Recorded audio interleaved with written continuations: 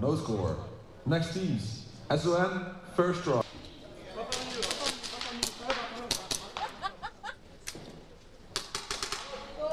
20 seconds.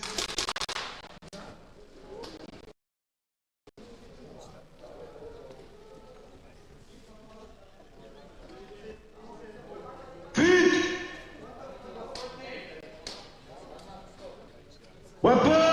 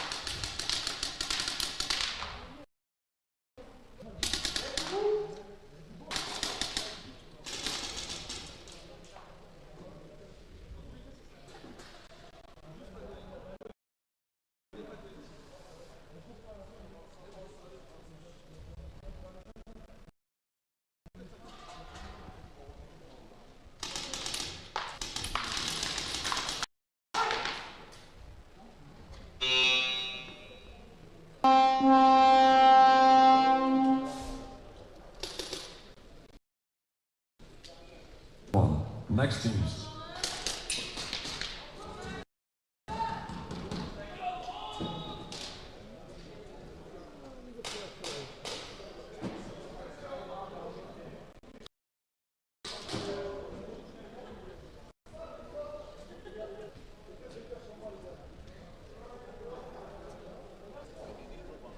Oh, that's fine.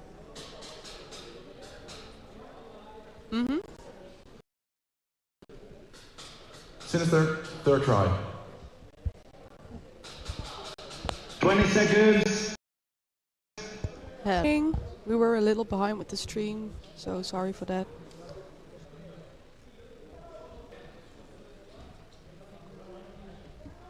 We were starting with Cry Lovers and SON, and first to top to Sinister.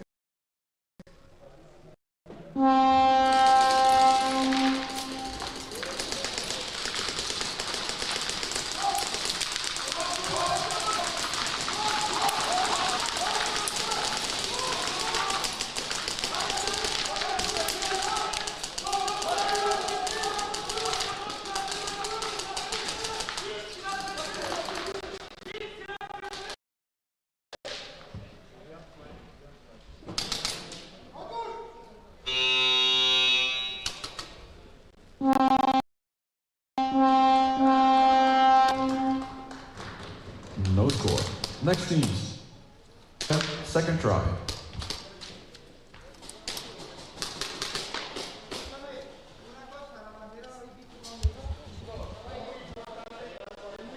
20 seconds.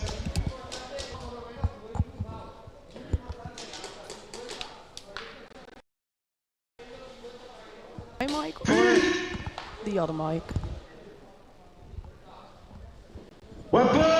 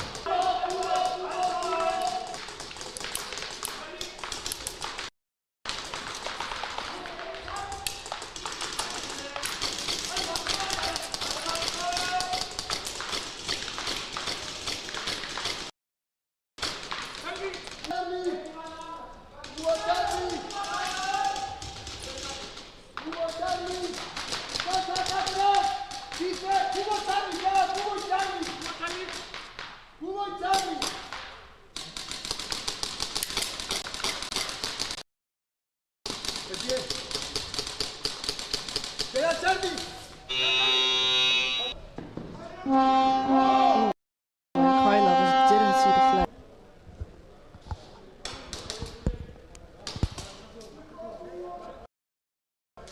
No score.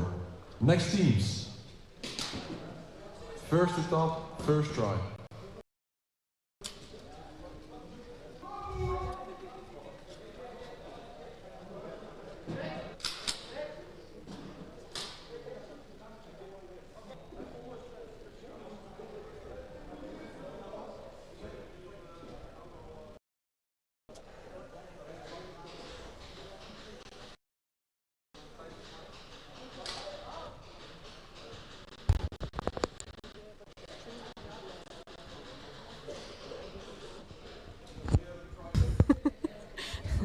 He told 5, so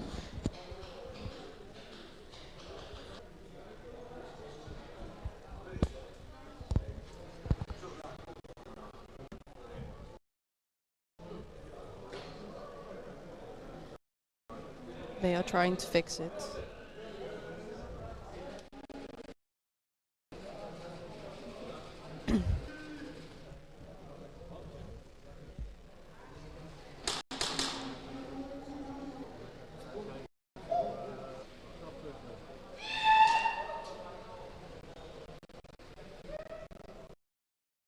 Cry lovers player 3, second degree penalty, no call during slide.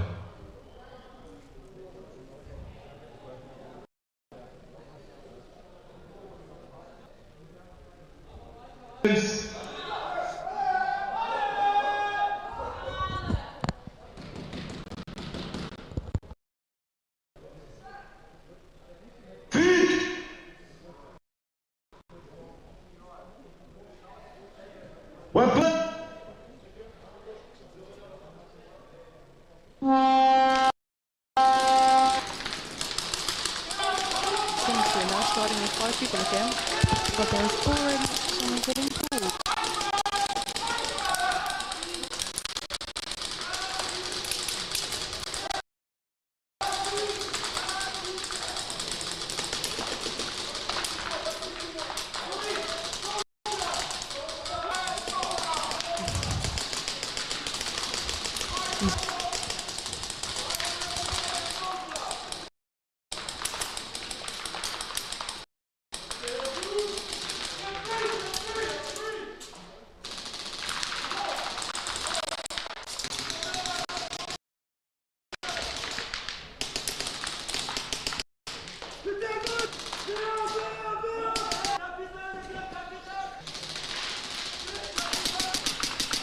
Because he's fixing the stream right now at the commentator booth.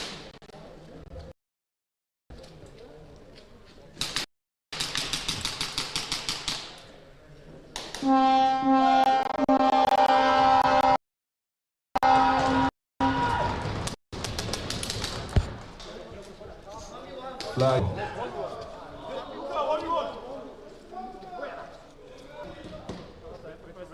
My voice is 20 up, seconds. so I'm trying my best. I almost have the mic in my mouth now, so I hope it's better.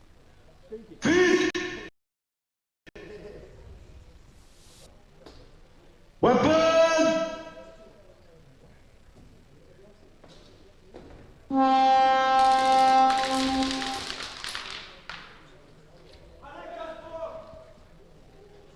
And first the top already shot him out, so that's bonus points. Bonus points.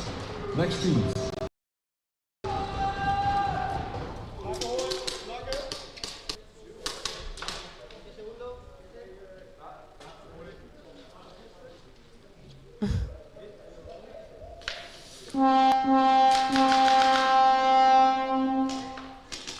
Sinister, player 98, second degree penalty, hit and run.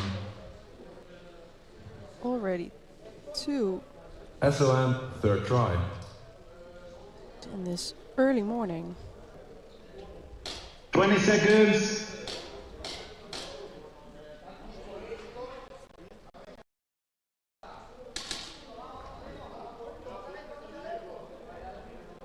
VAR check requested.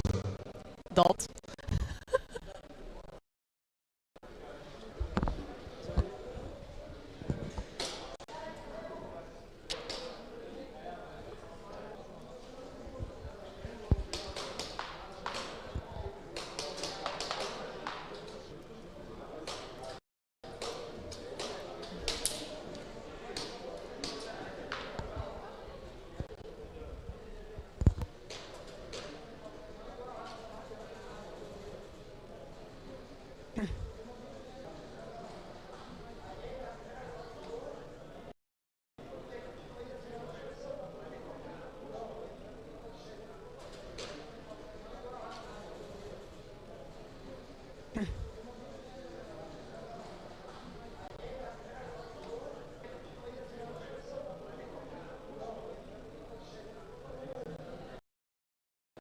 There is, I believe, a VAR check requested by SON, so I'll have to wait a second for that.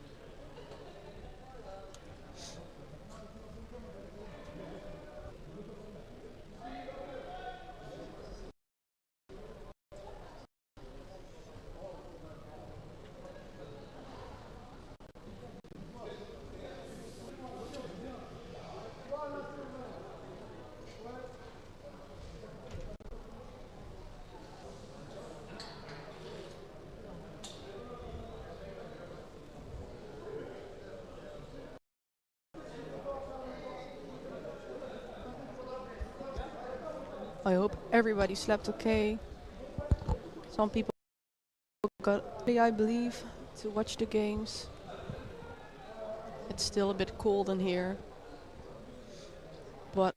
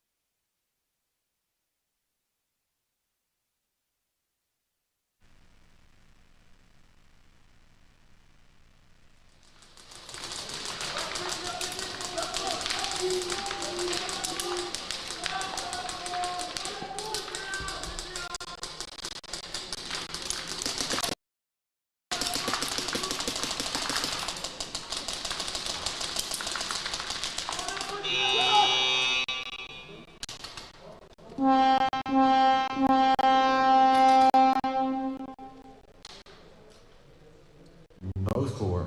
Next teams. Cry Lovers, second try.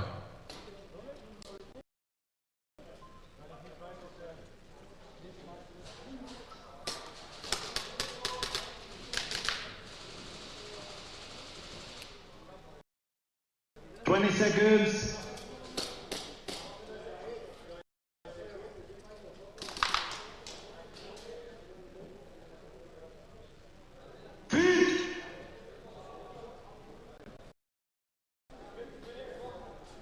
Weapon!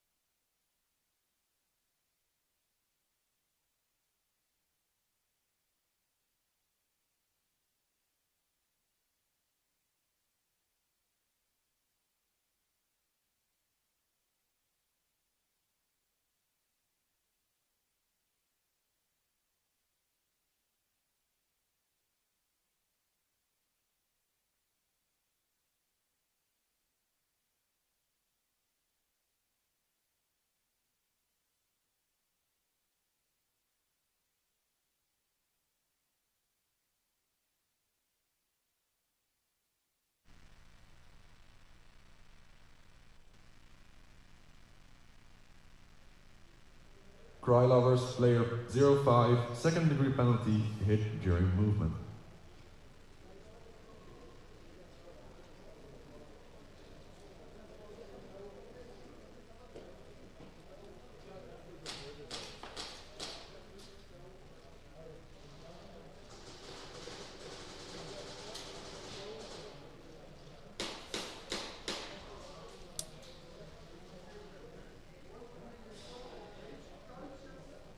Seconds.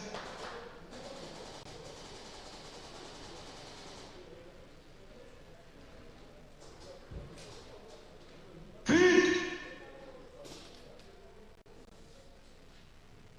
Weapon.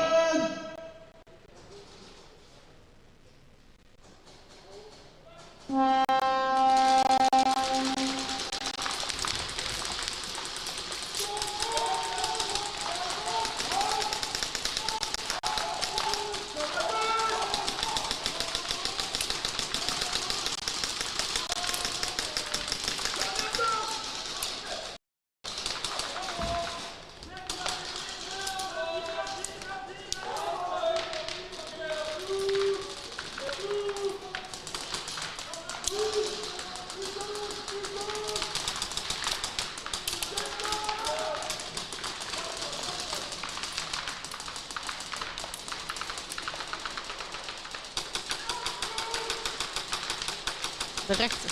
Yes.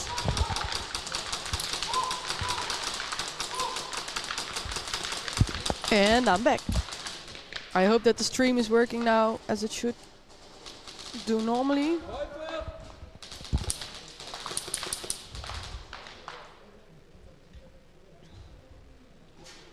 We are in the game with Sinister against First to Top. And I believe that First to Top still has 2 players in the field and Sinister only 1. I can't see the snake, but I don't believe that there's anybody in there, so...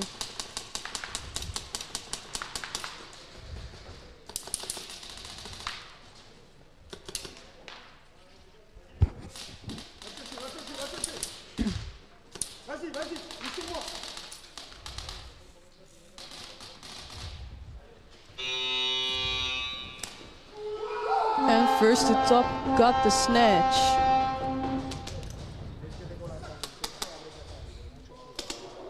Krylov has got a 2nd degree penalty, so they have to start with 1 person less on the field.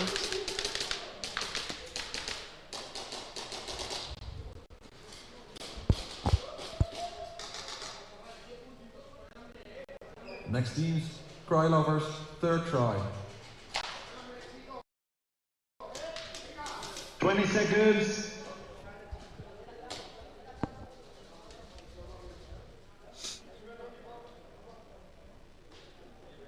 Feet.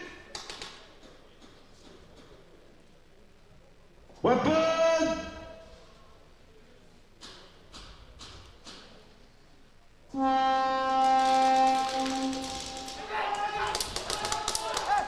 Krylov and Snake already got shot out.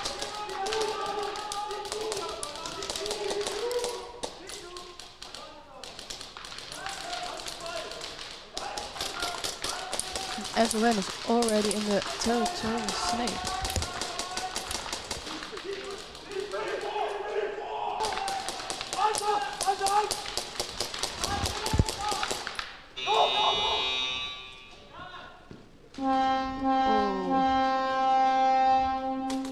I don't think he was in time. No score. Next teams.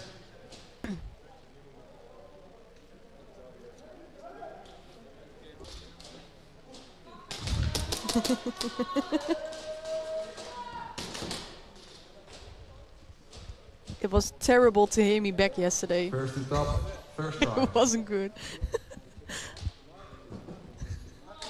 20 seconds. You see?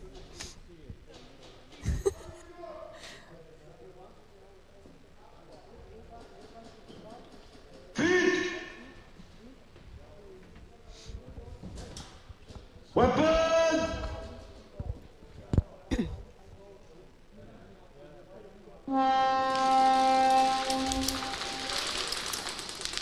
Both teams have a clear breakout, I believe.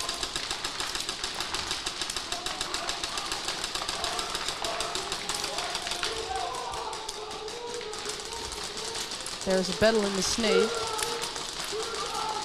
And player 7 of Sinister gets shootout, but player 2... I can't read the numbers probably.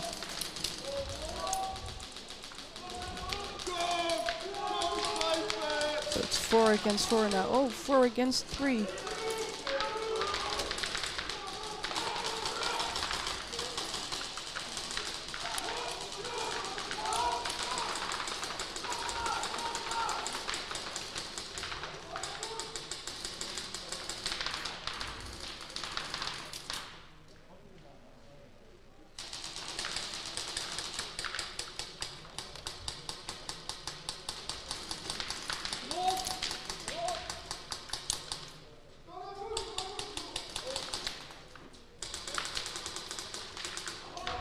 Another player First to Top gets shot out. And the player in the snake has the flag.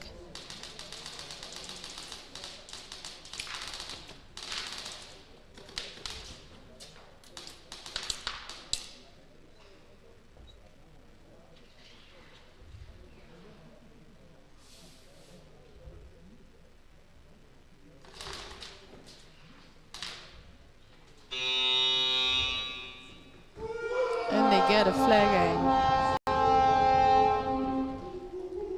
Flag aim, 1v1. A lot of animal sounds early in the morning. 20 seconds.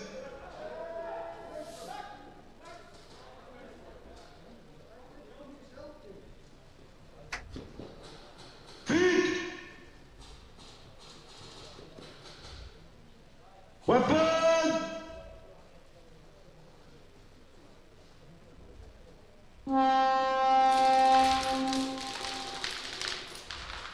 And he gets shot out.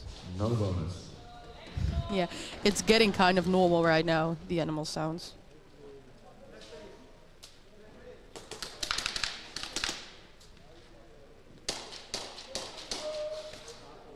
Next team, SOM, first try.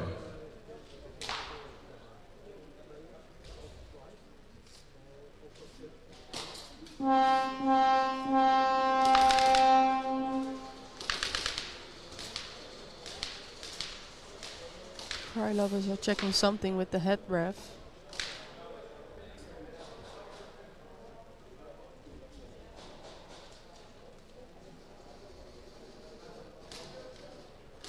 VAR check requested by Cry Lovers. And another VAR check this early in the morning.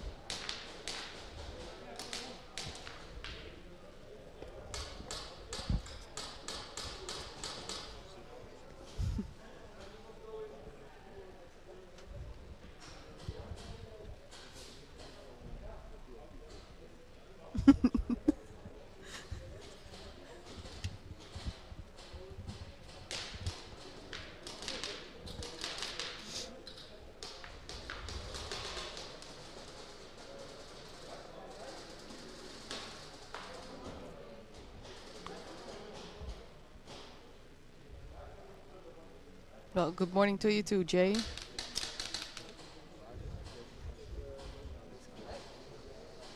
He's awake.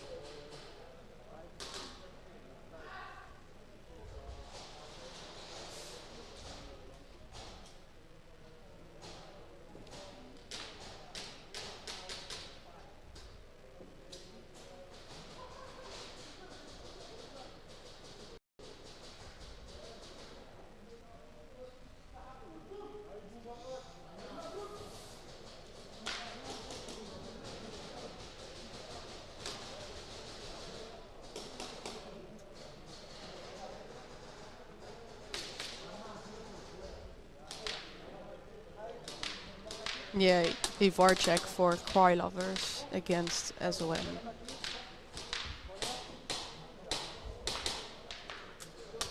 Well, requested by Cry Lovers.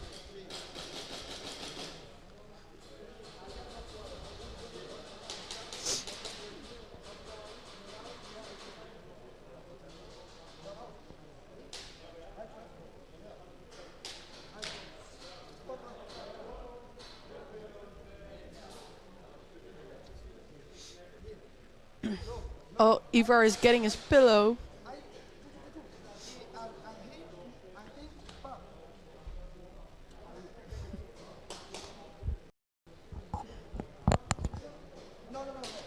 Would never guess him for a pillow princess.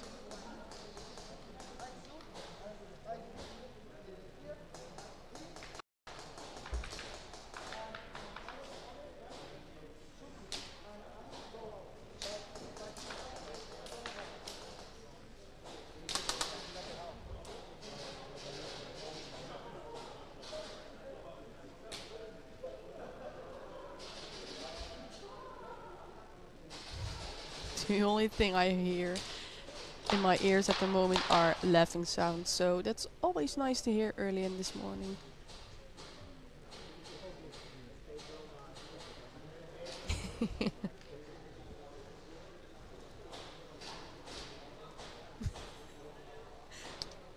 VAR check not successful. SOM, first try. Well, I lost a game of 20 rock, paper, scissors, seconds. and the VAR check was unsuccessful.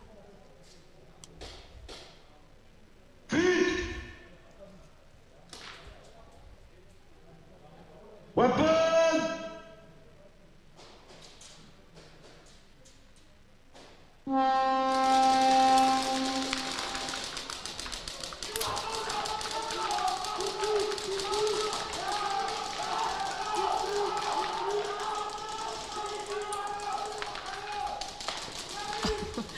somebody from Krylov is making a run for it, and they didn't notice him, and he gets a snatch. That was very exciting to watch. They didn't even see him sneaking No up. score, snatch.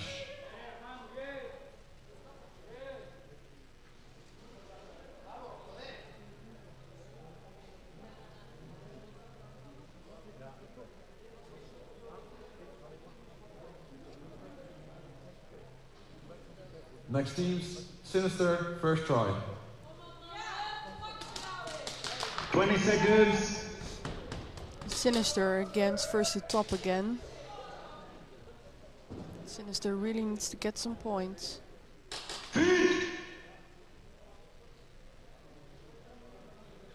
Weapon!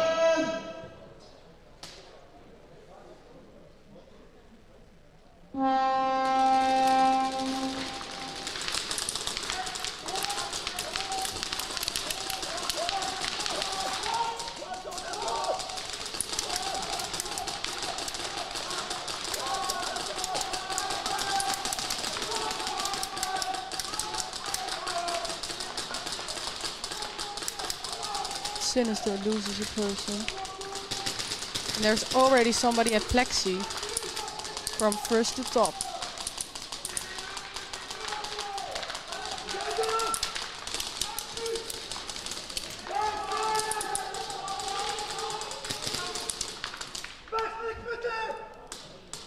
Just one person left of Sinister.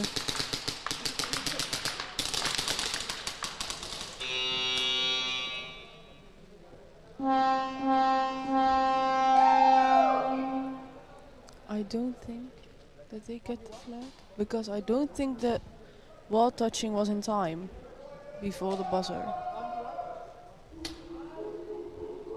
No score. And no snatch, because they didn't get the flag and they didn't touch the wall in time. Next teams, Cry Lovers, first try. 20 seconds.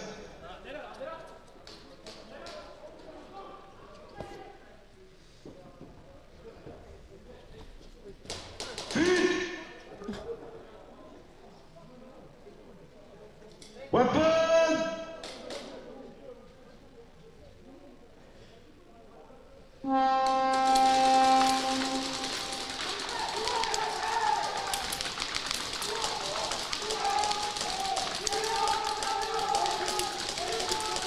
And Krylov is loses a person. And two.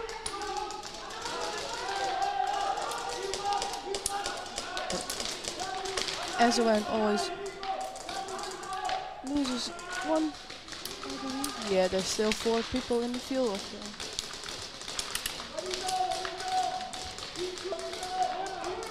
Ooh, and somebody gets pulled from SON. Player 64.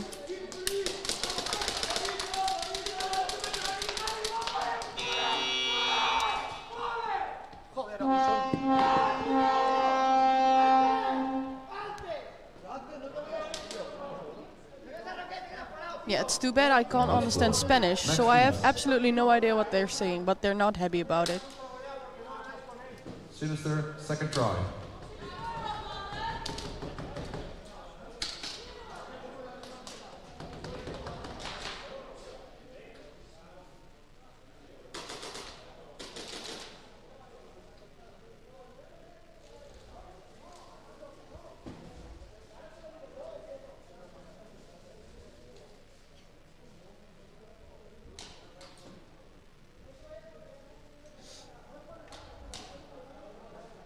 SOM, player 64, second degree penalty, hit during slide. Second degree penalty for SON. 20 seconds.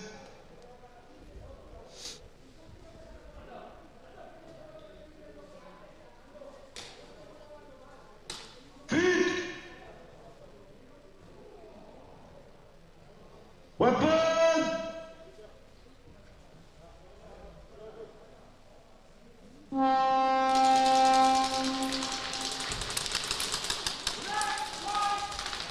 Both teams are already pushing forward.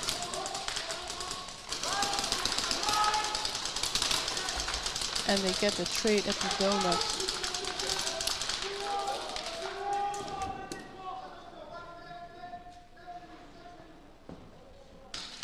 There's already somebody from Sinister in the enemy snake, and he shoots out home. And he gets shot out.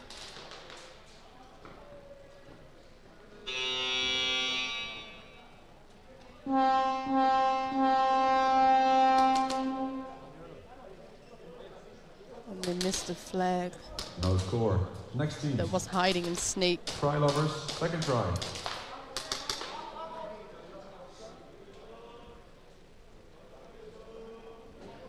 So SON has to start with 4 20 people seconds. instead of 5 because of their second degree penalty.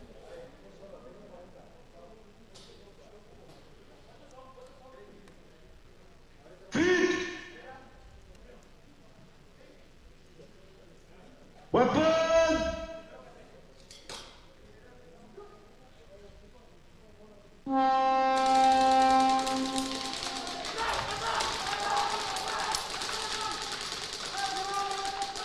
And they make a trade in the snake.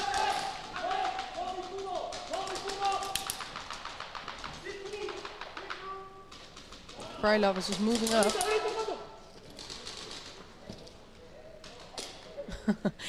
And the person from Krylovers that shot almost all the people out gets pulled.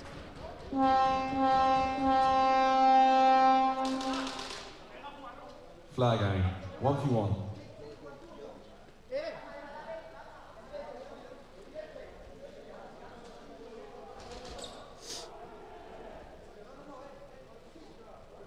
Seconds.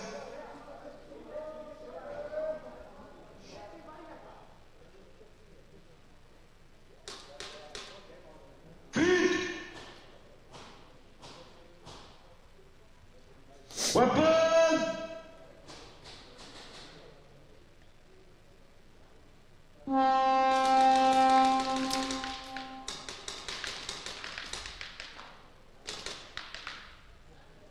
And he gets shot out. No bonus points.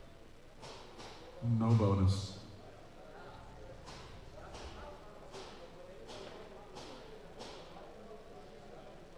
Next teams, Sinister, third try.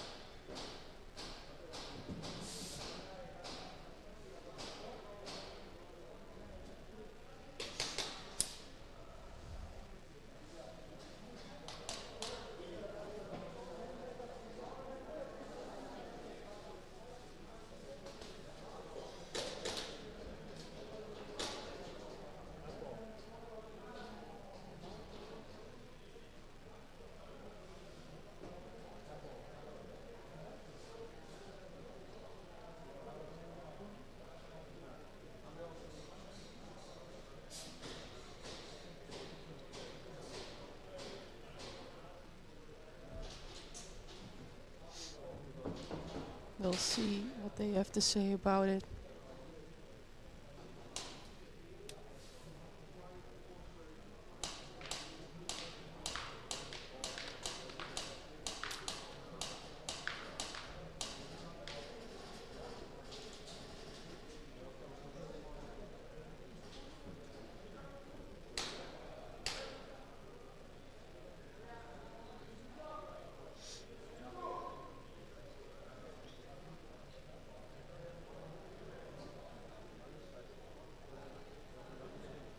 And the fly is back, that's great.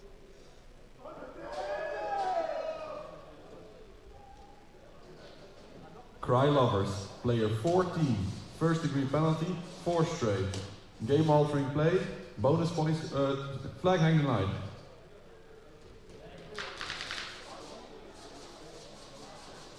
So because Zone 2.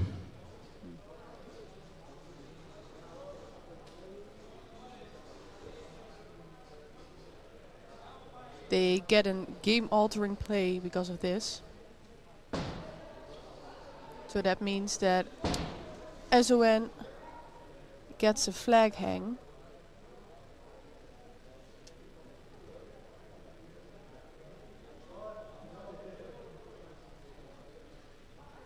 VAR check requested by Cry Lovers. Oh goodness.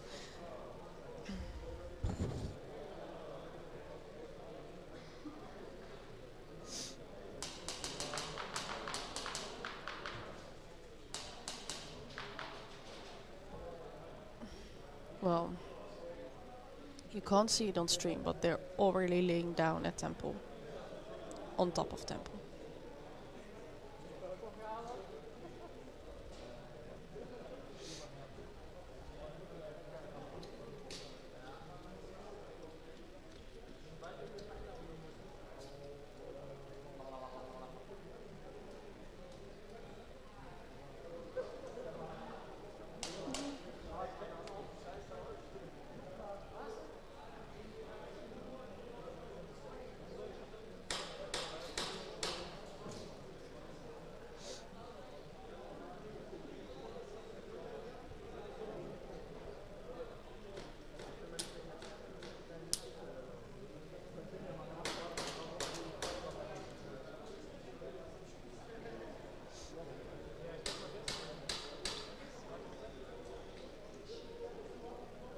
Well, we're currently waiting for the VAR check that was requested by Cry Lovers.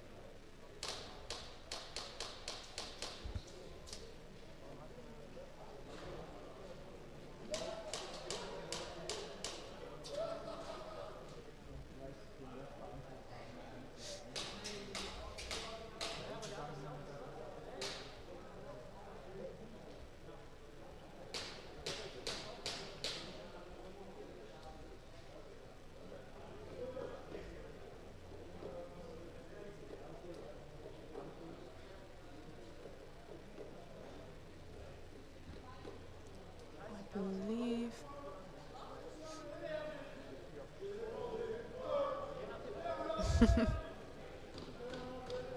Well, at least the spirit in the teams are in.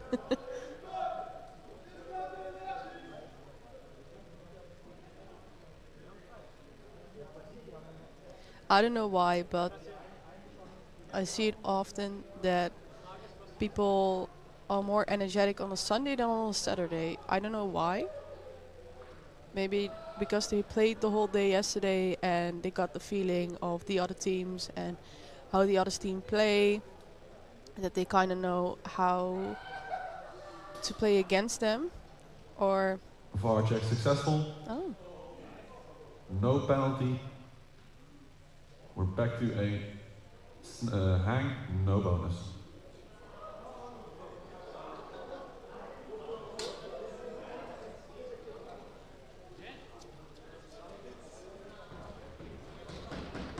okay. So the first degree penalty that Cry originally got is off, and Cry Lovers actually got the hang.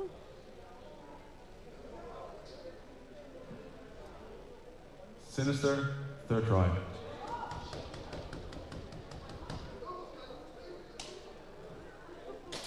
seconds. It's as clear for you as it is for me, so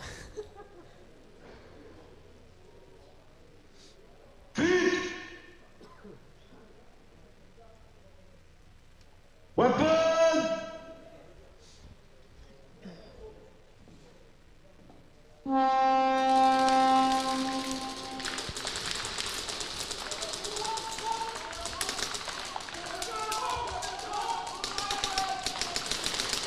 we're back again with first to top against Sinister. This is Sinister's third try.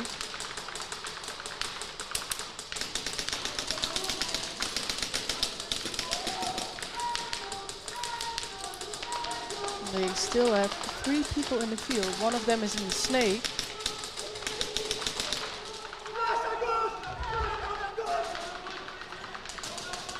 First the top gets to the taxi. And the snake makes a trade.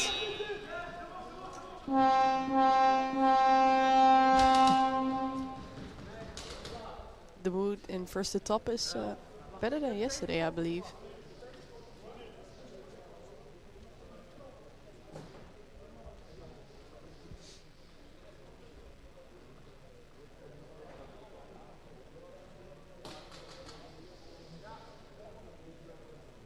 No score. Next teams.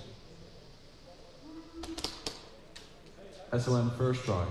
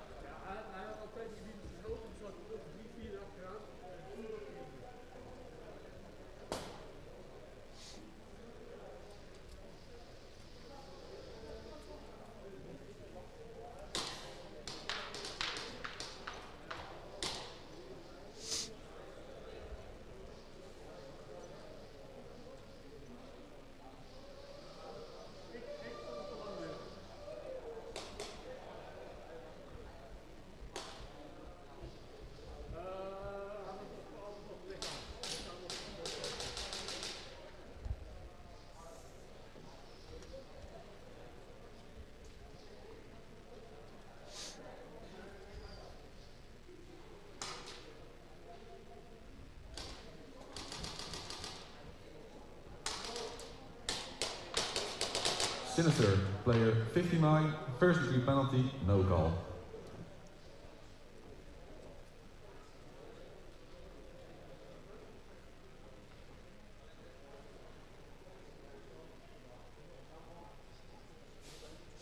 Seconds.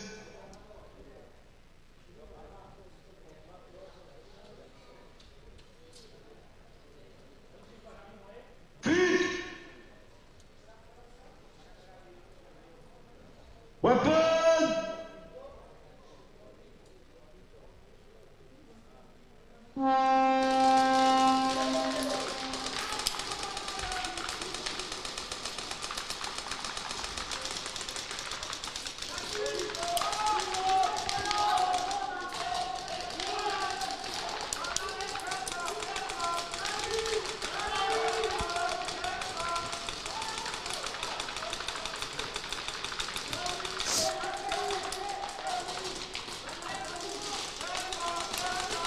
Still,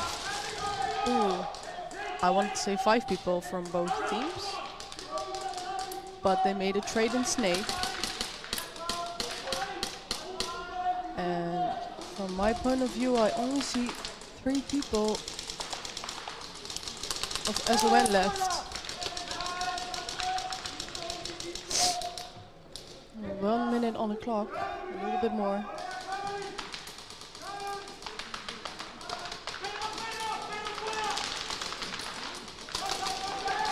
That need to get at least at zone 2 to make a point difference, but Kryla was already got the snatch.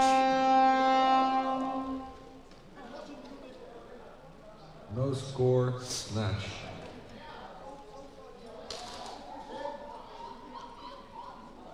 Next teams, first to top, first try.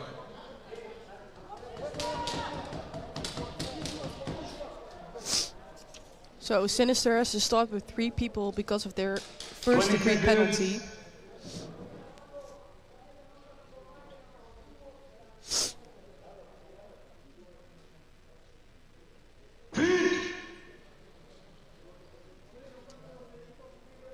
Weapon!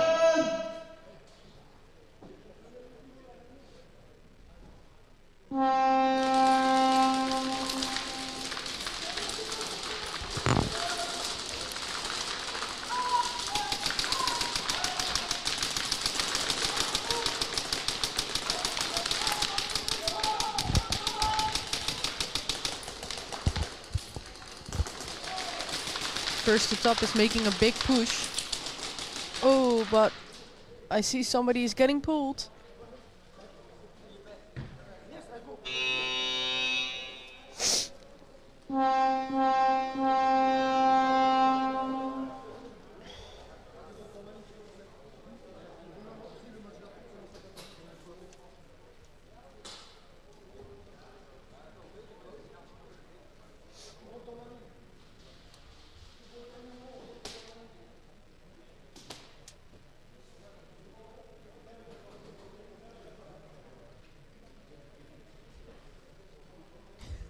The only thing I see from here is Hilke making weird hand movements.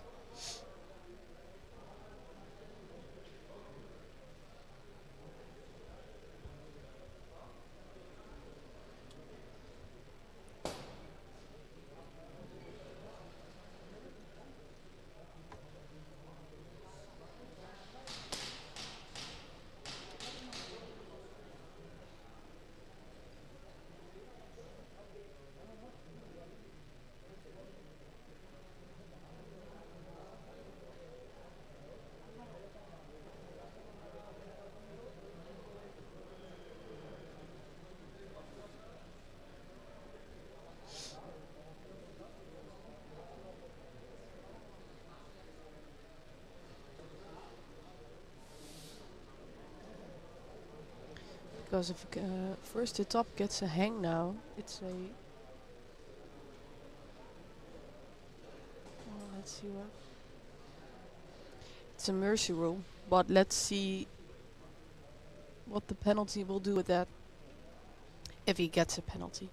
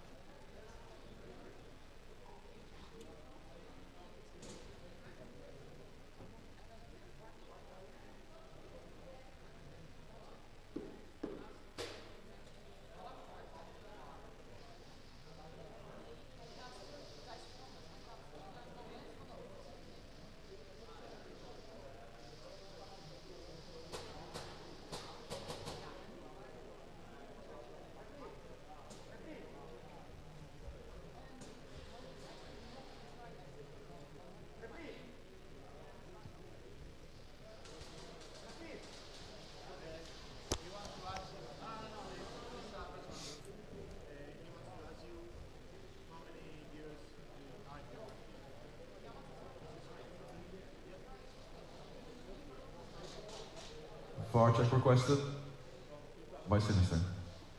VAR check by Sinister.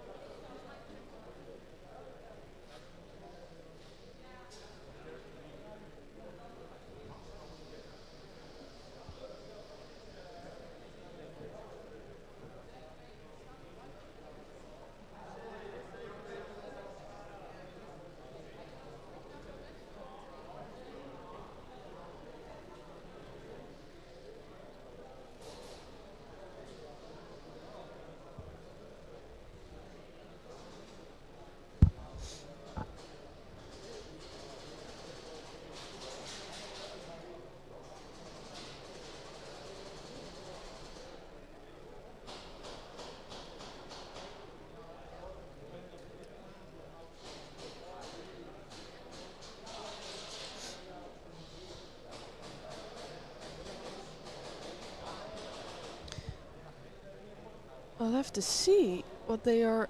I don't know because I can't see everything that happens on the left side of the field from my view. What happened there, so I'll be happy to know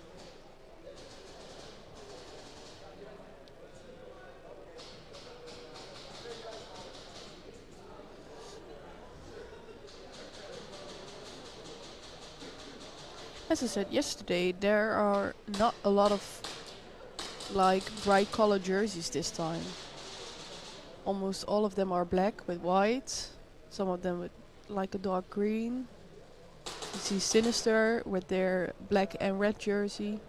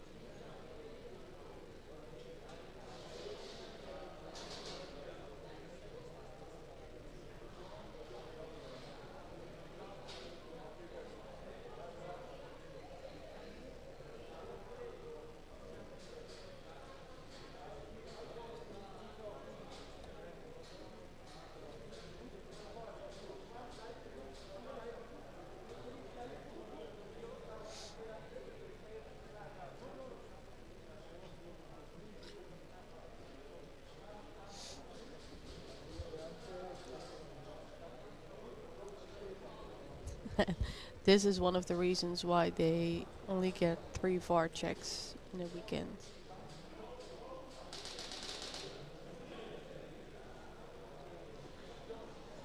It's great that they are here, so there is less foul play, let's just say that. But, well, there are still the foul play. But a way to look at it, but it takes a lot of time to watch the footage.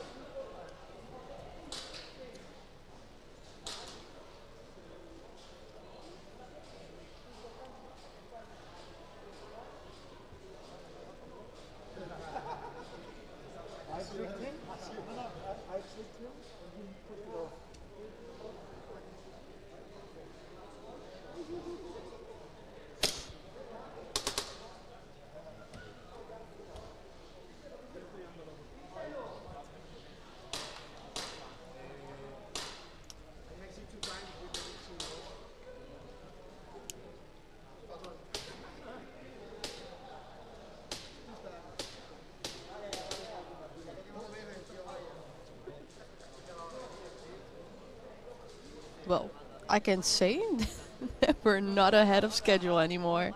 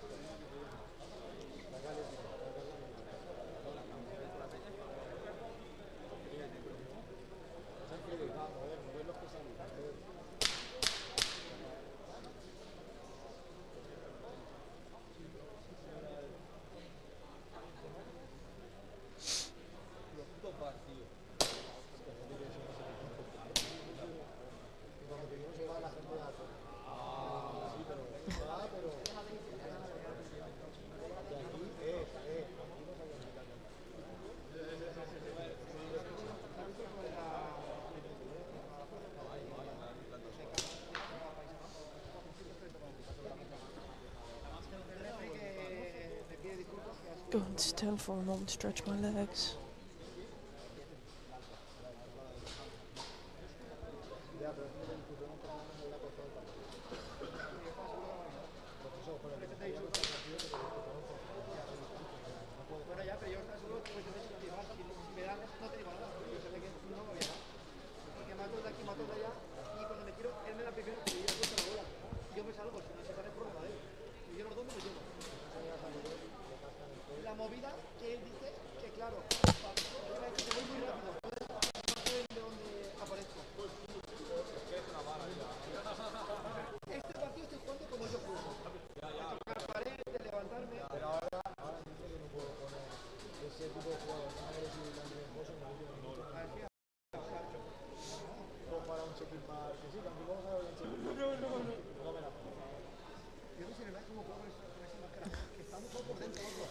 I think it's a good thing for me if I'm going to do this next time again, that I'm going to write down the VAR checks too, just to know like how many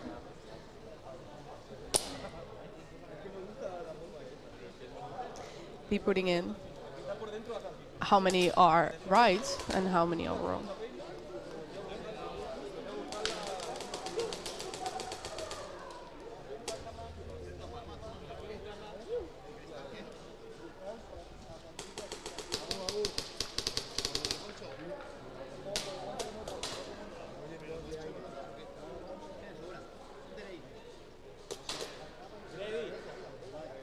But this one takes a lot of time.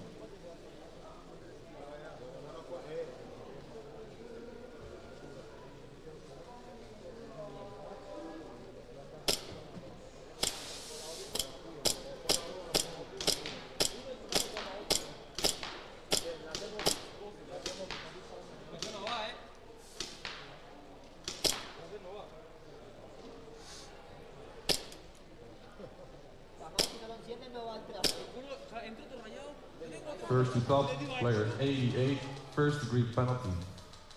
No call, 4 straight. Penalty during last 30 seconds, game altering play, automatic snatch for Sinister. 30-second bonus round, or extra round. VAR challenge successful. Well, I don't know if you guys heard this. Jesus, my English is getting worse by the day. But Sinister asked for a VAR check and it got accepted. And now first to top has a first degree penalty and Sinister gets the snatch. Because it was in the last 30 seconds of the game. Krylover's first try. They get a game altering play.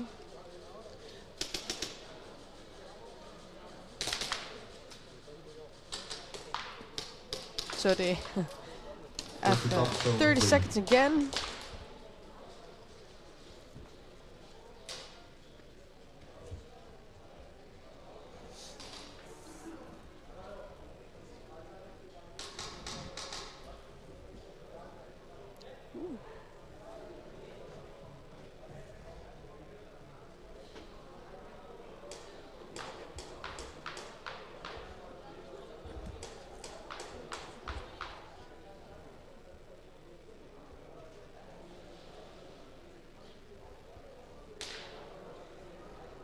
Seconds.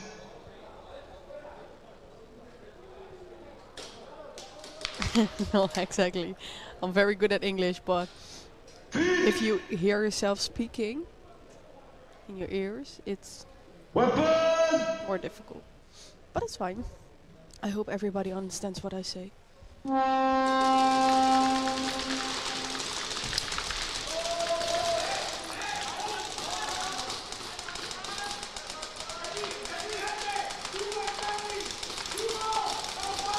The only thing Cry Lovers has to do now is just be defensive, make sure that they don't get any penalties. Well, it is the same for as when with the penalties. In the last 30 seconds.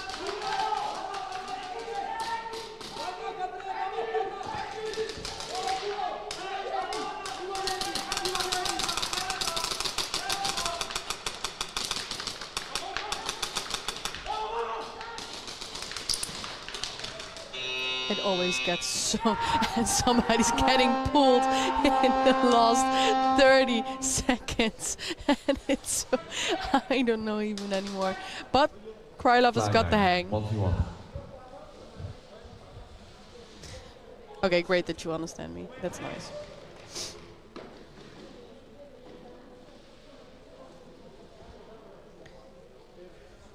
Twenty seconds.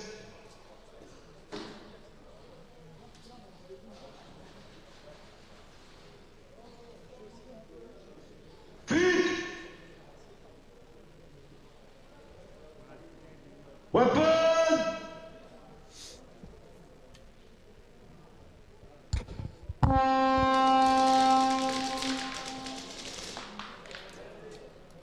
No bonus. Well, we'll have to see what the penalty is going to do with that.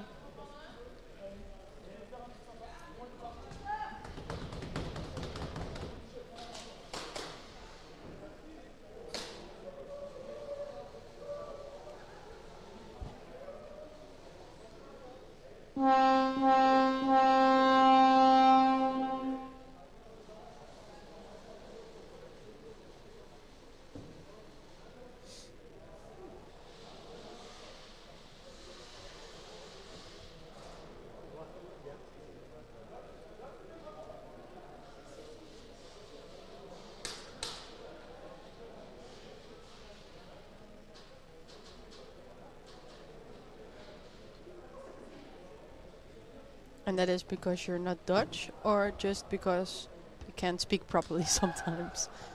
I think we all have that issue sometimes, in whatever SOM, kind of player 92, second degree penalty, hit on the shoe. Second degree penalty during last 30 seconds of the round. Bonus hang and bonus points for Cry Lovers. Well, so because it was in the last 30 seconds of the game, Cry Lovers gets a hang with bonus points.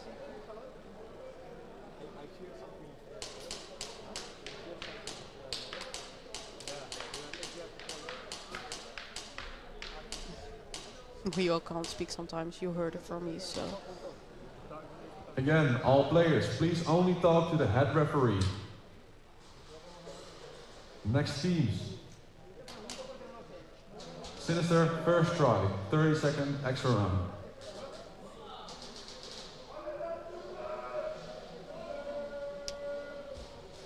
Twenty seconds.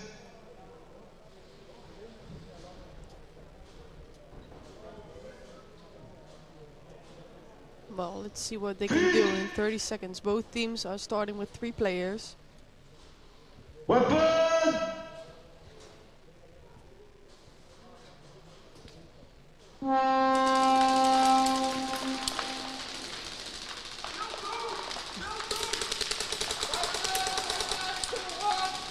I can't see a thing because there is a beam of light in my face, so.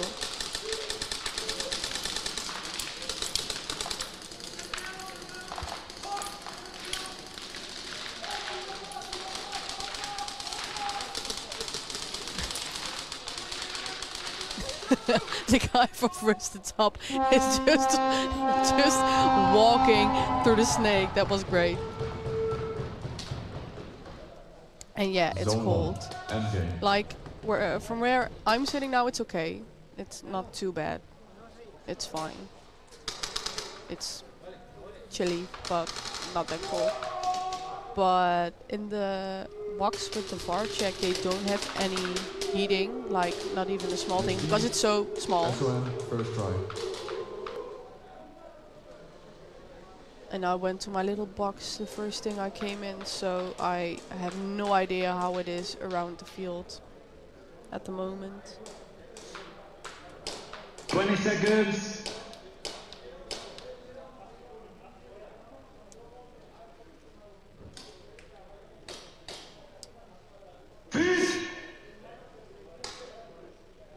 Oh well, everybody's here for a good cause, so I hope.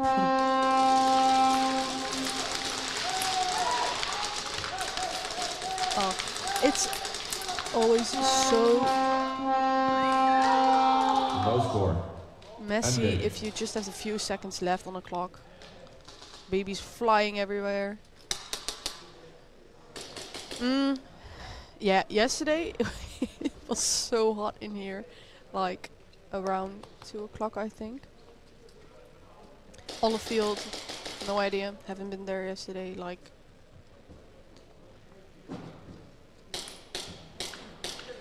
Outside it was very nice. Limber shotguns, 187, Bushido, and Milas. Please get ready to crown your guns with the referees. Well, I don't want to be rude, but I got 8 penalties.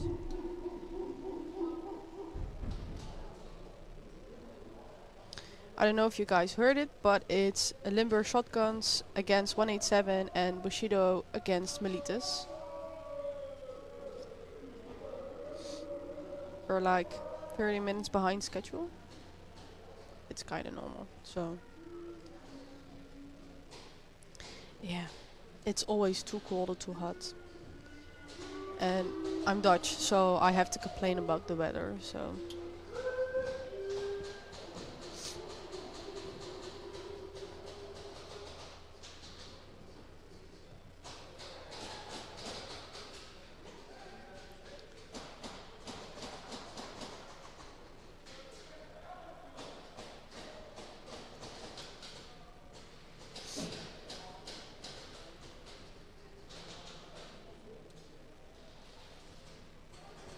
.187 has to play 3 heats, I believe, today, because they didn't play that much yesterday. So they have to play now against Limber shotguns, and then they have 1 heat free. The next heat is Rush against 187. And the heat after that it's Krylovers against 187. So they still have some things to go. I know it's never good.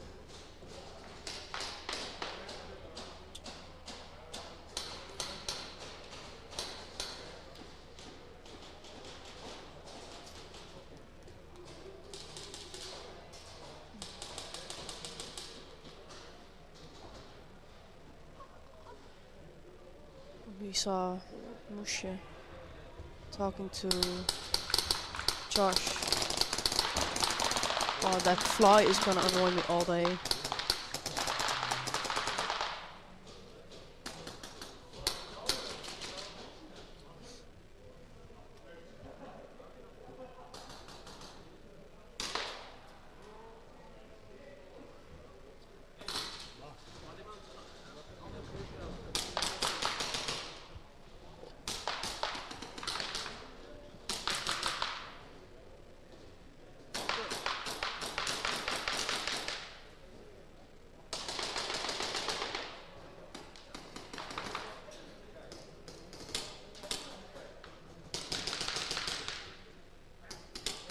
I think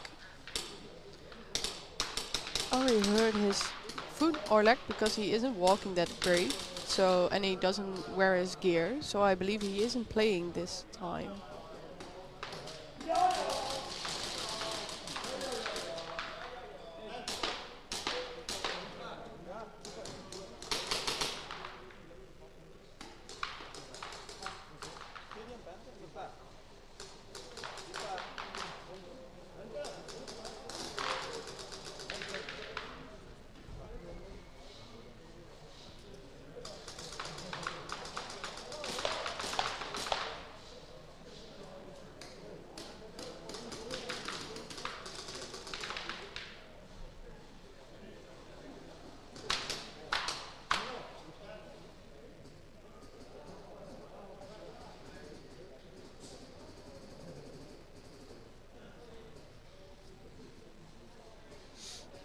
We are waiting for the refs to get back from the chronoing. Is that a word? Still, you know what I meant. To do the coin toss between Limber Shotguns and 187. Anybody knows if 187 has like a special meaning behind it? I have to ask them otherwise.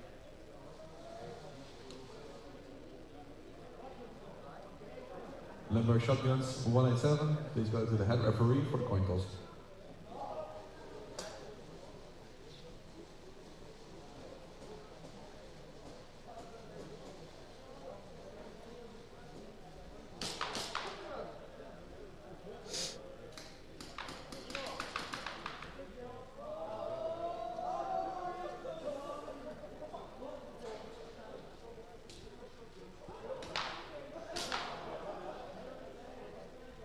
Limburg Shotguns, first try.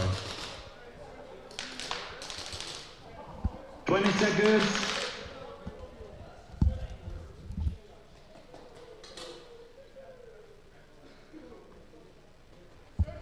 Feet. Weapon.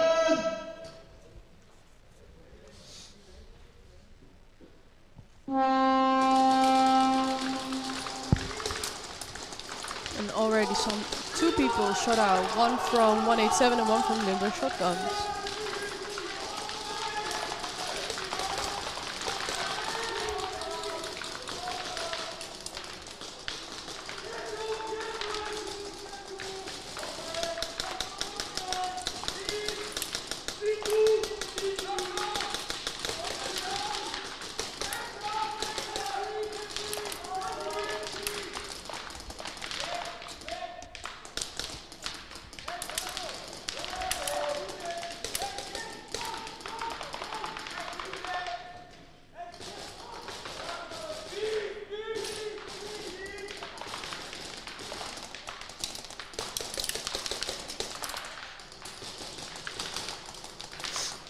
Oh, and he gets shot out. There's still one person left of Limber Shotguns. And I believe that their communication was right from 187, so they know there's only one person left, but I don't know why they're not moving forward. And number 23 gets shot out.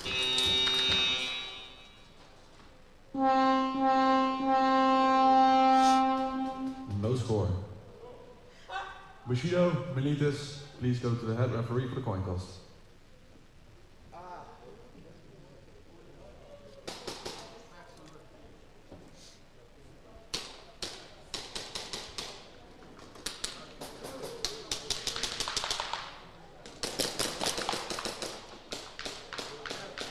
I don't know if these are the same pants he wore yesterday, Remy, or that he just got tighter. I can't even see anymore.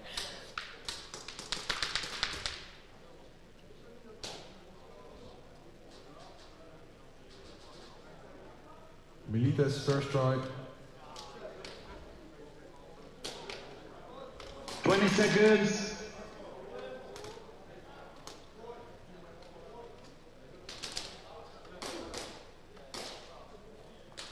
Feet.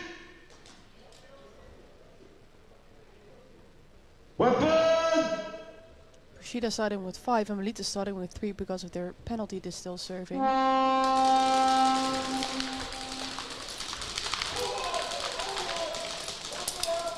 Ooh, and number 96 from Bushido gets pulled out of the snake.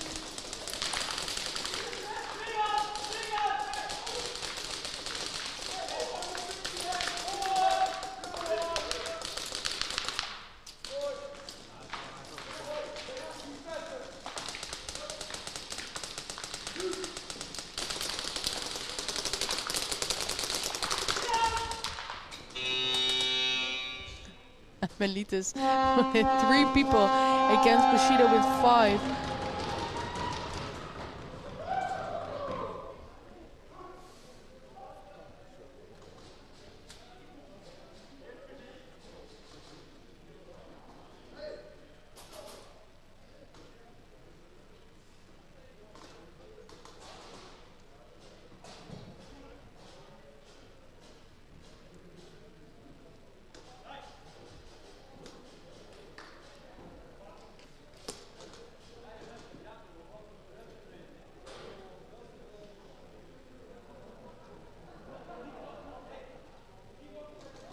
Yeah, good luck, Remy's pants. He doesn't need to bend down today because I don't want to see if that pants rips. I have no idea.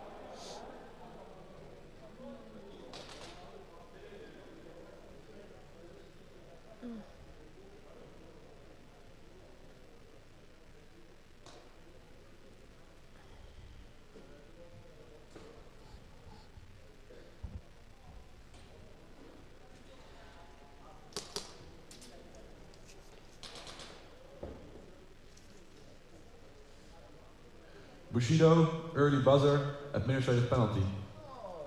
Yeah. Flagging, bonus points.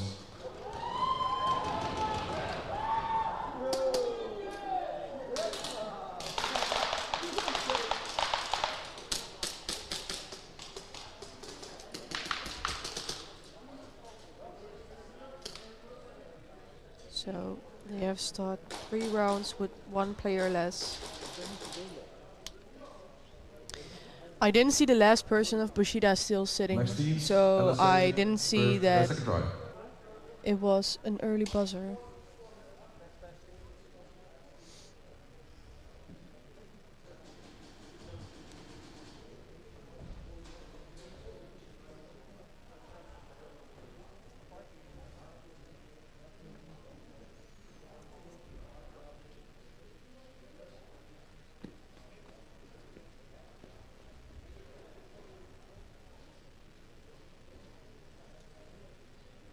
Seconds.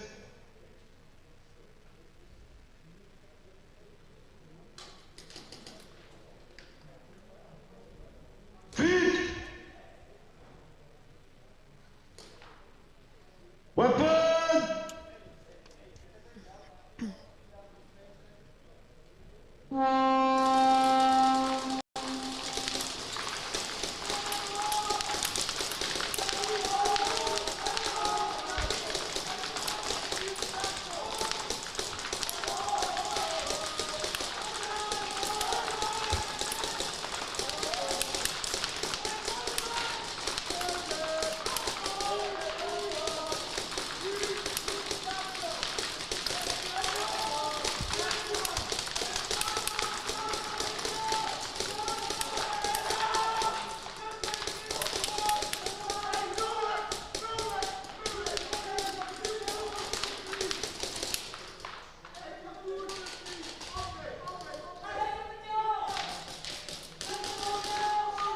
I wanted to actually shoot out this league.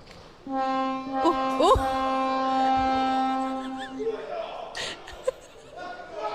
I'm so sorry. I really shouldn't laugh. That was very funny to watch. One of the Regs got tackled. Yeah, maybe it's the fly. I don't know. It hasn't been around my face, so that's fine. 20 seconds.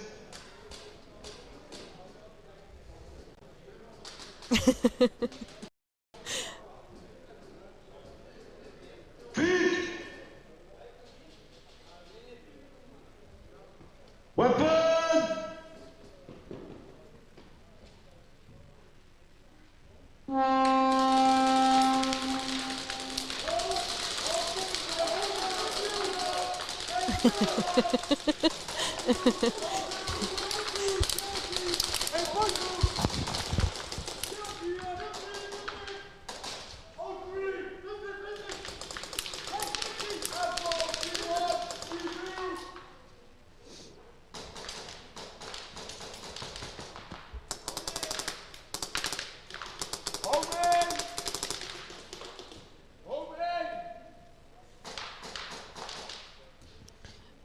There is already someone from Bushido in the snake of the enemy.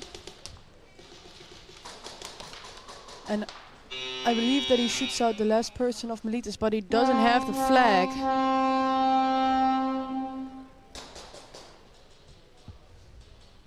No score. Next teams. Limburg Shotguns, third try.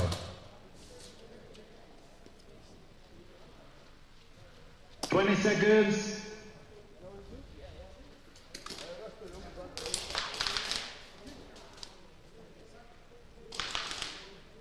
Feet. Weapon.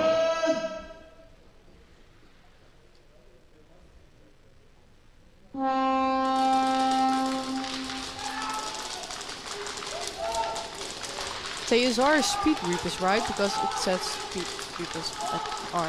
But if you meant them, then no, they have to play the next heat against Sinister.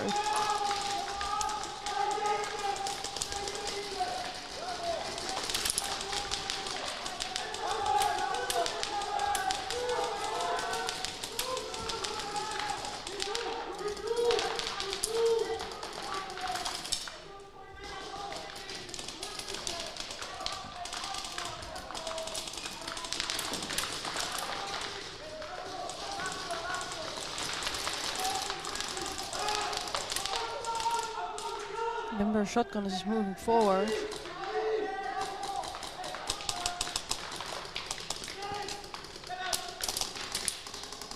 Yeah, Speed Reapers has to play the next heat against Sinister. But there will be a 30-minute break in between. And I believe that... Flag hang. Yeah, 1-1. Limburg Shotgun's got a flag hang. 20 seconds. I just saw on stream that you see the wall moving so bad. That must hurt. Even with the cushions behind it. Weapon.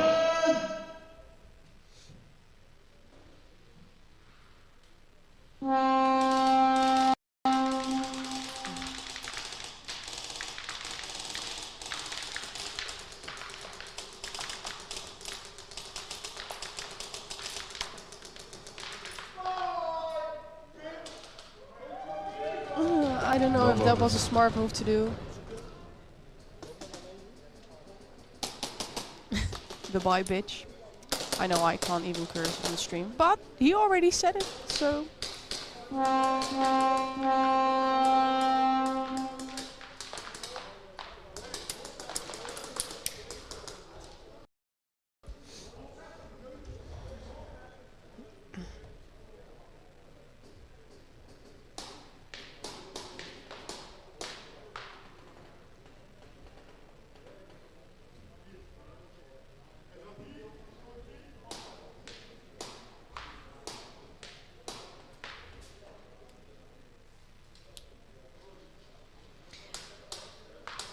I believe at the moment that the Speed Reapers are third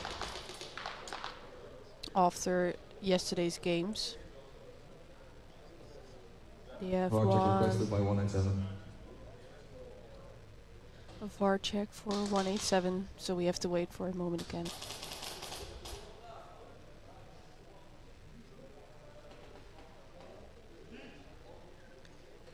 Speed Reapers won 3 games and lost 1.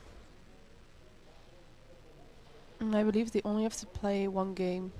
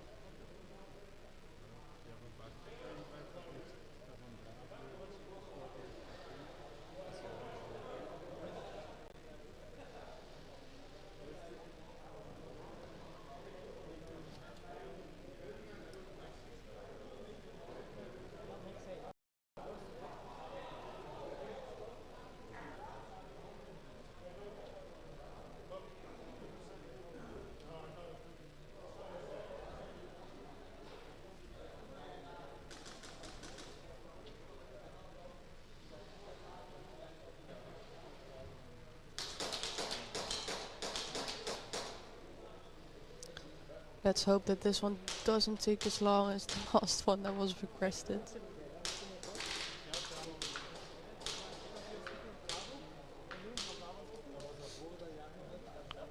What does everybody think of the new layout, by the way, of this year?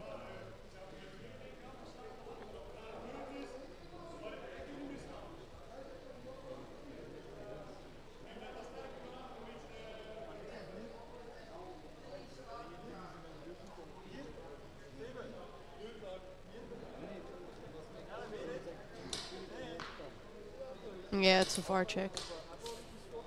Requested by 187 against Limber Shotguns.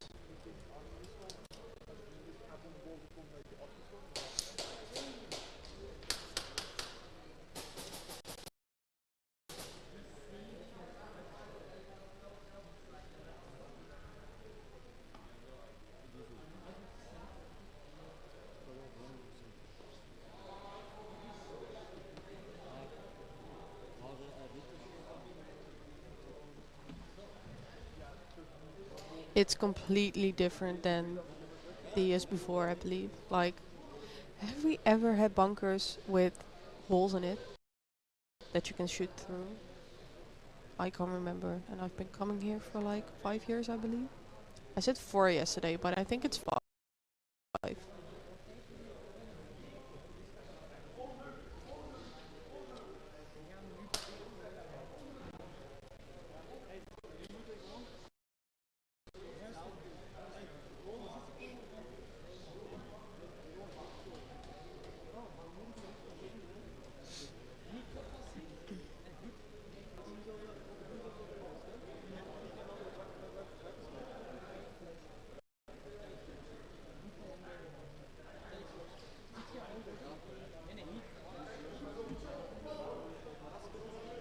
It is very different. Are there people in the chat that never been to Realstrike in real life? It's so them from watching the screen. Like I can get if you live in Australia or even in England, that it's like a far travel just to come here for a weekend to watch games, but you get a very different like atmosphere mostly, I think, if you be here.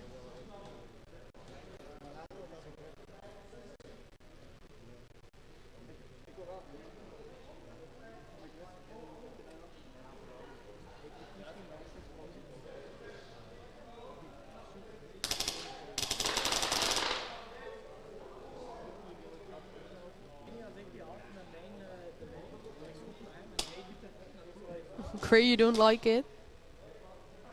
Why not? Or is it no, like VAR check not successful. Oh, the VAR check was not successful. Or is it no, like we didn't have any bunkers with holes in it ever? Especially for Nations. Nations is a great time to come and visit. All the different countries that come, like the atmosphere is absolutely amazing. Lots of great people.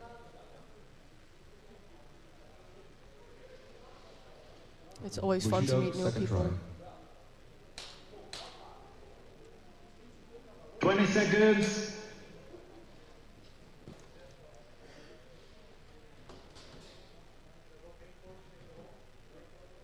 Feet. Weapon. Bushido has to start with 4 because of their administrative penalty. And they make a big push on the snake already. But he has to watch out. Ooh, and he hits the other... Oh my god, my voice. Snake from Milas. So you do like the layout, Gray?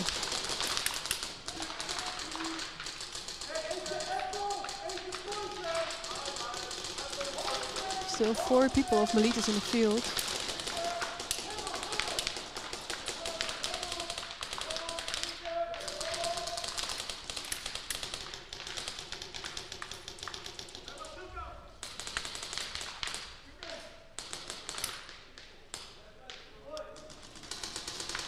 And 3 people of Bushido.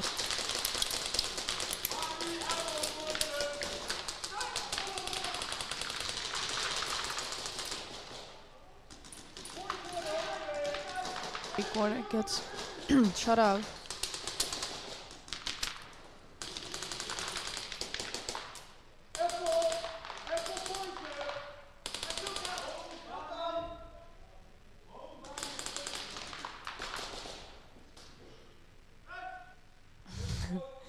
I didn't see the shoeies.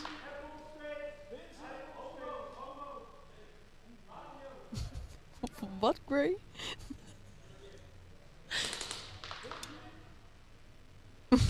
I saw you deleting it. There are still 2 people of Milas. Oh no, 3 people. Oh, it's in my dead spot.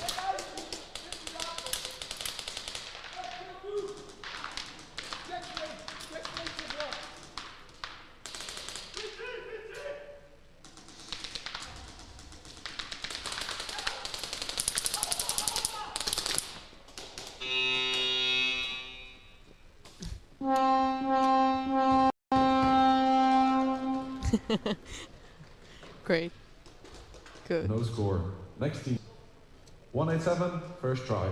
Yeah, I didn't see the shoeies, so maybe I just didn't pay attention to it, but 20 seconds.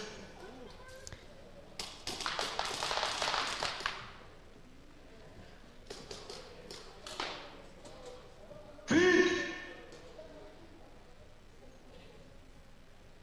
Weapon.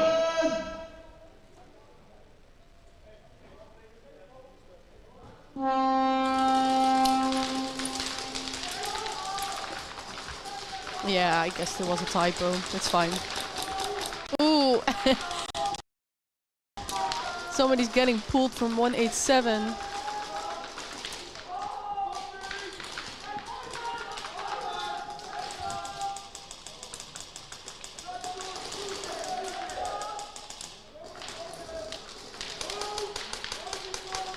Most of the refs are getting their steps in today. Except for Ivar, who's still on tempo.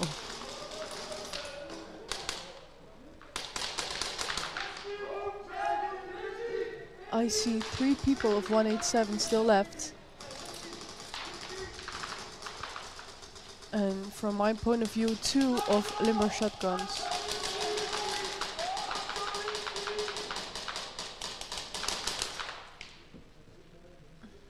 I'm gonna make a trade.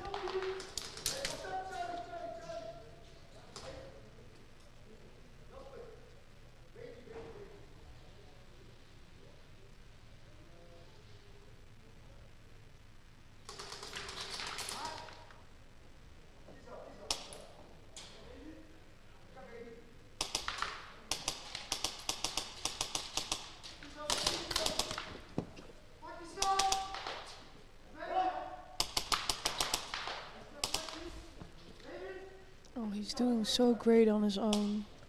From limber shotguns. Player 23, I believe. And he shoots the player of 187 out, so there's still a 1v1 going on. Player 23 against Petit, I believe. So now it's just...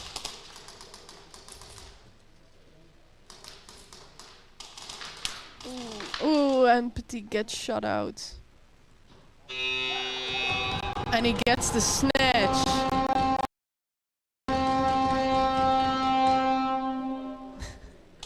Don't see a lot of love against him. Well, with both of them. Great battle to watch. Oh, and here you have the ostrich again. The hand that's calling for the flag when they don't know where it is. It's great.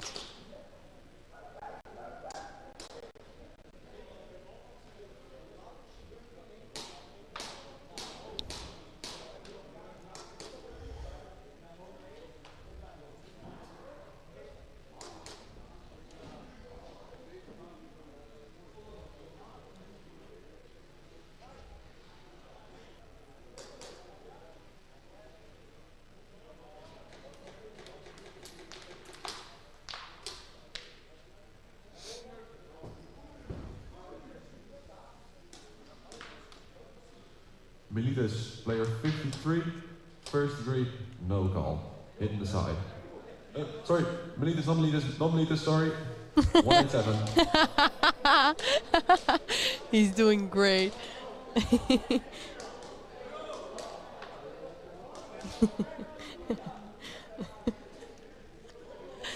We talked about yesterday when we had dinner with everybody that went out, and he actually told us like it's so cold to see the names because he sees it differently on his screen. Bushido, third try.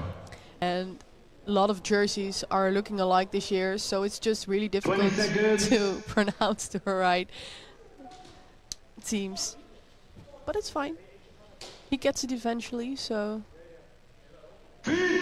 Bushido's still starting with 3, and I believe that's the last round they have to do that.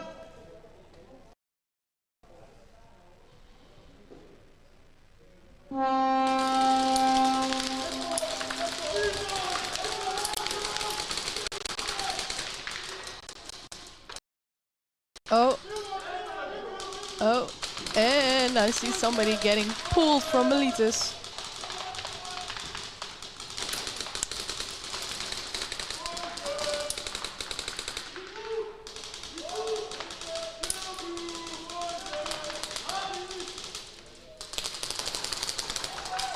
Bushido is really doing their best with the 4 players that they got.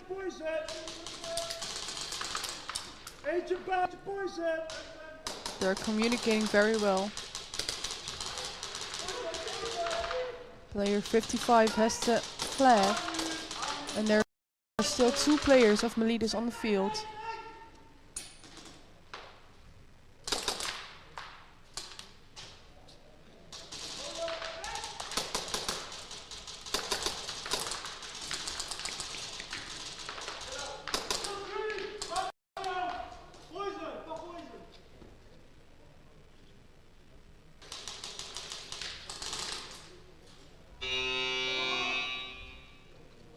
I think that's a zone 2.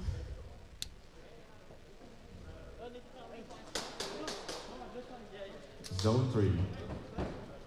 Next teams, Limburg shotgun, first try.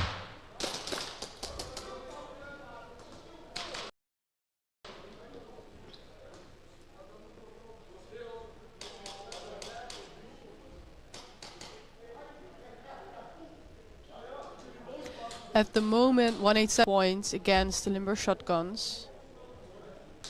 And they got a first degree penalty in the last round, so they have to start with 3 players.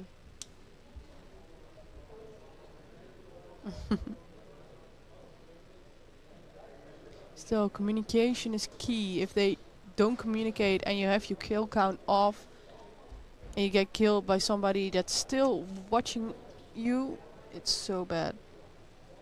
Milas, player 3, first degree penalty, no call. They're not happy about it, which I can get, of course. So Milas also got a first degree penalty today. 20 seconds.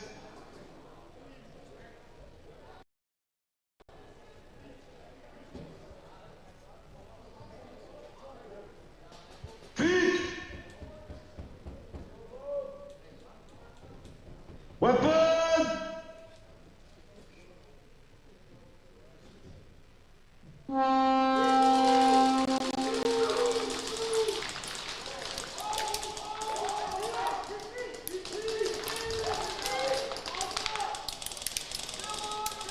Player 44 gets shot out from Limburg shotguns.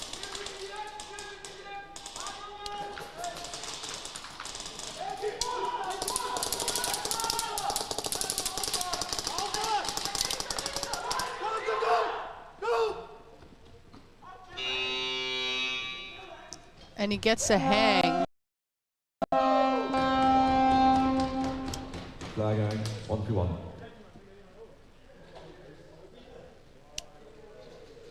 Seconds. But there's... oh no, but he's going to do it.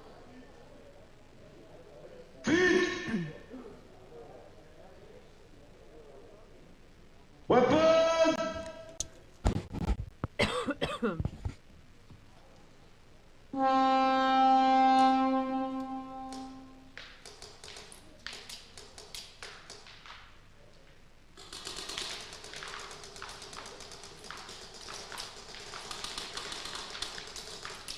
out, no bonus points.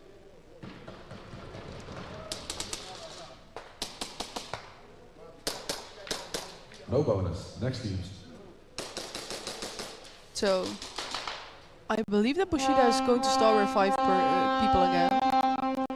But Milas have to First start try. with 3 because of their first degree penalty. 20 seconds.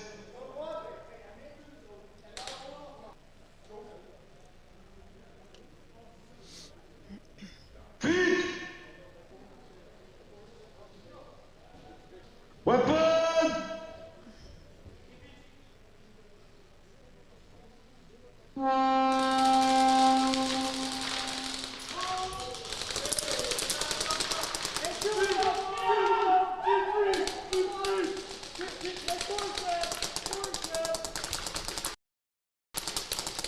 Two people from Bushido in the snake. One of them actually in the enemy snake. And they're already at Pexi. And they got the snatch. Player 97, 97, 96, 69. I'm really not doing well today. 69. Next teams. 187. First try.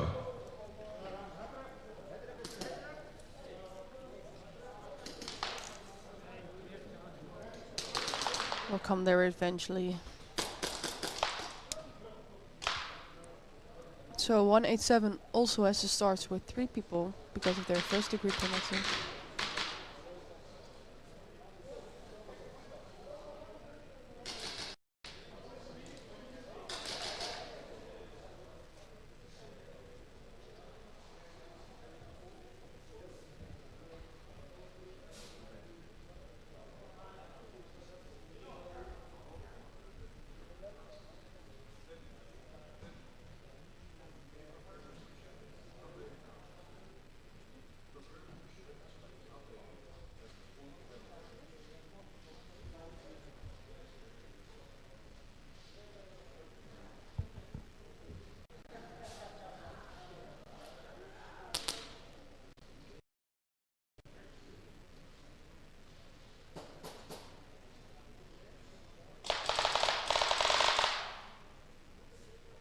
Seconds.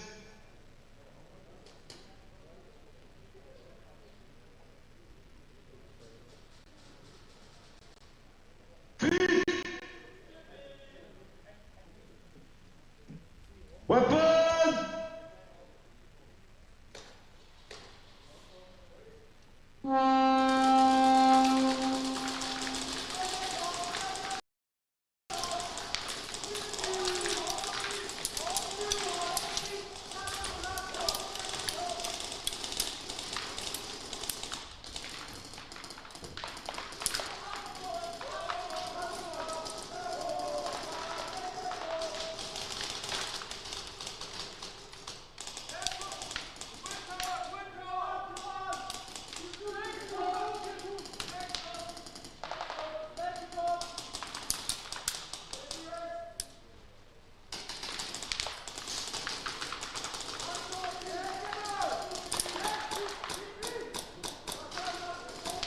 Oh, and somebody's getting pulled again. But there is no one left there. So he just wants to get his steps in.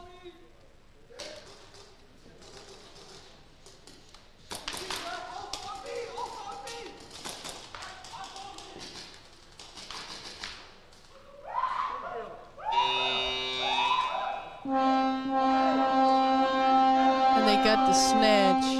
But player 44 of Limber Shotguns maybe gets a penalty.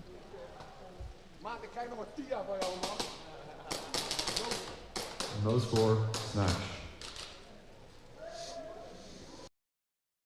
Next teams. Bushido. First try.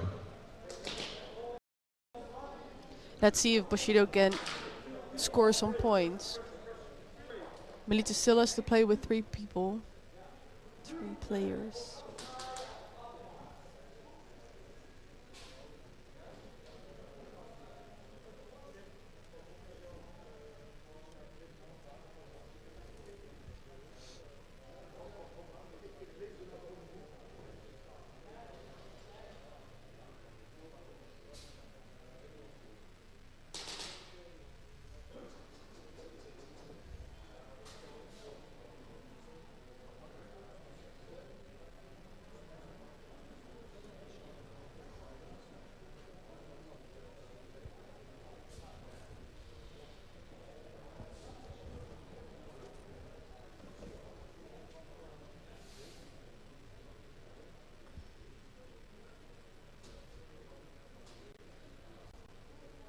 Limburg shotguns, player 44, first degree penalty, no call, team kill. Oh, that's not good.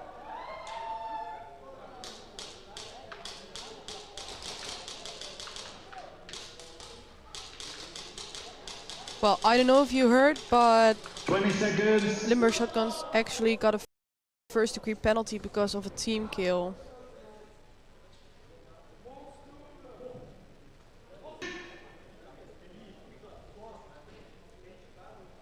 Weapon!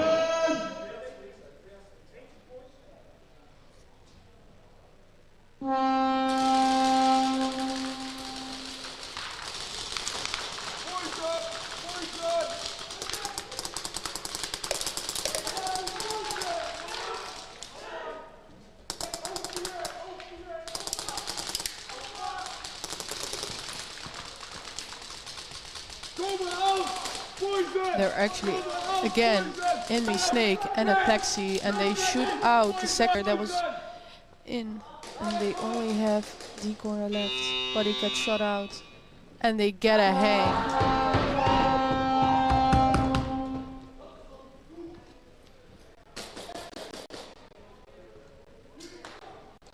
Flag hang, 1v1.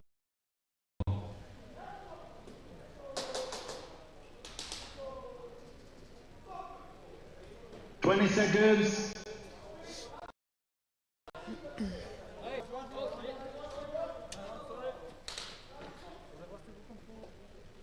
Feet.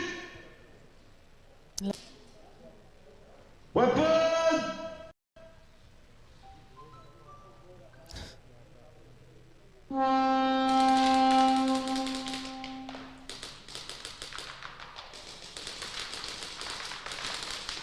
And he gets shut out.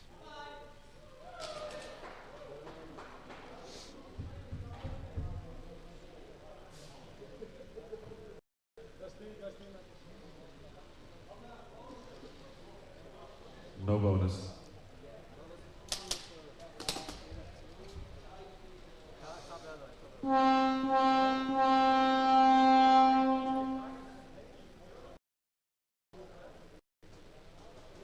Shotguns his first try.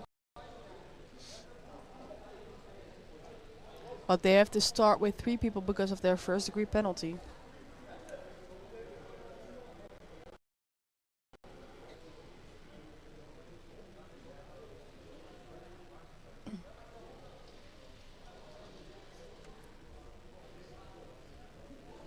Bushido, player 4, first degree penalty, no call, hit in the chest.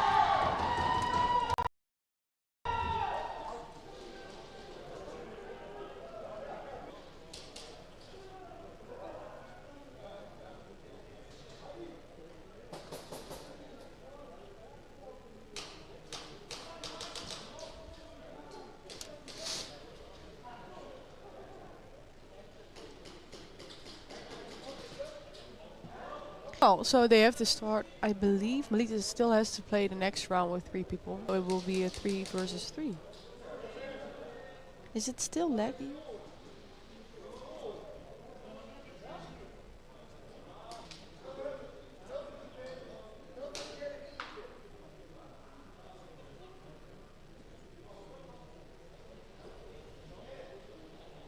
Shotguns, first try.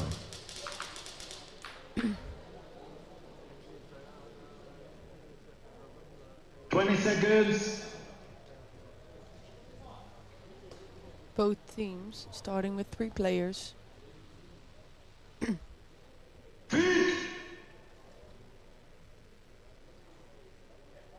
Weapon!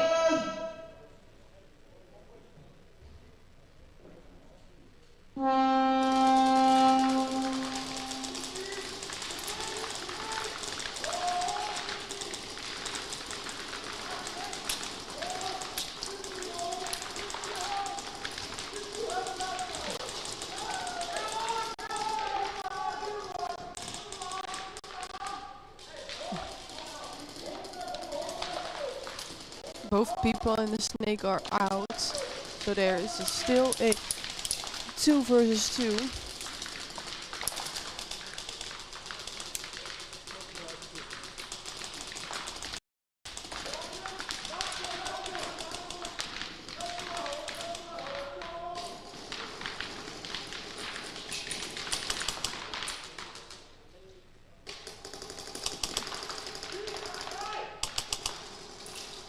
Player 52 gets shut out from 187.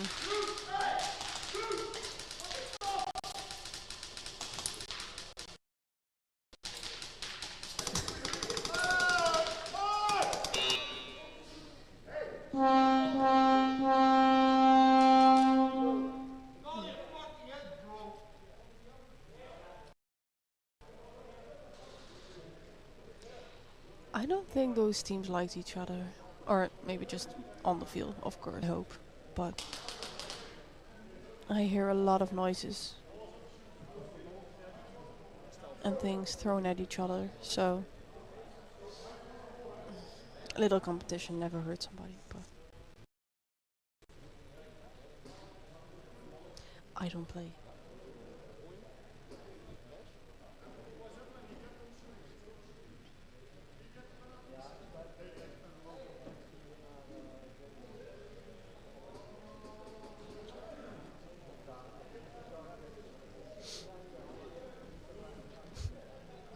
Sorry. I see a certain ref and I just see the tackling again. Yeah. I'm gonna tease him about it when we Zone have a 3. break.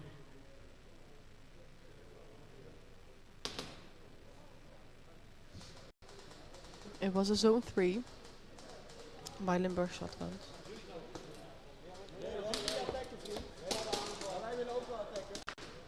(187), player 99, first degree penalty, dead man talking.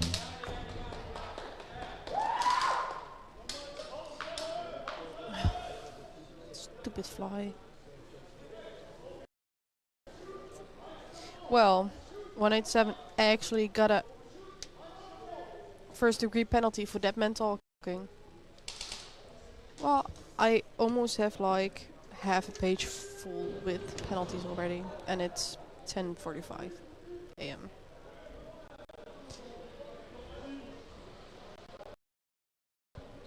Milas first. This is the last, I believe the last one. They have to start with 3 people from Litis. Yeah, I'm trying to 20 kill the fly, seconds. but I'm not that great at killing animals. Not that I don't want to kill the fly.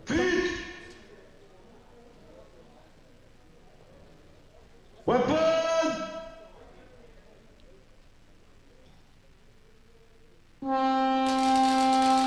4 minutes on the clock and both teams start with 3 people. Bushido actually kills the player in the snake. A kill too. They know where the last person is, so let's see if they can get him out. And they do, and they touch the wall, so they have a snatch. And the flag. Just...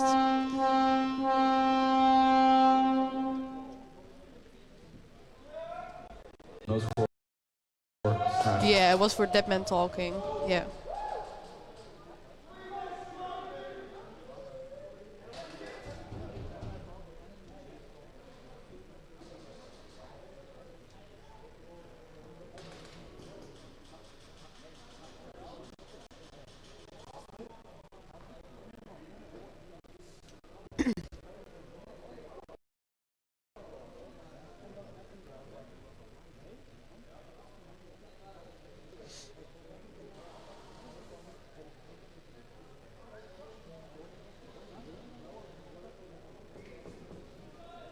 Somebody from Elite is walking up to the head ref.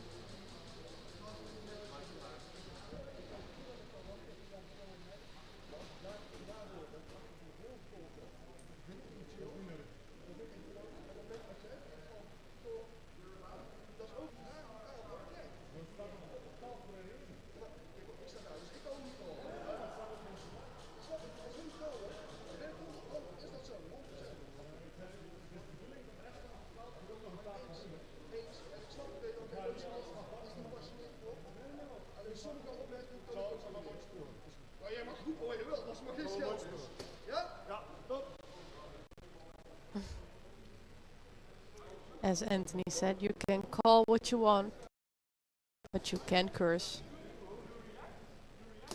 I will do that for them. No, I will not. In my free time. No,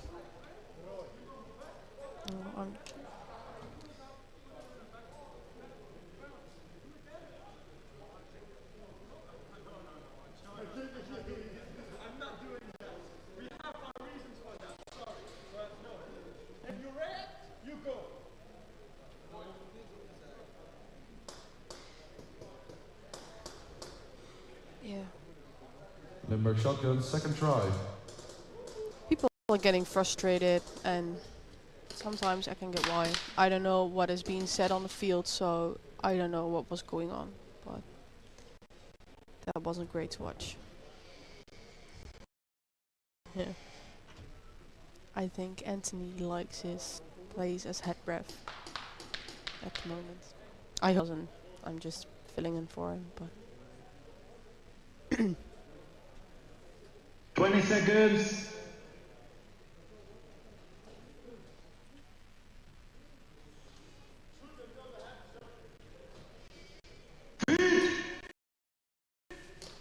team starting with 3 players. Weapon!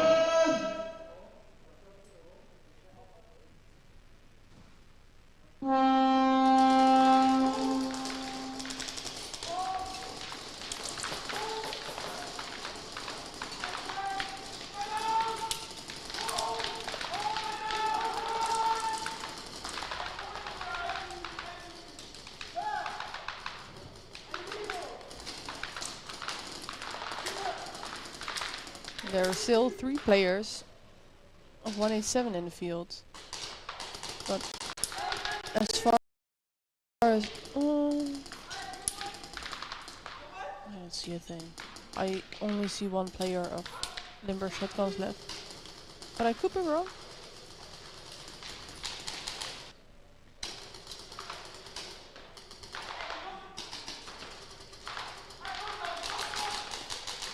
Killing in the snake.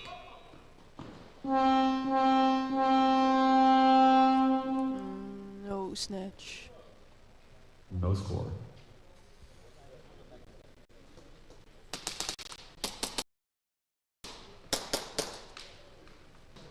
Bushido, first try.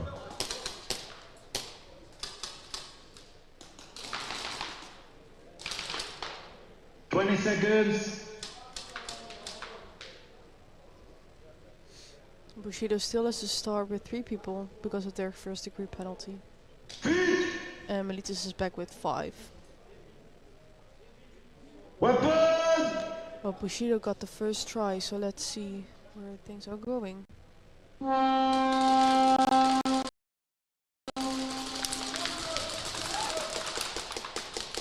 You're either gonna play very well or very bad if you're getting frustrated by things the ref do or say. So it's always exciting to watch where things are going with that.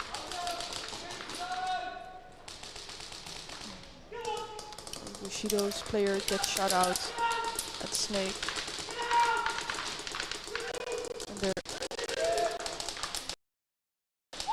And there is still 1 person left who gets shot out.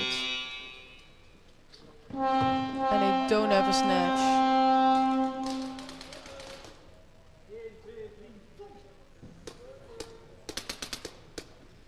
No score. Limburg shotguns, third try.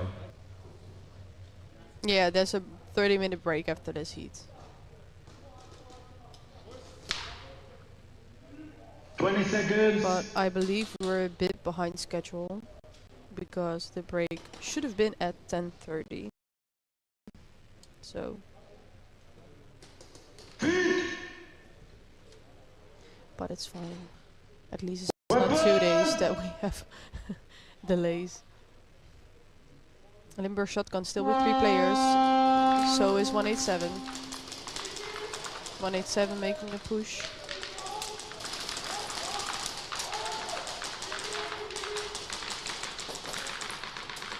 There are still 30 seconds left on the clock, so I really think that Limburg shotgun's just staying behind.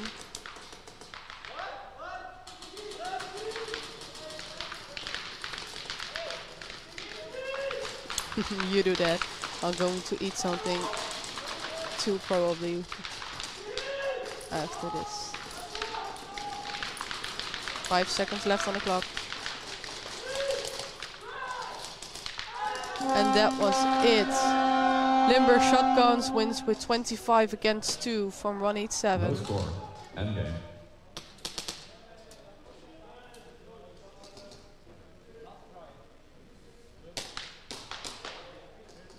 It's getting close with Bushido and Milas. Bushido has 15 points and Milas, but they still have to play with 3 players against 5.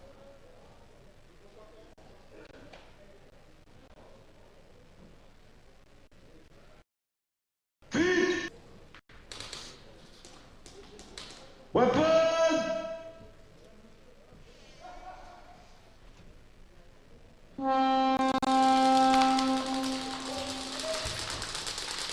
Ooh, and one person getting shut out from Milas. I only see 2 people of Bushido left.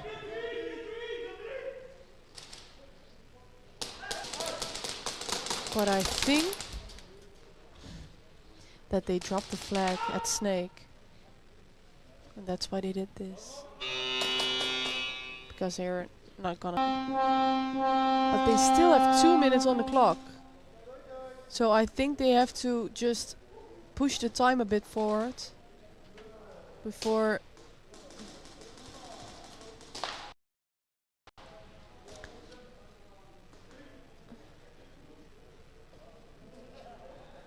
No score. You're playing back to back.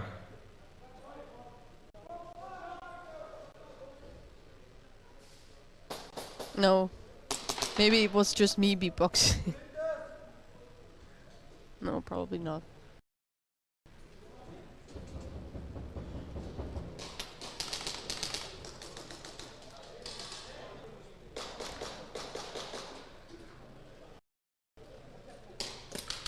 Or I think that Bushido is back again with 5 players. Maybe that's why they did this.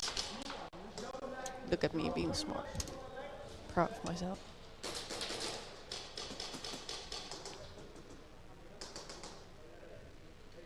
Twenty seconds.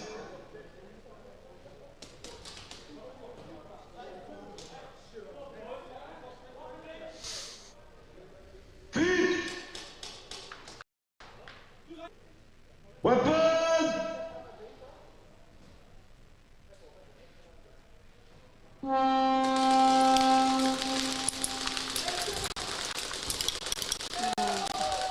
One player gets shut out from Bushido. There are 2 of them in the snake.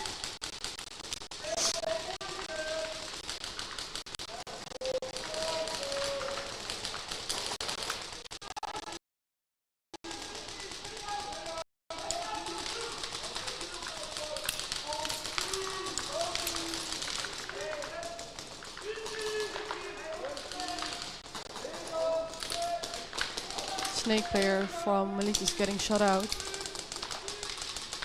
2 people left of Bushido. And I believe 3 of Milas. So this is getting a very exciting game.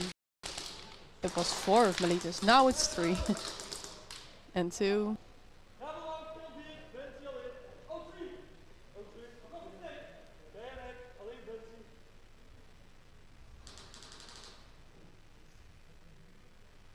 Big brain moment.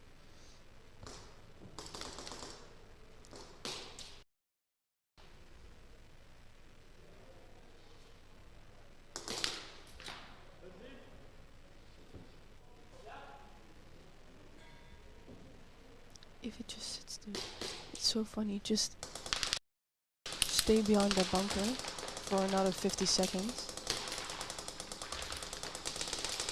Or they have to make a push, otherwise Bushido wins.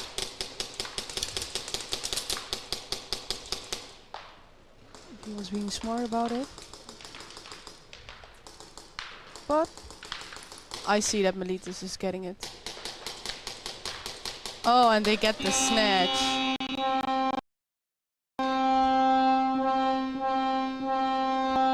Great that he has to do it 2 times. Snatch. Because I believe there is less than 30 seconds on the clock, so nobody has to get some penalties, otherwise it's not going to be good for whoever gets the penalty.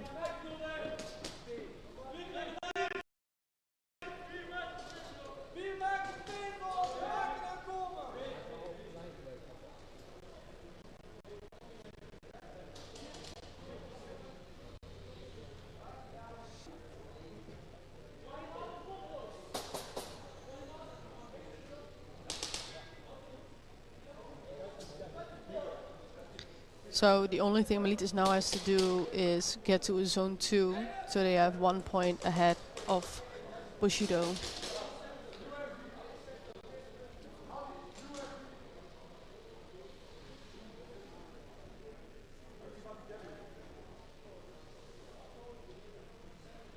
Zone 1, snatch.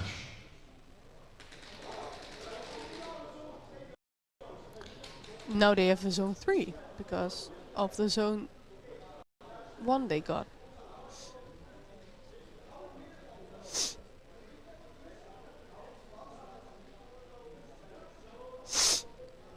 People are getting so aggressive.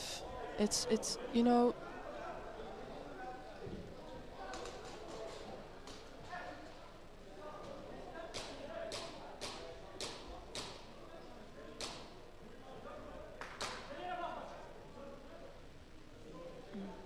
it's probably not a zone 1 because it was on the inside of the snake and not in zone 1.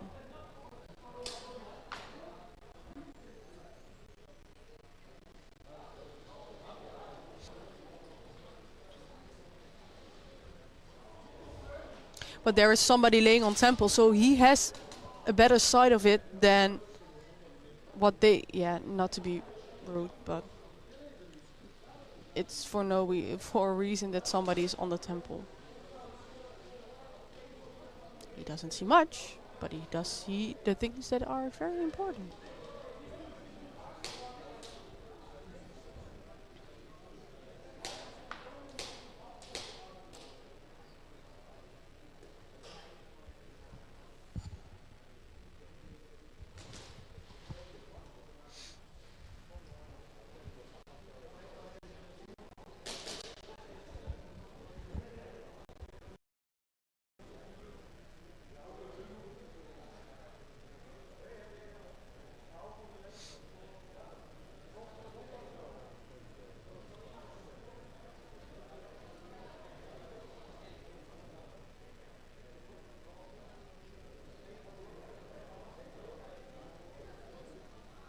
Milas first try. Nope. It's still zone 1. So they have to get...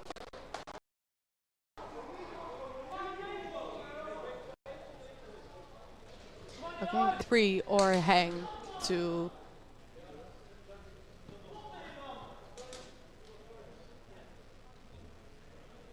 get ahead of Bushido. I think they're still doing a 30-minute break, but I'll hear in a minute or 30 seconds. and then I'll let you know. 20 seconds.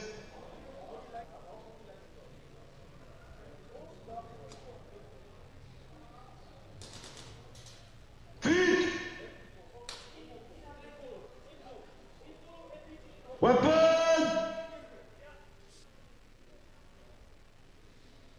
Yeah, 28 seconds.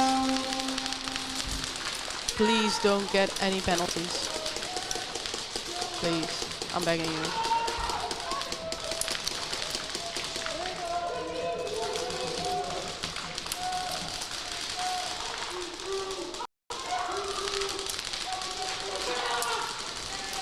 It's so freaking messy. And that was it. Bushido wins because they didn't get to the third zone. And I don't think they're happy about it. I hear people smashing the wall. I feel my seat moving.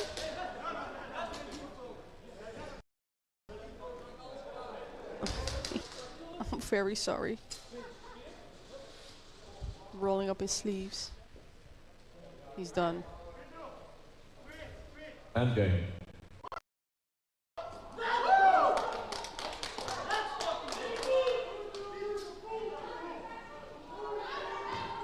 Oh, they don't. Oh no, they only had.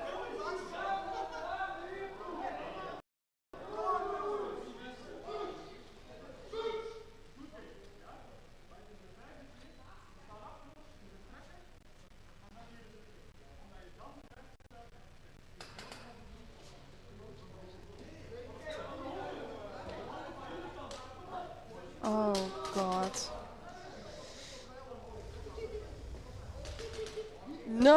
No, I don't think it was smashing the wall for celebrating because it was coming from my right side.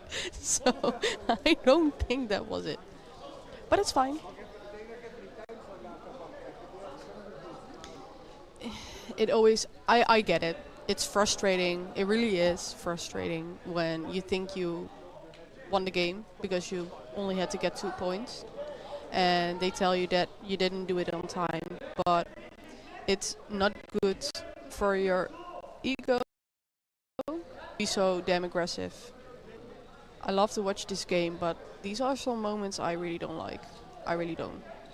I really don't. People getting each other's face. People making accusations at each other. But when adrenaline gets high, things act this way. It's just how life is. So women cry and men get that. So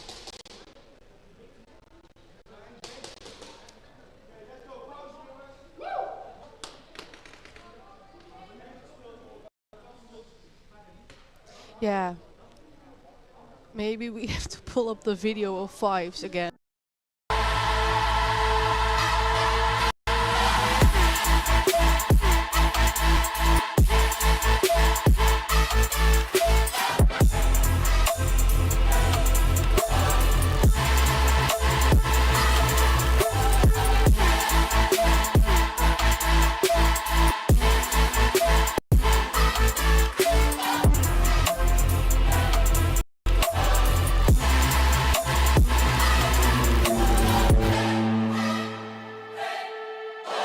Oracle, built for the player within.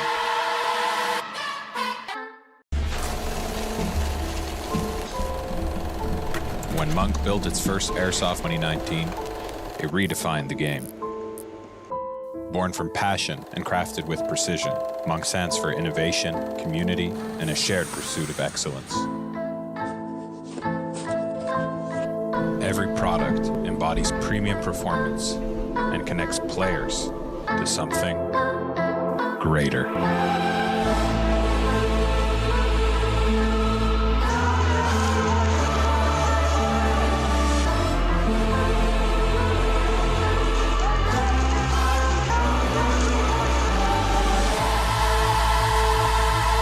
Oracle, built for the player within.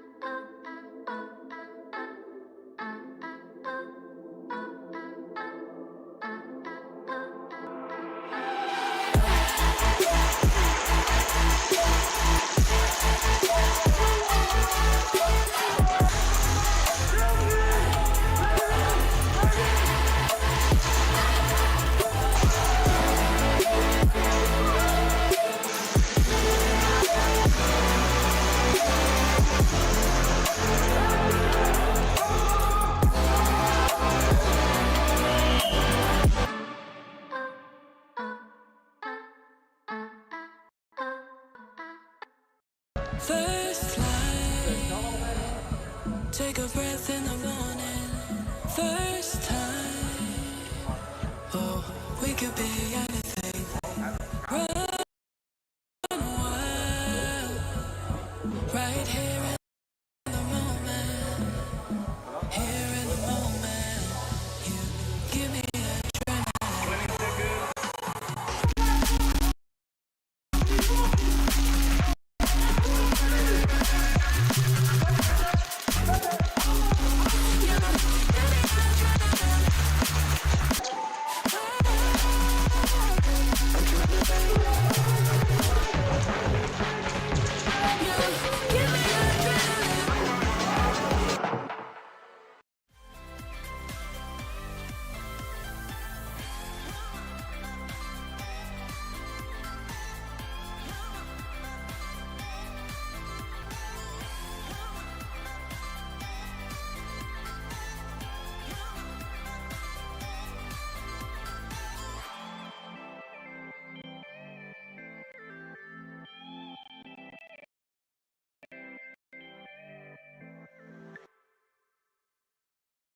What's this? We got ballers trying to crash the party?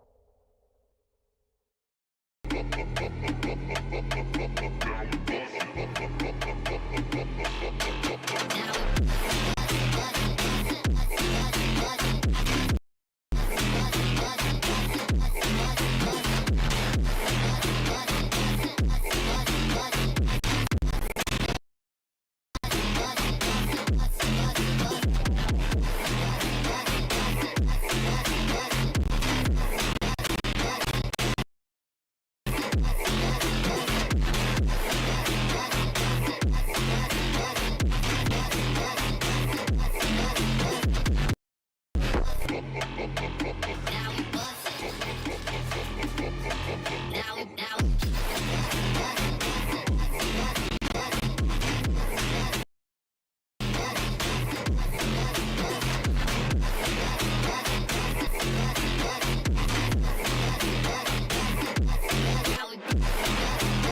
started playing Airsoft at a young age, just like many of you. The thrill, the strategy, the community, I fell in love with it. Hefe has devoted countless early mornings and late nights to build a brand that stands for quality and expertise. From designing his own AP01 upgrades to providing top-notch repair services, but Hefe's vision goes beyond just products. It's about being a part of something bigger. The NSL is an agent of change in the industry, taking Airsoft from a hobby to a sport. Being a part of the NSL means being part of a community that shares my passion and drive. Things AAP01, visit hefesairsoft.solutions.com.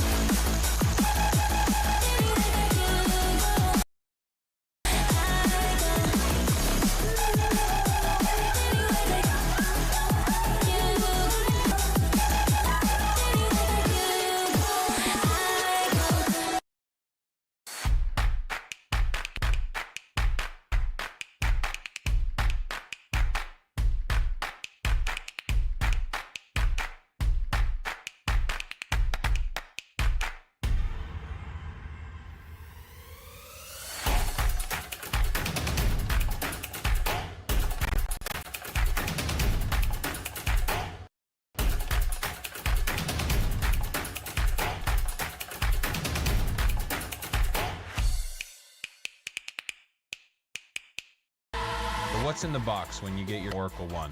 First, you have the lower receiver and end cap. You have the upper receiver, outer barrel, hand guard, and if you choose for it, also the ESGR. And on top of that, you get all the tools, trigger housing, extension cables, and accessories you need to complete the build. Oracle, built for the player within. Hey, this is Walker with Carbon Paintball here to talk to you about our SC jerseys.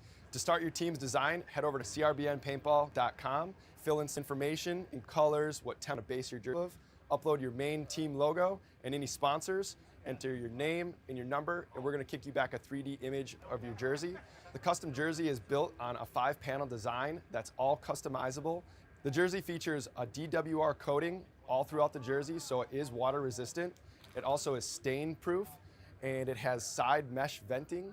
The jersey is also very fitted, so it has a compact neck collar, and it also features elastic thumb loops to keep the sleeves in place while you're sliding or running. To start your team design, head over to crbnpaintball.com.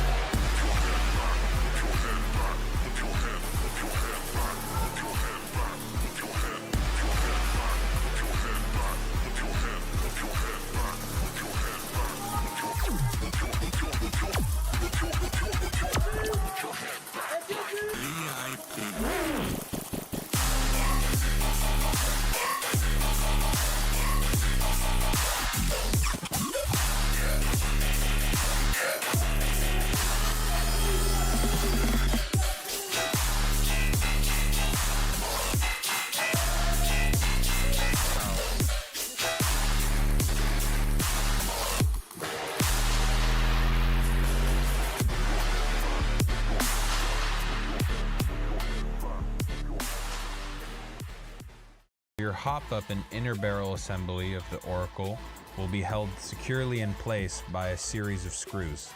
So your outer barrel is also secured perfectly in place with some screws, so there's absolutely no wobble.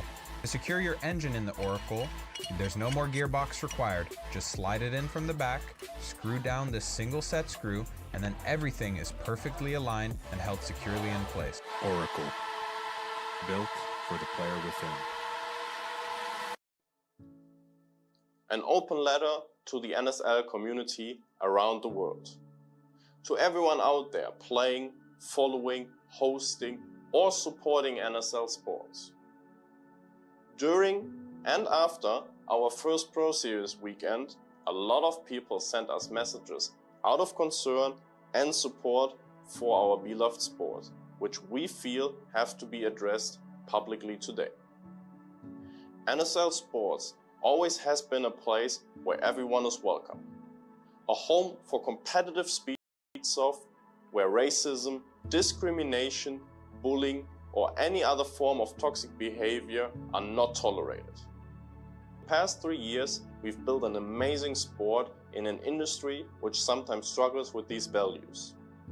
We've welcomed players and people from 5 different continents at our facilities, creating joyous, emotional moments with them, resulting in a ton of amazing memories that will last with them for the rest of their lives. We set big goals for ourselves, and together we will achieve them all, making our sport bigger and more professional with each step. We think it's fair to say that NSL Sports is currently the most relevant speedsoft organization in the world. Our player base is continuously growing, and we attract more interest with each event we organize. Our standards for tournament organization, media coverage, and field quality set new benchmarks for the sport. Beyond the incredible support of our players, we have to recognize that none of this would be possible without the amazing support and dedication from our volunteers. As our standards rises, so do our costs, beyond what we and the players can cover alone. For this, enormous appreciation goes out to our sponsors who back us financially and who invest in the development of the sport. Every company involved in NSL this year saw the amazing things we create together and therefore wanted to be a partner in this development.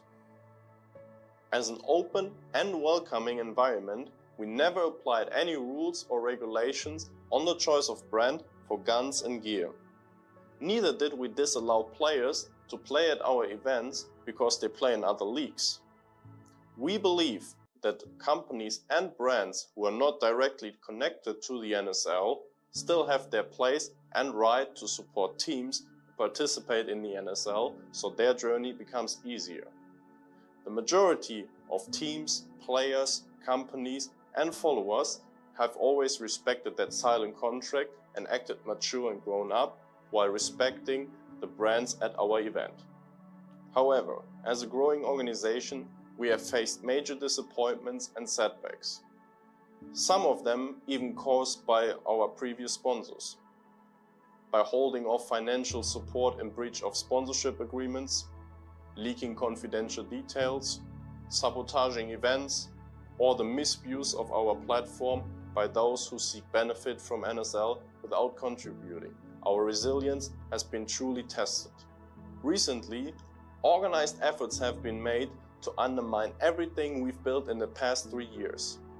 Armed with a seemingly endless budget, misinformation, financial incentives, and false promises, these outside forces attempt to divide our community and to distort our sport.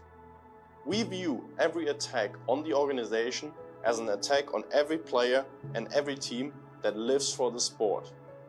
They do not care about you, the players.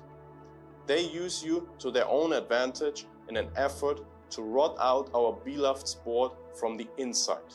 May not be aware of the tactics being used to divide our community, but as the organization we aspire to be, we are forced to defend and protect against these attacks. During the first Pro Series tournament, the live stream was flooded with disruptive comments aimed at discrediting our referees, our structure, our sponsors, and our mission. Ironically, the very team favored by these voices won the event, proof that NSL remains committed to fairness and integrity no matter what. The work at NSL is done by people. People who not claim to be infallible, having to make split-second decisions under intense pressure, always striving to provide the most neutral environment for competition and giving every team equal treatment and opportunities. To ensure a fair game, we're continuously introducing better technology that supports objective decision-making. We actively listen to community feedback and continuously improve the rules and gameplay we all love. We've always been open to receiving criticism, provided that comments are given in good faith, most importantly from a position of helping us to improve what we do. Protect our sport, our staff, our sponsors, and most importantly, our players. We will no longer tolerate toxicity, disrespect, and unauthorized promotions within NSL platforms and events. Moving forward, NSL livestream chat will be moderated. If disruptions continue, we will take further action, including muting the chat completely. We will ask all teams to respect the game, referees, and each other. Excessive team-sponsored promotion during NSL events will no longer be allowed. Teams or individuals engaging in disruptive behavior will face removal or disqualification, regardless of affiliation or past achievements. Our patience has been tested enough. This fight was brought to us, but we will not let it define us. The vast majority of teams that are competing now have always embraced and upheld the core values of NSL, and for that we are truly thankful. This message is not aimed at them, but to those who seek harm to what we've built. The time for tolerance towards these destructive influences is over. To every team and player dedicated to fair competition, we invite you to stand with us. Let's protect the integrity of our sport and rise above those who seek to divide us. Our passion, positive attitudes, and unity will always prevail. We are NSL. We are the NSL. We are NSL. We are NSL. We are NSL. We are NSL. We are the NSL. We are NSL. We are NSL.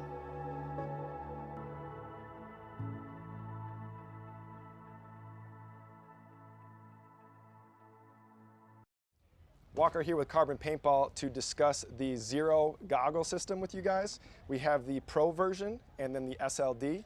What you're going to notice first is the color options. The Pro, it is a semi-translucent Airflex bottom. That's the mask region.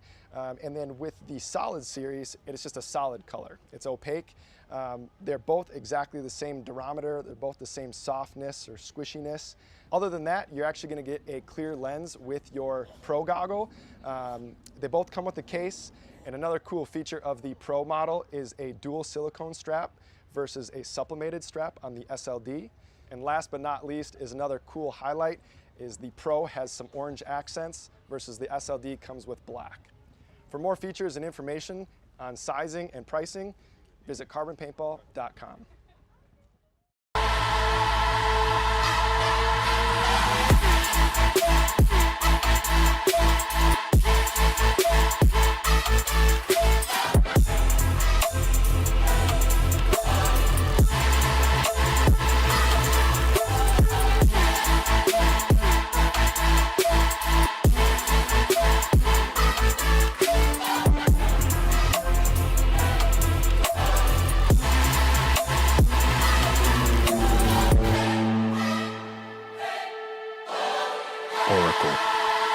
Built for the player within.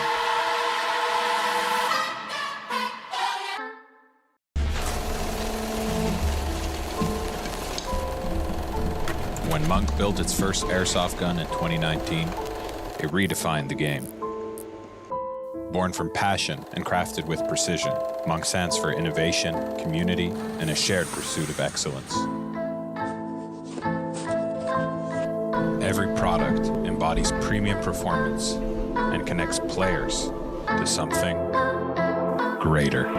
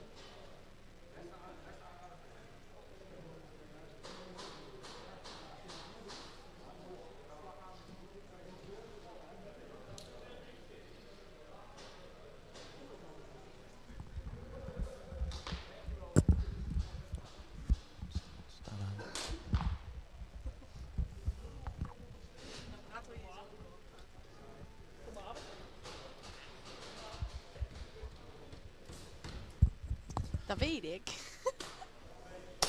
Alright, we're back, guys. Next games are the Speed Reapers versus Sin, and then we have First to Top versus Apex.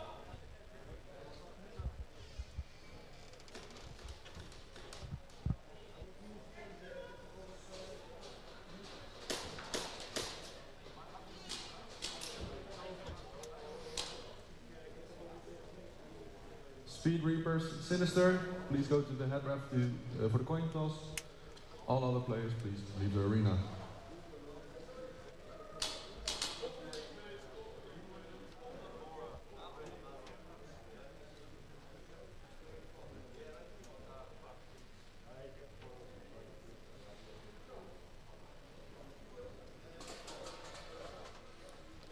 So who do you guys think is gonna win this one between Sin and the Speed Reapers?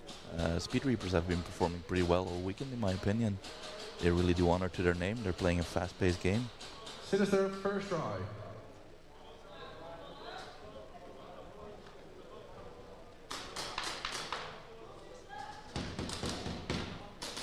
One announcement for everyone in the arena. If you're standing and watching, please keep your mouth shut towards the field. Talking along each other is allowed, but don't talk to players.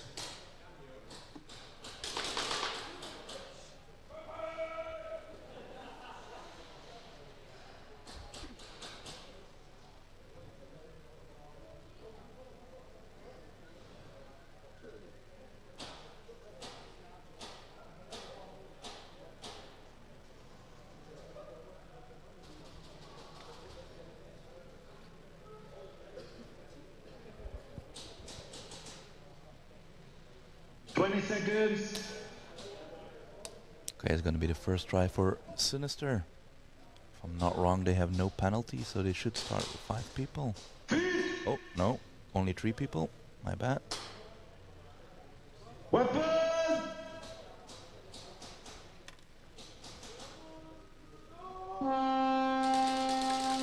And they're off. Oh, we see a zebra on the prowl. And someone from Speed Reapers is getting pulled.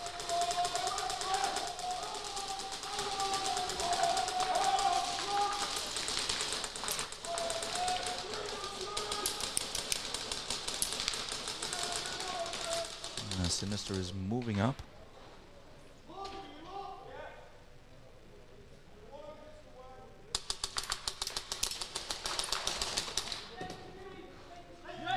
think it's like a 2v1 at the moment. Caution 300!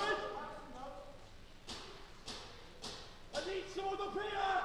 Oh, it's a 1v3. It's going to be very hard for Snake Player, and he's out. see if they can get the flag. No snatch. No score. First to top and Apex. Please go to the head referee for the coin toss. This should be an interesting one. First to top played very well in the first game. They won their game, so... And Apex is no force to be reckoned with.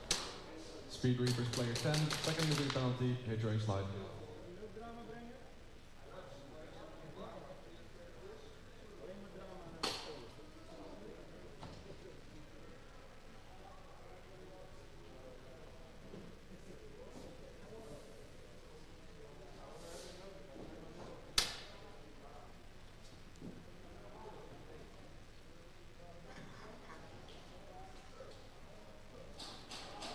Okay, it looked like first to top won the coin toss, so they're getting their first try. First to top, first try.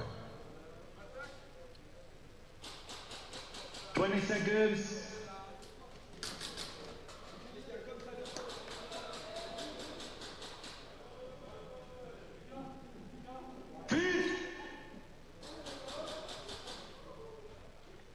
Looks like they have some penalties left from the previous game as well, starting with 3 versus 5. This is going to be very hard. They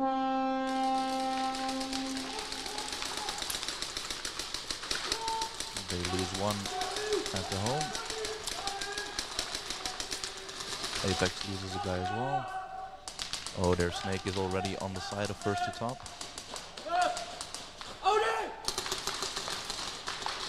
They can't buzzer yet if I'm not wrong. Yeah, that's a snatch for Apex.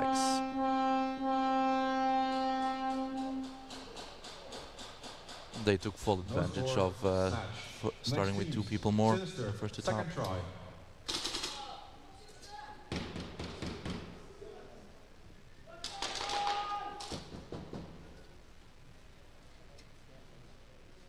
Seconds.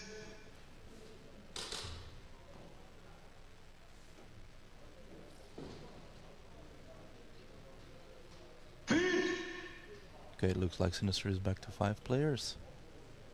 Weapon! They have the advantage now because there was a pull on first to top.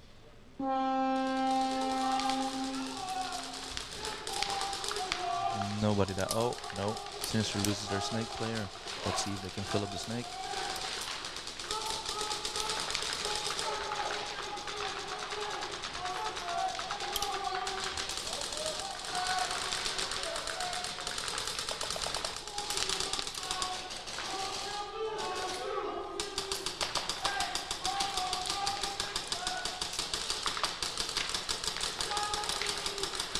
The guy from Sinister in the U-shape is doing some damage. He's bunkering the monk bunker from first to top. I think it's 2v2. No, it's a 1v2 now, or 1v3 even. That's really good for first to top. They shot out the last guy. Oh no, there's one left at the high kappa bunker from Sinister. And that's a snatch for for Speed Reapers even. Oh my god, I'm so dumb. No score, snatch. That's really nice. The second degree penalty for Speed Reapers player 10. Last round is his third penalty, stacked second degree. Oh, it's a stacked second degree, that's not good.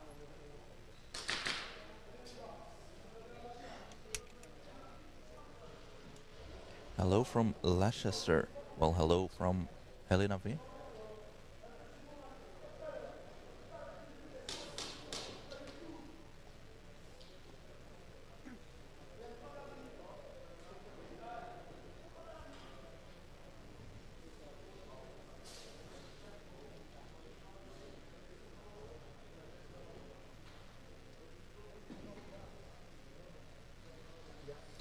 Guy from Speed Reapers is talking to the head ref. Let's see if they ask for a VAR check.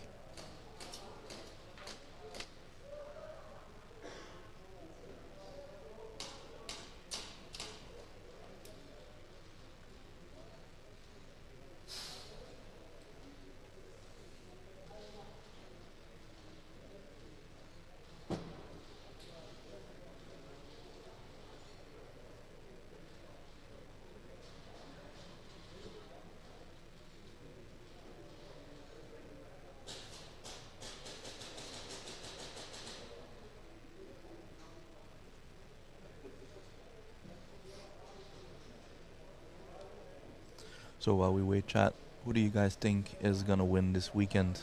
We've seen some very good gameplay. Who do you guys think is gonna take it home?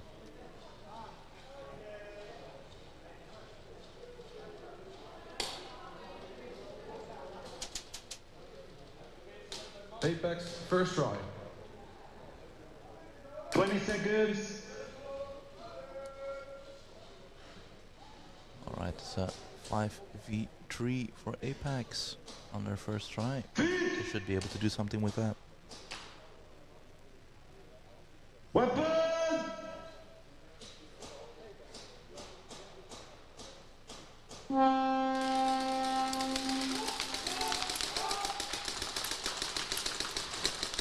Apex loses 2 guys, but so does first top. Apex is pushing forward, very smart. And they got the last guy, it should be an easy hang. Yes, hang for Apex.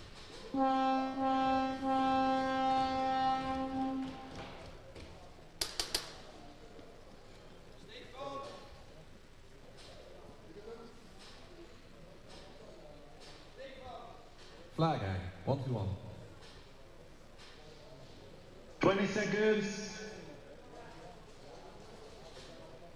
They took the full advantage of having more people on the field there. Really well done. Let's see if they can get the bonus points as well. Weapon!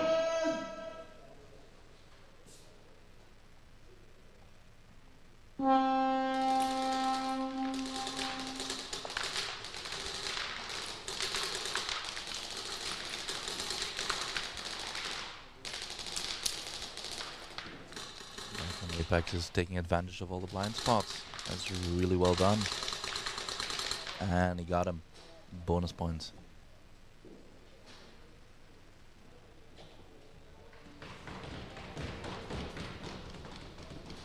Bonus points.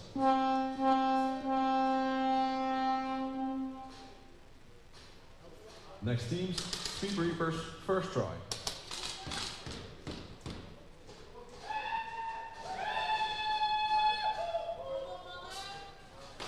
Let's see what Speed Reapers can do. They just had that penalty, so they were 1 guy less.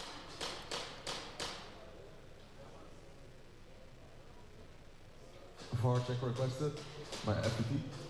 Oh, okay, so FTT requested a VAR check. Let's see what for. I think it was maybe the 1v1.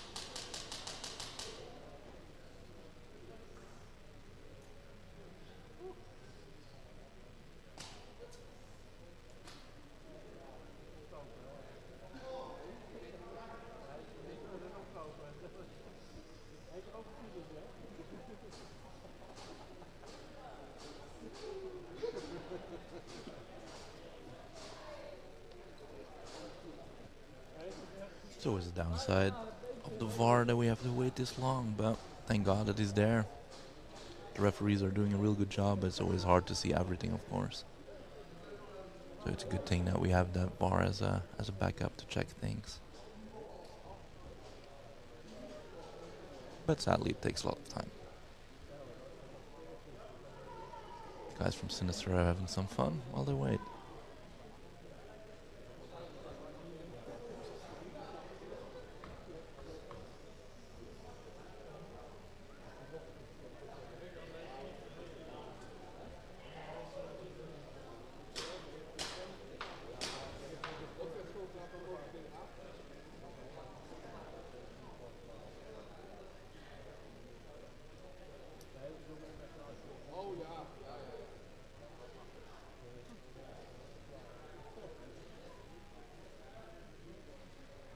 VAR check not confirmed. Okay, so the VAR check not confirmed. It looks like Apex keeps their hang. Next team's Speed Reapers first try.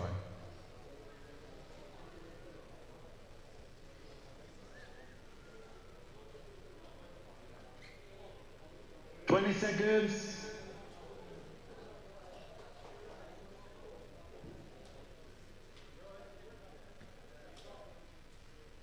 Let's see if someone can get on the scoreboard this game. It's Weapon! 0-0 at the moment. Speed Reapers is with 5, so is Sinister. And they're off. The guy from Speed Reapers flies into the snake. He's already at the 50 line. And then he shot out the corner of Sinister. He's really doing some work.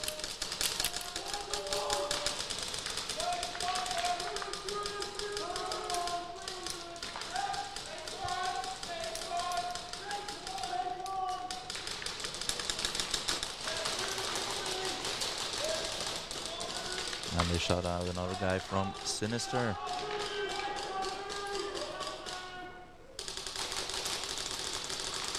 And the guy from Sinister tries to move on to Plexi. Looks like he made it. He's getting locked down by the guy in Snake. Oh, he's getting pulled. That's not good. Because if Speed Reapers gets a hang this try, they will start with less people on their first try. Let's see, he's really fast. Nah, I think that's his zone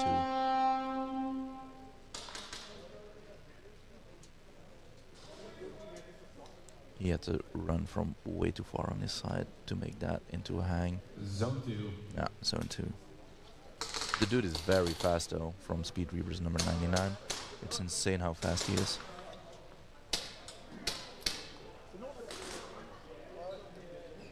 Let's see if we can find out what penalty Sinister is going to get for the pull.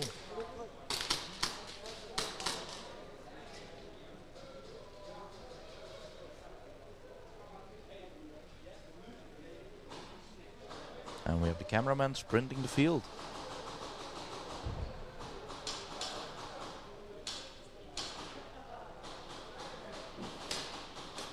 I think he wanted to show off that he can make it in those 3 seconds.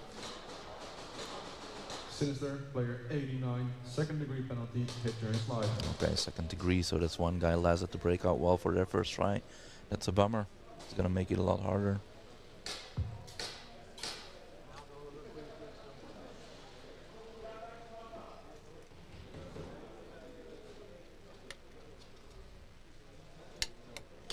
So it's Sinister, player 89.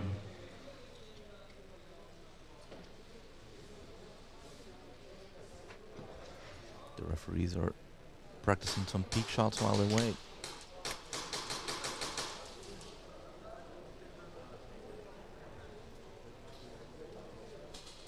Sinister 98. I think they're trying to get the number of the guy from Sinister right. Looks like it's very hard. At least someone got a penalty. 20 seconds.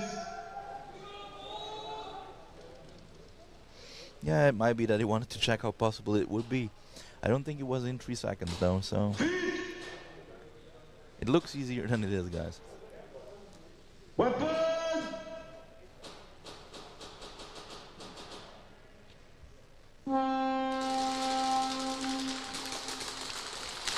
Alright, First to top loses 2 guys. Someone is getting pulled, someone is getting pulled. I think there's 1 guy left from first to top. Just taking place at the corner. It's a good place to defend from unless you get bunkered. And it's really hard. He's doing a good job. And he's out. And that's a snatch for Apex. Well done. No score, snatch. Apex is really showing up this weekend. They're playing really well. We had a lot of struggles with them yesterday as well.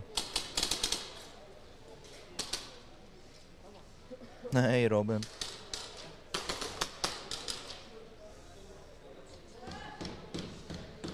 Yeah, I'm pretty sure the only guy that can make that in 3 seconds is Gray. It's insane. I think he can start at his own breakout wall and get in 3 seconds to the other wall. The man is insane.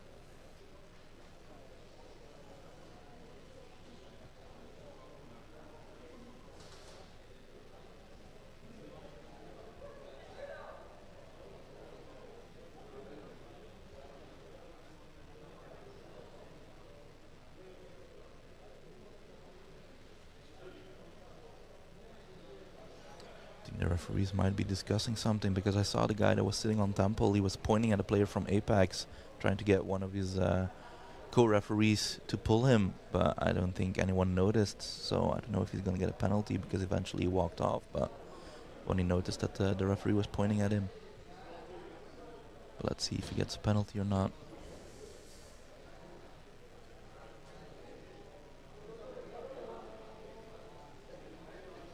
Yeah, he's like the Flash. I'm pretty sure, like in the Flash movie, it's not CGI. They just hire Gray. He runs that fast.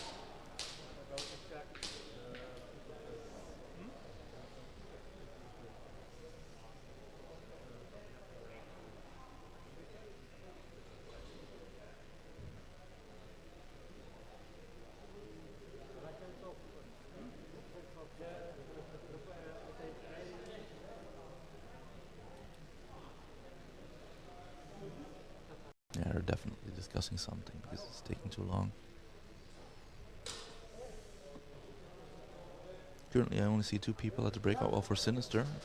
So that's going to be very hard if they're only with 2 players. Player 19, first degree, no call, hit in shoulder. First degree hit on the shoulder for Apex. That sucks.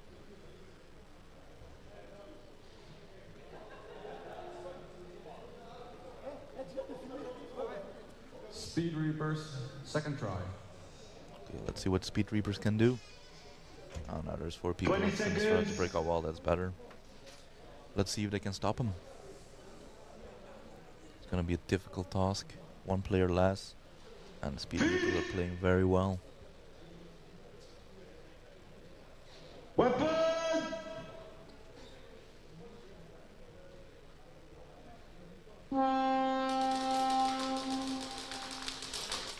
Alright, looks like everyone survived the breakout. And that's the corner guy from Sinister gone, killed by the snake. Snake player from Reapers, Speed Reapers is doing some work, man. He shot out the home player as well. He's moving forward.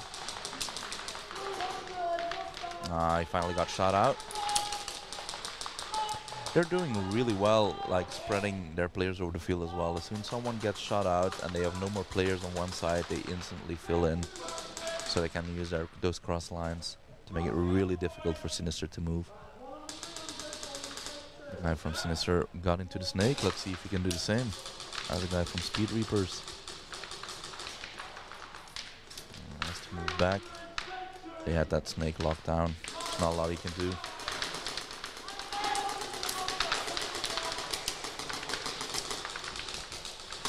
He's really laying some suppressive fire on that corner player. Monk Customs bunker from Speed Reapers with a pistol. That's impressive.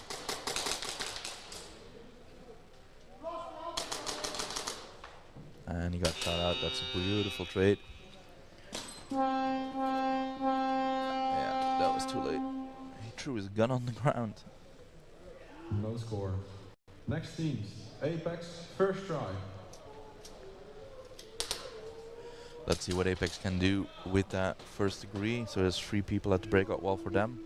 It's a good thing they have the flag. 20 seconds. Let's just see if they can keep the flag while they sit out that penalty. They're ahead in points, so they can play time here. Depending on how much time is left, of course. I don't think it's that long. Oh, it's 8 minutes left, so yeah, that's a long time. They need to get rid of these, this penalty. Oh, someone is gonna get pulled from first to top. That's a pistol player.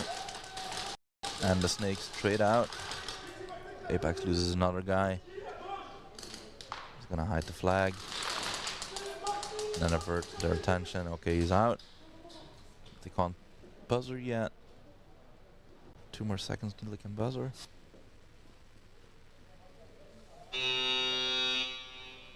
I don't get it. They can't buzzer. First to the top could just run to the wall, but luckily they got the flag. But that's gambling, man. If they couldn't get to that flag in time, that would have been a wasted snatch. They could just run to that wall, touch that wall, and it's an automatic snatch. But they're new to the NSL, if I'm not wrong, so it's always a learning curve.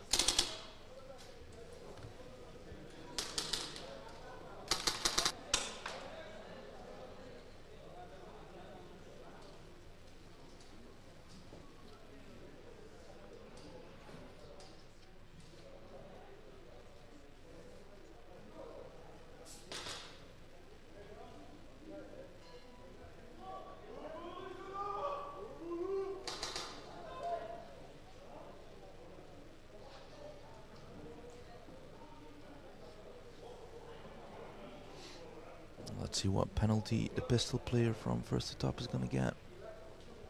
He got pulled, so most likely in his slide, because it was going very low to get behind that bunker. So most likely hidden slide is gonna be a second degree.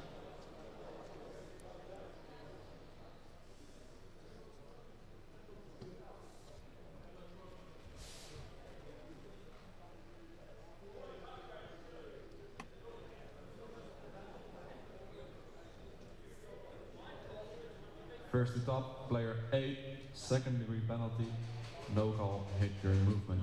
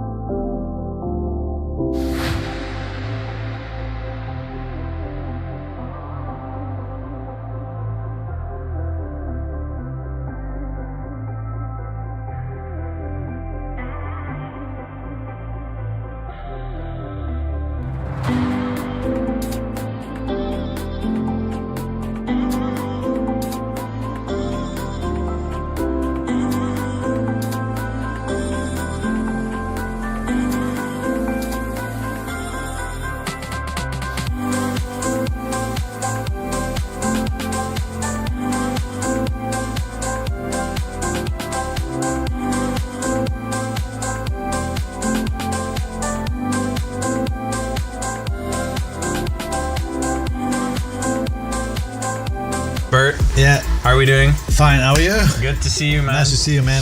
I'm really looking forward to this. To this interview. How are you gonna call this? Yeah, I don't know. Podcast, interview. Maybe this is gonna become a series, guys. But basically, the purpose of this interview right now is to finally give the people the information they've been begging for, and that information has to do with these beauties, the Oracle. So I know most of you watching probably follow the competitive Speedsoft, Airsoft scene on Instagram or YouTube, and if you've been on there recently, you've seen the word Oracle floating around for sure.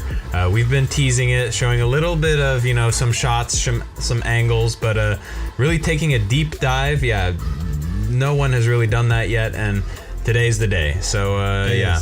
Before we go into that, for the people who don't know, this is Bert, owner of Monk Customs. I'm a Cringe Airsoft. I've been playing for a few years now here, mostly at the Realstrike Arena for Team USA, Saviors Airsoft. And yeah, so we're here and we're gonna talk about the Oracle. But maybe one thing before we go into that, let's just take a step back and just look at where Monk Customs has come from, because this to me feels like really a new milestone for the brand. And when you think about it, years ago, making, you know, the first custom grips to create a tank grip build and everything like that, did you visualize that you'd be making your own gun, manufacturing it from start to finish, or is it just something that just happened?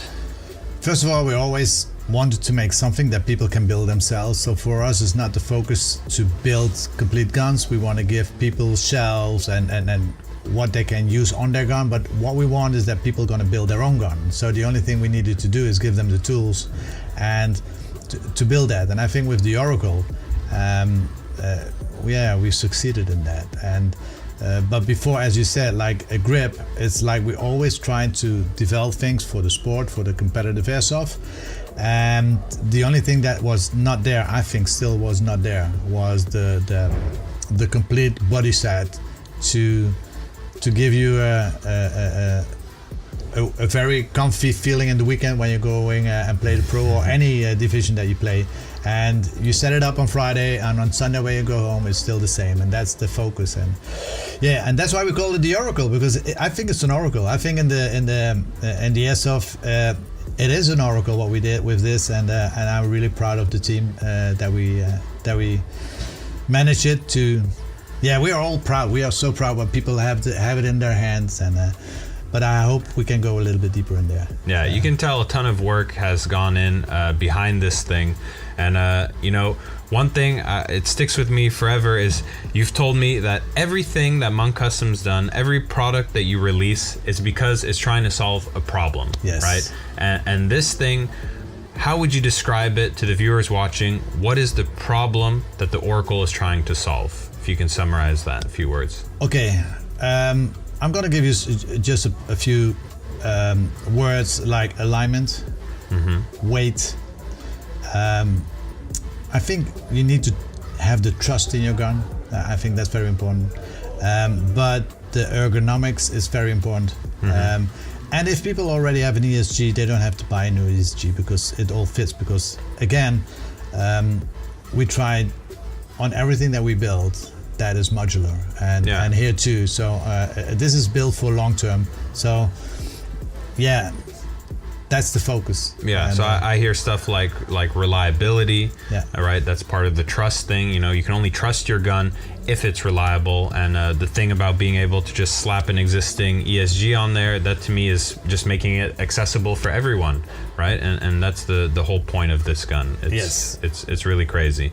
But yeah, the first thing you mentioned was alignment. Yes. So, you know, for the people who don't know, as a player myself, I can tell you that the number one thing which makes a difference in how a gun performs on the field is that alignment. So the nozzle of your engine, how it is centered within your hop-up and inner barrel, that makes a world of difference. And yeah, in principle, every single gun, every single body is just holding the same internals in a way, but different bodies are aligned differently, and that's where you see that difference in performance. And the Oracle has taken alignment from the baseline and taking it fully to the end design. So maybe explain a little bit how the alignment is better in the Oracle compared to other guns. Well, the alignment is built on 3 phases. So when we start from the front, the basic, and it's not the most important one, but get balance in your outer barrel. So now the outer barrel is fixed with 4 screws, so it cannot move anymore. That's the first thing. So if you see when you put a tracer on there and you push on it, your outer barrel is going like that. That's a part of the balance that's gone. So now we have it fixed with 4 screws into your upper. Then we have the hop up, and from the hop up, the hop up is always loosened in there, and people fix it with shimming, or people fix it with tape, etc., etc. Yeah, little pieces of plastic in between, whatever. So we said, okay, when the fitment is there, and we just take, and everything is built on the max on this moment, so on the max hop up. So that fitment we put with our CNC machines, and 5X CNC machines is actually the thing that makes this happen. So we made this so fine that when it's there, it's fit there. Then the only thing that matters is how far it's in the back, or how far it's going into the front. Yeah. But when it's there, what do you do then?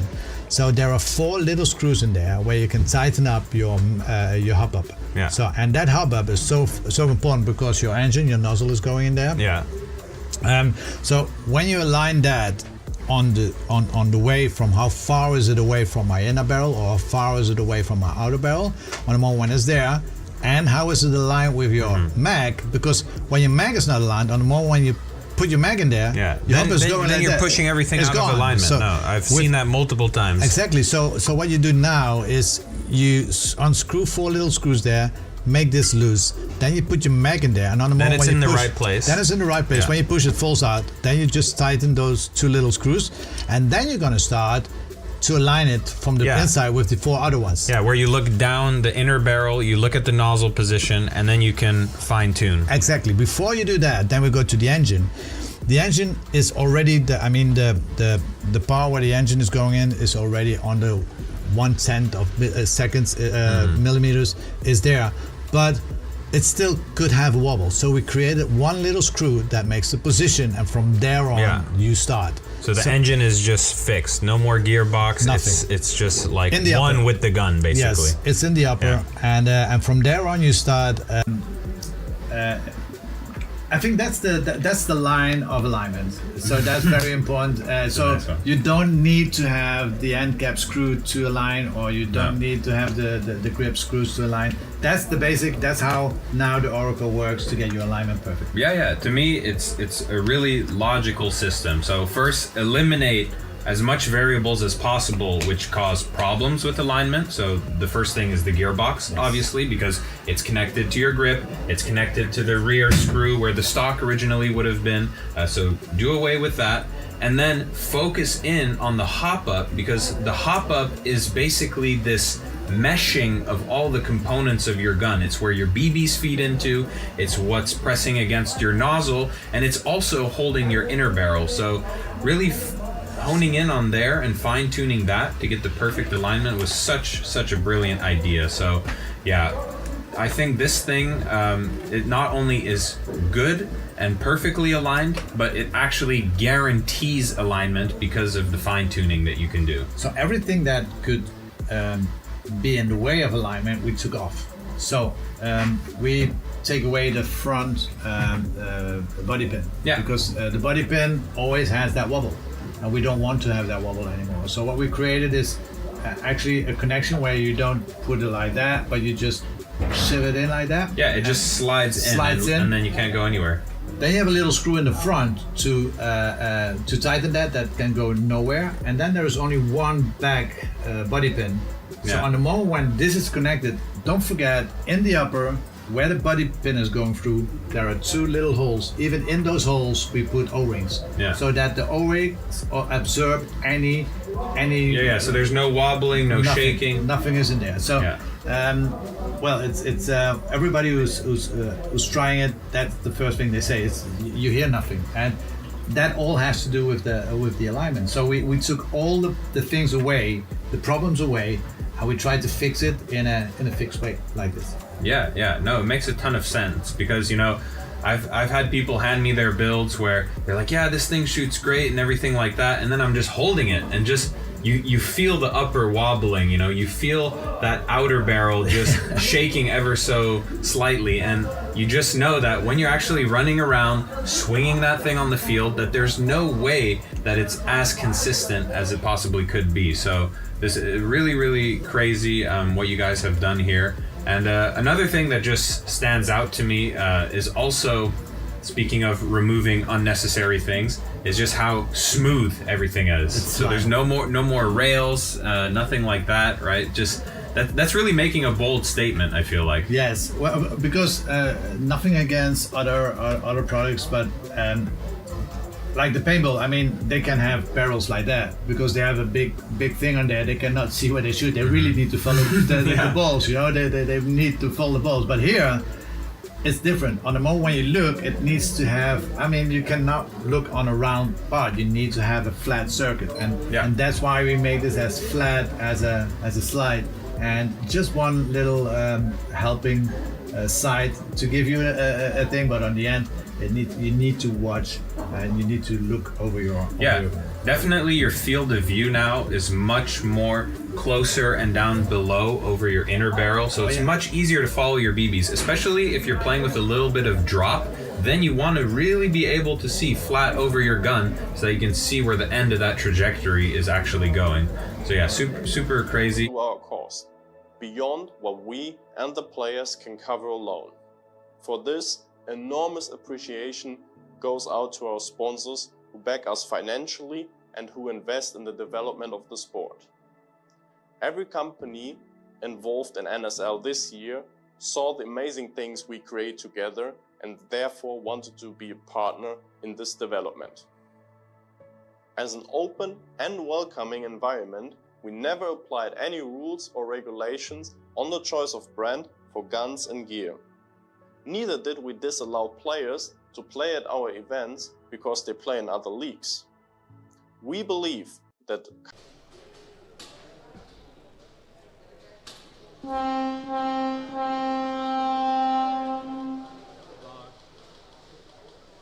Right, everyone, we're ready to play again, so only players on the field, please. We just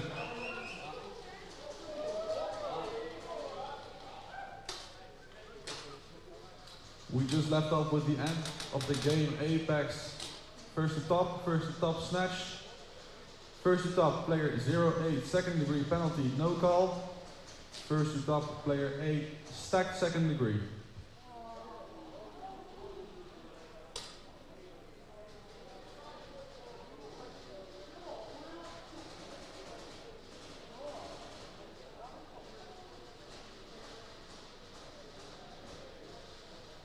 Next teams, Speed Reapers Sinister, Speed Reapers third try.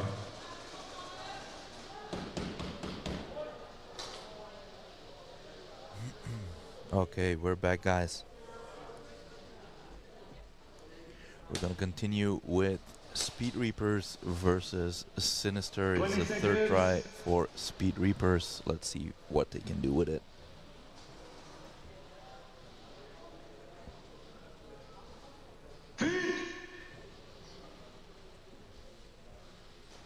It's gonna be a 5v5, so it's gonna be very interesting.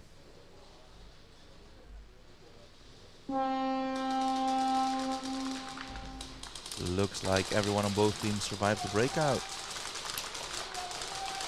The guy from Speed Reapers is again at the 50 snake, doing some damage again. He has to be careful. There's someone from Sinister waiting for him at the midfield. Sinister loses one guy.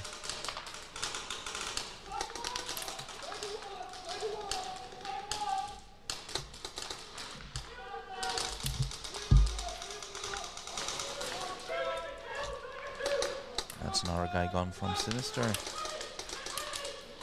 Speed Reapers are moving up. And I think they're gonna get that flag hang here. Oh, they shot out their own team player. That's not good.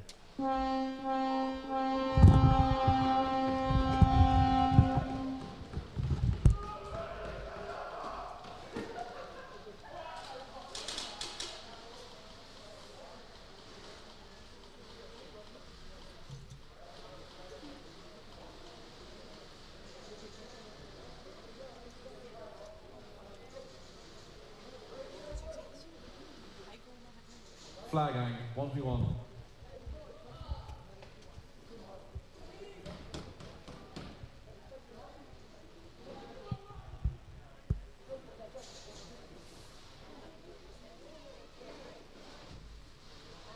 Seconds.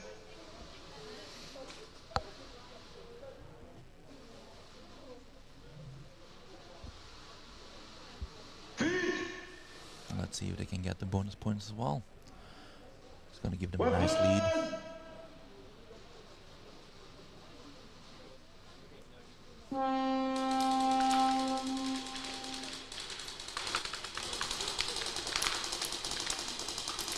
He's going hard and he got him. Damn, that was some offense.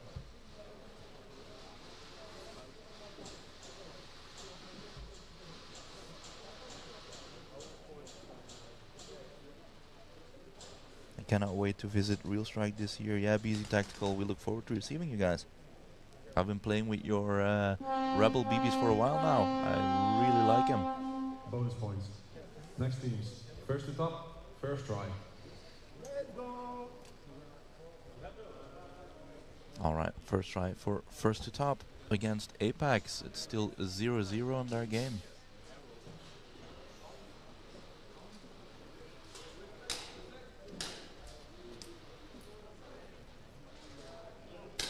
Let's see who can bring this one home.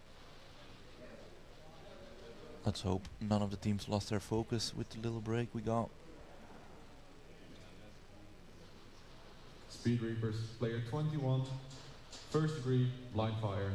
Oh, Speed Reapers got a first degree penalty for blind fire on number 21. That's not good. Good thing they just got that hang and those bonus points. Let's see if they can defend properly with 3.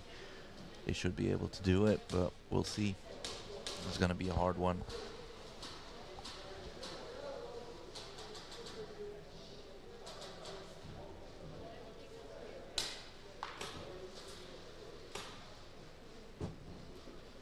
Seconds.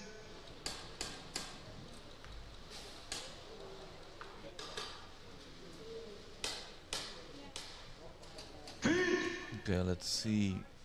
First to top is starting with 4 people, Apex with 3. There's possibilities there for first to top. Let's see if they can survive the breakout. And they're off. Looks like they'll survive. No, they lost their home player as I say that. So it's instantly a 3v3. Apex can just defend this. They can stay in the back, hold down all the lines. They're ahead in the game anyway. They should not take any unnecessary risks.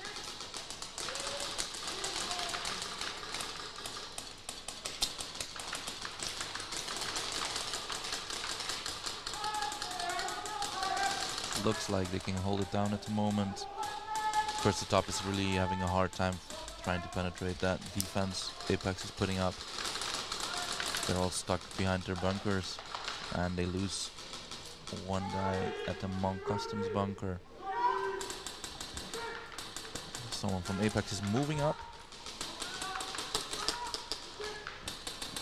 They lose another guy and that's a trade. Oh, someone's getting pulled.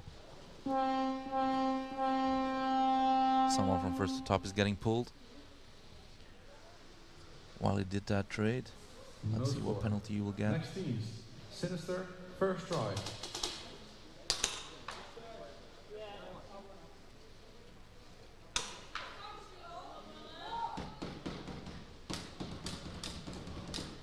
First try for Sinister. Let's see if they can even scores.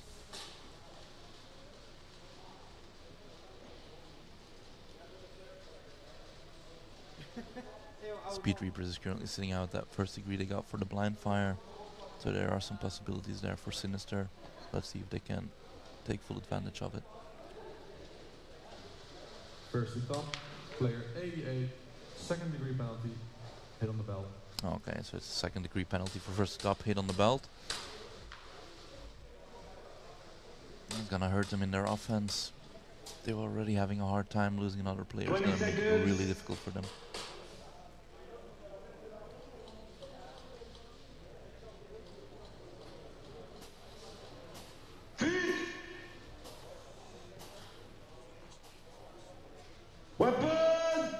looks like it's 3v5.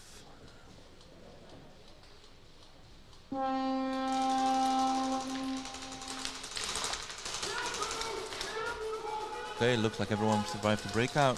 Sinister is pushing up. That's good. Let's see if we can get some people out and they can get that flag hang. That would be very good for morale for them. If you can get that momentum, they might still be able to take it home. There's two of them at the 50 line. One at the Monk Customs and one in Snake. Oh, but they lose their Snake player. That's not good.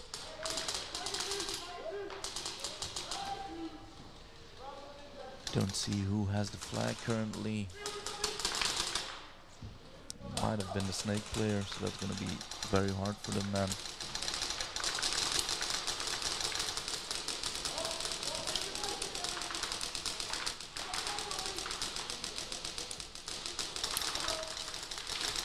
Seems that they're all stuck. Speed Reapers is putting down a good defense, and Sinister is really struggling trying to get through it. They need to figure something out because they're losing a lot of time.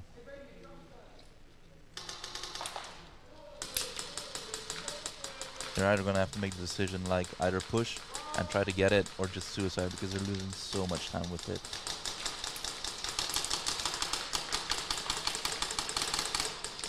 Now Speed Reapers has nothing to lose here. All they have to do is just lock it down. They're ahead.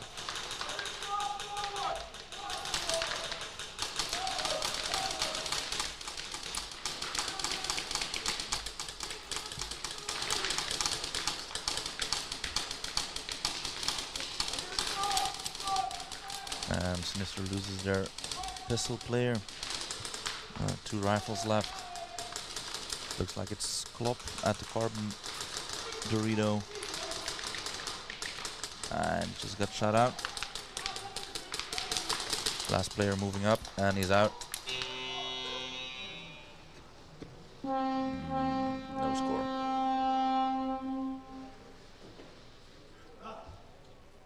No score. Next teams. Sinister is really struggling with the defense that Speed Reapers is putting up. They lost a lot of time there. Let's see what First to Top can do against First Apex. Second try.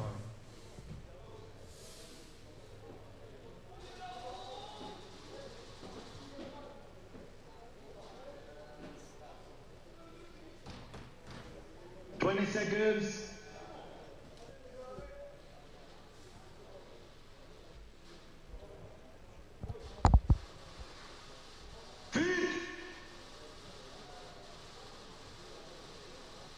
Weapon. That's 4v3. And they're off. Looks like everyone survives the breakout.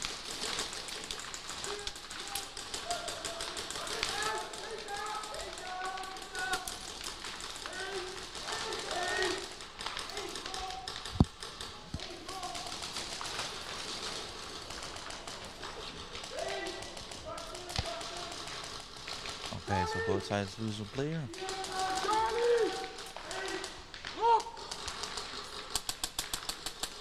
First Stop has to try something. They need to get some points on the scoreboard. Their home player is moving up to the Snake. Let's see if he has the flag. I don't think he has the flag. And he's out. That makes it a 2v1. Let's see if Apex can get that snatch. And he's out.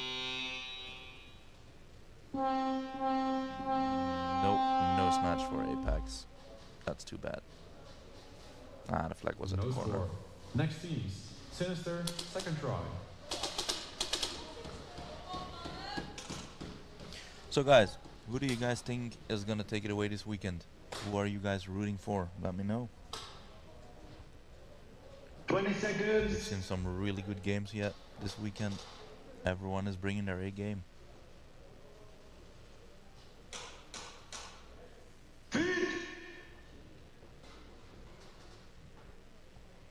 Weapon.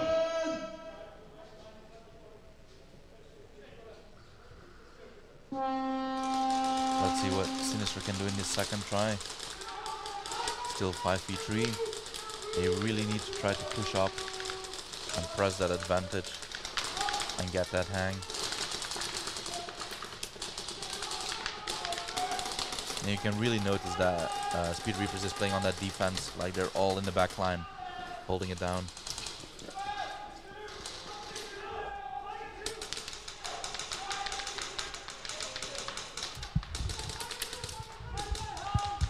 And we have Crusher from Limber Shotguns joining me. Yes, sir.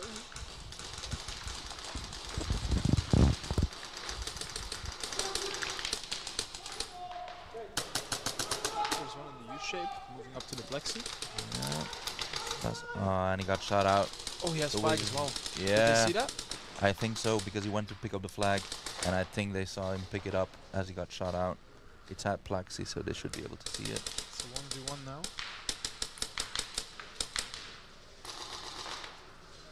Yeah, Speed Reapers can really just play on the time. Like, they're losing so much time battling this 1v1. Oh, and he gets shot out. Yeah. Oh, he didn't know. I didn't see the flag. He didn't see the flag. That sucks. No score. Next teams. First and top, third try. Alright, let's see. If they can get some points on the board against Apex, that would be nice. Yeah, they're gonna have a hard time. I think they're still sitting out a penalty. And Apex is not a team where you want to have penalties against. They're hard enough as it is. I can amend to that. Yeah, we noticed that yesterday. Yeah. Let's see what they try to cook up. First and top, VAR check requested. Okay, so they're requesting a VAR check. Let's see.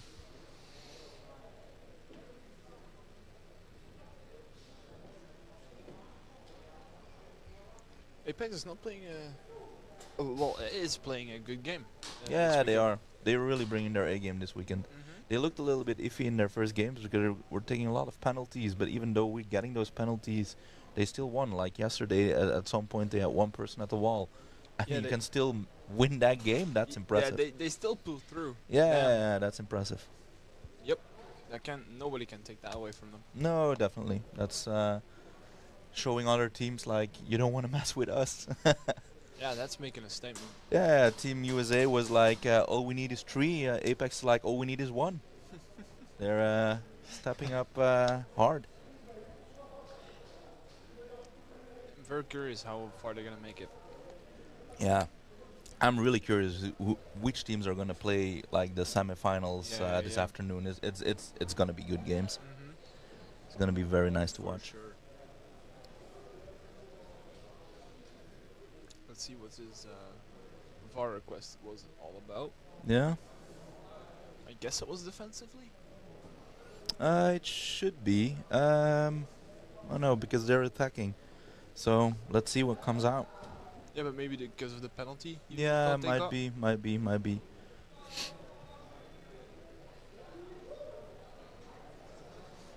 They have a really good coach as well for first top. They have Dams from Hakai, a really good player.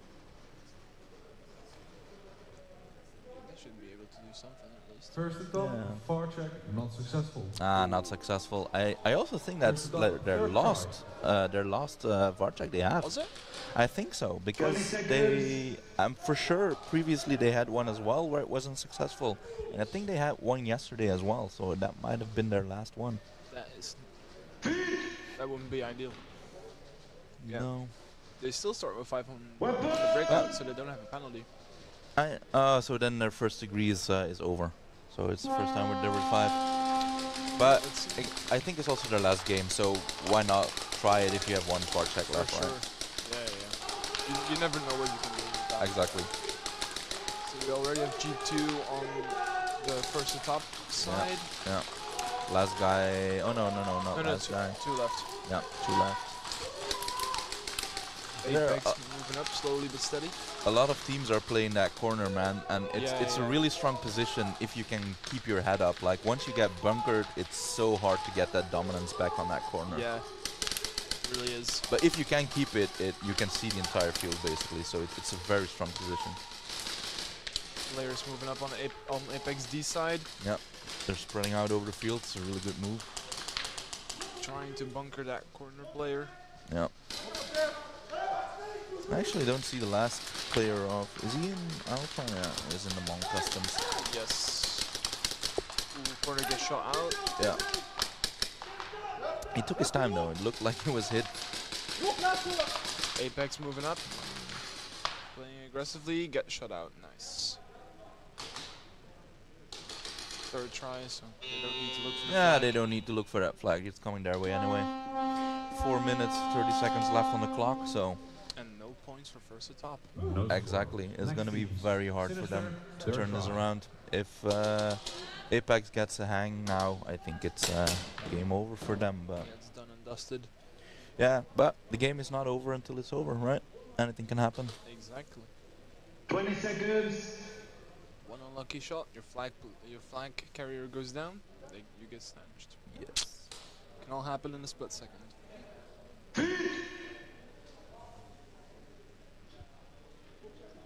Let's see if Sinister can pull something out. Yeah, they've really been struggling against Speed Reapers, but like I said earlier, Speed Reapers is really putting up like their A game this weekend. It's impressive how they play. It's 2 people of them, so it's going to be hard against 5. If they can hold that down, I mean, you deserve that win, right? Yeah. Snake player for Sinister gets shot out. Yeah. Yeah, you can see it as well. Like they're really choosing bunkers where they can just play defense. Like they know we got nothing to lose. You need to come to us. Come and get it. We'll do everything we can to hold you down. Yep. Sinister moving up to the plexi. Yeah, but that corner, man, he's gonna have a hard time against that corner. Yeah, but like also that corner can't look away now, because if he looks away, the plexi guy gets him. That's true. That's true. He's communicating where the last 2 are. Yep. They already should know. Okay, so they're moving into the snake. That's a really good move, knowing that that corner can't look away from. Yeah, I was gonna say that would be impressive if he got there without getting hit. Yeah, that's a difficult route to take when there's someone locking down Plexi from that corner. Yeah, I think you should have waited like a little bit longer when the snake was moved up more. I just think he thought that the corner player is reloading or something, because like he was constantly shooting and then it stopped. It's like, okay, this is my time to move. He's reloading, but he wasn't fast enough, sadly. 6 seconds left on the clock. And they lose the Plexi player. Yeah. Yeah, and that's GG endgame. Really well done by Speed Reapers, man. Like with 2 against 5, holding defense down like that, that's impressive. Yeah, for sure. Yeah, they deserve that win. That's really well played. Zone 2, endgame. All right, 12-2 for Speed Reapers. Yes. First try. Right, let's see if Apex can move their lead up even more. Yeah, if they can, I think it's gonna be like the last nail in the coffin for first atop. Yeah, that would be really demoralizing. I also don't think there's a lot of time left on the clock. I think it's like 2 minutes or something left. So. Wasn't it like 4? Okay. Yeah, 4. 20 seconds. I believe it was. Yeah. I could totally be wrong.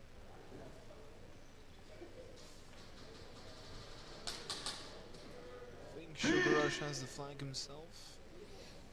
Yeah, looks like it. Yeah, he does. Weapon! Alright, let's see. Yeah, 4 minutes 30 on the clock. Yeah, 5v5, so there are possibilities. Oh, but the guy from Apex in the snake is really moving up. He's on their side already. He's gonna do some damage if they can't get him out of there. They're really trying to get him out of there, but he's not dying. Yeah, their snake can't enter. Yeah, they're stuck. If they can lay some more pressure on the D side now and then move up. Yeah, like he's out. Apex got shot out. Yes, he's out of Snake. He was taking so much focus as well. Like the other guys from Apex should have moved up on the field. They're filling up the Snake already. Yeah. One up to the Snake 1.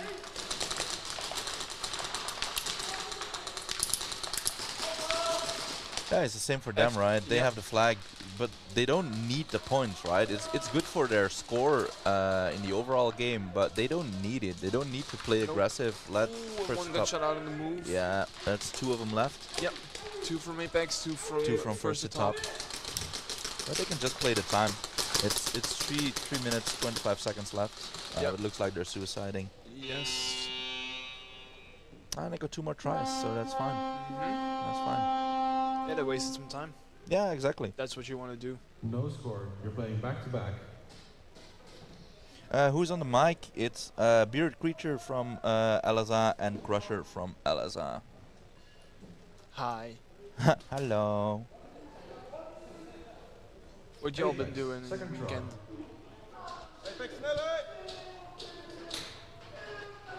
Playing back to back is also like killing. Yeah, it's getting warmer in the arena as well. Yeah, like yeah. its swing is tall. It's the second day. It's getting later in the day. Well, Yeah, it's only it's noon, getting but exhausting. yeah, people get tired. Yep. You get burnt out more. Yeah, you need to hurry. Like get your max refilled, get your air refilled. It's putting stress on everyone. Yeah, because you need to be on time. Yeah. Back at the field. Exactly. Let's see. 5v5. Yes, sir. Second try for Apex. Clean breakout for both teams.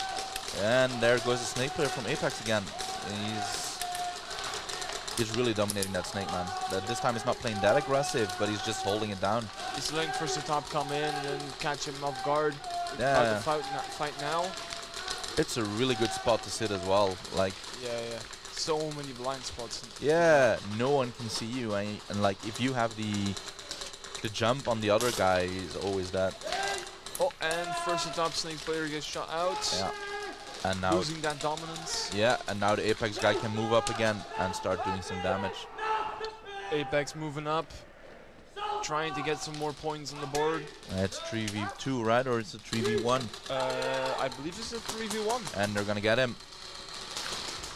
4v1. And yeah, 4v1. That's a hang That's a for flag. Apex. 2 minutes 20. If you're first at top, you don't want this happening. No, definitely. And it's really well done by Sugar Rush as well. He was like at the center of the field. He knew he could make the run. He put his rifle down. He yelled at his team like, "Go get him! I'm gonna start running." Yeah. And they executed that perfectly. Really good communication on Apex's side. Yeah, definitely. Let's see what this 1v1 brings up. If we're gonna get bonus points or not.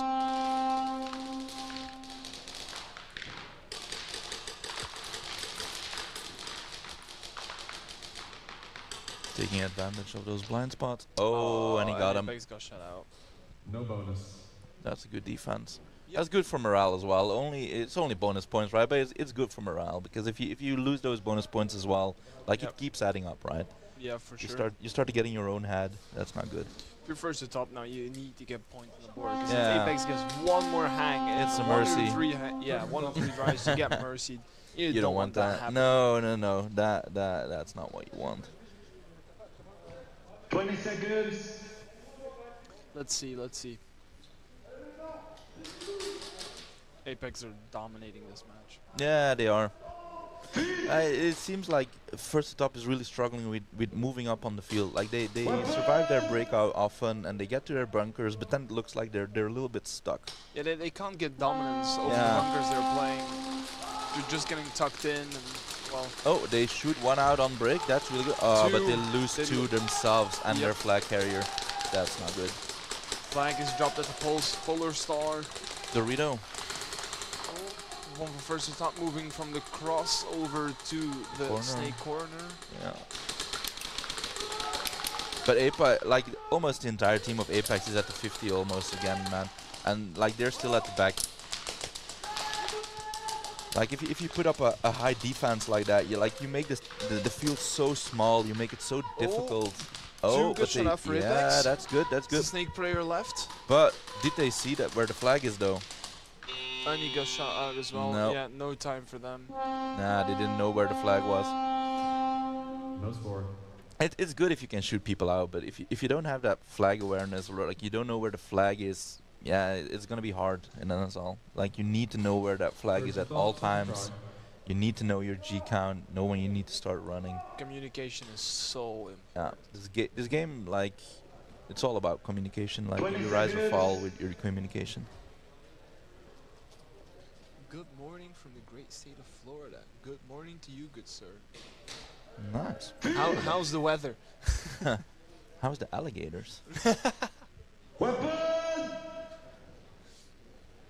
Alright, let's see. 5v5. Who will survive breakout? Clean breakout for both. Oh, no, Apex loses someone. But so does first to top. Yes. The snake players are getting. Someone's getting into pulled. snake. Ah, Yep, that's snake player not good. gets pulled from first to That top. is not good. Oh no. 1 minute 13 left. Yeah, I think this is done game, guys. Yeah, the snake is completely free for Apex. Nah, they just need to hold them down for 1 minute, right? Yeah. Apex player. Look at that snake moving up. Oh, he gets shot though. He got a little too confident. Too excited. Yeah, might be. No, they're losing players left and right now. Like, I don't understand. Like, why just... Oh. He's gonna go for that hang. Oh, it's a zone 3. But they got boards on... points on the board. Yeah, that's what I wanted to say. They got points on the board. That's what they needed. So that's really good. Yep. Alright. But there's nothing worse than, you know, losing a game. Like, either if you get mercied, but if you see that 0 for your own team, like, yeah, it eats away at you, right? Yeah, like you start focusing on all the little mistakes you made and the all what ifs, and that's not good. Like, if you can get some points on the board, that's always good.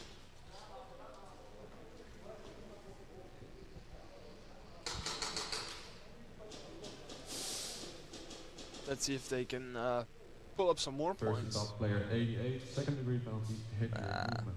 Oh, hit during movement. Oh. Second degree, that's not good.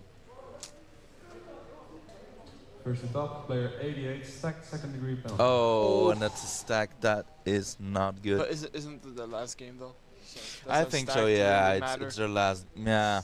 Well, you don't want it, but. It's also already the end of this game, right? So it's this game and the next game you would not be allowed to play. So if they don't have a next game, yeah, it's not that bad, but You don't want to have a stack penalty on your name. yeah, when you know at the end of the weekend when all those stats get published, you don't want to see yourself on that list, right?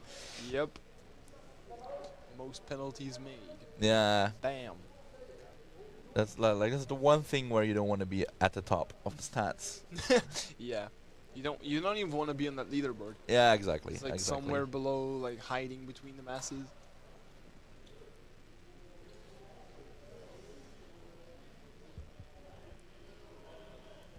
I don't know what's taking them so long now. They're checking something. Yeah, might be check requested or the referees wanting to check something. No, the head ref was talking. Oh, he was talking with one other player, or like I think he was explaining the situation why they got the penalties they did.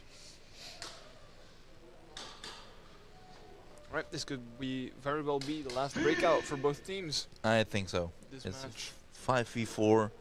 What was it? Less than a minute on the board. Let's see how they're gonna end this. 44 seconds. It's insane, man. That player from Apex, he can just stand behind that home and just shoot over it like that. That feels like cheating, doesn't it? Bro. Like, that's not fair. You can just stand there behind. He just won in life, man. He's just that tall. Yeah, that feels like cheating, man. There's nothing he did that in a 1v1 as well. Like, it's so hard. We're like, what are you gonna do about that? Well, aim up. Yeah, aim up, but he constantly has the high ground, basically. You know what I mean? He's Obi-Wanning everyone. Exactly. Yeah, that's Hauben, I believe. Yeah, it's Hauben. Yeah, that guy is tall. Like tall. Like look with the referee standing next to him, like that. Yeah, but that's Rex as well. Yeah, that's true. I That's mean, true. That's true. But like if you have a player like that, like he can fit behind that bunker and he can just keep on spraying. What are you gonna do against it? He did it in the 1v1 as well, where he was defending. Like, the other dude just couldn't do anything. Yeah, it's like fighting an uphill battle. Exactly. For real. Yeah. Literally, yeah. Weapon! One more breakout. They're just gonna shoot it out, or 6 seconds. Nah, I think they're just gonna play the last people. No chance of getting penalties. And end game. Alright. Well, it was a good fight that First to Top put up, but yeah, like we said earlier, Apex is really bringing their A game this weekend. Apex is so dominant. They're a scary team this weekend, man. They're really setting the tone for the rest of the Challenger series. Yep. So it's like they're letting everyone know, like, we're not no team to mess with. You're gonna struggle against us. Yes. And I believe it's one of the only teams with no coach at this point in time. Oh really? They don't have Jaeger as coach anymore. No, okay. no. Rush 187, Steel 440, SON. Please go chrono your guns with referees. Yeah, that's really impressive then, man. But yeah. it is true, like they already got a lot of experience from having Jaeger an entire like we once had a training with Jaeger as well. Like he really knows how to coach a team. You can see it in Saviors as well, right? It might be a little tough on people sometimes, but like Tough he knows exactly. But that's what you need. Like it's a competitive sport, right? We're not here to make friends, we're here to win games. Off the field, everyone needs to be friendly, of course, but we're here to win games. Everyone is competitive, and that's just sometimes what it takes, right? And he just knows what he's talking about. Like he has a lot of experience, and he's good at transferring it as well. That's an important skill to have as well, because you can have all the knowledge in the world, but if you're not able to transfer it into someone else, then it's wasted. Teach, well, exactly. What good is the knowledge you have? Exactly.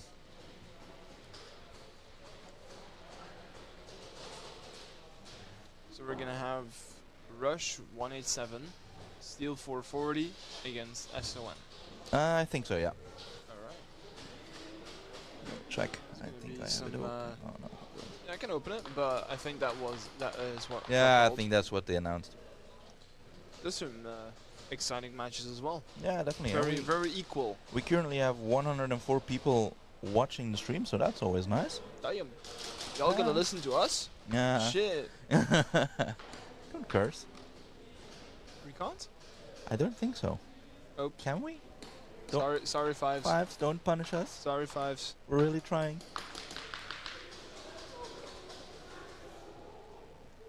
Please don't give me another first degree penalty.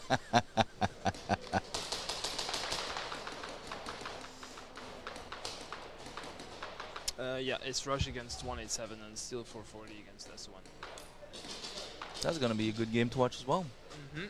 I do have to say, like, there's a lot of teams we haven't seen last year, but you don't feel like you notice that some fields, you know, they need to not fields, teams, they need to adjust to the NSL. You see, everyone that plays here can shoot a gun, right? They can shoot out everyone, and you see that the newer teams are still struggling with some things like that is typical to NSL, but there's no team that you can say is like, oh, we're gonna play against them, okay, that's an easy win. Like everyone is putting up a fight, and I really like to see that. You know what team really shocked me this weekend?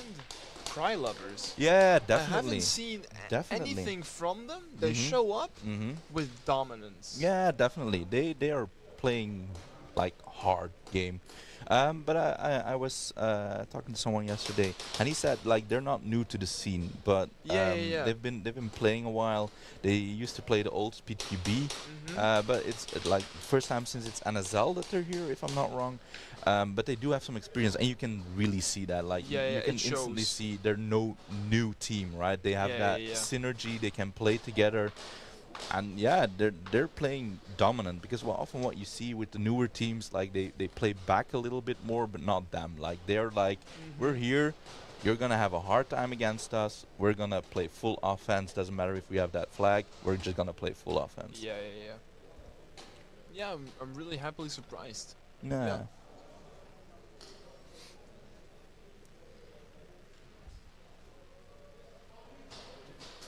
Let's see what 187 and Rush is about.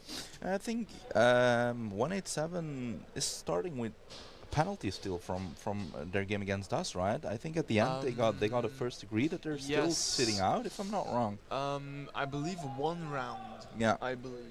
I'm not sure, but I think 1 round. So let's see. Like if they start on defense, that's gonna be really hard, because that's scary to instantly get like a flag hang against you then. Cry Lovers started at the Carney Cup. Oh, really? Yeah. Wow, that's a while ago.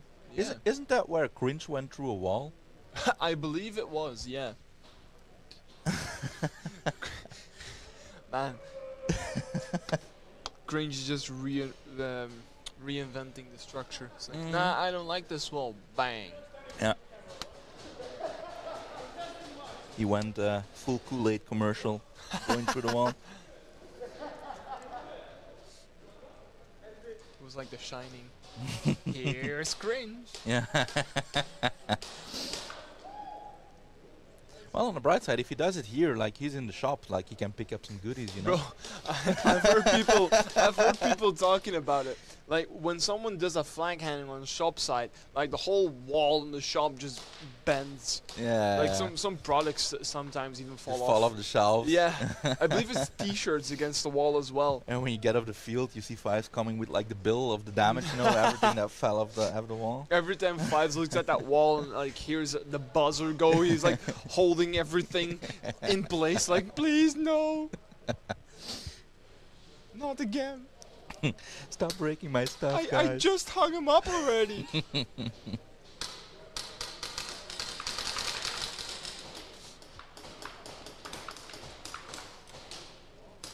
It's taking a while to chrono.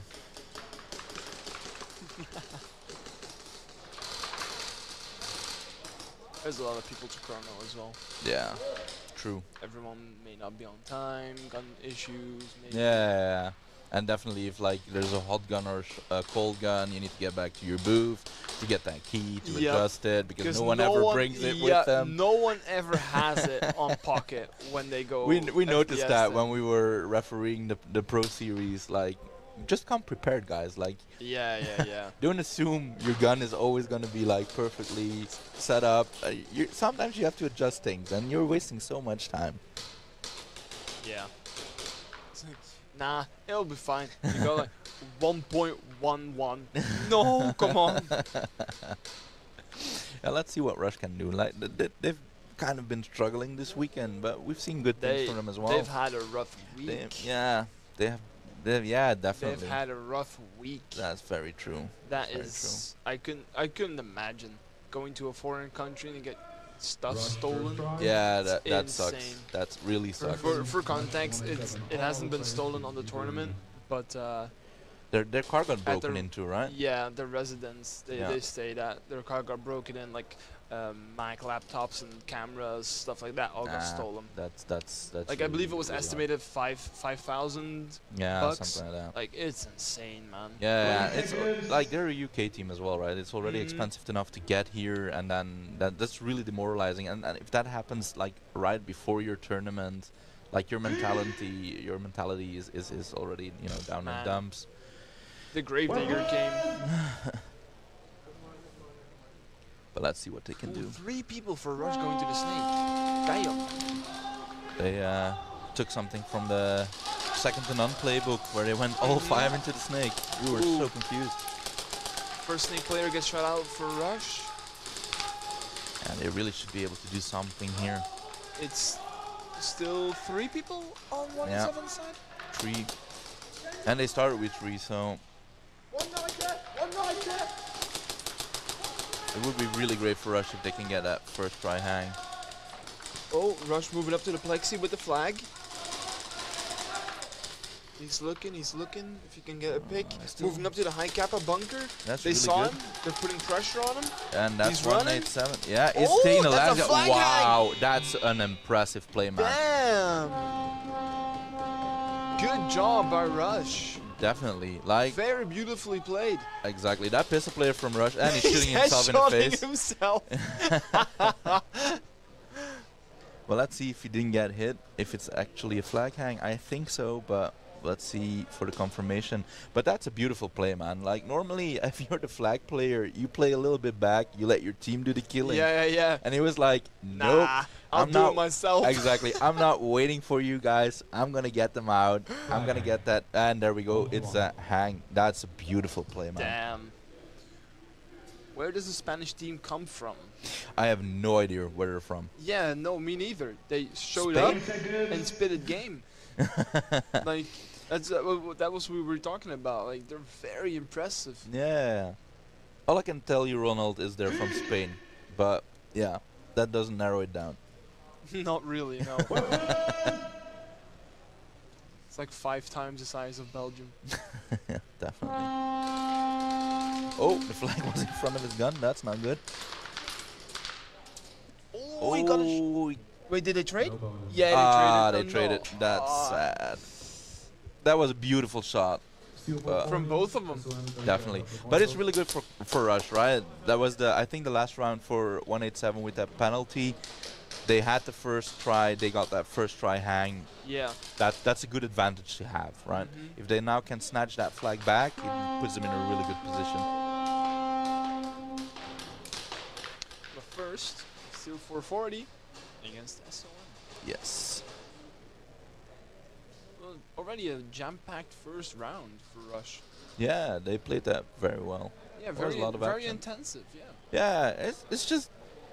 Yeah, the ball's on that guy basically, Yeah, right? I have it's the like flag and I'm just gonna, push up. We're not gonna come in easily, No. like warm up. Nah, we're just gonna smash. Rush. We're gonna rush them. Yeah, we're gonna rush, really.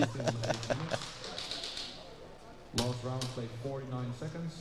We're gonna reset everything to 10 minutes and then we need to run down the 49 seconds. So all times is right. What? I didn't understand what he was saying. Yeah, I didn't catch that.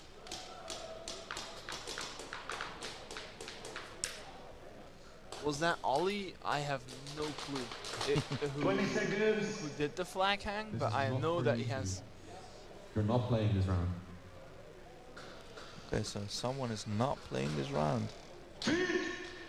Yeah, again, I don't know if that was Ollie. I don't know the real names. I didn't see the number, but I just know that he has a lot of balls. There is some confusion. Yeah, what is happening? I have no idea. Somebody isn't playing, but... I can see the hat ref is talking to someone and I think talking to the announcer as well. Yeah. I think there was some confusion about a player is not allowed to play or something like that. Yeah, but normally they wouldn't announce that. If you It could be if they asked like the head ref and the announcer was just like, okay, I'll announce it if you're not allowed to play or something like that. It's just faster, right? Because otherwise he has to tell it to the head ref has to tell it to the player, and then it just yeah, but takes if they're not allowed to play and he still is on the field, they just get another penalty, no? True. So. But if they asked, I think that's what happened. Like they asked. Oh, but didn't they said something about that they're gonna first try. That they're going to dim down the timer. Oh, that might be. I believe that is what got said. Steel for 40, SON, you're playing now. Okay. Yeah. Oh wait, did the time from Rush and 187 not take down? That might be. The clock is not run out. Yeah, could be. That they had to reset it now, or like let it run out. Yeah. So the time was correct. Yeah, they had to do it after the power went out as well, right? Oh yeah. They told to the players like we have to run the clock down so you can start playing. 3 players for SON. They also. Oh no, they lose. Oh, they lose two. That's hard. That's a 5v1. That dude feels very lonely right now. Should get on the move. Yeah. That Sun player is gonna feel very lonely against 5 people, and he's out. Oh, SON doesn't know. They don't know. No, it's Run, Steel. run. Steel doesn't know. Oh yeah, Steel doesn't know. Run. Get that. Touch Just the wall. Touch the wall. And that's exactly what I meant. They still got the flag. That's good, but that's exactly what I meant like earlier when I said like those newer teams, they need to adjust to those NSL rules. Like if you're playing on defense and the attacking team hasn't pressed the buzzer yet, you don't need that flag. Just race to that wall, touch that wall, and you get the automatic snatch. Yep.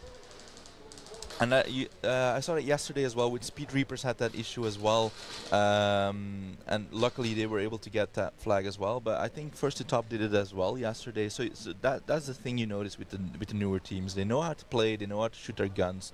They communicate properly. But it's like those little things, man. Those niche things. Yeah, and if you have like 4 people like sprinting around, like looking for that flag, we don't need to. You're wasting energy where you don't, right? I think also it's like the unexperience of, like they're pumped up with stress. Yeah, definitely. Like, oh, where's the flag? And then the once every tournament you can touch the Yeah. wall without them buzzering. Yeah. Like it's so niche. It doesn't come that often that you are able to do that. Yeah. They just it escapes them. Yeah, I also don't want to bring anyone down, like, or say that, oh, they don't know what they're doing. Like, I'm 100% sure.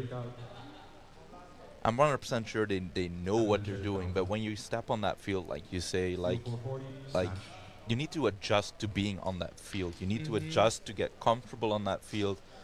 Like, it's hard. It looks very easy, and we can say like, oh my God, why did you not just touch that wall? But when you're on that field, your brain just works differently, man. I'm not even gonna lie. On trainings, so many times that I rush out. Well, we hear G5, which means the last one is out, and I run through that snake looking for the flag, and then I see one of my team run to the wall with the flag, trying to hide. I'm like, wait, were we attacking? Yeah, definitely. Like, that doesn't happen on a tournament, but like when your mind is so occupied with other stuff, sometimes you just don't think about it. I'm sure they know that if you touch the wall, you get an automatic snatch. But in that split-second decision making is so hard. And that's getting comfortable on that field, and you just get that by playing a lot, right?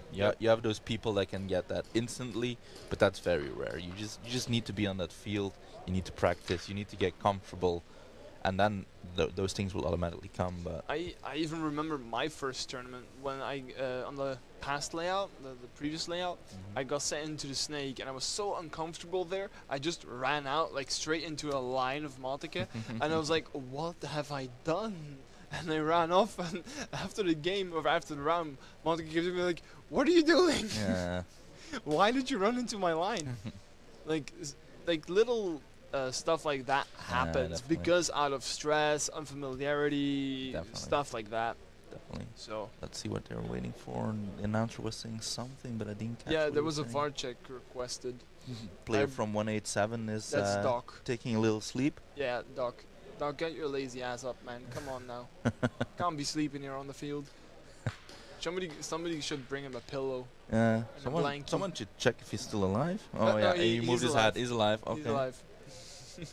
Someone bring him a hot choco. Hot cocoa.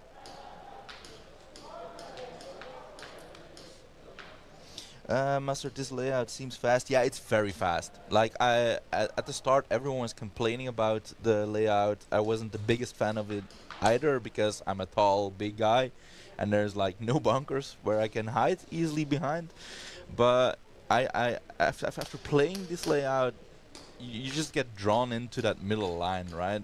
Everyone like it makes you play aggressive, and if you don't, you know you're gonna lose. So it's really fun. It's really hard to referee on though. There's like all these small gaps and like small gaps, blind spots.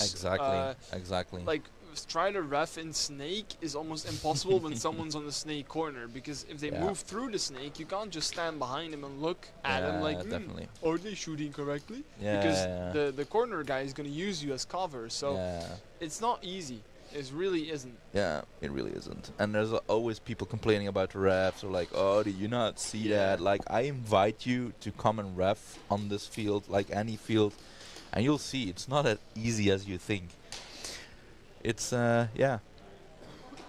And don't forget, like, people that are playing, okay, they play their game, but then afterwards they get to rest, but the referees, they're on that field the entire day, so it's you know, it's heavy. Except for the one on top of the pillows there. Yeah, he's having a beautiful life. Like he's having the time of his life. He brought a pillow, brought like a beach blanket. It looked like he was just laying down there. Like, he has a beautiful life. The rest of the referees, they have a hard time. They're going through torture. Exactly. Especially when the weather gets warmer. Yeah, definitely. Damn. I don't look forward to that. Yeah, no, me neither. Because like 2 weeks ago, I think it was 2 weeks ago. Like, it was cold, but I was still so warm on that field. Yes, because you of want all those jerseys layers. are so thick. Yeah, and you want those layers because just that jersey, you still feel every BB impact. Yep. So you just put on layers in the hope that you don't feel them anymore. Because I had 2 sweaters on and that jersey. Yeah. I was comfy. Yeah. Yeah. The only thing that wasn't comfy was the earpiece. Yeah. I didn't have one with that The was wireless wireless. one, yeah. I had a wired one. That cable, so it was yeah. constantly yanking on my ear. But outside of that, I love roughing. Especially for the Pro Series, man. Wait, did I just hear Leroy Jenkins? I think we got some World of Warcraft players. Was that I think that was SOM. Was it SOM? Yeah, I think. It came from the, well, it sounded like it came from the right.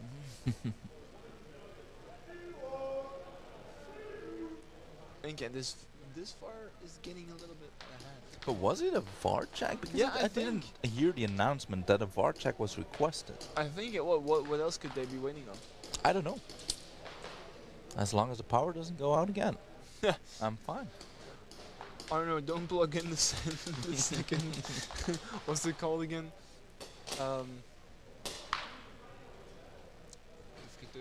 Oh, yeah, the fryer. Yeah. Jesus. That's what I said to the person that was sitting here before you as well. Like, probably someone like ordered the hamburger, like the fryer short circuited, and like the entire power went out. So no more hamburgers for anyone. You can't eat now. We checked footage. Penalty for SON is correct.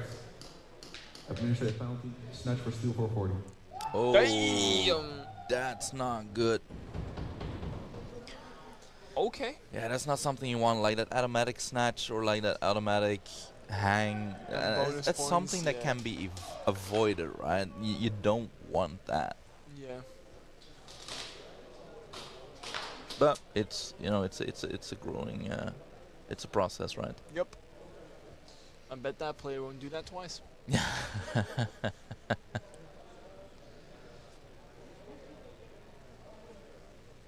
Very curious how 187 is going to change their tactics now. Yeah, they should be with 5 people again now, if I'm not wrong, so they can start to put up, bring the fight to rush. But they have that 12-point advantage, so that's always something to keep in mind.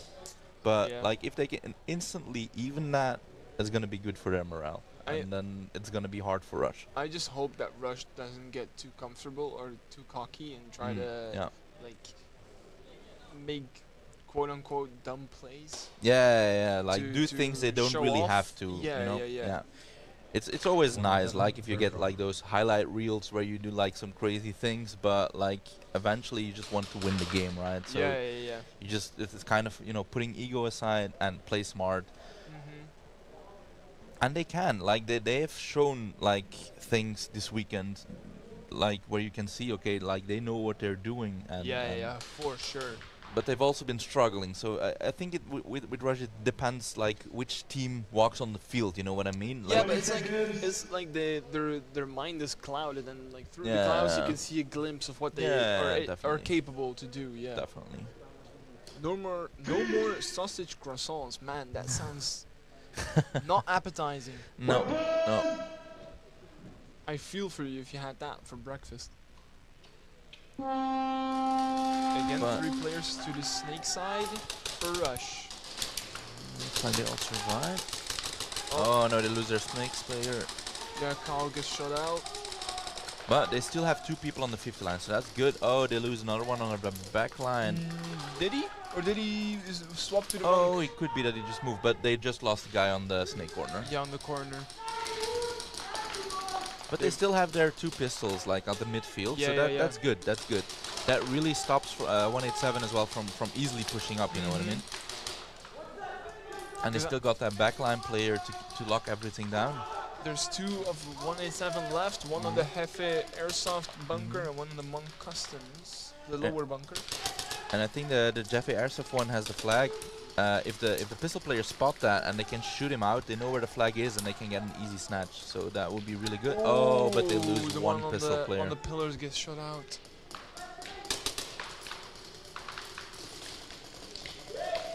Let's see what he can make out of this. Number 46, last one of Rush remaining.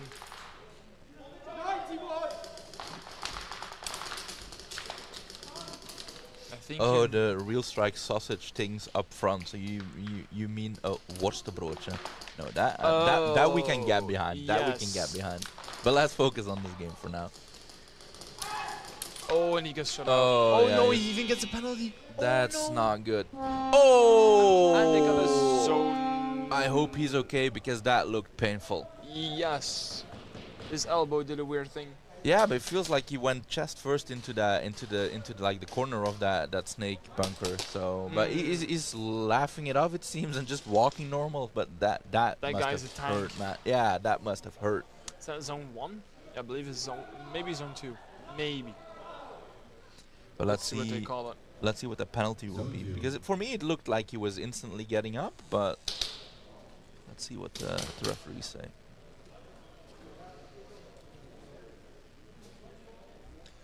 Can you spell it out for me? It's basically sausage bread. Yes, but they send it in chat. Ja, worstenbroodje. What the fuck?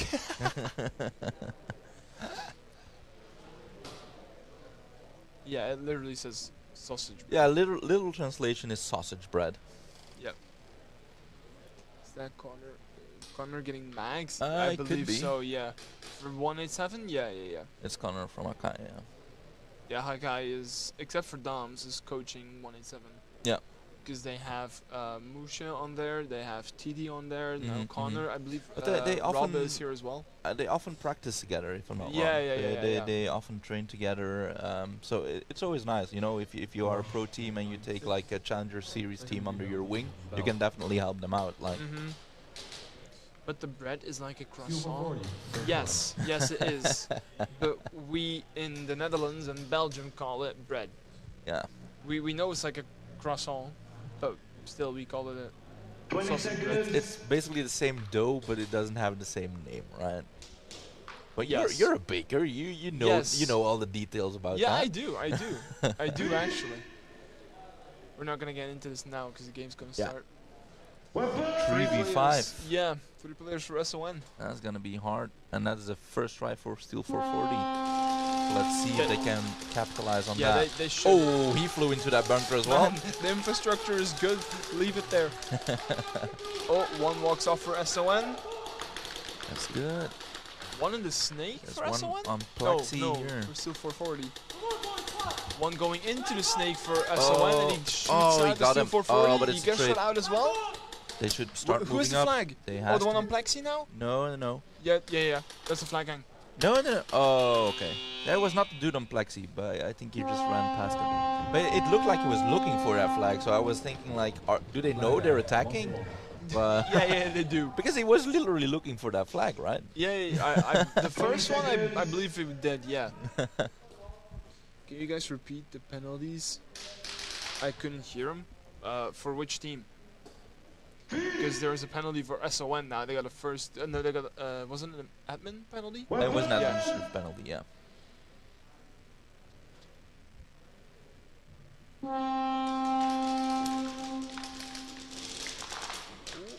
Both very fast peaks. They moved up properly. Yeah. That's a bummer. Tough luck. Oh, and the guy from Sun doesn't know he got him. And that's something with this layout as well, right? Like sometimes you just don't see people walk off because it's hard. Mudcat is still holding on to his sausage croissant. No, it's not a sausage croissant. I get where you're coming from, but it's false. It's not. It's also not completely the same, right? But yeah, we understand you, Mudcat, but you're wrong. I don't know what it's called in English, the dough, though. I actually don't know. I know it in French. But that's Croissant? about it. Shoot, now I have to think. Yeah, you don't like that? Yeah, no. I normally just get orders and I just do things. Okay, looks like this is gonna be a 5v5. Yes, I'm looking it up. It's a 5v4. Oh yeah, because they got that pull. It's puff pastry. There you go. Looks like a clean breakout. Oh Nope. no, they instantly lose Sal on the home bunker. But the snake moved up nicely. Two players for 187 in the snake. It's a Yeah. heavy snake battle. One of They it. lose one. Yes. And they have one near the temple as well at the C-shape from Rush. So those two can really do some damage. Like if they can get that last they guy. can pinch him. Yeah, definitely. You can see it as well. He has nowhere to move. Why are they moving in the same snake? You could pinch him there. I think they just want to get him out and then move up on the snake. One out for Rush. The snake. But I think he now thinks, yeah, there we go. He got him. Nice. He thought the snake was clear. And it was actually a good move from that guy. Yeah, because he in moved. hindsight, yeah. He moved and he didn't shoot. So the other guy didn't know where he was. So that's always good. It's a 1v3 now. The snake guy is the only one remaining for Rush. He shoots one out. Ooh. Oh, wait, he wait. has an angle on him. Oh, one and he of missed it. 187 doesn't have a gun. The one on the Monk the Reader doesn't have a gun. Oh, it's Petit. Maybe he has gun issues. Ooh, Oh, and he it takes shoots out Doc. That was a beautiful shot, man. Wait. Oh, and he shoots out Petit. Go, get the flag. I don't get it. Why are you not get the flag? Mister from Rush, go get flag, please. What are you doing? Why? No. And that's what we mean, right? Like you're so hyped up that you got that shot, and you didn't notice that he dropped the flag. Oh, that's too bad, man. That would have been a beautiful play. Like, That would have, yeah. He 1v3'd them. Exactly. And if you would get a snatch after that, you're like the big man of the team at that moment, right? You walk off that field a little taller, right? Yeah. You grow like half an inch. No way, croissant is made from puff pastry, made with yeast. No, puff pastry does not get made with yeast. Well, yes it does, never mind. What kind of baker are you? A very confused one. The one who had vacation for 2 weeks. You forgot the craft is over made 2 with weeks. puff pastry without yeast or without letting the dough rise. You should, yes, you do. You do let a worstenbroodje rise. You do. SOM first try. I don't know if they do it here, but you should do that. Okay, let's see what this will bring. It's a 5v4, I think, still, yeah. Oh no, it's 5. Oh no, it's 5v4. I was right. Shouldn't question myself. Sometimes I know things. Sometimes. Let's see what the breakout gives.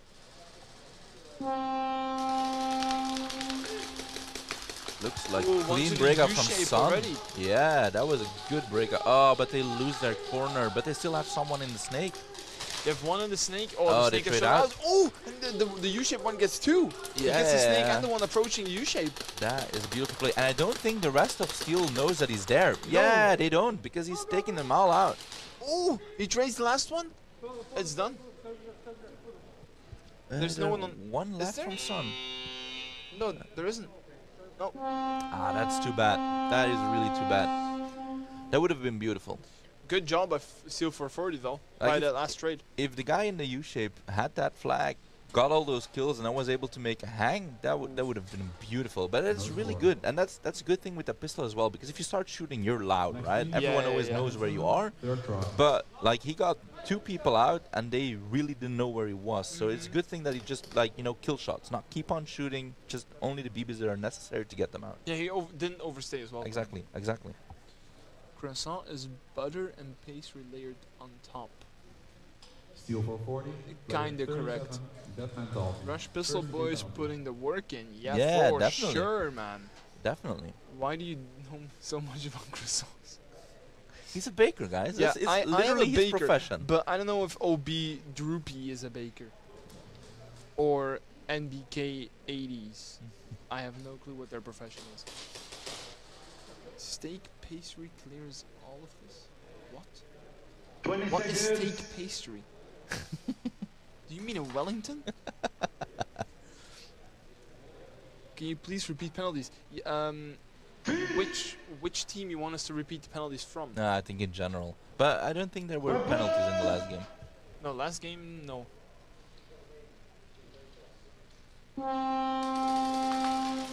Again, break from Rush? Yeah, 3 Oh, players. no, but they lose their snake player. Oh, but there's someone getting pulled from 187. 187, number 50 gets pulled. So the snake's completely open. Let's see if the guy from Rush and jumps the one on the into corner it. gets shot out as well. Ah, but they lose 2 on Rush's side, so it's only the pistol This player one, again. yeah, one in the U shape, one on the. Yeah, he dives into that snake. Ah, but he gets shot in the back while he moves. That's done. But I don't think they know that he got them all. Yeah, poor communication. And the zone one. That's too late. That could have been a hang. Like if their G count was on point, they knew that the last guy was out, and that would have been a hang. Poor communication on their part, though. Wasted opportunity, man.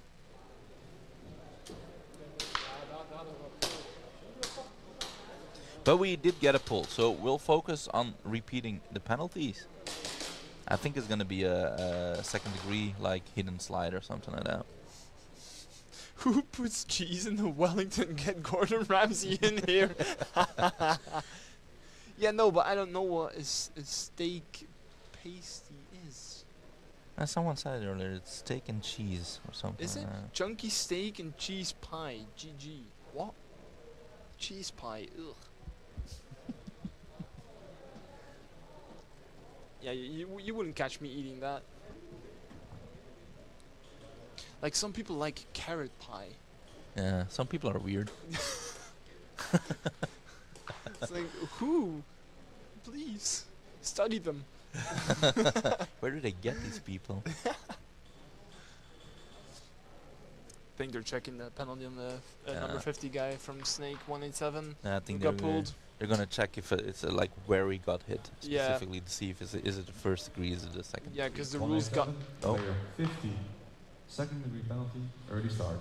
Oh, early start. Okay, oh, so okay. for SON, I think it was right. Got a early start penalty. No, second it was degree. 187. Oh, 187. Okay, yeah. S1's about to play now. Oh yeah. My bad. And I believe they're with 5 again, not 4. Yeah. So they cleared all their penalties out. Yeah. 20 seconds. Steel is only with 2 people at the wall. And there's a third.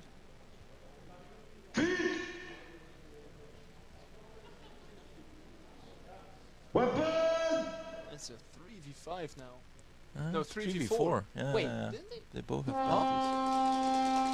I'm confused. Oh, they're already at 50 line in the snake from Yep, SON. That's one good, for but they SON lose gets- their their home player. Yes, they do. It's a 3v3. I think the guy from SON in the snake moved up. I saw something pop up, but I didn't see if someone from Steel 440 went into the snake as well. Yeah, it's one SON player in Snake. It's only now. SON, right? Yeah, he's between the two 50s. Yeah. That's a tight spot to be in. Yep. I don't like it there.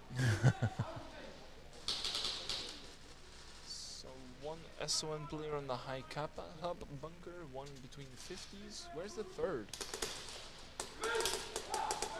Oh, the third is on the cross, or on the plus. Oh yeah, I see him as well now. It's a corner Steel. and then the ace stack one, and they have one on The the monk, lower Dorito monk. corner as well. They're just bunkering. Steel is bunkering now, which they should. But Yeah, it's they 7 can. minutes. They're ahead, right? Yeah, but it's still 7 minutes. So Yeah, it's a yeah. long time to But bunker. they're defending, right? They're ahead. Like, just let Oh, them come. and they trade And out they Snake. trade out, yeah. Okay. But it's a good thing to get them out. To get Yeah. them out. That's always good. It relieves some pressure. Definitely. Because it's so hard to play that Dorito side, knowing that there's someone of them in that snake, and you don't know where he Yeah, is. one is lurking in the snake. That's not a fun feeling. Like, that snake has so many possibilities. It's a 1v1? 1v2. There's yeah, still 1v2. Yeah, there's still someone at the A-stack home bunker and at Dorito corner. Is he on the ace stack though? I don't see anyone. I think Rex is still looking Oh at yeah, him. Yeah, there we go. there is that pops out. And Sun, yeah. That was a good attempt from Sun. They played that well. Yeah. They played that Did, well. I was gonna say, did they get at least a zone? But no, they didn't. That's sad as well, right? When you play a good round and you really Yeah, try, yeah. but then you don't get anything from it. It No, always sucks. maybe a morale boost. Like, Yeah, definitely, Look what we like- could have done, guys. We did good. We Yeah, pushed definitely. them. Jurgen throws the flag at them. It's like, hey guys, the flag. I'm not gonna keep on walking behind you guys. Here it is. All right, 187 with 4 people on the wall. Yeah. Rush with Rush 5. Let's see if they can capitalize on that. Their first try. First try, yeah. If they get another hang now, that's really great for them. Number 11 with that speed. Yeah, like every round he's gotten to that 50 line. Yeah. From break. Yeah. That's impressive, man.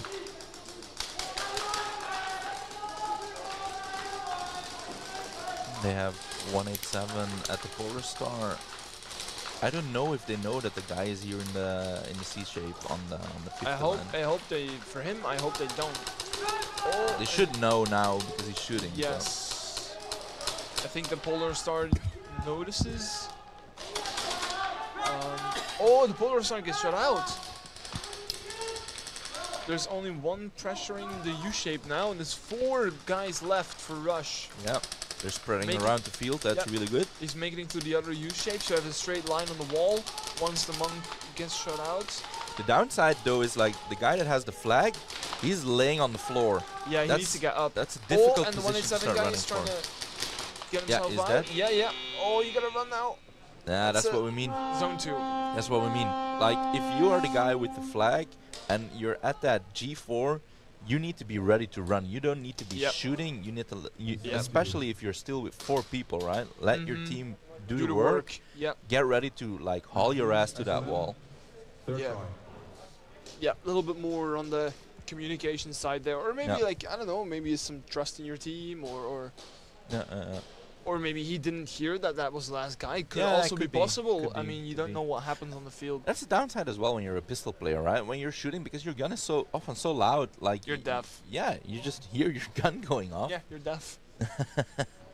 You know what's a downside on a pistol player as well? If you play those really tight corners where your pistol's almost against your face, I've had it so many times that my slide like slams into my mask, and I'm like, is that a hit? I had that in a game, and I was like, I was shooting, and I was looking closer and closer, like bonk, and the slide against my face. I'm like, I guess I walk off before the ref pulls me. Exactly, but you're so doubting yourself. Like, was that my slide like hitting my mask, or was that a BB, or? Yeah, because there's still some space between your eyes and the slide, so you just don't know. Exactly. You're just a bonk, and I'm like, I guess I'll walk off. It also like completely breaks your focus, right? You're just like what happened?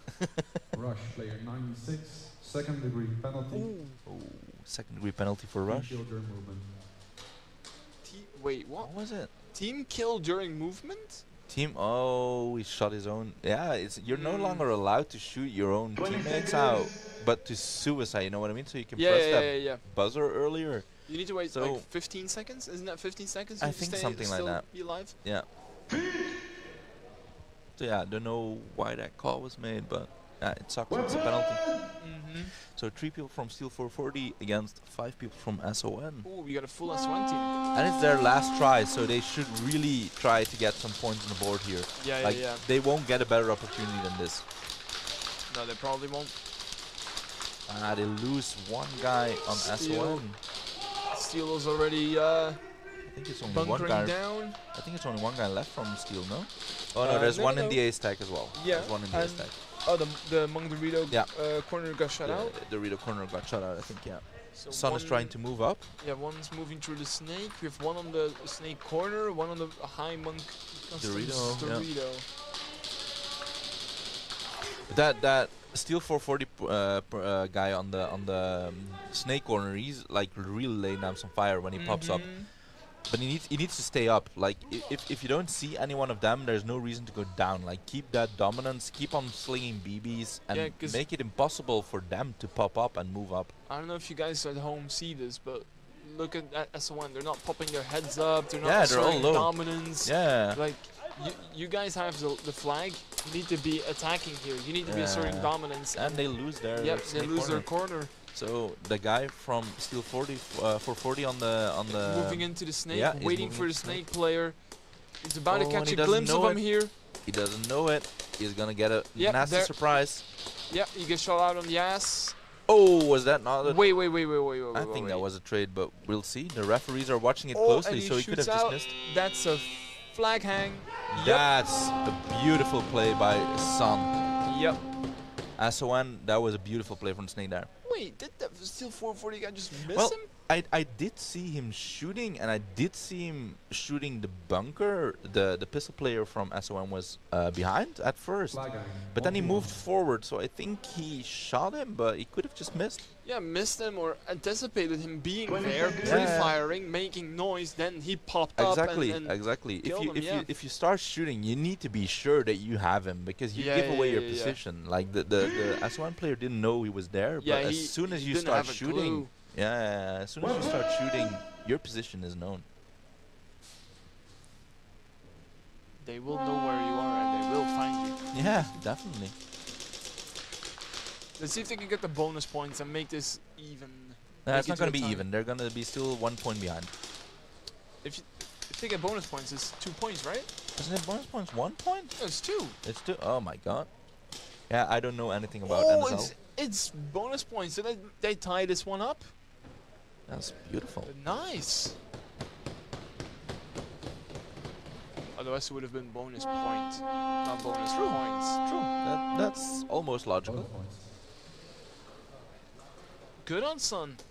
Yeah, that's really good. They tied this one up. Yeah, they tied it up. I literally thought bonus points was 1 point.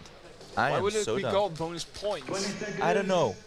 You know, logic. You know, points is plural, right? I know, but sometimes it has an S on the end. There's something in my brain that doesn't do logic sometimes. You know what I mean? It struggles with it. I'm a simple guy, man. Just you and me both. You and me both.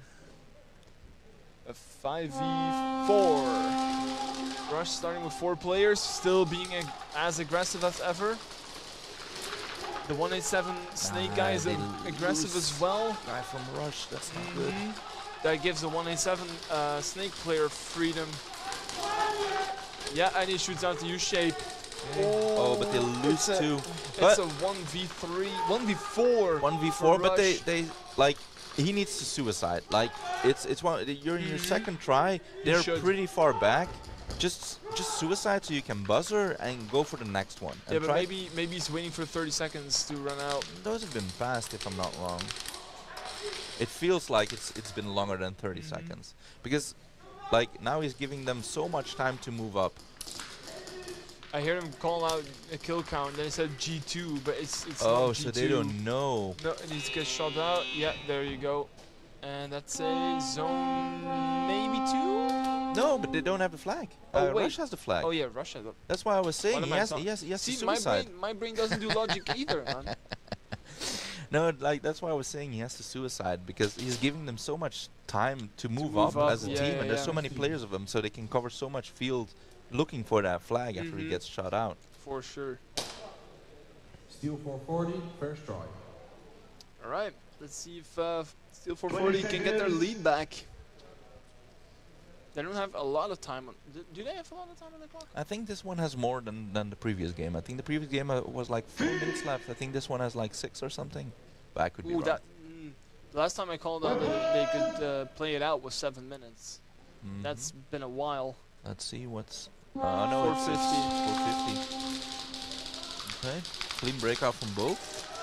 S1 being very aggressive. Zebra on the prowl. Rex is on the prowl. Oh, penalty. Good job, Rex. Sun. 1-0. What's the S1 guy doing? What? What was that about? Trying to get them out. He thought he was the referee. All jokes, guys.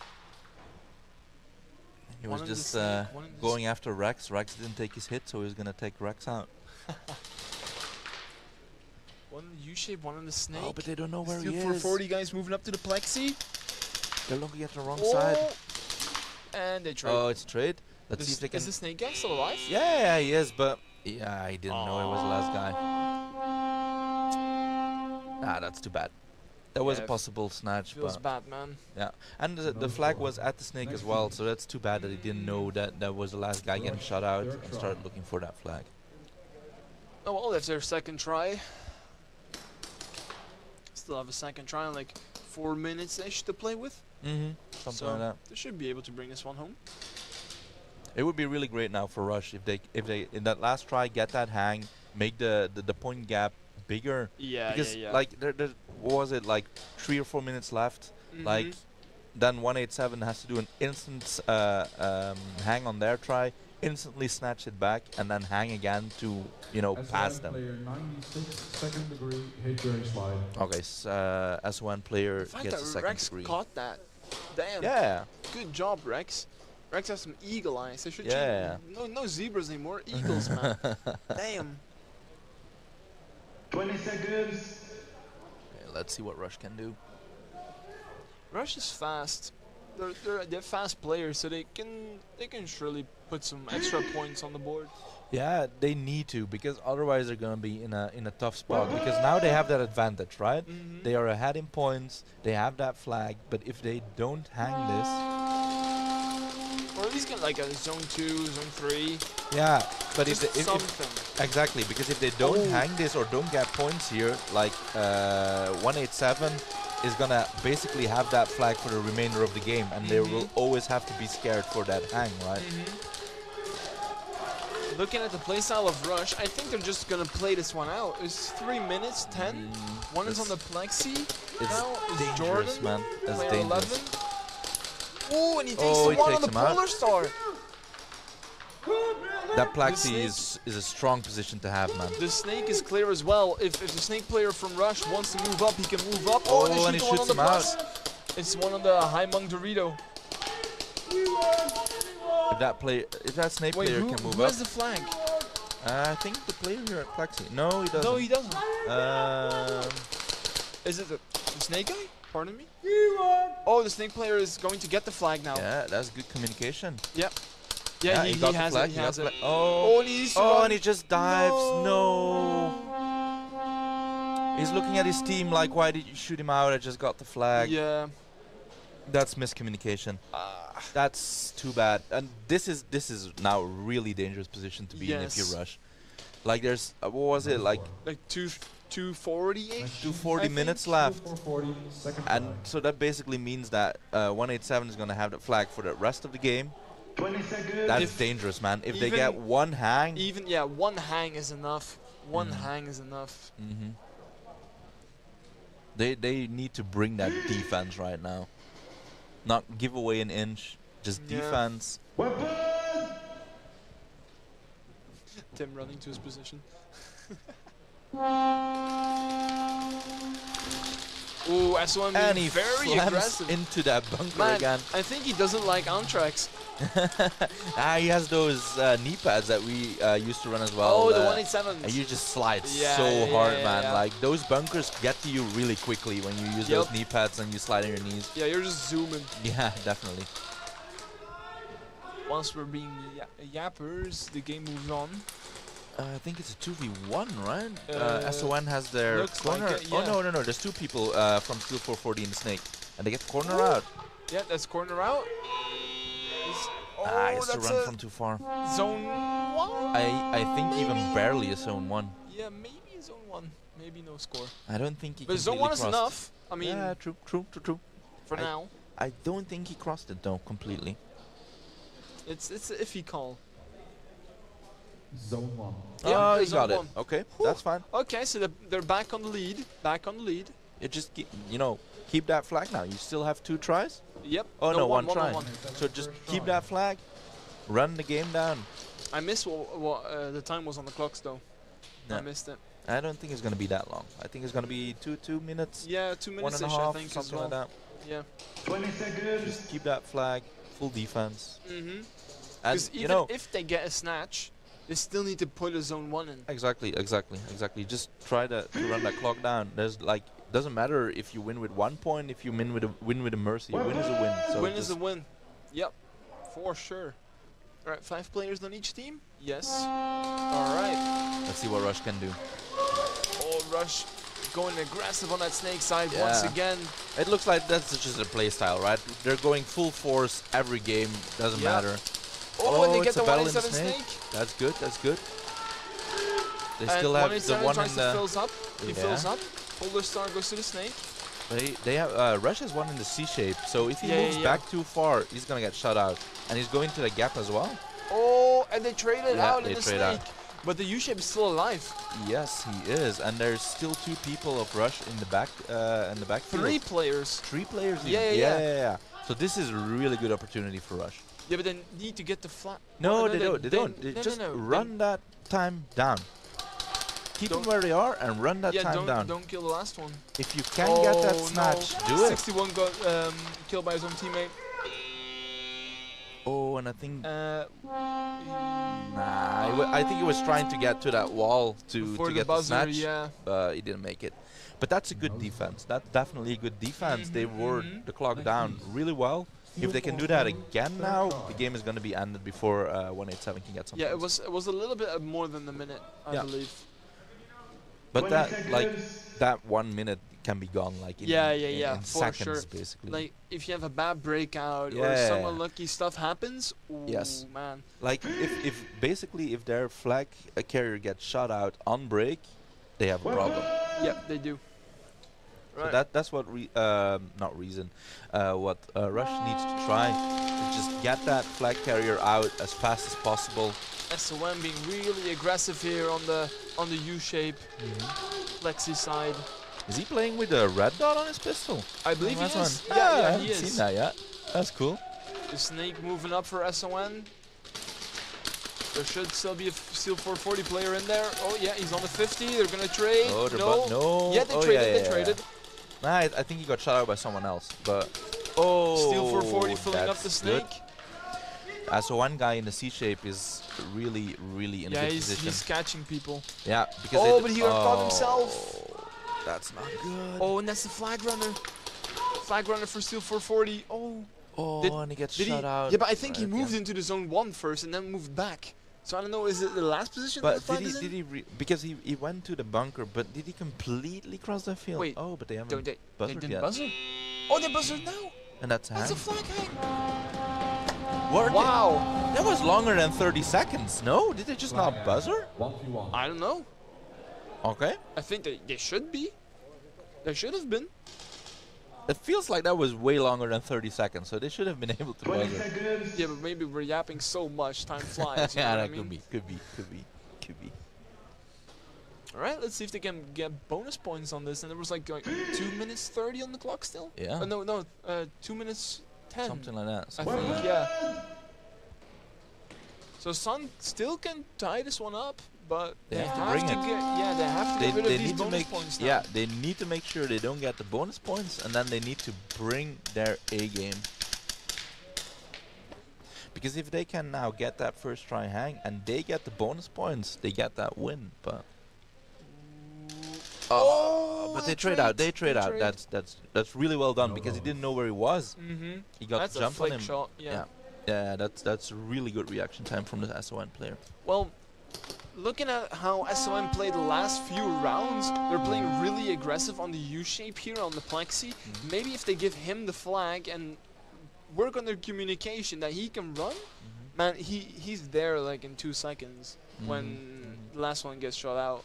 So I think they can make it happen at the comeback still. Yeah. They still have 2 minutes 10 to work with. I mean, they can do it. They can do it. Yeah, Airsoft. This layout is sick, man. Like it really took some time to adjust to it, but this layout is really sick. It just asks for aggressive play. Everyone is playing really low, so yeah, you can really see skill in players on this layout. It's a crawl fest. Yeah. If you move like while standing up to another bunker, you're gonna eat BBs. Yeah, definitely. And I think Chad's saying it as well. I think S1 forgot to buzzer. Yeah. That's a shame because they could have easily prevented that, right? If they buzzered. Because the Steel 440 guy went. He was strolling to that flag. Like he was like running like, oh well, it's over. He's like, wait, they haven't buzzed yet. Yeah. Shit, let me take the flag. And he knew where the flag was. Kudos on him. He knew where the flag was. Definitely. Picked it up and just sprinted to the wall. Yeah, it looked like he was walking to that flag, to just pick it up and give it to the refs and be like, it's over. And it's like, oh wait, no, it's not over. Let me haul ass to that. Yeah. Let me haul ass to that wall and thank you for the hang. Yeah. You gotta feel bad though if you're Sun now. Like, no, we forgot the buzzer. Yeah, but you need to not let this get into your head. Like, you still have that chance to tie it up and even jump over them. You didn't lose those bonus points. So, like, if they put this in their head, it's over. But if they can let it go and be like, come on, you know, I just hope they don't let it live rent-free in their head. Yeah, they just need to be like, okay, this happened. It sucks. It happened. Nothing we can do about it. Let's go. Full teams on both breakout walls. Let's see if 187 can tie this one up, or even take lead. They need that hang. There's 1 minute 28. They need that hang.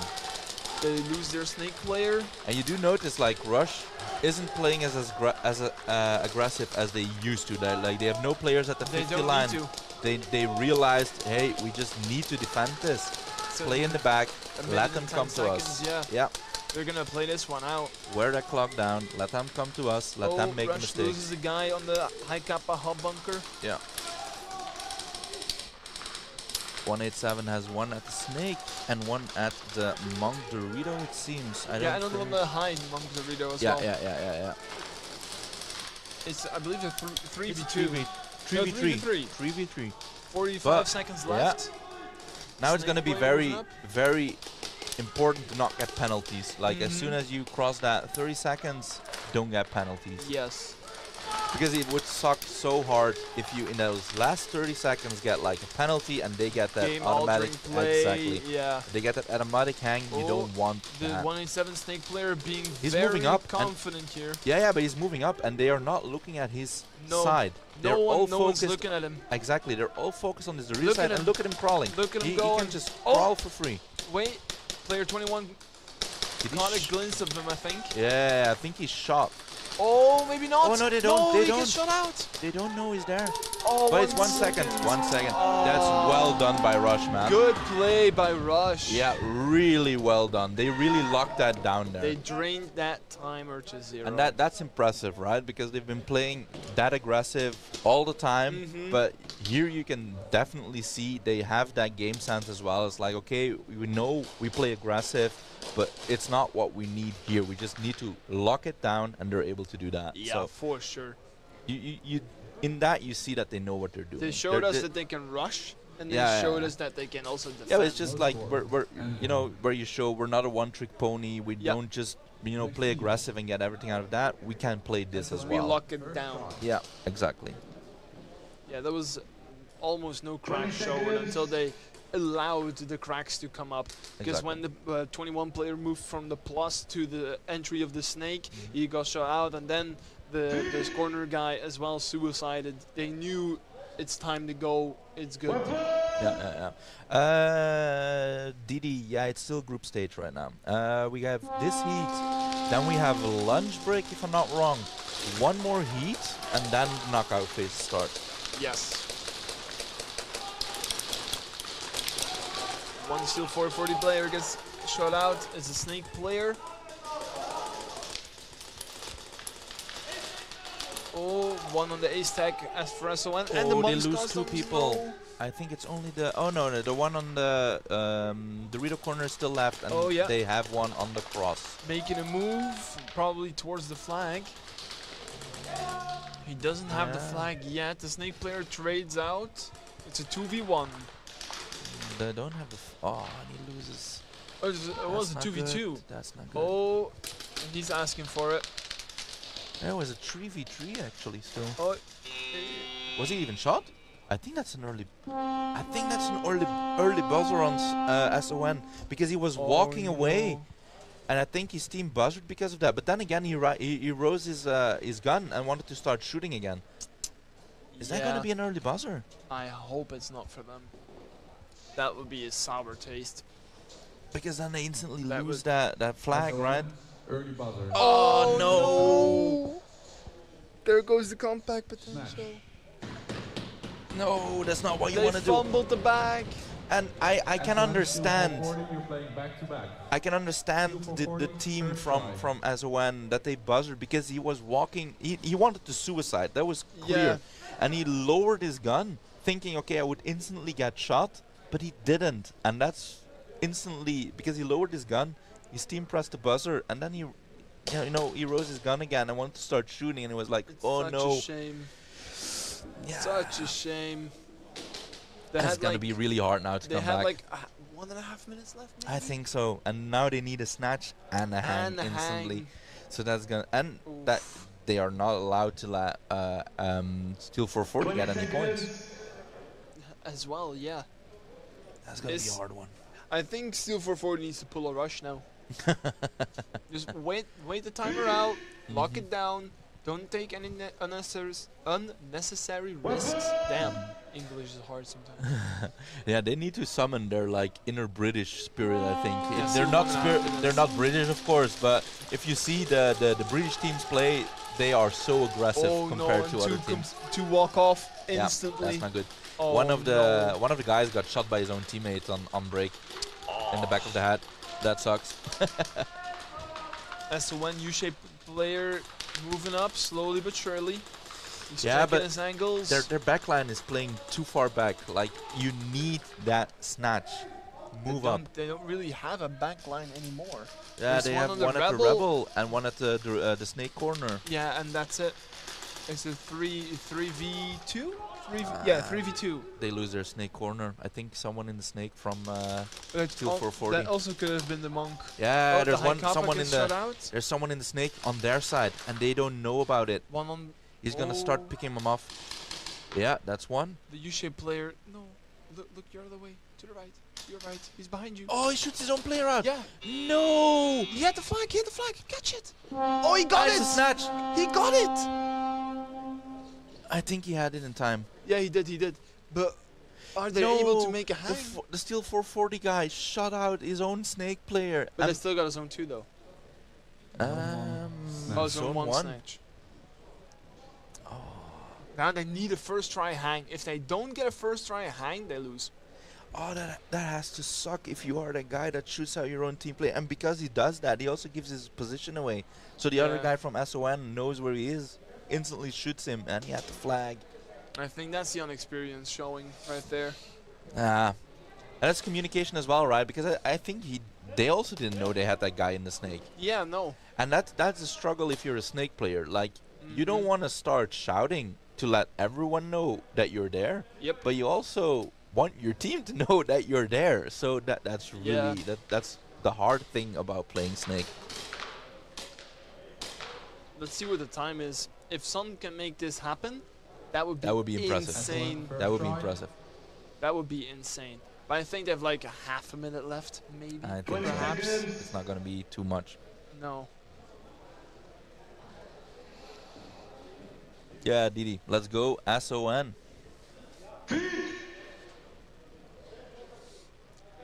Who are these 440 guys? They're a new team, if I'm not wrong. New this year. But they do have an impressive roster. I think they have a lot of players. Seconds left. They have been playing or like training a lot, but it's a completely new team. 3 players get shut out for SON. Yeah, that's not good. Who had the flag? Oh, Steel 40 rushing it. Yeah. Yeah, they're just coming up. Yeah, that's there's the flag runner. That's on game. No, there's 5 minutes. There's 5 seconds left on the clock. 5 seconds left. Yeah. Oh, okay. They buzzed, I think. They shot out the last guy, and then they buzzed. I think it's 5 seconds left on the clock.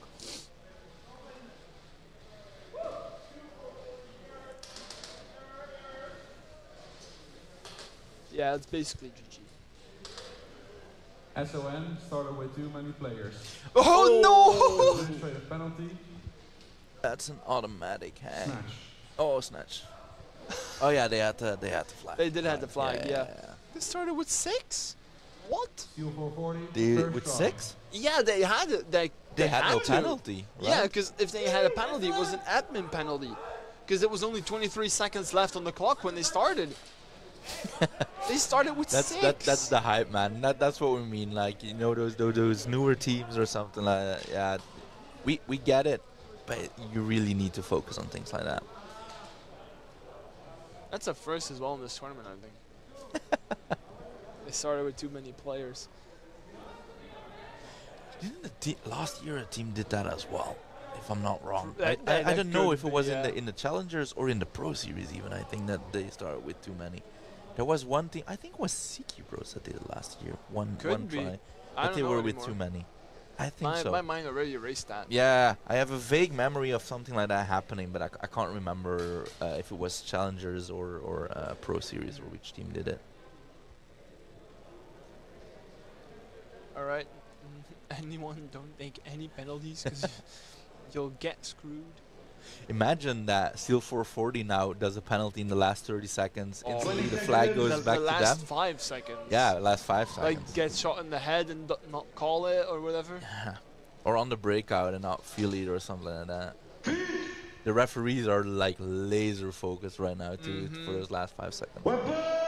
You can see them all standing like with eagle eyes, like I see everything that happens. Yeah, all bent over, like okay, let's go. That's over. That was not even 5 seconds. Yeah, that it was two, yeah. All right, Steel 440 taking it over SON. 45-minute break. We're starting at 2:45. Okay, we have a 45-minute break, guys. It's a lunch break, so we will see you guys in 45 minutes. Yes. See ya.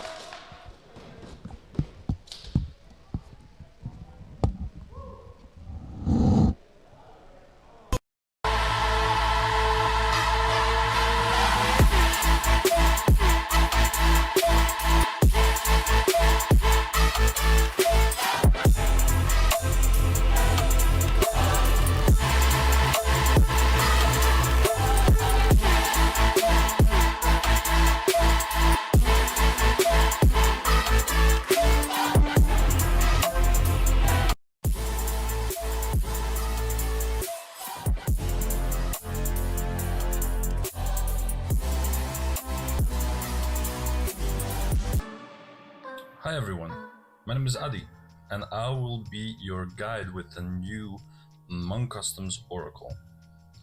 It is one hell of a product, and there were a lot of questions on how to build it. I'm gonna show off as best as I can on how to actually complete this product and explain what you exactly need to complete it. So in the packaging itself, you will find the upper, the lower, the outer barrel, the handguard, the ESGR, if you so choose to get one of the packaging with the ESGR, because you don't have to. You will have also some cabling. These are actually extension cables that run from your trigger board all the way to your engine. You will get some bit screws, you will get some handy tools like this 3D printed line tool, let's call it like that. That's actually for the grip itself to guide the line to the connector, and also a wrench that is actually used for your ESGR itself. So what exactly will you need? You will need a trigger, you will of course need your engine, you will need a hop-up unit, a bucking, an inner barrel of course, and then this is actually quite optional, but this is a Gorilla FCU, very handy, very small as well. It has Bluetooth, so you don't actually have to take apart your replica to do any sort of adjusting to your settings. And that is pretty much it. In the standard engine of an F2, you also get this really long wire harness. I've actually replaced it with a shorter one. You can actually buy it separately from Polarstar themselves, or I believe even in the Realstrike shop, Airsoft Doctor, many options out there. Of course, with the build you also get some screws. These are actually screws from the grip itself. You'll get the high kappa grip screws actually that are for the upper and the lower assembly. So basically you get pretty much everything except for the hop-up installation, the trigger, and the engine. And that is pretty much it. So let's go to the build itself. We'll be actually starting off with one of the key elements of what the Oracle is actually all about, and that is precision. It has perfect alignment, but you have to install it carefully and correctly to achieve that alignment and that perfect seal it praises itself to be. As you can see, I've already actually prepared a mag because there's a really cool trick to get the hop-up unit in the correct position for some good feeding and some perfect alignment. I'm gonna show you that. One thing I forgot to mention, you also need a mag release for that build, because this is not included in the packaging. So let's start off, right? The first thing we're gonna do is actually install our max hop-up unit with the inner barrel into the upper. Right now, as you can see, it's pretty loose. It's actually all over the place, but don't worry about that just yet. Then we're gonna install the outer barrel, top of it.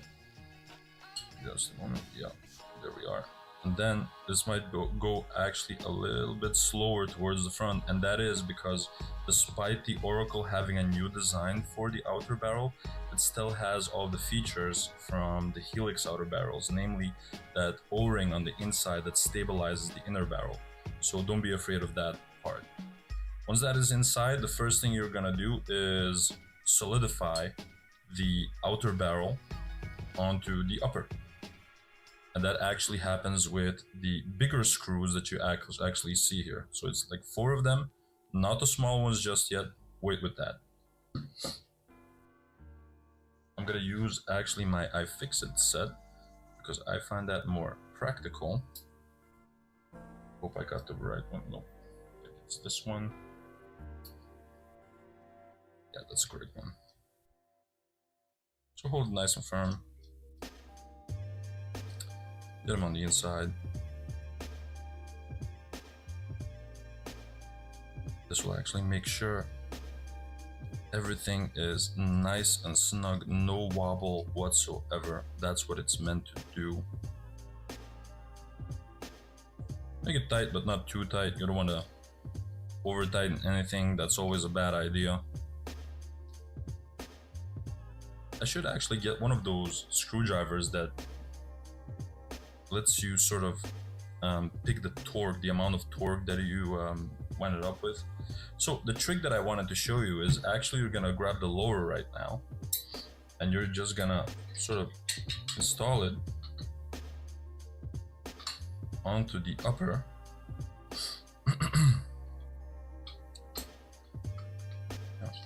Oh, just sort of messing with it now.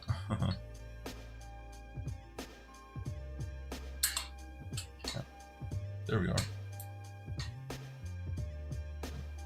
Get the hop-up unit into position, and to get actually that perfect alignment and also the perfect sort of position for the hop-up unit to be for your magazines, you just already insert the mag inside. Don't force anything. The point of this exercise is sort of to align them perfectly with your mag.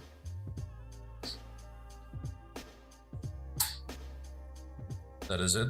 By the way, this design is actually been made for the PTS mags, which are sort of becoming as the sort of the sports standard, so to speak. And that's actually one of the reasons that I'm using one right now. So once that is inside, your hop-up unit is actually perfectly aligned with the magazine. And then it's time actually to tighten down the hop-up unit itself with those 4 smaller screws on the inside. So let's do that as well. That's actually done with the smallest bit of the packaging. But once again, I'm gonna use my iFixit set because I find that more practical. Once again, tighten it, don't over tighten it because it's just not necessary.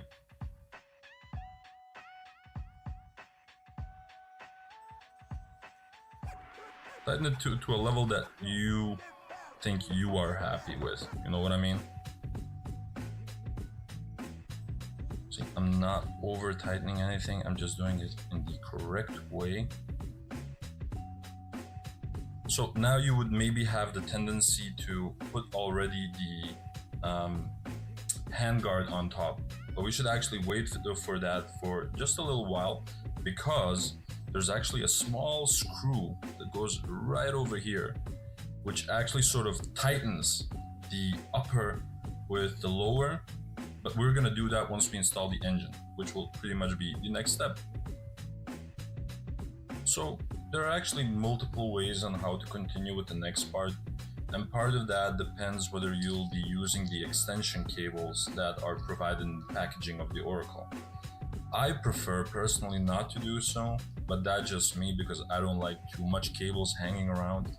So I'll actually be putting this aside, which will make my process a little bit more finicky, but it's just my preference. You don't have to follow this along.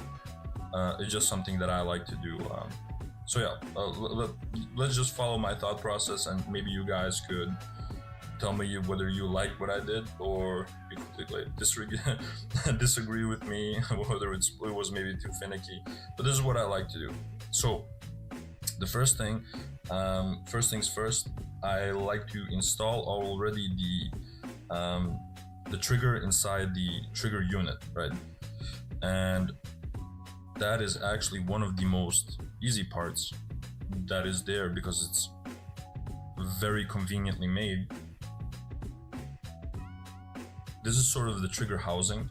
This entire build does not have a gearbox, which is a huge plus, which meant that they could actually simply focus on the alignment and sort of make everything to size. This is the trigger housing, and the trigger unit actually goes in there quite easily, right there. It's like already aligned. And then you have actually a small screw slot right here for the screw that holds it together. Just a moment. Here we go. And now the first time that you do this, it could be possible that this is quite a tight fit, but that is normal because they actually created this 3D print in such a way that it fits a vast array of screws. If you've built a lot of HPA builds, you know that there are a lot of different trigger units and a lot of different screws and slots and whatnot, and they made it explicitly a little bit tighter so a vast array of screws actually fits in there. So once that is in there, now we put in our trigger. I've chosen for the next speed trigger because I really like them. They also have the small aluminum block on the back, which makes the travel towards the sensor a lot shorter, and I really like that. So I'll be putting that one inside. Just a moment. Let's maybe loosen it up a little bit. No trigger tuning just yet. Oh yeah, and this small sort of white spring that you see, that's actually a spring from a ballpoint. And that's a part of the process of trigger tuning. A lot of people, you know, like a really tight trigger. Some people like a really loose trigger. There's all sorts of things that people like. I sort of tweak it with these ballpoint small springs. It's very adequate for me personally, once again. So trigger installation, very easy thanks to this. Trigger housing sort of goes in there. This is the top, and that is it. Easy, right? So there's this one screw that sort of holds this unit inside the lower, but we won't be doing that just yet. So here is actually the moment that it gets a little bit finicky, okay?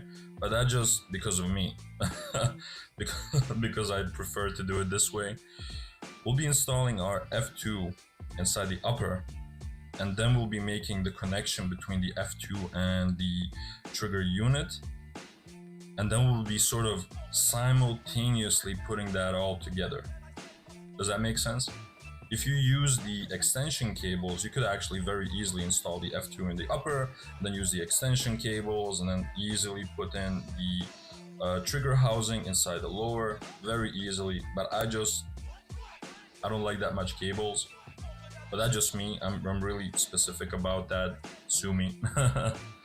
So right, let's do it. And this is actually one of the neat little parts of the Oracle. So you put in your engine. I'm actually best to already start folding this. Don't force anything, but you should force your line a little bit so it actually gets on the right side of this upper. Also put in the cables that they're on the right side. Be careful. Don't force anything, like I said. So it's in there. Once this is actually in there, you can already fixate your engine inside the upper, which means that everything already will be rock solid from front to back. And afterwards, when we're done with this, we'll be actually putting in that small screw that I told you about, and that will sort of pull everything together, and it will be so incredible. So right, let's first tighten down our engine. That actually happens with this screw right here. I got the right bit. Yeah.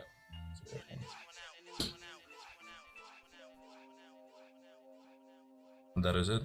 Rock solid. Easy as pie, right? Now, I could explain to you what, when you look at it this way, you have like the upper connector and the lower connector. I could explain what the nozzle and the poppet are, but it doesn't actually much matter. The easy part to remember is that it always has to be crisscrossed. So when you look at the trigger unit, you have an upper and a lower connector, and they're crossed with the upper and the lower connector here. So the upper connector from your F2, which is this one actually, that connects with the lower connector of the trigger unit. And the lower one connects with the upper one. Easy, right? So let's install that as well.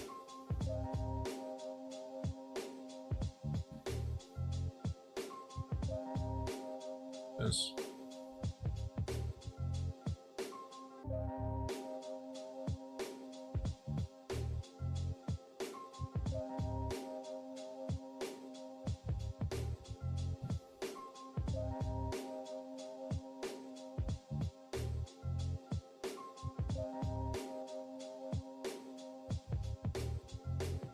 Voila, that is pretty much finished. And now here's that infamous finicky part that I told you about. So what I like to do, once again, that's just me, you guys don't have to do that. I sort of install the upper onto the lower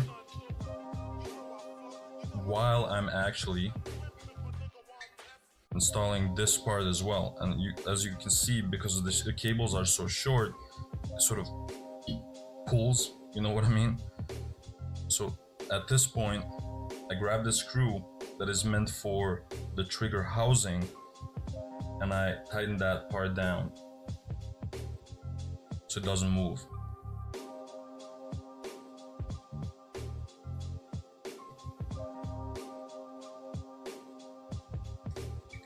Oh.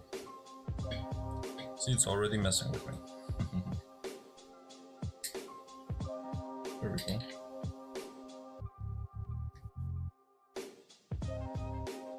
Hopefully you can see this on the camera. I think you can. Nothing too complicated, trust me. So it's already in there. And then we put the wire harness and the line through the grip slot all the way down.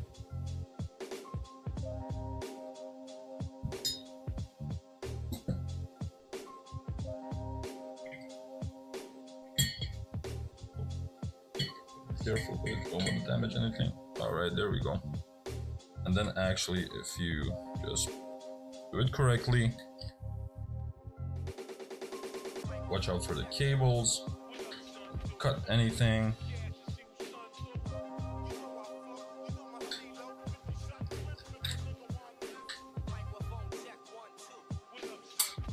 It will all perfectly fall into place.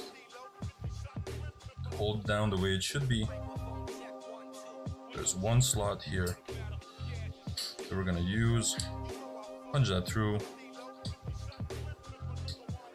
Oh. Just get over here.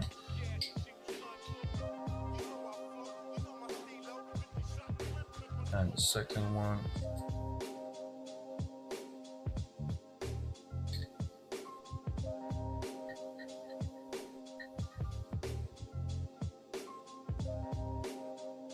There we are. Beautiful, right? And now, last but not least, that small screw that I talked about before, now we place that inside to really tighten down everything. It'll be rock solid, and it will be incredibly well aligned.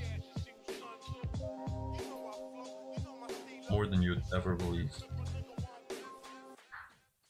The crazy part about the Oracle is it's like one of those products, like when you hold it, you understand what the fuss is about. And this is just tight as hell. And now it's part actually for the handguard to get that beautiful assembly look, which is held together by one single screw right here.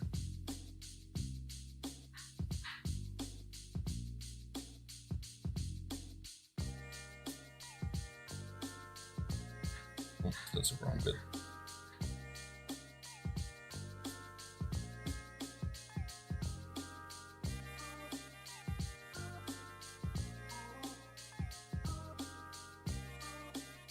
And there you have it. How wicked is this?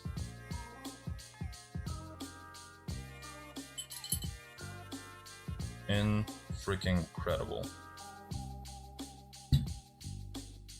So the last part of the installation, generally speaking, is always the part that I hated most with any sort of tank grip build out there.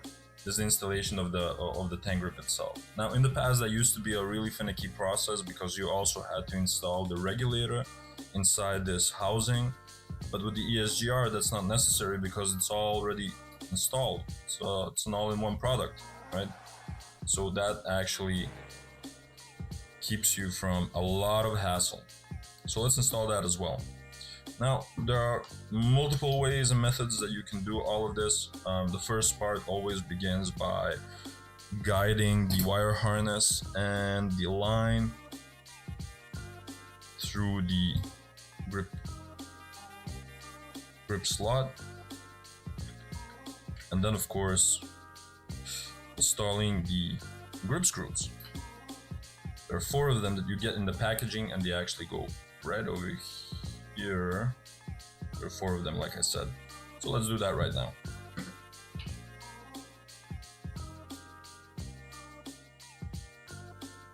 This is gonna be really tough with the camera and everything, but let's give it our best shot.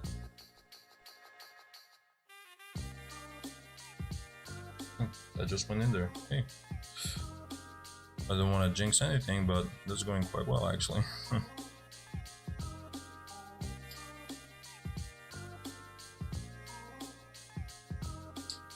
So remember how I said that this was like my least favorite part of any tank grip build that I made in the past? It's mainly because of the line, and I'll explain it in a second, but I sort of used to hate that a lot. Because getting the line in is quite okay. Like, it depends really on how far you've cut your line. If you did it a bit too much, you're gonna have a bad time. If it's too long, you're also gonna have a bad time. But generally speaking, it's always a pain in the ass. Alright, that is it. And now the last step actually is to get your line, which is this, into the connector in the back. It's actually behind this silver screw that you see over here. You can do it actually 2 ways. You can either use this really cool tool and sort of grab the line and sort of try to guide it in that way. But since I cut my lines relatively short, I'll have to do it the old-fashioned way, which is actually to grab a piece of, like a pair of pliers and guide it in that way. So it really depends on how short your line is and whatnot. So I'm back, and as you can see, the line has been installed inside the grip. And then we can actually connect our FCU, the wire harness.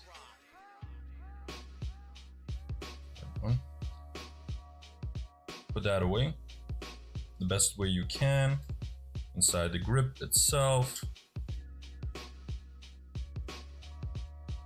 Install the back plate.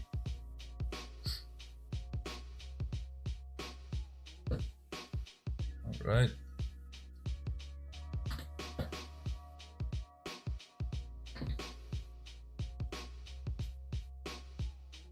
put that in there. And just before I reveal, to sort of complete the look, I'm gonna install this red A-Stack Brighter C, so you guys sort of get the full picture. There we have it, the Monk Customs Oracle. It is absolutely gorgeous, incredible craftsmanship and quality. And I've actually called my build the Vader. So I don't have a fantastic solution to do sort of these FPS tests. I gotta figure something out, but I do have a hat and I have a chrono, and that's pretty much it. So right now the build is around 100 PSI, hopefully you can see that, something like that, just below maybe. And we have set up our chrono to 0.25s. These are the latest tests, 0.97. Just do that right now. But these are sort of the results that I'm getting with just below 100 PSI. Oh, I gotta tune that trigger, man. 94, 97, that's sort of 97. That's pretty much what we're getting, 96. Just below 100 PSI, so that sort of means that around 100, just above maybe, there'll be that perfect 1 joule. Perfect for NSL. That is it.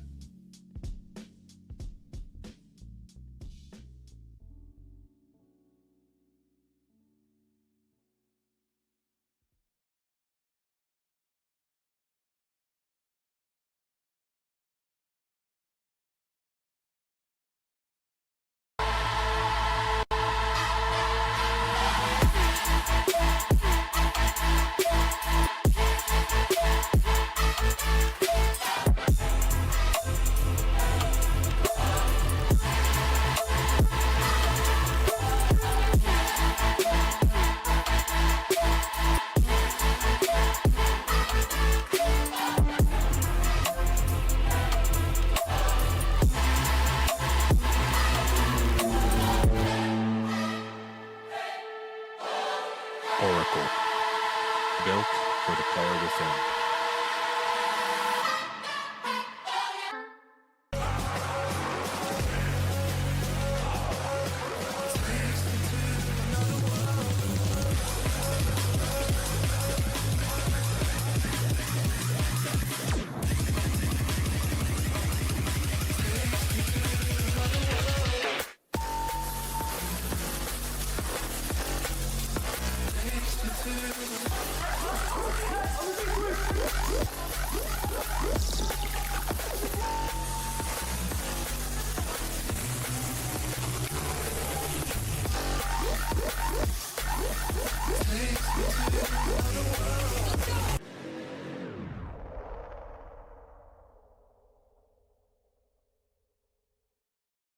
Bert, yeah, how are we doing? Fine, how are you? Good to see you, man. Nice to see you, man.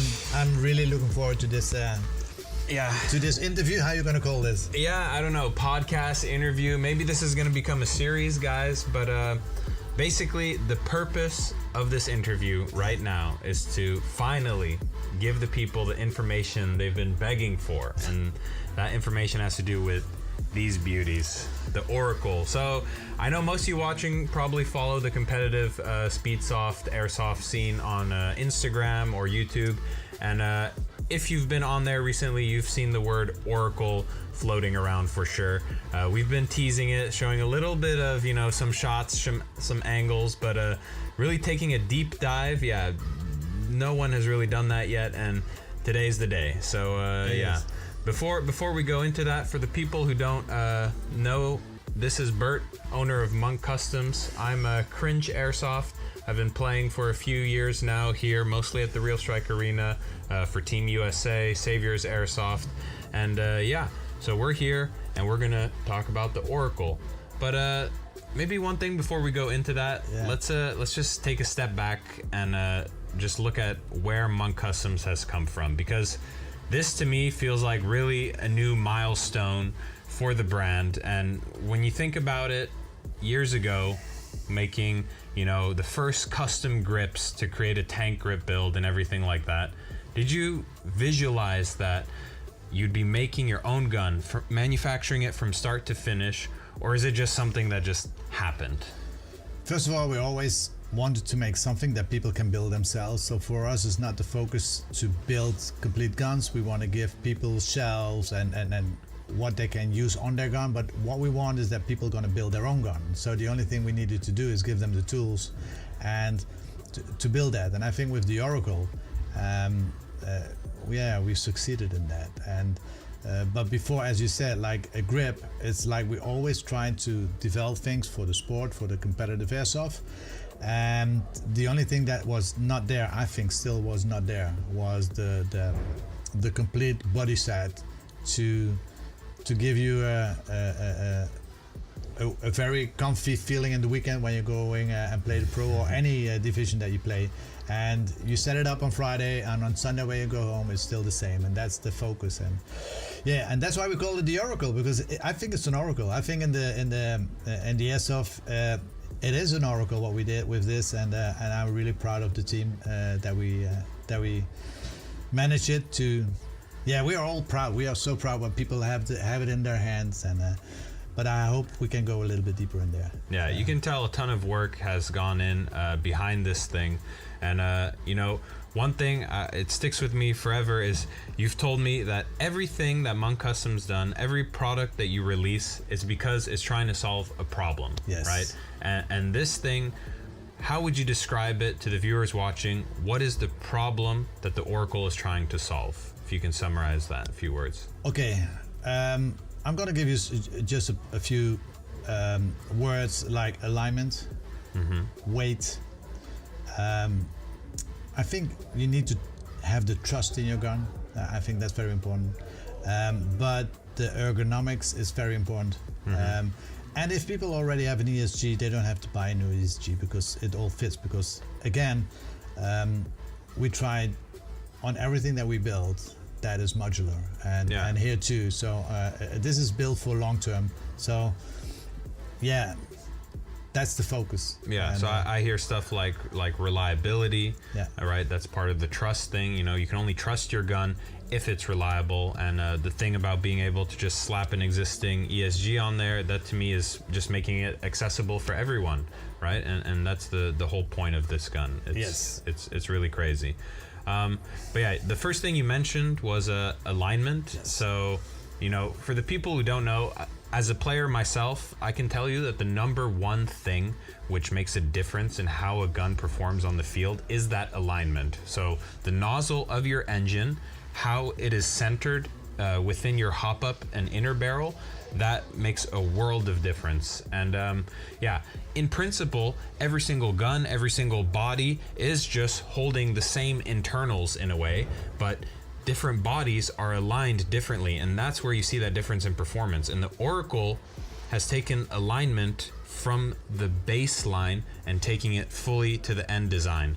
So maybe explain a little bit how the alignment is better in the Oracle compared to other guns. Well, the alignment is built on 3 phases. So when we start from the front, the basic, and it's not the most important one, but get balance in your outer barrel. So now the outer barrel is fixed with 4 screws, so it cannot move anymore. That's the first thing. So if you see when you put a tracer on there and you push on it, your outer barrel is going like that. That's a part of the balance that's gone. So now we have it fixed with 4 screws into your upper. Then we have the hop-up, and from the hop-up, you know, the hop-up is always loosened in there, and people fix it with shimming, or people fix it with tape, etc., etc. Yeah, little pieces of plastic in between, whatever. So we said, okay, when the fitment is there, and we just take, and everything is built on the Max on this moment, so on the Max hop-up. So that fitment we put with our CNC machines, and 5X CNC machines is actually the thing that makes this happen. So we made it so fine that when it's there, it's fit there. Then the only thing that matters is how far it's in the back or how far it's going into the front. Yeah. But when it's there, what do you do then? So there are 4 little screws in there where you can tighten up your hub up. Yeah. So and that hub up is so important because your engine, your nozzle is going in there. Yeah. So when you align that on the way from how far is it away from my inner barrel or how far is it away from my outer barrel, on the moment when it's there, and how is it aligned with your mag? Because when your mag is not aligned, on the moment when you put your mag in there, your hub is going then like you're that. pushing everything It's out gone. of alignment. So No, I've seen that multiple times. Exactly. So what you do now is you unscrew 4 little screws there, make this loose, then you put your mag in there, and on the moment it's when in you the push, right place. Then it's in the right place. Yeah. When you push, it falls out. Then you just tighten those 2 little screws, and then you're gonna start to align it from the inside with the 4 other ones. Yeah, where you look down the inner barrel, you look at the nozzle position, and then you can fine tune. Exactly. Before you do that, then we go to the engine. The engine is already the part where the engine is going in is already on the 1/10 of seconds millimeters is there, but it still could have a wobble. So we created 1 little screw that makes the position, and from there on you start. So the engine is just fixed. No more gearbox. Nothing. It's just like In the one upper. with the gun, basically. Yes, it's in the upper, and from there on you start. I think that's the line of alignment. So that's very important. So you don't need to have the end cap screw to align, or you don't need to have the grip screws to align. That's the basic. That's how now the Oracle works to get your alignment perfect. Yeah. To me, it's a really logical system. So first, eliminate as much variables as possible which cause problems with alignment. So the first thing is the gearbox, obviously, because it's connected to your grip, it's connected to the rear screw where the stock originally would have been. So do away with that. And then focus in on the hop up, because the hop up is basically this meshing of all the components of your gun. It's where your BBs feed into, it's what's pressing against your nozzle, and it's also holding your inner barrel. So really honing in on there and fine-tuning that to get the perfect alignment was such a brilliant idea. So yeah, I think this thing, it not only is good and perfectly aligned, but it actually guarantees alignment because of the fine-tuning that you can do. So everything that could be in the way of alignment, we took off. So we take away the front body pin, because the body pin always has that wobble, and we don't want to have that wobble anymore. So what we created is actually a connection where you don't put it like that, but you just shove it in like that. Yeah, it just slides in, and then you can't go anywhere. Then you have a little screw in the front to tighten that can go nowhere, and then there is only one back body pin. So on the moment when this is connected, don't forget, in the upper, where the body pin is going through, there are 2 little holes. Even in those holes, we put O-rings, so that the O-rings absorb any. So there's no wobbling, no nothing, shaking. Nothing is in there. So, well, it's everybody who's trying it. That's the first thing they say. It's you hear nothing, and that all has to do with the alignment. So we took all the things away, the problems away, and we tried to fix it in a fixed way like this. Yeah. No, it makes a ton of sense, because I've had people hand me their builds where they're like, yeah, this thing shoots great and everything like that, and then I'm just holding it and just you feel the upper wobbling, you feel that outer barrel just shaking ever so slightly, and you just know that when you're actually running around swinging that thing on the field, that there's no way that it's as consistent as it possibly could be. So this is really crazy what you guys have done here. And another thing that just stands out to me is also, speaking of removing unnecessary things, is just how smooth everything is. So there's no more rails, nothing like that, right? Just that's really making a bold statement, I feel like. Yes, well, because nothing against other products, but like the paintball, I mean, they can have barrels like that because they have a big thing on there. They cannot see where they shoot. They really need to follow the balls. They need to follow the balls. But here, it's different. On the moment when you look, it needs to have. I mean, you cannot look on a round part. You need to have a flat circuit, and that's why we made this as flat as a slide. And just one little helping side to give you a thing, but on the end, you need to watch and you need to look over your. Definitely your field of view now is much more closer and down below over your inner barrel, so it's much easier to follow your BBs, especially if you're playing with a little bit of drop. Then you want to really be able to see flat over your gun so that you can see where the end of that trajectory is actually going. So yeah, super crazy. Another thing, speaking about the smoothness, right? It's not only that there's no rails, nothing like that on the outside, but it's also just how everything that you interact with the gun. So just where your hand is right here, where you hold it here, there's no more gaps, right? There's like literally, it feels like everything is just meshed perfectly together. You know what took the most time of that? What you just said? Hold it back again. And what normally in a gun is not is uncomfortable is where your finger is. And here we really make this complete. There is no obstruction, nothing. No. And you can hold it like that. It stays. I mean, it doesn't hurt on your finger. So exactly, it's a perfect fit. But even here, it needs to be a perfect fit. So yeah. So even though these are separate parts, yes, you're adding an ESG on it. It really feels like one gun. It feels so solid. There's no wobble, and that's part of what you were saying, that you just have trust in this thing. You have trust that it's well put together. You have trust that it's reliable, and you have trust that every single BB you shoot out of there is going to be flying straight and true. Where you want it to go. Yeah, exactly. Exactly. Well, it's very important what BB you use, but I think from there on, we have to take the responsibility that it's going where it is. Please don't shoot 0.12 gram BBs out of your Oracle and then complain that it's not performing as it should. Okay, you need to shoot the best if you're going to use the best. I mean, there's so many things we could talk about this gun. We will take a deeper dive where we actually take it apart for you guys and show you exactly each component that we were talking about. But maybe first we can talk about, just because I know this is what the viewers want, is when is it coming out? What are the packages that are going to be available?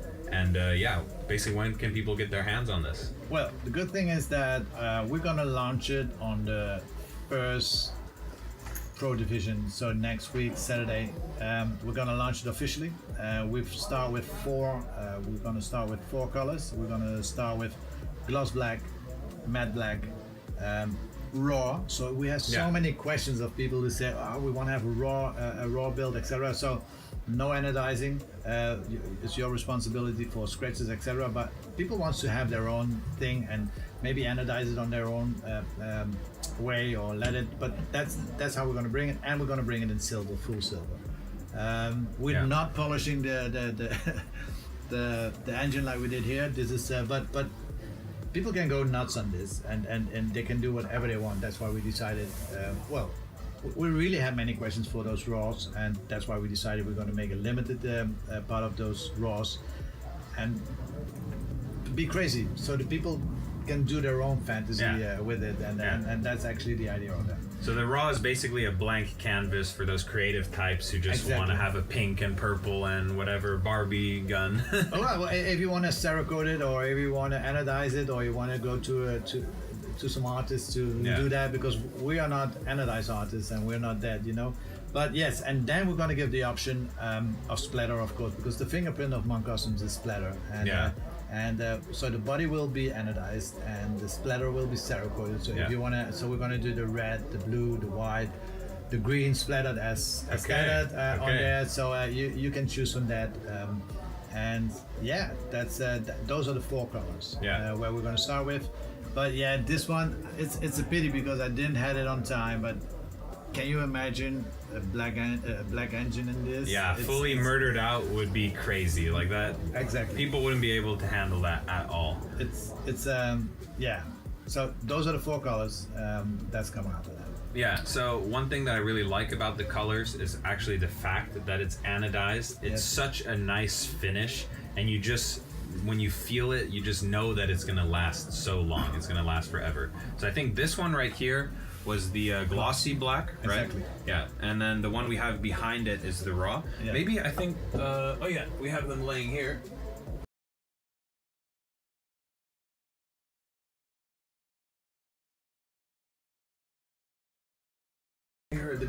compared to this one is anodized, is the matte black anodized. So really cool stuff. Yeah, I think it's almost too hard for me to choose which one I like more, because I look at the raw and then I'm like, yeah, that's so nice, so shiny. Look how it's. Can you imagine that you can actually combine things that you want? We're not gonna give that service yet, but if you're gonna put a raw or a matte on this one, and you can combine whatever you want. If you have a silver grip with a black upper and I don't know what, but that's the modular thing where we're talking about that you decide how you're gonna look. We just start with this, and we're gonna bring some extra news, but I cannot talk about this. But there is an artist. There's an artist in this world. I'm flying over soon, and we're gonna do some limited special editions on these guns. Yeah, that's really gonna be a unique thing when the people can finally see that. But yeah, so like Bert said, it's gonna be the first Pro Series event that it drops. So I think that should be the 22nd of February. Yes. They're gonna drop in 4 colors, so matte black, glossy black, anodized silver, and raw. Yes. First 50 batch. Yeah. So 50 guns only, right? Only That's now the first drop. That's the first drop. Okay. So there are, I don't know exactly, but I think there are 15 matte, 15 matte, 15 gloss black, 10 silver, and the rest is raw. So from raw we have some extra if they want, but yeah, that's the first drop. Yeah. So I can imagine that they're gonna have to be really quick if they want to get the color that they want. And about the packages, so I think, let's say you're someone who already has an ESGR. Yes. Is it going to be available as just like the upper, lower kind of gun setup, or do you need to sell it with the ESGR? How does that work? We're gonna bring 2 packages. So it's one as you see it as here, without the engine exactly. But it's gonna be the upper, the lower, the handguard, the outer barrel.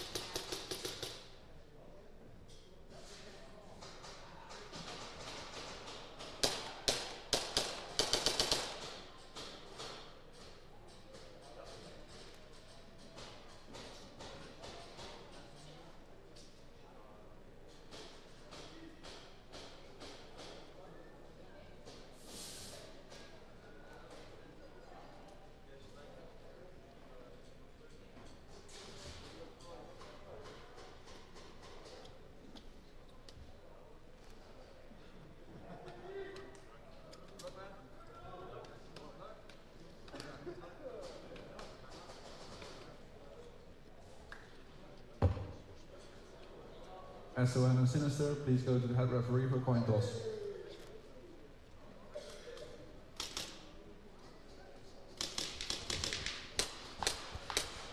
Hello. Okay, we're back.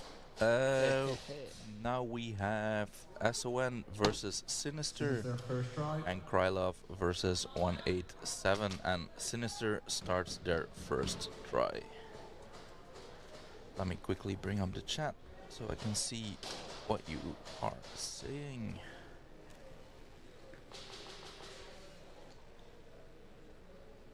I believe both teams can still start with 5 people, if I'm not mistaken. I think they're both penalty free, yeah. Not sure, but I think so.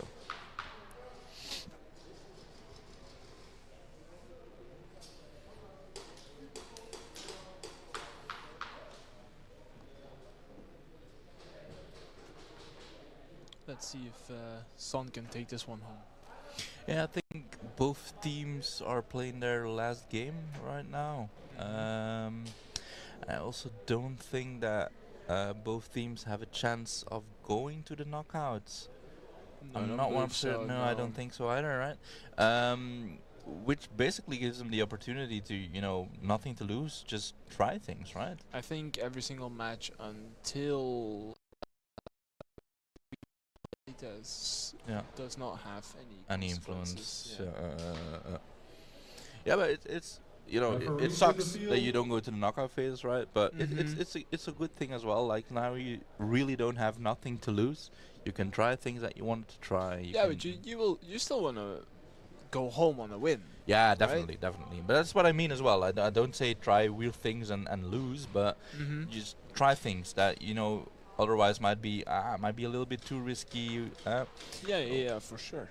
But now nothing to lose, just do things. Weird things. Do things. Do things. Just do things. Run to bunker, take cover. This game is easy, man. You want to win? Just do things. Just run to a bunker and press the trigger. Sometimes yell "get out." Point and click, right? Yes. Yes. Point and click. Basically, it's point and click. For sure, for sure.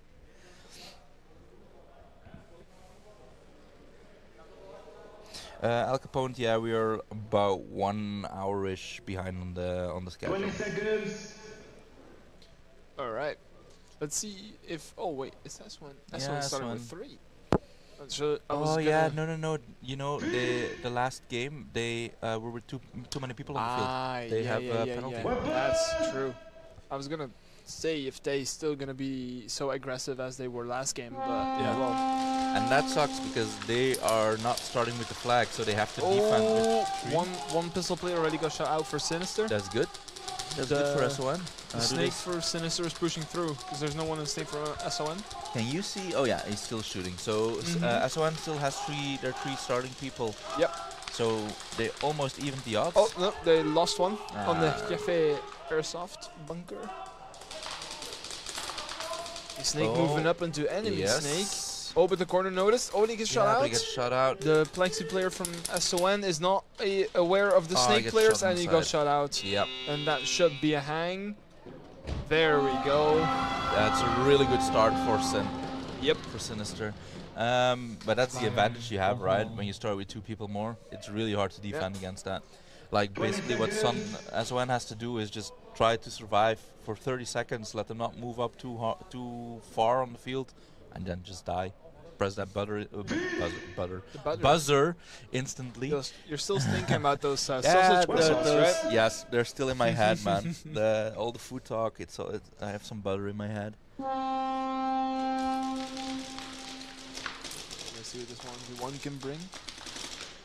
Oh, no bonus points. Yeah, that's a good spot to defend as well, right? We see many teams do that, just stay behind that home bunker and just let them come to you. I mean, the field is this open, right? Like it's very open in the beginning, and like when it starts to go to the middle, it gets more and more crowded. So I think the home is your best bet. If you try to move to the corner or to the low monk, I don't know if it's going to end so well for you. Yeah. We've seen Apex go to the snake a couple of times when they had the 1v1. That's really interesting as well. People don't. The thing as well, it has an advantage in it that if you do things that people won't expect to do, you will always catch them by surprise. So if you do weird things like that, like it might go horribly wrong because there's a reason why most people don't do it. But if you can make it work, you have an advantage. I think Apex has a lot of those things that they do thinking outside of the box. I think you see it in their playstyle as well. Yeah. That makes them really hard to deal with as well. Yeah, because I always say, if people ask me what's your tactic, I always say I don't know. I just I'll see what I'll do. But like your opponent can't predict what you're gonna do if you don't know what you're gonna do. So there's an advantage in that as well, you know? If I don't know, how can they know? It works. Yeah. Back to something important. The game here is 2v4. I think so, yeah. In 2v3 in Crowd Lovers' favor. The snake is pushing up from yeah, Crowd he's at the Lovers. 50. It's a 1v3. And they lose their snake player, so that's they're really all gone. Oh, there was one more about. Oh, the flag needed to come all the way from the low monk. That was that was like the most snakish scene I have ever seen. Like, you don't see the player in the snake. As soon as like the buzzer goes, you see his head like pop up like like a little prairie dog. Like, what happened? It's like a whack-a-mole. Exactly. He's like, that was beautiful to watch.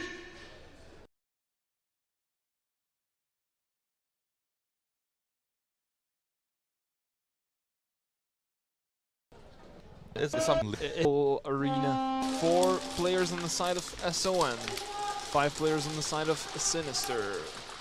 Yeah, that was really risky. SON lose their first player, their snake player. Yeah, he tried to go straight to the snake, but didn't go around the snake corner, and he stopped to shoot as well, like mid-running. That's a dangerous spot to do that. Ooh, there's 2 players left for SON on the A stack and on the snake corner. Both get shot out. Now trying to make the snatch, and they. I think it was a second too late. Maybe? I think it was a second too late. I hope for them. Oh, no, he did get the it. snatch. Nice. Well done. Well done from the prospect. Nice. That's really well done. That was like milliseconds. Mm-hmm. And that was saved by the buzzer. 20 seconds. Let's see what Krylov will do with their second try against 187. We need to tip that communication a little bit better, because that's what took them down last round. And that's one thing you notice as well with Krylov. They have that UK mentality as well, where they're like aggressive all the time. And you gotta respect them for that, man. Oh, he's on the prowl. And he No, he's getting the guy from Snake. Oh, he did. Yeah, that's a pull for Krylovers. But now I'm wondering if the guy on corner went out while he was not hit, thinking that the referee was going after him. You know what I mean? Yeah, could be. Because that would suck. Krylovers pushing into the U shape. Flexi side. And he's not seen. He's not seen. Yeah, he was. Yeah. He did was? get seen. Yeah, by the low monk customs. But Okay, he got shot out. Let's hope he communicated it. Yeah, he did. One in the snake. Moving up closer. Oh, yeah, that's a trade. Beautiful. But they do get a flag hang. That's Nice. beautiful play. That is a beautiful play by that pistol player. Yeah, we didn't even see him. Yeah, he can write that hang on behind his name. Damn. Like, he made it possible for his team to get that hang. That was a big play. Good job, man. Good play. And so smart as well, right? That's where you see someone is an experienced airsoft player. Like, you saw when he was crossing over that the guy from 187 behind the snake saw him. Like, most people would like, he's running, he stops, and then would peek on the side where he was running to. But he was smart enough to, no, I'm going back to the other side, and I'll get you by surprise. It's like an ankle twister, but it's Exactly. seated. Exactly. 187. Because that's what most people will do, right? Because that's why the guy from 187 was laying his line there. 187 administrative penalty. Oh, 187 admin Wait, penalty. what happened? I don't even know what happened. Did they early buzzer maybe? Nah. No, because he was clearly shut down, right? What? Yeah, I'm sorry, guys. Sometimes we are even flustered. Like, what just happened? We don't have a head ref to ask. Yeah, that would be great if we could ask. Yeah. It's like one of those things here, like, what happened? Exactly. We But have it no was an clue. administrative penalty. so that sucks. Yep, that's bonus points plus. But they a had to hang. hang anyway, right? But they get the bonus points for free. Of course, yeah, You get yeah. the You bonus don't need to play that 1v1 now. And which is you good. get a penalty, so Yeah, that sucks. and next time. 10-second penalty, no call hit during slide. That's the one from Cry Lovers, yeah. Next teams. Because their first try. next round they also start with 2 people left, I believe, or just 2 one? people less. Yeah, 2. So, and it's 187's first try, so that's not gonna. It's gonna be hard to defend. Yep. Cry Lovers can get that Oh, aggressive hard to attack going. Oof. No, it's 187 that attacks, right? Yeah, of course. Yeah. So that's gonna be hard to attack into. SON has a clean breakout. Oh, it's a snake battle. They trade Yep, out. they both get shot out. Let's see which team fills up the snake fastest. Neither fills in right now. Yeah. Oh, there's no. Sinister is looking to go for it. The corner guy. And the corner gets shot out for SON. Yeah, the corner up's moving up for Sinister into the snake. But oh, SON pushed up to the plexi. Yeah, can they get him out? All focus from Sinister now on the plexi. Yeah, the guy from the snake side of Sinister is putting If down that's pressure on the if that plexi snake player. guy from Sun can look up, you'll see the snake player. Yeah, he's the only guy. Oh, that can and get they're him. battling. Oh, but he got him. He got traded out. Nice.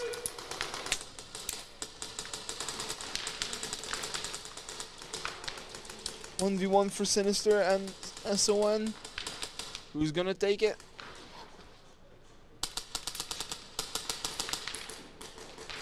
Can he prevent him from getting any points as well, right?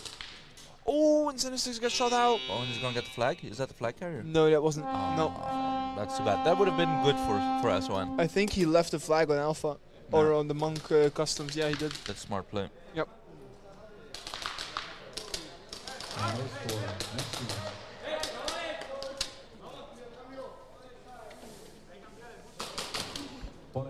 First try. Okay. Alright.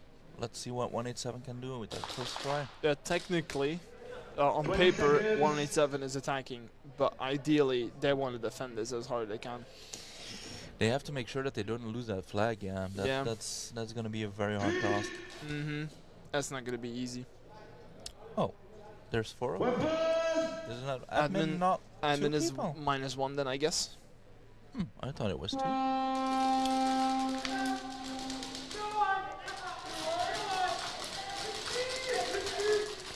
Alright, Cry Lovers bunkered. One's going up to the snake. That's one thing that I find impressive about Cry Lover as well. Like, they don't sit and they around. trade out the snake. That's nice. They don't sit around. They always move. Like, they don't stick on their bunkers too long. Oh, and the corner gets shot out for Cry Lovers. It's all crumbling apart. Yep, that's a buzzer. Did you see that reaction time as well? Like, their communication is on point. Like, as soon as that guy on the snake corner got shot out, the other dude just instantly got up and was like, I'm gonna suicide. Yep, and 187 didn't recognize what was happening. Yeah, because their flag runner was still in their backline, so that's beautiful. I just got assigned. I need to leave, guys. I'm gonna be playing the next heat, so you'll see me on the field. I will watch you guys. Good luck. Good luck commentating. Thank you. You as well with the game. Yep. Thank you. Bye bye. Okay, so a clean breakout it seems from both teams. The snake player from Sinister is moving up.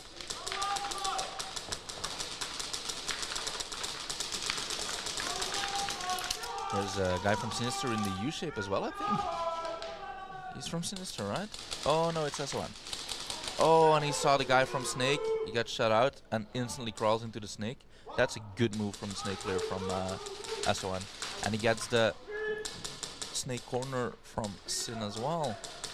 I think Sinister is with 2 people left against 1 person from SON, I think. It's the guy in the Snake. But do they know he's there? Because they are not looking towards the Snake. Or am I missing someone on the field? Okay, they figured out he's in the Snake, and he's very smart to move. Oh, and he shoots out the guy on the cross. Can he get that last guy as well? And maybe get a snatch?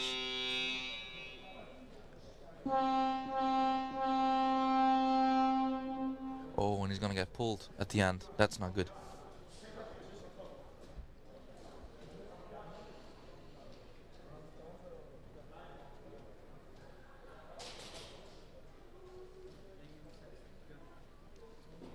BZ Tactical, it's been an action-packed weekend actually. It's like I said earlier, like every team came down to play, and there's no team where when you have to play against them where you can say, okay, that's gonna be an easy win. No one is to be underestimated. You do see a difference between the newer teams and the more seasoned teams. But that's in like little details, like game sense, being more calm on the field. But play-wise, every team is not to be underestimated. Second try.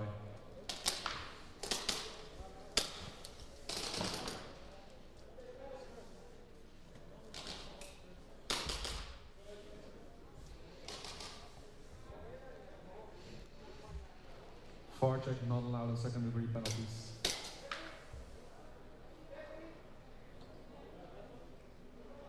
Okay, I think that was one of the rules that was changed, isn't it? That VAR check's not allowed with second degree penalties.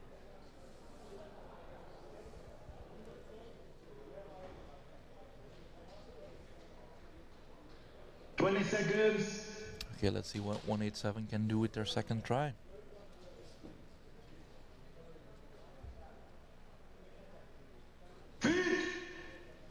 Looks like it's a 5v5. 5v4.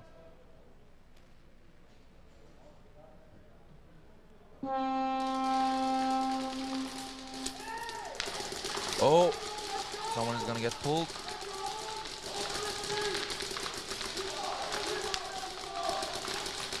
That's a bummer for 187.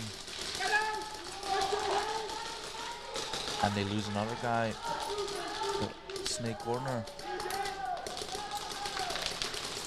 Only the Dorito corner left and the Monk Dorito. Cry Lovers is moving up beautifully. And they shoot out the flag carrier. Did they see that he dropped the flag? I think so. And that's a snatch. Beautiful play by Krylov, man. They, like, I keep on repeating it, but I am so impressed by this team. Like, yeah, they play so beautifully.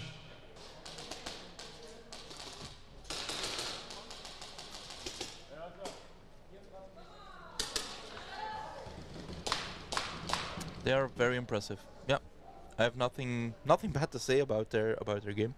They're forced to be reckoned with.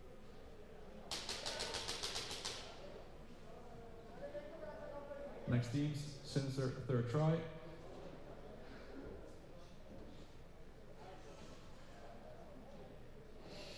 Yeah, Maestro. It's gonna be a tough one for Steel versus Apex, but I think for Steel as well, right? They have nothing to lose, so 20 seconds. yeah, never underestimate someone that has nothing to lose, right? Apex might get a little bit too comfortable and shoot himself in the foot.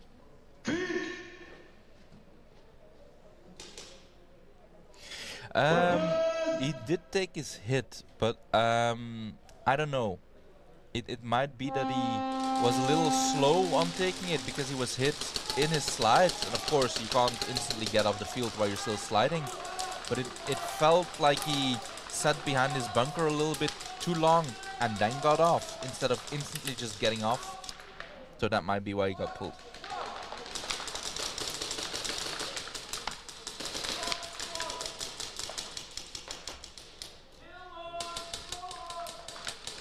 SON is playing this one very defensively. Still all just on the back line. They have to be careful that they don't lose too much time. The snake player from SON gets shot out, so it makes it 5v3, I think.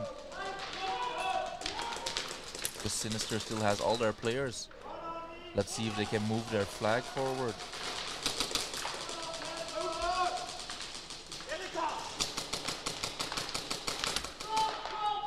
Guy from Sinister on the 50 line. And he gets shot out. Oh, but I think it was a trade because I saw someone from SON leave the field as well. They lose another one, so now they're suiciding. Let's see where Sinister's flag is. Oh, that's beautiful. He's trying to suicide, but he's not getting shot out, and he's taking people with him. So he can actually turn this around. Okay, that's zone 2 for Sinister. That was actually a funny play from the SON guy. He gets up to suicide, but notices he doesn't get shot out, and he just starts taking people with him.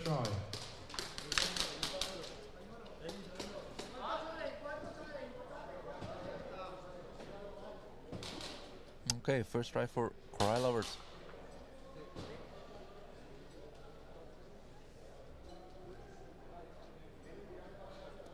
Let's see if they can extend their lead. I think that will put a pin in the game if they can, but we'll see.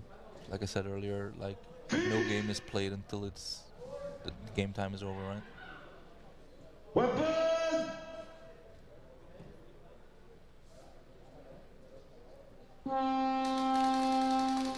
Very aggressive breakout by Cry.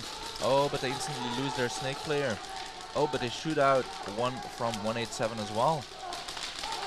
But they have no replacement in the Snake.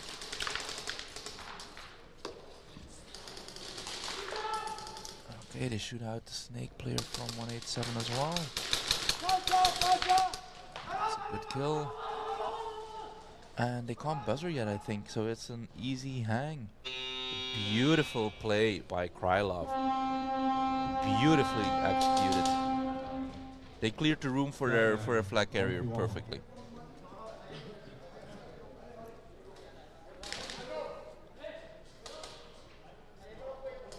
Seconds.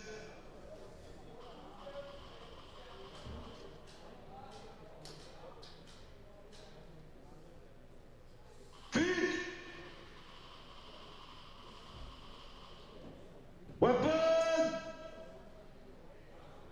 Let's see if they can take the bonus points as well.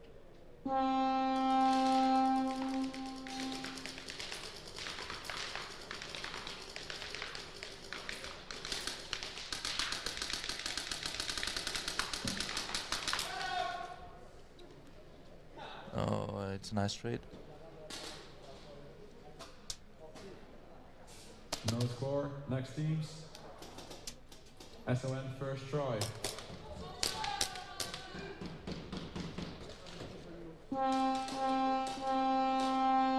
Seconds. Okay, first try for SON. Let's see if they can get on the scoreboard and maybe even out the score. It would be a great morale boost for them. And it's not like they're playing bad, right?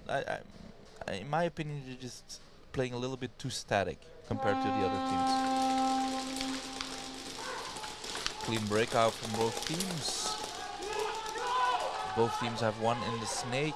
The SO1 guy, I think he saw the guy from Sinister. Oh, but he gets him, and it was not a trade, so that's a win for Sinister.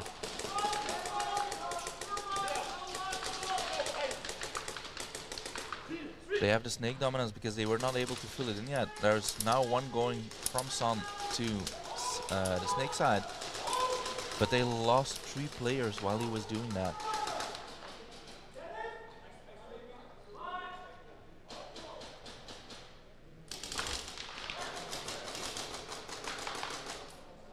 I think it's a 2v3 or 2v2 at the moment.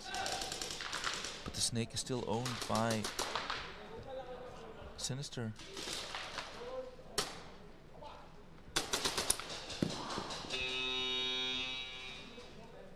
That's just a trade and everyone is dead, yes.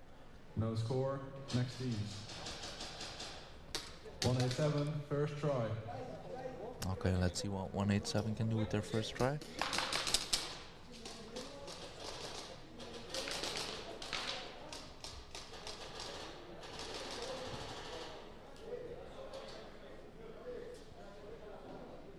20 seconds.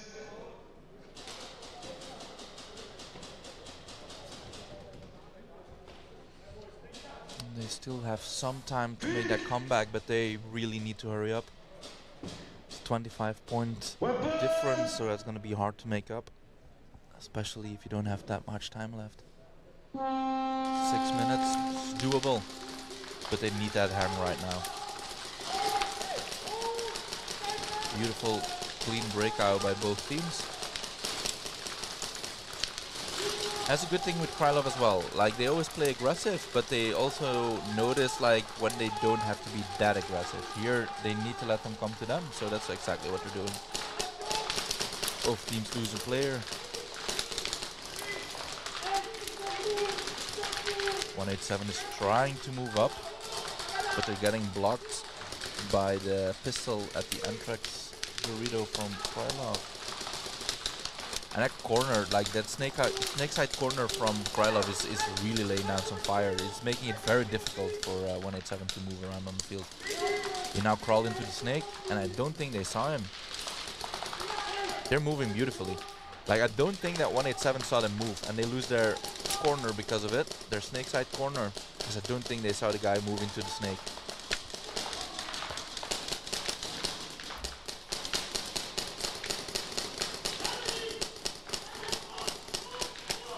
Krylov is getting ready to try and snatch. You can instantly see that they're moving. Oh, but they lose 2 players.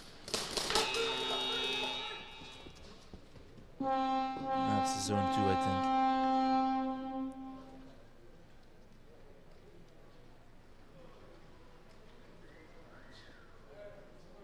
think. Zone 2.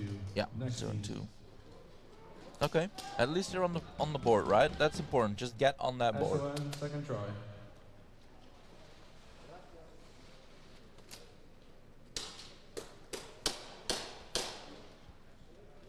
Seconds.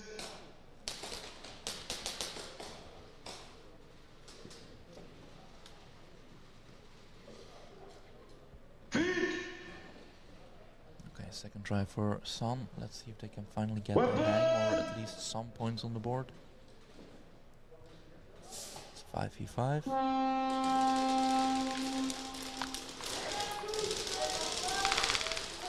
Both teams lose some on on break.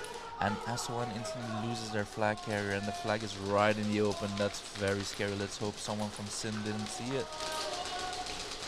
Okay, Son picks up the flag. Let's see if they can press on and move forward. Only 3 minutes and 15 seconds left.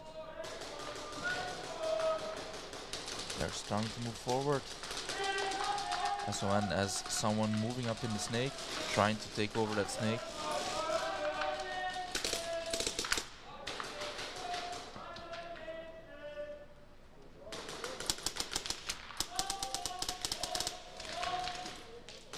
And Sinister loses their snake corner player.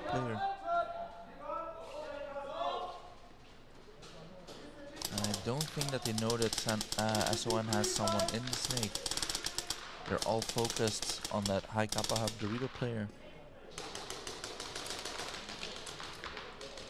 And he takes out the Jaffe Airsoft player.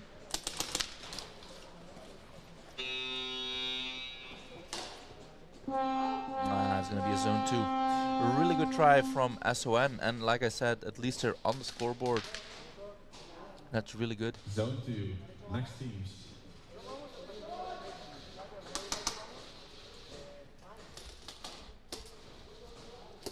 (187), second try. 20 seconds. Let's see if 187 can finally get that hang. They're really looking for it, but Krylov is making it really difficult for them. They're playing a stellar game. Weapon!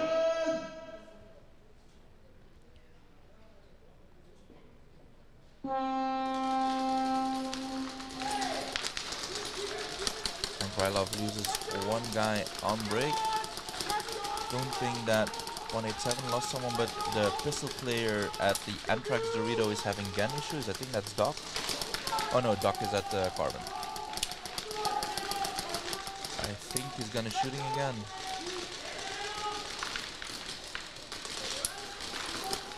Krylov is locking it down. And they have one at the Plexi. He's instantly getting called. Someone is getting up. Yeah, someone's get him. Oh, and Doc is running. And that's a hang. If that was clean, that's a hang. Flag hang, 1v1. I have some discussion on the field. 20 seconds.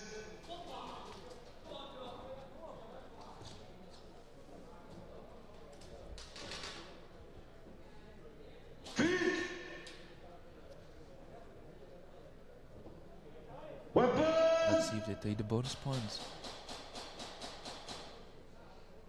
Even with the hang and the bonus points, they still need an instant snatch and another hang. It's gonna be difficult.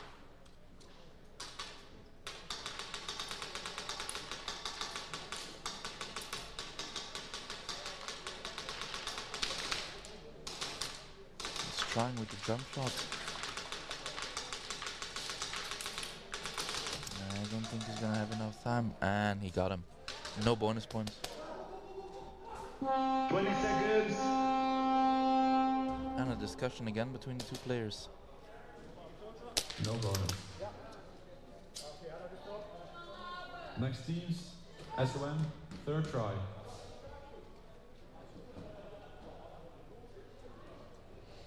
Okay, last try I think for SOM, because I think if they don't get the hang here, it's gonna be end game. I think they had like 2 minutes left on their game time. No,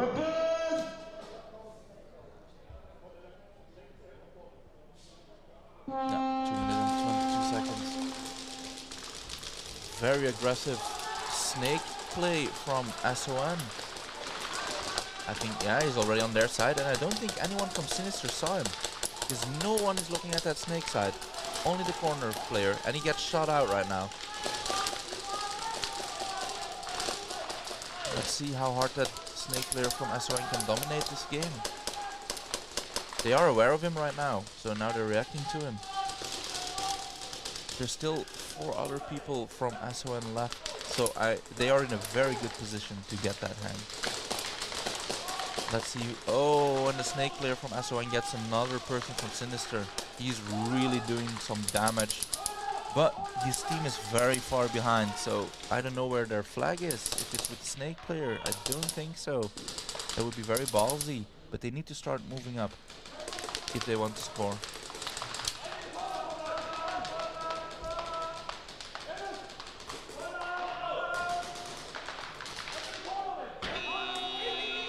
Does he have the flag? No. Yeah, they need to work on that communication. When there's only one person left, they need to push that flag up on the field to be able to score. He was staying back way too far. They had 5 people against 1. So he has to move up, and the rest of his team has to start moving up to get that last player out, communicate when you're going to shoot him out, and start running. And no score. Next teams, that's a bummer. That had a lot of potential for SOM.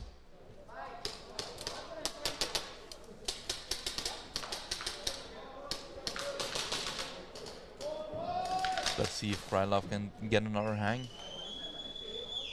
If they do, that's gonna be endgame for 187.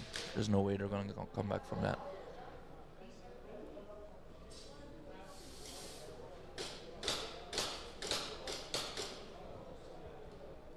Seconds.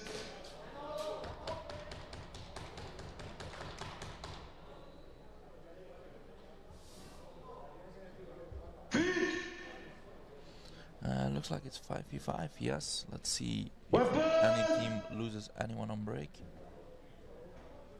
You just know that Cry is going to be very aggressive. Instantly sending someone to the Anthrax Dorito. And their snake player, man, he moves up so fast. I don't think 187 has anyone in the snake. And Krylov Snake player is already at the 50, so if they are not aware of him, he's gonna surprise some people. 187 lost one player. Oh, someone at the flexi from 187. They are instantly aware of him. Oh, but the Anthrax Dorito guy from Krylov gets shot out. Oh, and a trade in the Snake. That's a really good play from the 187 player to get that Snake player out. Looks like it's 3v2. And it's a 2v2 now.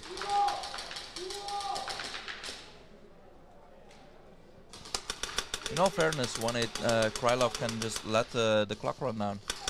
They don't need this hang. They're still ahead in points, so they can just play defensive here. Make it way harder for 187 to come back.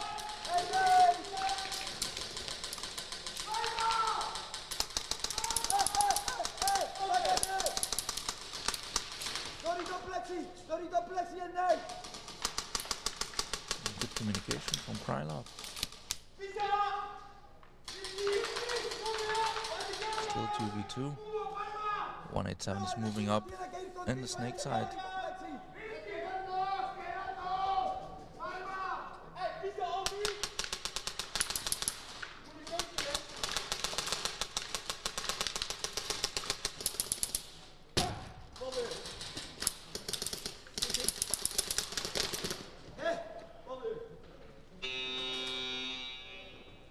That was a nice trade here at the plexi side, and no snatch for 187. No score. Good defense there. Well, defensive play at least. They're because they're attacking from Krylov. When they noticed that they lost too many people and a hang would be very hard, they went instantly into defense mode and just let that clock run down. It's a really good play by them. But I think 187 is going to request a VAR check. I see Musha walking up to the head ref together with Ari, I think it is. I think they're going to request a VAR check. But I think Sinister just requested one as well.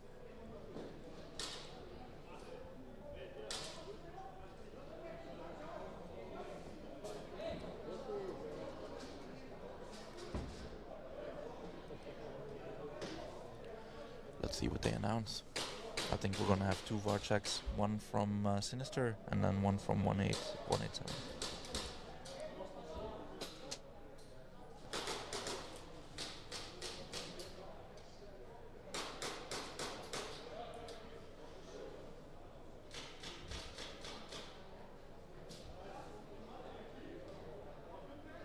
VAR check requested.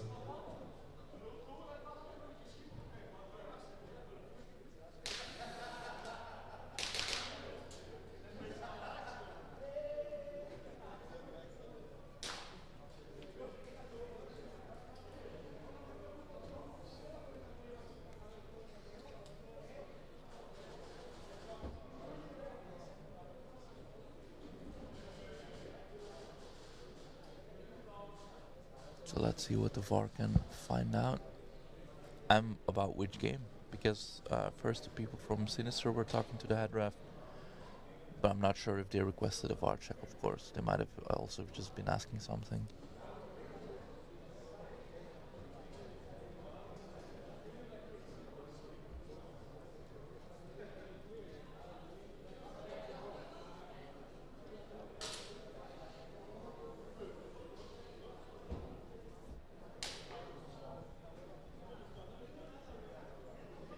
It's gonna be a long day today, because after this heat we have another heat and then knockout phases start, so don't go anywhere. We got still a lot of gameplay left.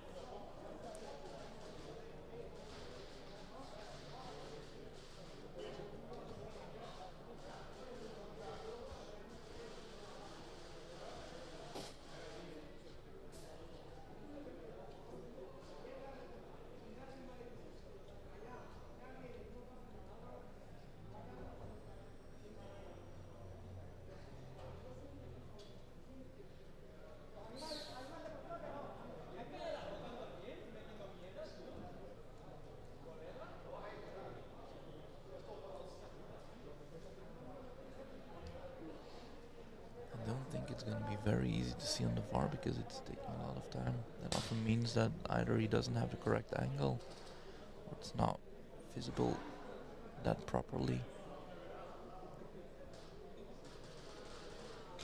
And I also think, like, if this VAR check isn't successful, I think that was the last one for 187. Because they had an unsuccessful in the previous game, if I'm not wrong. And they already lost one yesterday, I think.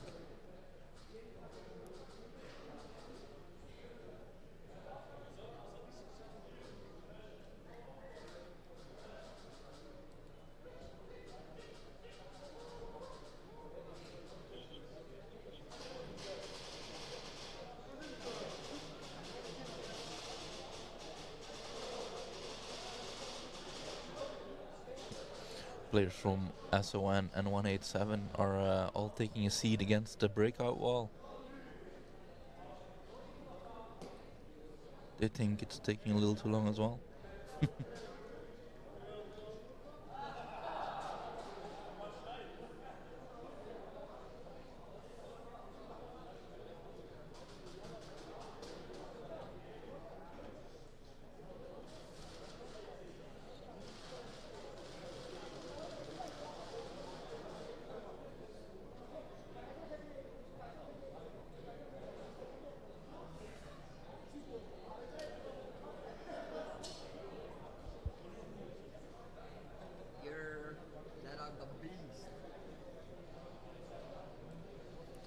So while we're waiting, how has everyone's weekend been?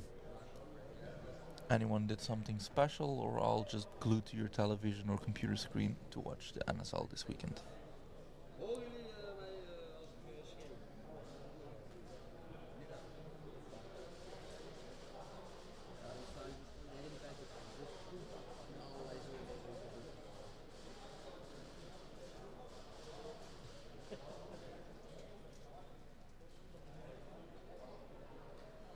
VAR check not successful.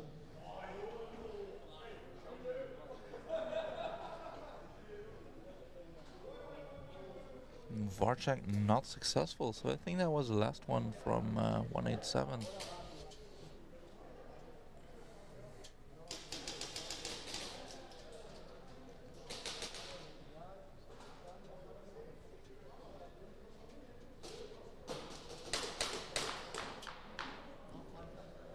Next teams, Sinister, first try.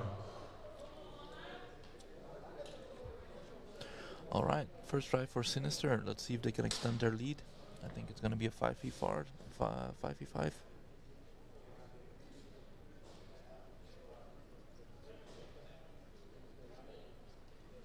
20 seconds. Don't think any of the team have a current penalty. Doesn't look like it. Let's see.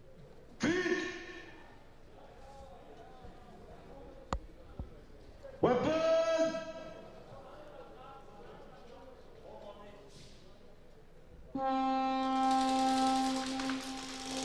Very aggressive breakout, but they lose players on both sides. I think Sinister lost more people. Oh, they're losing people fast. I think they lost all 5. So they got so much time. Hit the wall, and that's a snatch. Beautiful play by SON. No score, snatch. Damn, Next that went team. fast. Cry Lovers, second try. That was really fast. I don't know what happened there with Sinister. Maybe they weren't fully focused because of the long wait they had to endure with the VAR check, but they dropped like flies.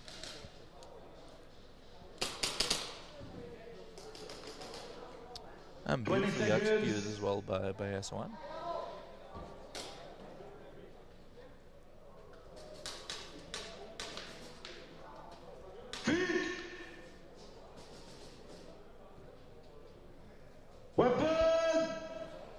Okay, let's see if Krylov can get another hang. Beautiful breakout. Look clean on both sides. It's 2 minutes and 17 seconds left. Let's see who loses the first player. Oh, they both lose one, I think, in the snake. And then they both lose their snake corner. Oh, but Krylov also loses their A-stack player. So it's a 2v3 at the moment, I think.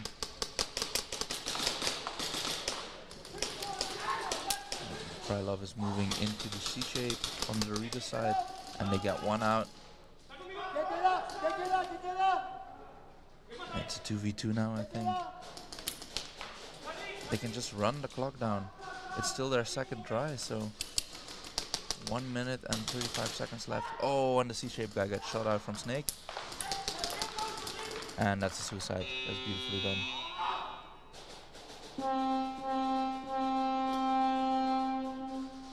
That's well executed.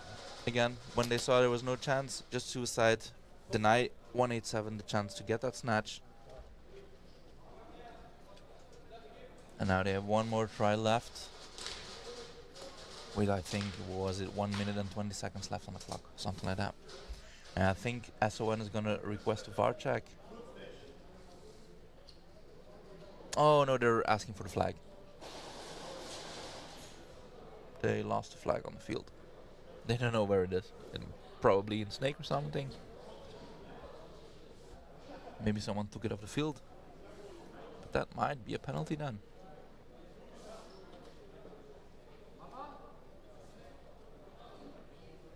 No score. Next teams. Okay, they got the flag. They found it. I think it was stashed somewhere in the snake. There's a lot of places where you can really hide it there, which is nice. You can also, like, a lot of the bunkers give like a shadow on the field, so it makes it really hard to see that flag. We saw it in the Pro Series as well, right? With Hakai, I think it was. Like their snake player crawled right past the snake, the flag. Could have had a snatch, but he didn't see it because it was stashed away. Let's see if Sun can do what they did last try. Looks like a clean breakout, instantly going to Plexi. That's a beautiful breakout from SON. They get two people from Sinister, and the snake player is pushing up. Oh, but he gets shot out by the corner player. But the Plexi player from SON is keeping two people busy.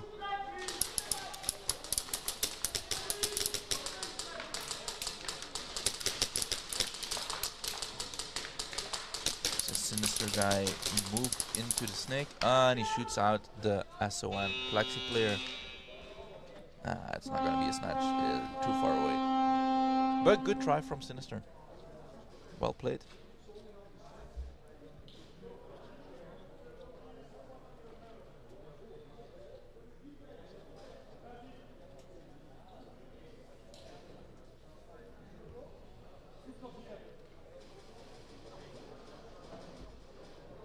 No score. Next teams. Cry Lovers.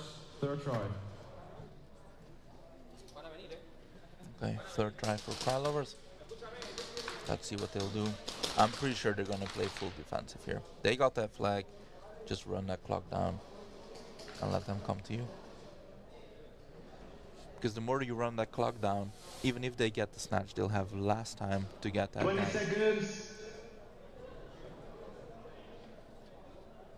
And even if they get, like, if let's say 187 would get the flag and the snatch, or they end the round quickly, they still need one hang, then get the flag back, and then get another hang. So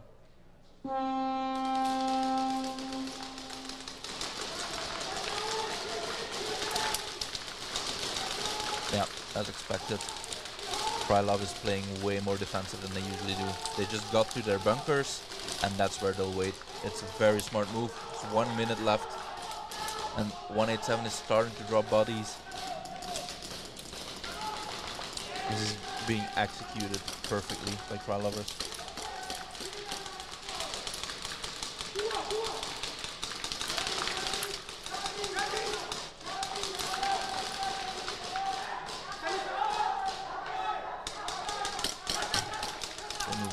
bit.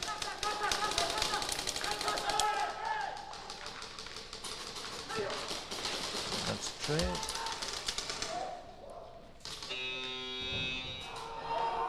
And that's a hang. If it was a clean hang, let's see.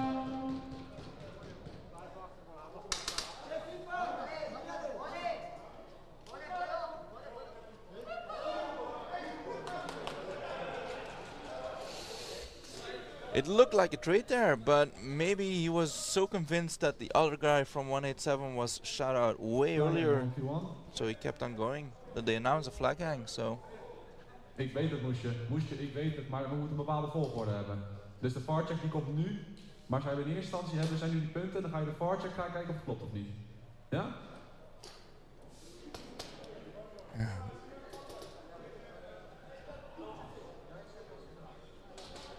That was the announcer talking to Musha. He's getting a little too riled up, but there's an order in which things have to follow. So if they want to request a VAR check, they can, of course. So apparently they still have one left, but they're first gonna play that 1v1, and then that VAR check will take place.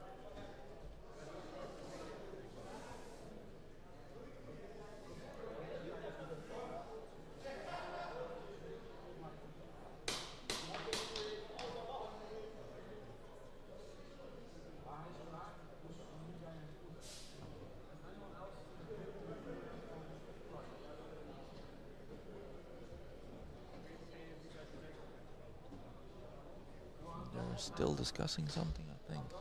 The 1v1 has not started yet.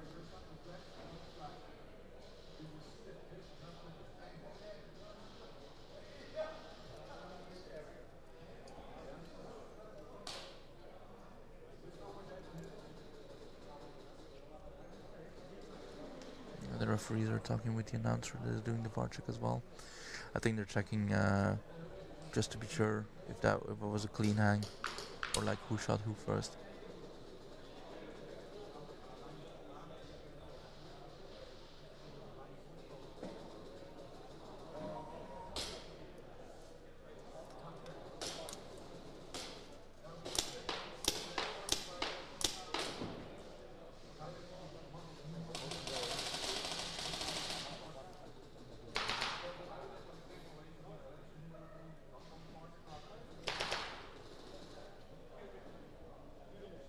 Let's see what they'll announce.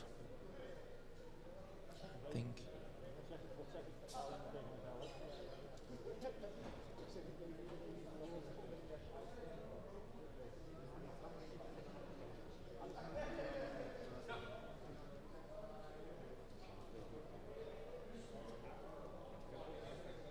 VAR check requested. VAR check requested, okay.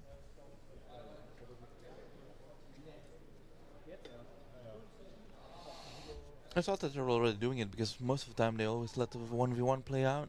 But then again, it might also be that it's not a hang then, so you don't need a 1v1, so that makes sense that they do the VAR check first.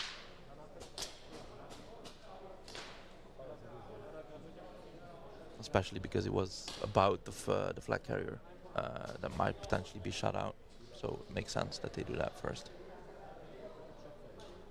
We'll see. Let's see if 187 will get their VAR check back or not.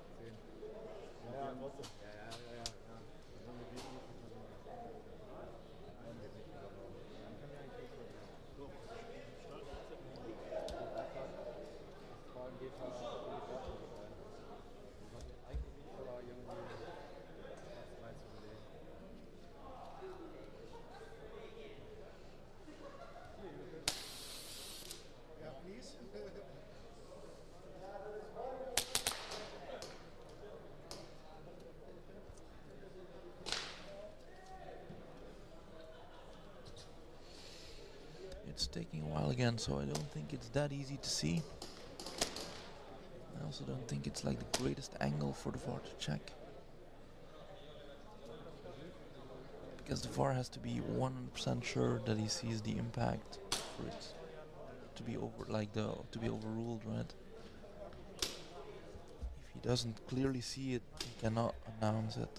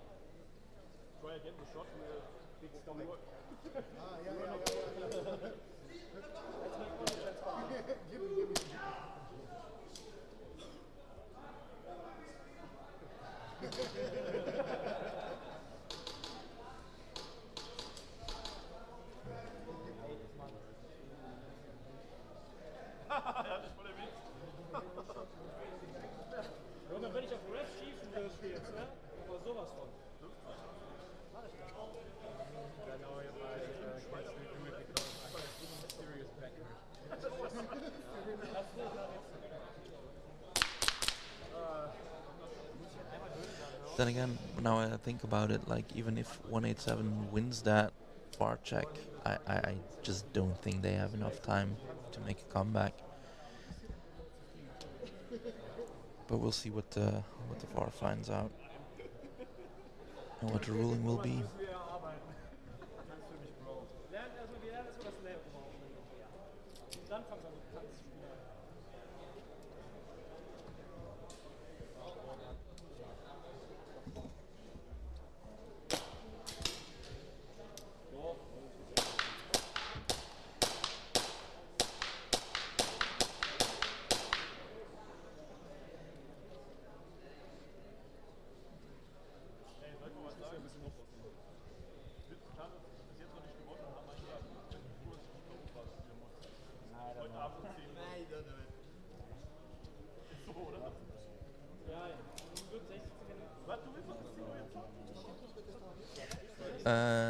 Nick, I'm quite new with 187 good. There are no bad teams here this weekend. Every team that is here demands respect and knows what they're doing. You do see a difference between newer and more seasoned teams, but there's no bad team here this weekend. There's no team where you go up against and say, okay, that's going to be an easy win. You need to keep every team in mind when you play against them. If you get too confident, you might shoot yourself in the foot badly. I do see that one of the referees is with the VAR right now, so I might ask for a second opinion. Or ask the referee what he saw and check based on that. But I don't think it's that easy of a situation. There's so many BBs flying. And it's all a matter of who got hit first, right?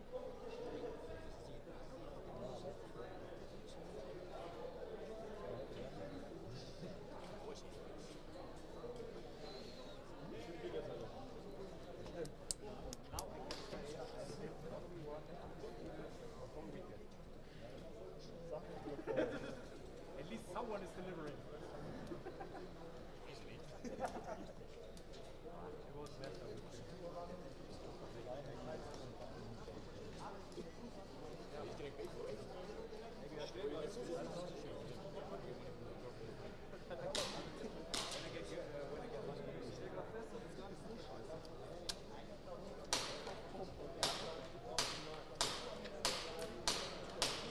Hey, CQ Bros in the chat. a pancake, a pannenkoek.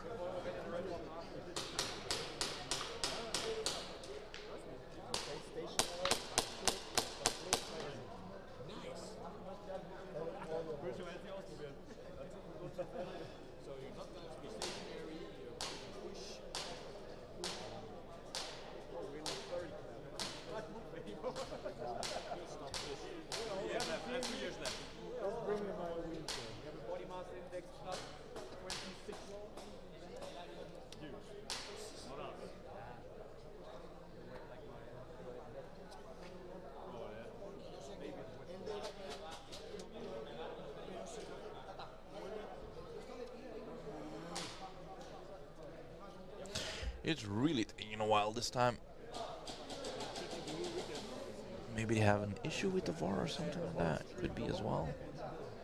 They are clearly discussing something. The VAR and the referee that is in there with him. So I think it might just be really hard to see.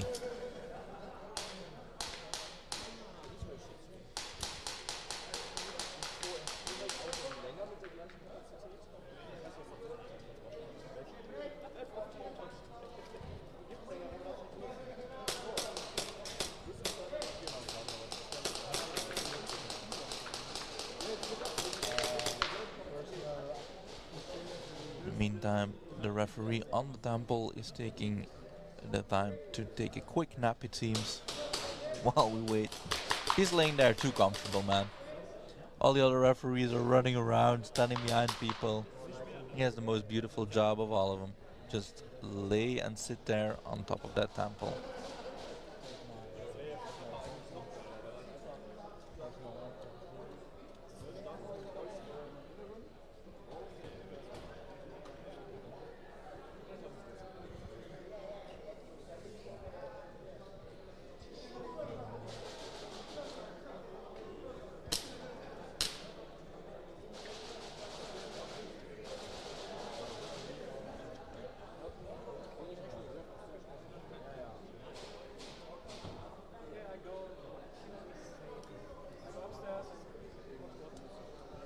Okay, it looks like the referee is coming out of the VAR booth and going back to the field, so they might announce something pretty soon. VAR check not successful, 1v1. VAR. Okay. So I am pretty sure that was their last VAR check. A 1v1, okay. Yeah, Maxim, it's very long. But we got through it.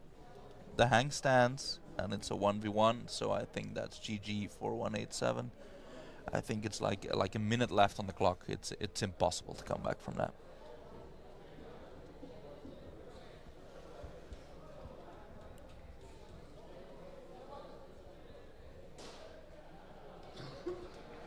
Seconds. Let's see if they get the bonus points as well.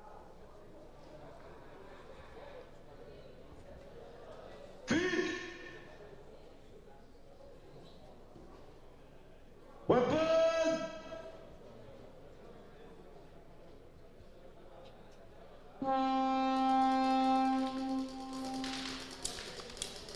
Okay, Cry Lover guys went to the cross. And the 187 person that is defending went to the corner on the snake side. It's a good battle. He's using the blind spot. Oh, but he did not manage to get him. No bonus points.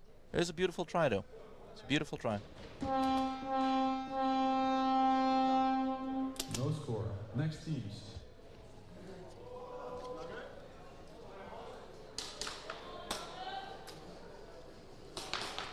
Okay, let's see what SON can do with their second try.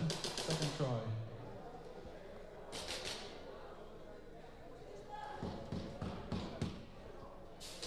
They still have the chance to even out the game.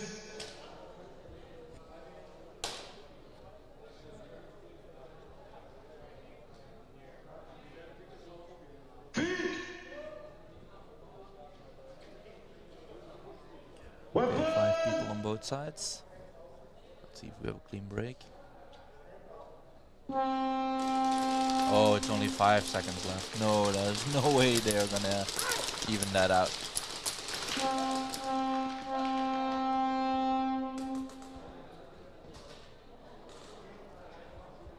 Zone 1, endgame. Yeah, that's true cringe. I think the only game that still can change something in the top 4 is the game between Limburg Shotguns and Militis. If I'm not wrong, if Militis win that one, they fall off and Limburg Shotgun advance to the top 4. And if Militis win, Limburg Shotguns fall off. If I'm not wrong. 187, first try. That's the only game still that can change something in the standings. For the top 4 at least. 20 seconds.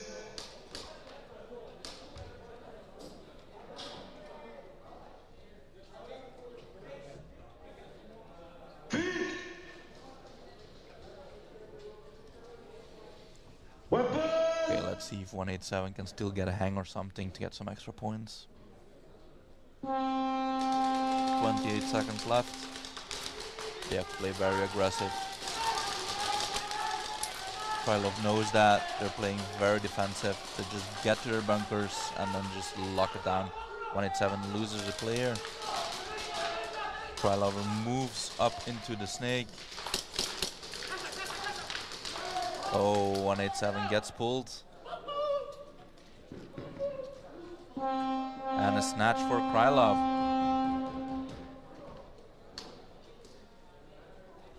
A very, very dominant performance by Krylovers. No score, snatch. Very dominant performance.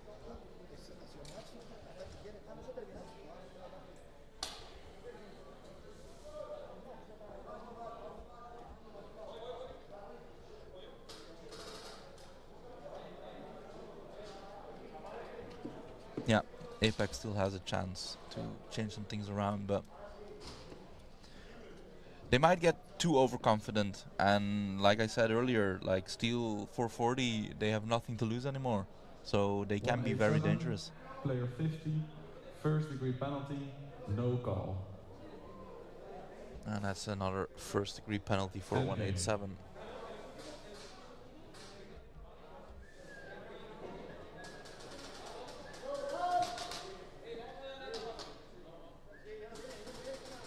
VAR check requested by SON. Okay, we have a VAR check requested by SON.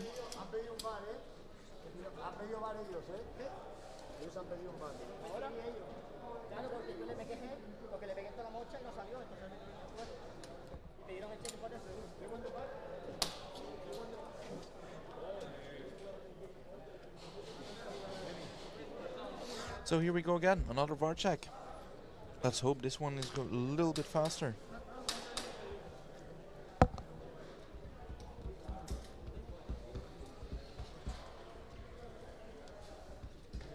And a game ended as well, right? With between SON and Sinister. So if there would be a penalty, that would be in the last, what was it, 30 seconds. So let's see.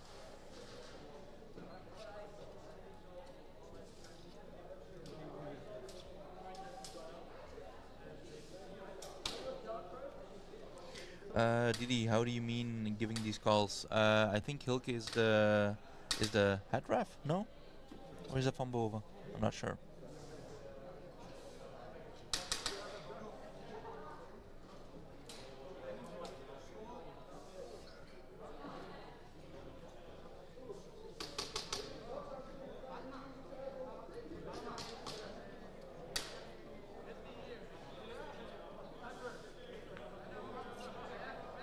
Or if you're talking about calls as the commentary, so me? No, I'm from the Limburg Shotgun, Spirit Creature. The big guy with the beard that stands behind you in Pro Series as a referee.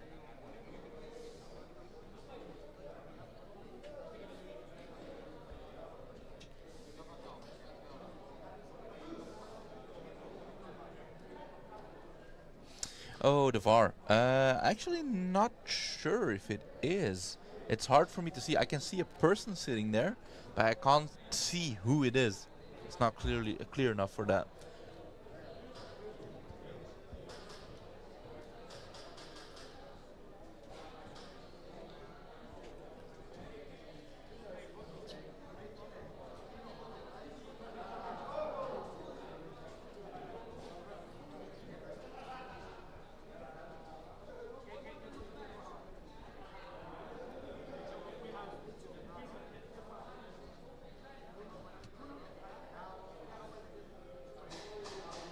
I have not recognized your voice. It's okay.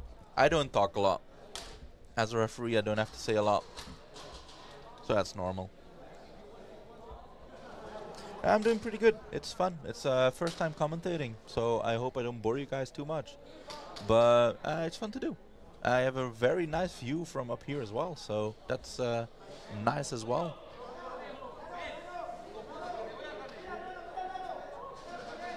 Yeah, Dubdags, the man with the beard. It's always my point of recognition when I wear that mask as well, because the beard sticks out. So.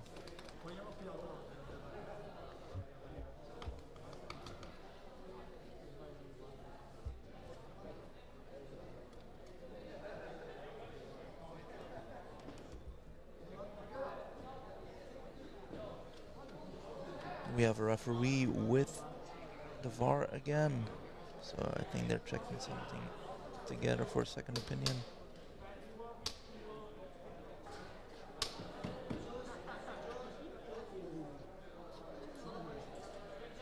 How long is the next break? I actually don't know, because we are behind on schedule.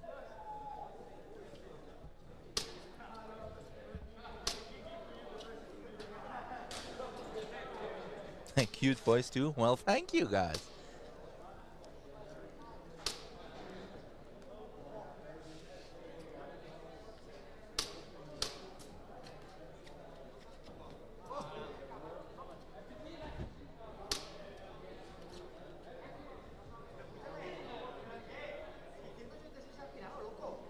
But yeah, about the next break, I actually don't know because we are behind on schedule. I'm pretty sure there's still the next heat before there is a break. So after this, we have Limburg Shotguns versus Milites, and one other game which I can't remember. But I think after that, then we have a break, but it's gonna be a short one, I think, because we're so far behind on schedule from the power cut earlier, and now all these VAR checks. It's taking so long. So I think that the break isn't going to be too long, and then we're going to go straight into the knockout phases, which are going to be spicy, if you ask me.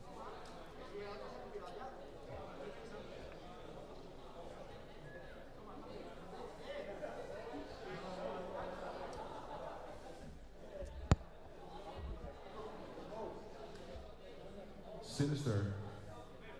Player 1, second degree penalty, belt hit. Okay. Penalty in the last 30 seconds, game altering play. Okay. Flag hang, bonus points, SON. Okay. So I don't know if you guys heard that, but the VAR check was successful. Sinister is getting a second degree penalty for a hit on the belt, but it was a hit on the last 30 seconds. Since the head ref is upstairs, Sinister is allowed to do a VAR check request with a different referee. So that means automatic hang for SON and bonus points. So that would basically pop them to get on the same score as Sin. 14-14. Second try. So that's 10 points, right? With the bonus points, so 12, 14, 14-14.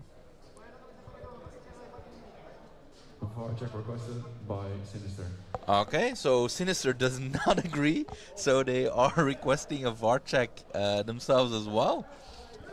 So we'll see. We're not done yet, guys.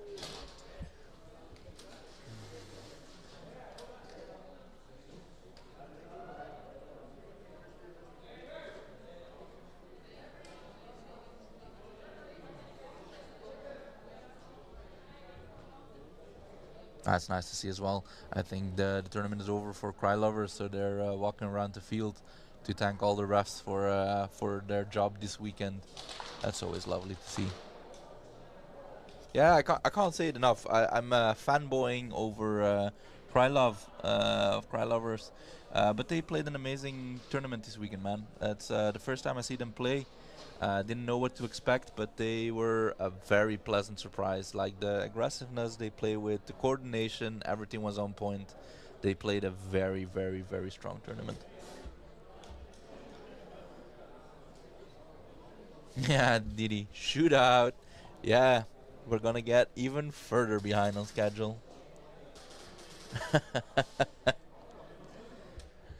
That would be beautiful as well, right? Like they were behind the entire game, and let's like imagine that SON now wins that shootout. That would be beautiful for them.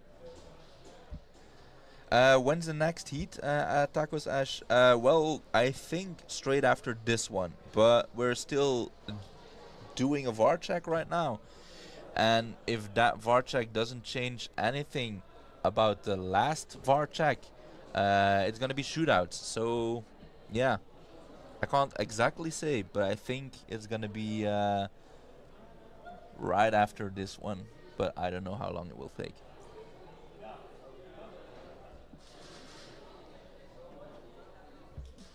Yeah, exactly, Didi. Finally, another Spanish team making it over here. A lot of respect for those guys, man. Like I said earlier, they played one hell of a weekend.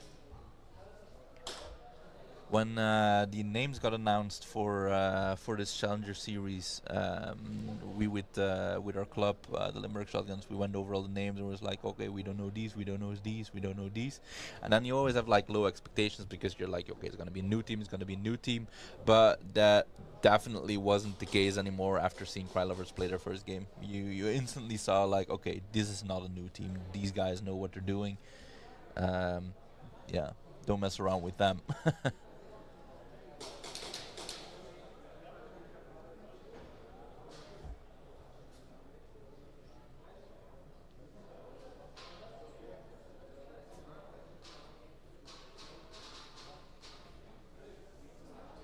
Tacos Ash, you're probably not gonna know me because, well, I haven't been to the USA and I don't actually play NSL, but I'm a member of the Limburg Shotguns. They're playing this weekend in the Challenger Series.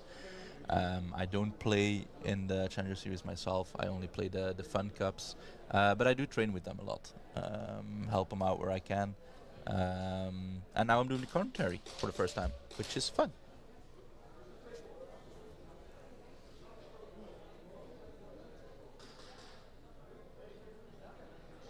Yeah, Didi, I heard earlier that they played Gran Canaria, indeed. I was talking this weekend to someone as well that said that they're no new team. They've been around, but it's just their first appearance on the NSL scene, if I'm not wrong. They did play the Speed QB, if I understood correctly, but on the NSL field, it's their debut.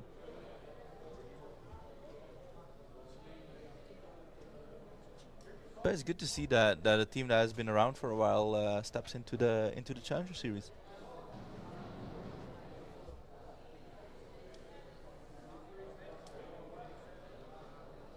Oh, I gave all the the background but my name. Yeah, you can find me as Bearded Creature Airsoft. It's my name, Bearded Creature. You might have seen me in the last Pro Series. That was here 2 weeks ago. I'm the referee with the big beard sticking out of his under his mask. Hence the name.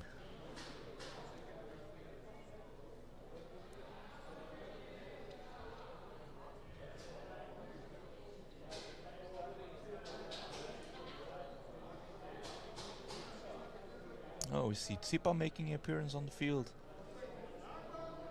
He's talking to the guys from SON. He's patiently waiting for us to play. He's our coach, so I think he wants to stretch his legs and walk a little bit. VAR check not successful. End game. Okay, VAR check not successful. So that means it's still gonna be the hang and bonus points for SON. So if my math is correctly, it's gonna be 14 versus 14 in the score, which is gonna mean shootouts.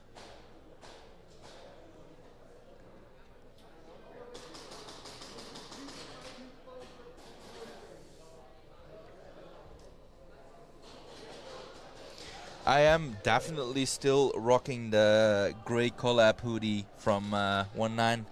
But not at the moment. It's way too hot in here in the commentary booth to be wearing a sweater. So I would be dead if I was still wearing that. But it's hanging next to me on the chair. My beautiful, beautiful sweater, which is very, very good quality, by the way. Hats off to that. Because most of the time, like if you buy like branded or like things like that, if you know what I mean. Like let's say you go to a concert and you buy like a hoodie from a band or something like that. It's like the quality isn't always too great, but this sweater, it's impressive, man. I was impressed. The print is perfect. It's very comfy to wear. The size is perfect because that's often an issue as well. Because I'm a little bit of a bigger dude. I need to buy the bigger sizes, but often when you buy like a bigger size, it falls out like a medium, and you're like, what the hell? But here it's perfect.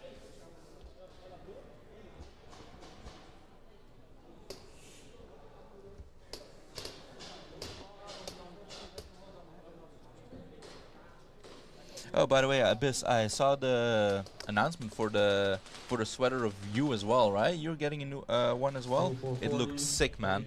Like the design, it was sick. Please crown your guns with the referees.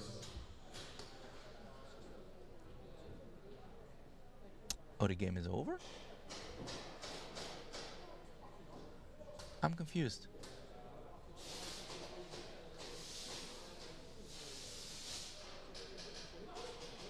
Am I crazy? SON got bonus points and the hang and bonus points, right? Yeah, Harrods, I'm lost as well at this moment. Because I thought we were gonna go into shootouts. Because it was 12-14 in the SON versus Sinister game. And in the second try, SON got a penalty. Well, no, Sinister got a penalty in the last 30 seconds, so that's an automatic hang and bonus points for SON. So second try hang is 10 points, bonus points is 12, so it's 14-14, right? Or am I wrong?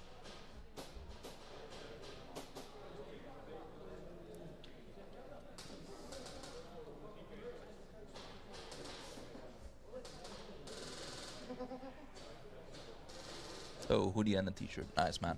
Yeah, I really loved the design. It looked sick.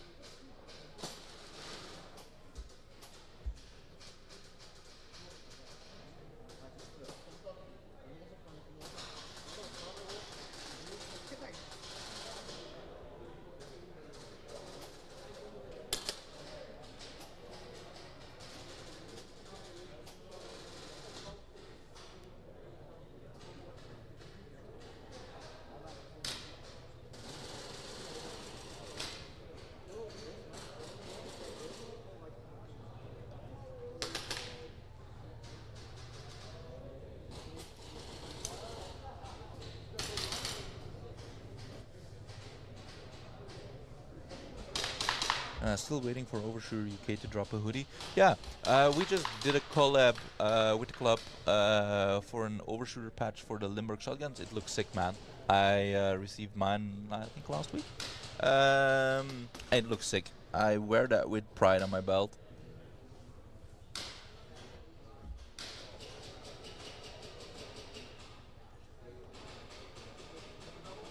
Okay, so Apex and Steel 440 are on the field.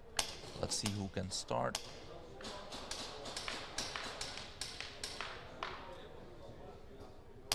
Steel 440 has had a pretty good weekend as well. I know they are a new team, which is impressive. Like a very, very fresh team, but they do have a lot of players. And of course they have those rookie mistakes, right? They're still, you see, a little bit nervous on the field because of that. The decision making isn't always that great or like perfect, but you can see in the way that they play that they are putting in the work. So they are definitely going to grow in this Challenger Series.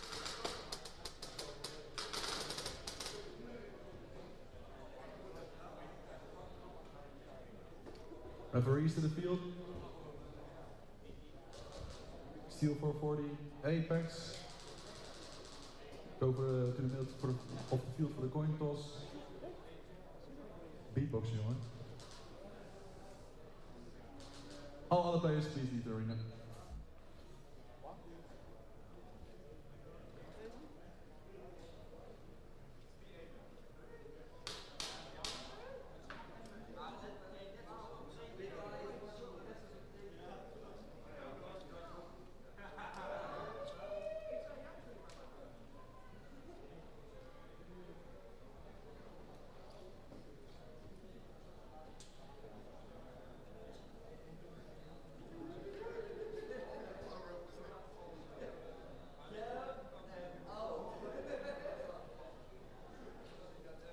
I think we're waiting for the head ref for the coin toss.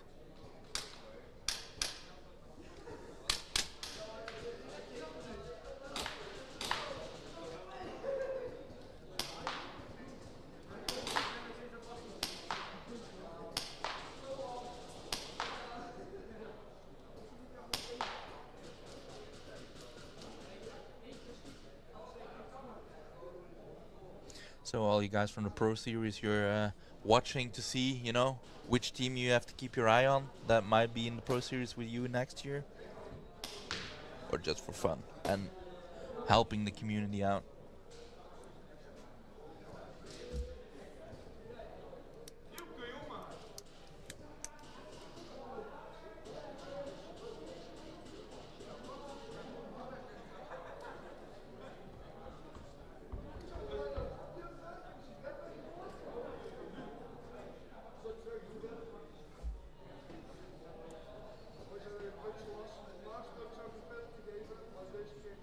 It's taking a while for a coin toss. Did they lose like the coin or something?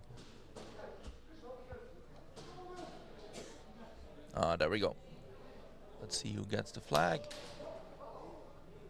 Steel 440 gets the flag, and they will be starting on the shop side, it seems.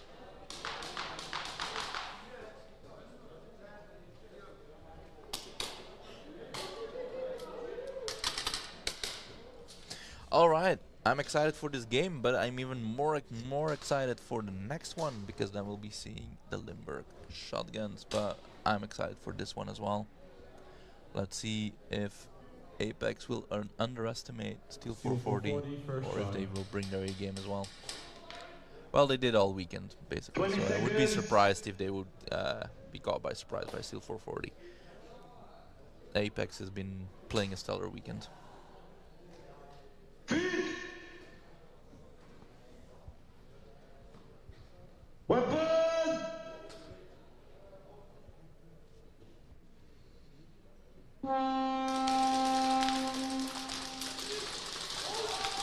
Aggressive start from both teams, both making it into the snake. But Steel 440 is gonna start dropping some people. They lost 2, I think. But Apex lost some people as well. Still both teams having someone in the snake.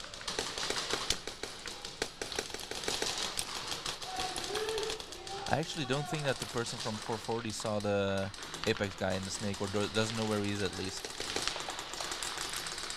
I still see 2 people from Apex.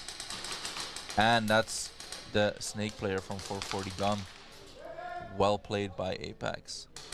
They're starting to move up. Let's see if they can instantly get that snatch.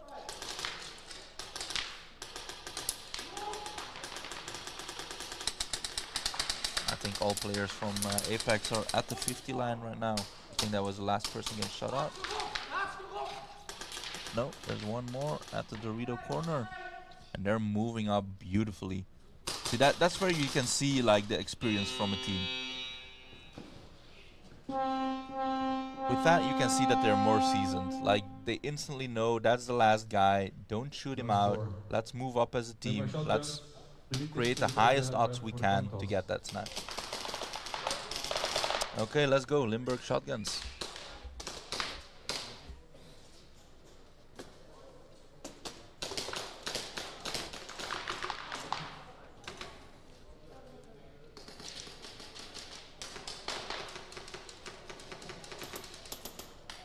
I'm gonna try my best to stay very neutral, but I might be a little bit biased, of course. It's my team that's playing, but I have some friends on Militas as well, so this is gonna be an interesting one.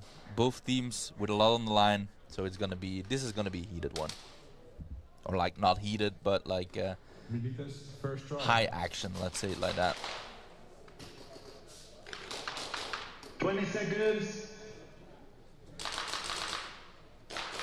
Okay, Militas first try. Let's see. I think they still have a penalty from their last game, but I'm not sure. It doesn't look like it. It seems that they have 5 people on the breakout. Nah, 5v5.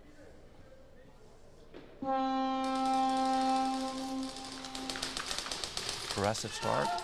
But we lose Crusher on the Limburg shotgun side. Too bad. Because that would have been a beautiful breakout if we got that far, but we got someone in the snake normally. I think it's Kiani. Yeah, let's go Alazar, Robin. Militas is crawling into the snake. I instantly saw Kiani.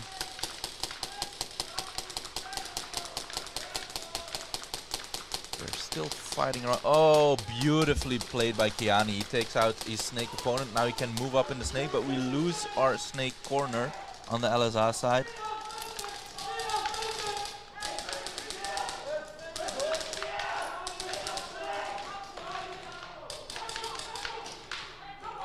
Let's see what Kiani can do in that snake. It's a 2v4, I think.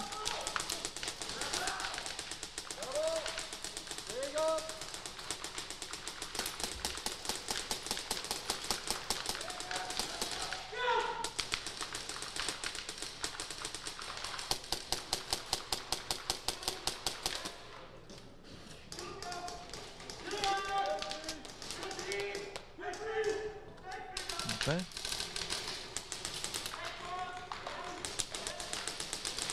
I hear Militas call G3 somewhere. Someone moving up in the snake. It's Primax gone. That's only Kiani left. And that's a hang for Militas, it seems. Beautifully played by Militas. Flag hang, 1v1.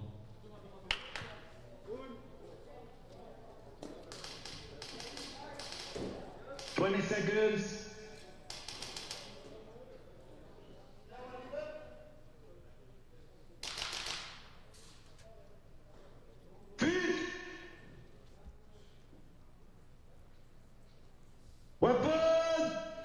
Let's see if they can get the bonus points as well.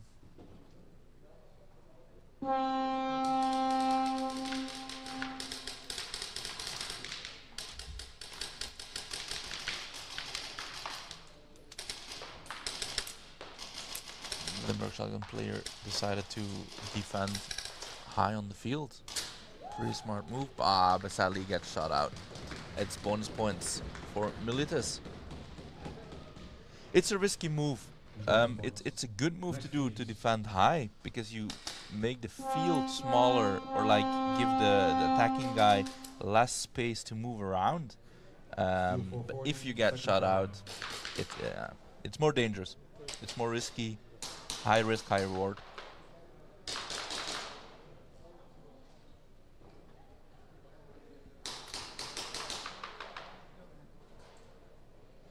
Okay, let's see if Steel 440 can get some points on the board. Limburg shotguns, player 22, second degree penalty, gun hit. It's a second degree penalty for LSA 22 for a gun hit. So that's not good. 20 seconds. That means in their second try they'll have one person less. And it's already hard with 5v5.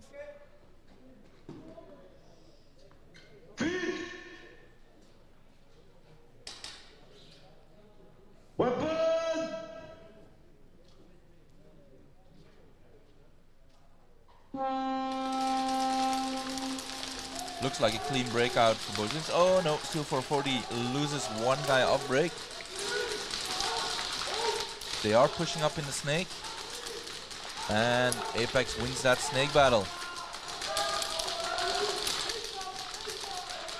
Looks like another very solid performance by Apex. It looks like Steel 440 has a very tall guy as well who's stealing Apex's tactic of just standing behind the home bunker and just shooting over it. It looks like we need to recruit some tall guys because that looks so strong. And Apex is really moving up on the field. That should be a snatch. I think he touched it. It's gonna be a snatch. No score, snatch. Yeah, snatch by Apex. Well played. And again, you have that flawless execution, right? They move up as a team. They communicate so well. Really strong. Apex is really impressive this weekend. First try.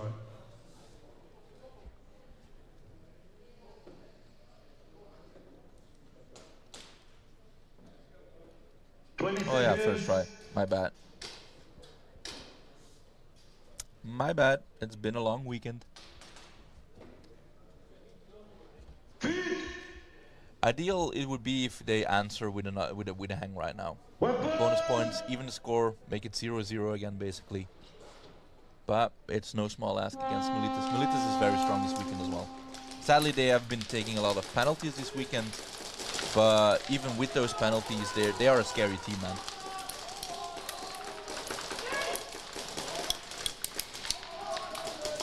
I think Milas instantly lost one on break, so that makes it 4v4. Is it Viper in the snake? Sion? I think so.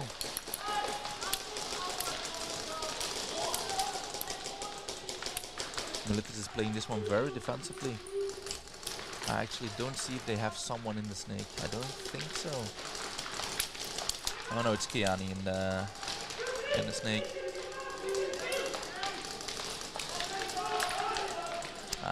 We lose Primax and we lose Kiani as well. That's a buzzer. Let's hope they don't find the flag. No snatch. Okay. So just reset and try again. No score. Next teams. Apex, first try. 20 seconds.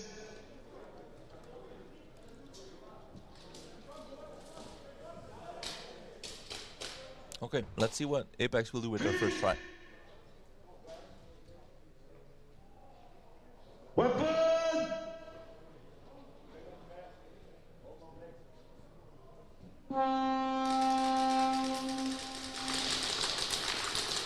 Clean breakout from Apex, and their snake is instantly moving up, almost at the 50 line. Apex has one in the snake as well, but more to the back.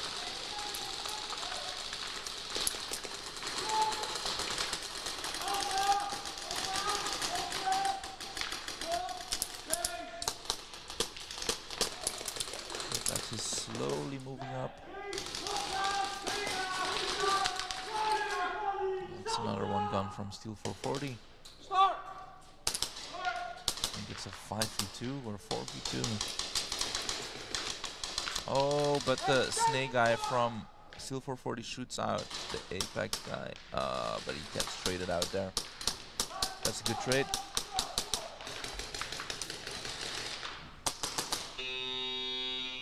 And that's hang.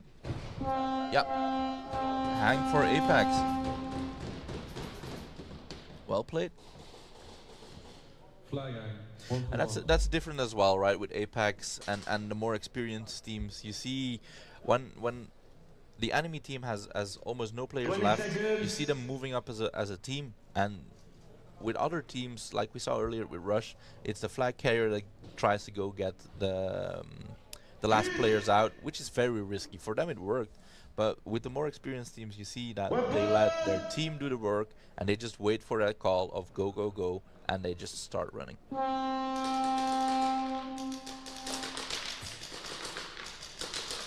You know, it's always nice if you're that guy that takes out the entire team and things like that, but it's a team sport, so you need to be able to depend on your team and trust your team as well. Trust your teammates that they will do what they need to do.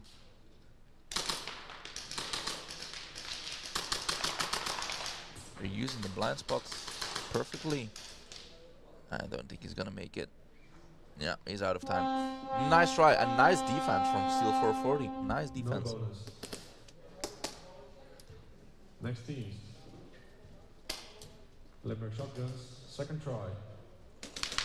Okay, second try for Limburg Shotguns. Let's see what they will do with it. They should be back with 5 people now.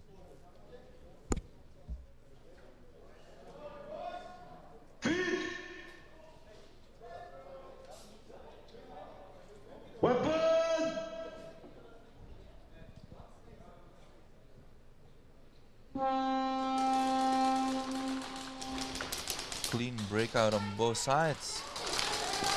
Very aggressive play. Oh, but we're gonna get a pull.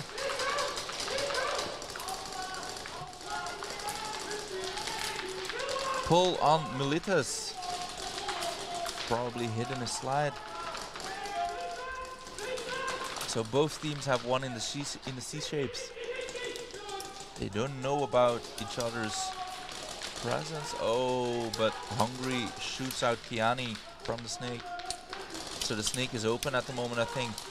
But they still have pressure. But I think he doesn't know that Hungry went into the snake. And that snake dominance is really strong. We still have Frosty holding down that snake from the cross. I'm not sure if he knows he's on his side. Crusher hears the call, so he's turning back, trying to get that snake player out. But Frosty dies before he can. I don't...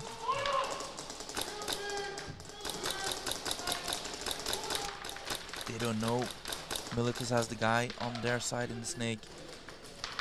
I think he's gonna surprise them. And Milas is using that to their fullest advantage by moving up. It's only Crusher, but I don't think he knows. And that's the snatch.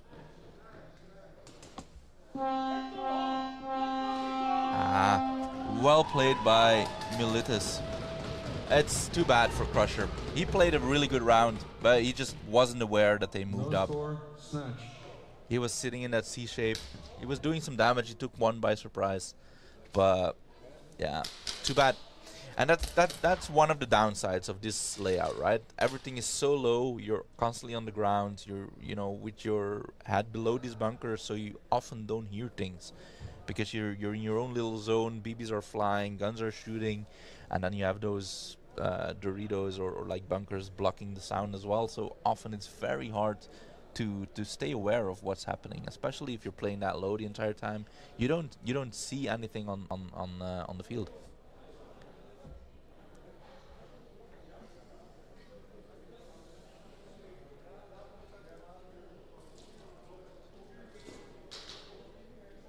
But well done by Milas. Beautiful snatch. Milas, player 5, second degree penalty, hit during slide. Yeah, as I suspected, hit during slide for Milas, second degree penalty. I think that's Jesse, if I'm not wrong. It's a really good pistol player as well.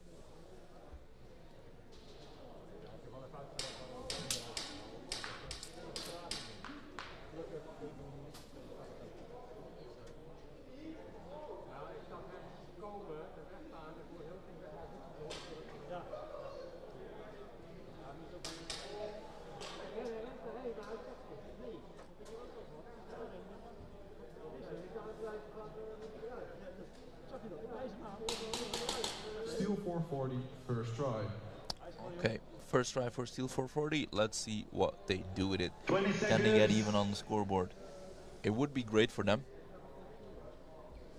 Make the game 0-0 again and start fresh.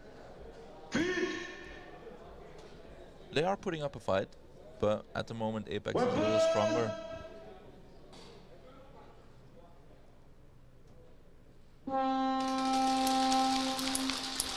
Clean breakout from both teams. Oh, but Apex loses their snake player. But Apex, no, not Apex. Steel 440 loses 2 people in the background, or the backfield. But the snake is still 430. And they shoot out the snake corner, so that's really good. They really have that dominance on the snake side.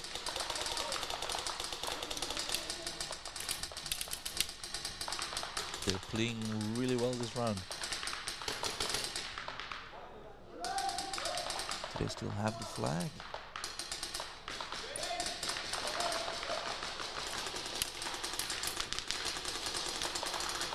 I think their back player has the flag. Oh, but they lose their snake player for Steel 440. Does Apex have someone in the snake now? I think they did. I think it's 2v2 at the moment.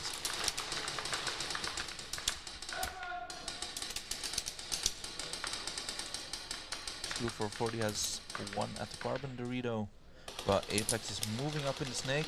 I think they're gonna surprise him. Yep, they did.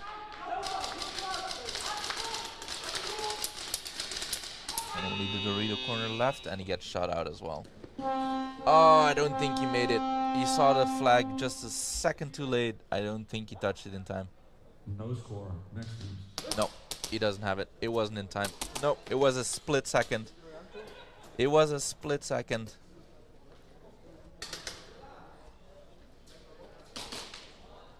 Very close. 20 seconds. And that's the downside. If you're looking for that flag at full speed and you ran past it, like by the time you get your body to a full stop and then move in the other direction, those 3 seconds are very short, man, to get that snatch. But good try. Very close. Okay, first try for Milas. Starting with 4. They get Crusher before he gets to his middle Dorito again. Good try, but the snake from Milas gets shot out as well. Let's see if Limburg Shotguns can move up on the field. I think they still have Kiani in the snake. Let's see if he can move up and do some damage.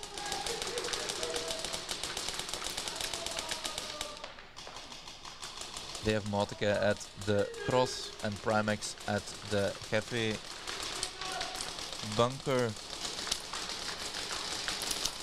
And Frosty, I think, or Speedy at the Monk Customs Dorito corner. So in type of body, like in the amount of bodies they have on the field, LSI is winning this round. But they need to move up and get that flag back. Because Milas is playing this very smart. They're draining time. They are draining time. They're ahead. They have the flag. They're telling Limburg Shotguns, come and get it. If you don't, we'll just wait. They need to move up on the field.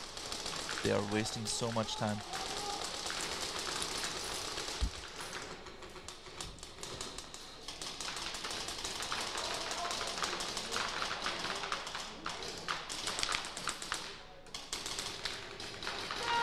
And that's Motka out.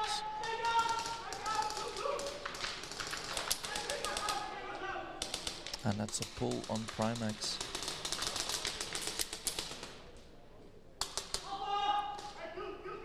It's only Frosty left.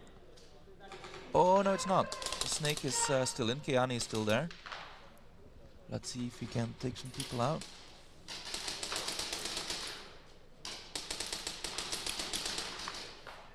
He was in that snake for a long time without shooting. I think Frosty's out. So it's only Keani in the snake left. Let's see if he can do that 2v1 and get that snatch. He's gonna snap. Shut out. But the flag was way too far. That's no score. So in the end, that's okay, but they need that snatch, man. They really need that snatch. No score. They're gonna run out of time otherwise. Yeah, let's go Keani Beaver. He's playing really well. He is very impressive. Very impressive player. Knowing as well that, you know, he's been with the team for not too long. Only had one training with us. Not even with our entire team, because not everyone could make it because it was during the week. But yeah, very impressive.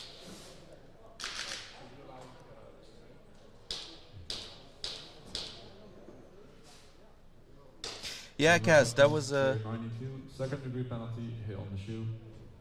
Okay, apparently he was hit on the shoe. 40, second try. I also didn't see anyone shooting at him, but I assume it was when he was moving 20 seconds. To the cafe bunker. Steal for 40. But yeah, second degree hit on the shoe apparently. Odd.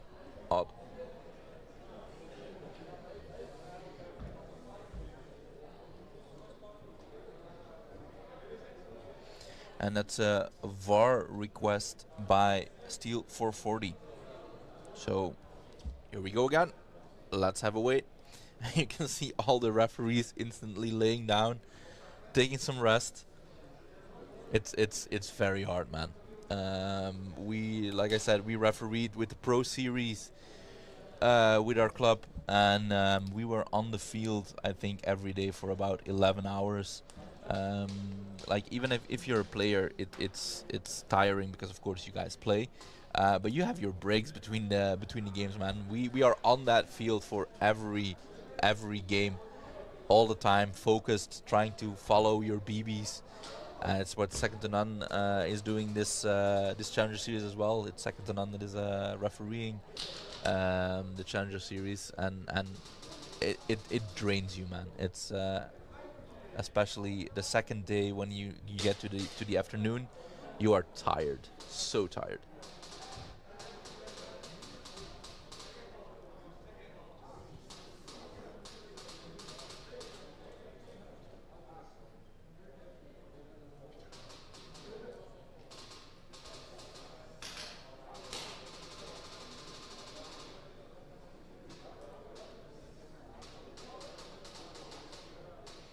I wonder actually what the VAR is checking, because I didn't see anything funky in that game.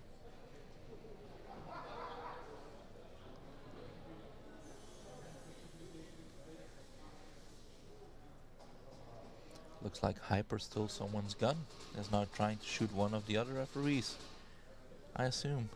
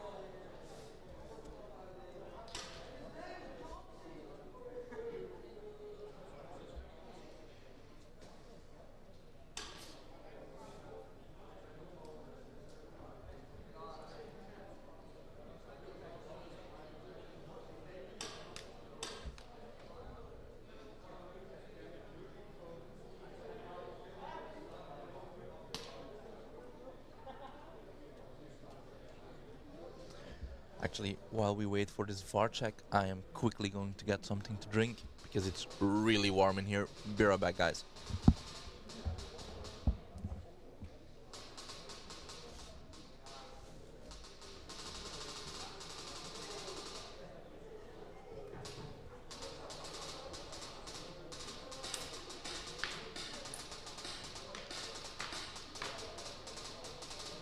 VAR challenge not successful.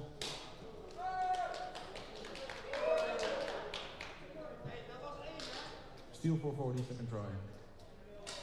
20 seconds.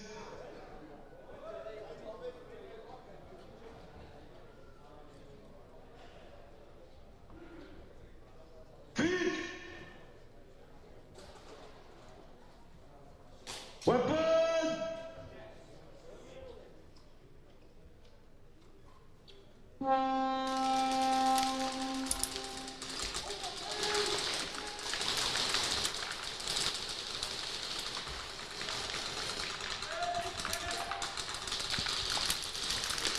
I'm back.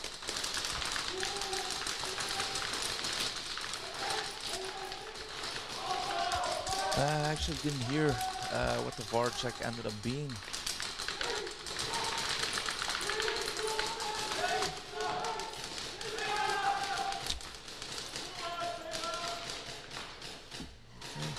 Okay. Apex moving up on the field.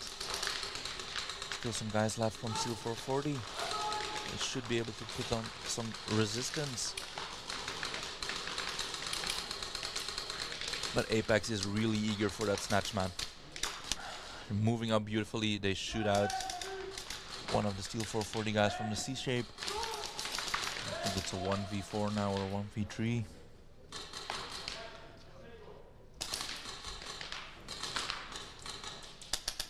Oh, the Steel 440 guy is not giving up that easily. He shoots out 2 people. It's in a 1v1 right now. Oh, I think that's going to be an early buzzer. That's an early buzzer on Apex side. So that's going to be an automatic hang and bonus points for Steel 440.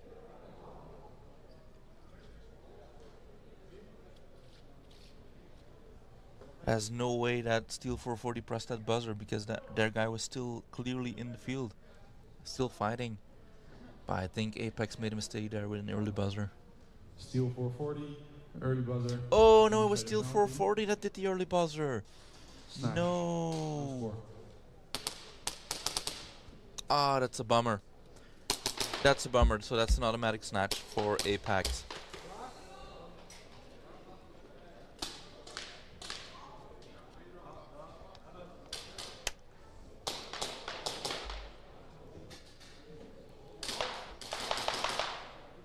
Next team, Milas, second try.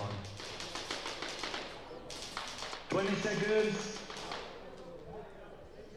Okay, second try for Milas. Let's see if Limburg Shotguns can get that snatch. But they're sitting out that penalty on Primax. So it's 4v5. It's going to be a hard one, but it's possible.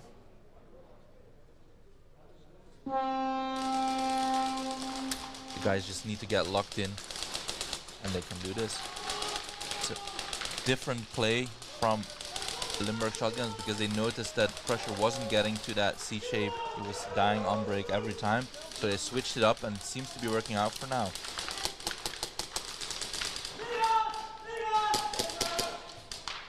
But he gets shot out on the back of the snake. They have someone from Milas at the plexi, which is a very, very strong position to have. He's moving up onto the shotguns field. And he's gonna surprise Matika. Yeah. Kiani's still there, he shoots him out. That's done, well done. Kiani knows that there is one guy from them. Oh, he's gonna shoot fatal. Beautiful, beautiful. Let's see if he can get the snatch.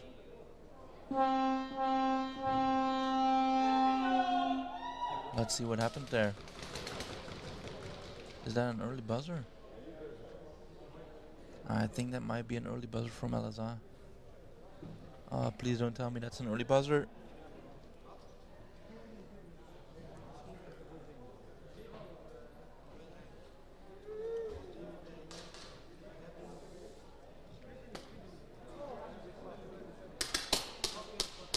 Let's see who pressed the buzzer.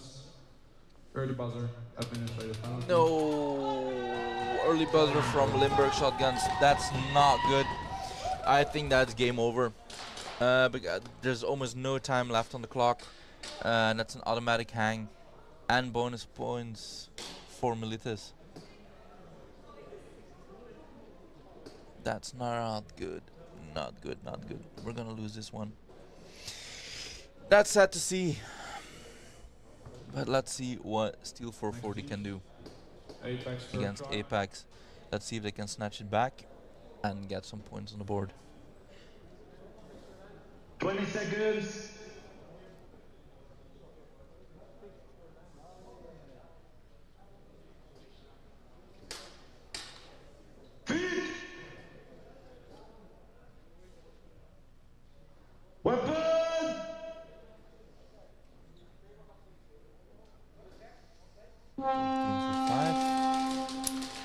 looks like a clean breakout on both sides. Apex is going deep into that snake, but Steel 440 has one there as well.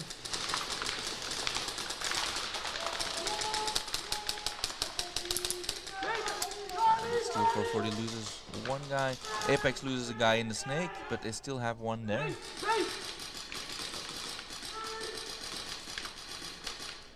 And he moves from the from the snake to the C shape, and the snake corner moves to the cross. That's something they do so good, man. I can't say anything negative about Apex movement. Like, they move up the field so well as a team, and it shows their experience. Oh, the snake guy gets shot out while he tries to take the other snake guy out. So there's no presence of Apex in the snake. But it's a 2v1, I think.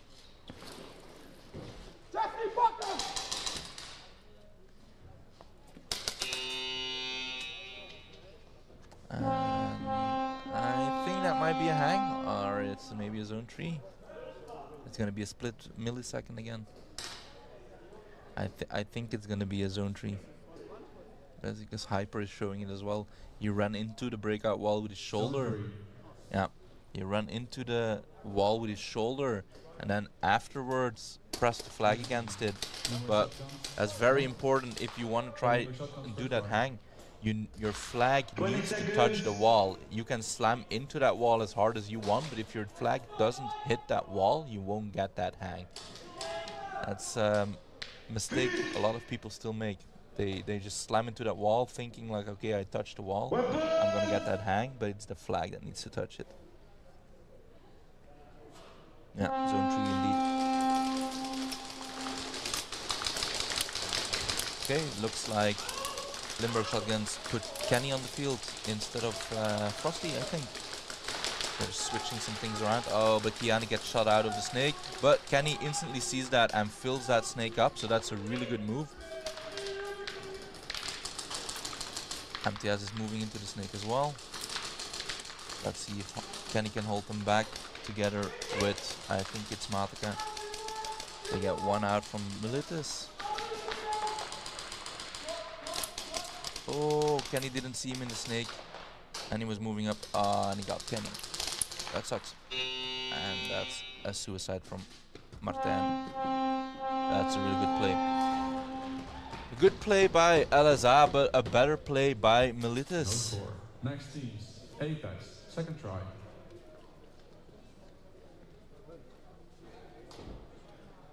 Milas is really showing up, and Elazar is struggling with it, and they're getting penalties left and right, so that's not good. The penalties are killing them, in my opinion. It's already hard enough if you're 5v5, but if you're like 1 man short or 2 man short, you really feel that, especially against a team that is gonna push back that hard as Milas is gonna.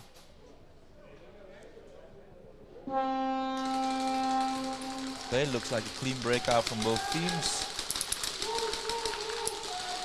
No team, anyone on the 50 line yet, but I think Apex is gonna move there in a second. Yep, their snake player is moving up, giving him that dominance over the snake.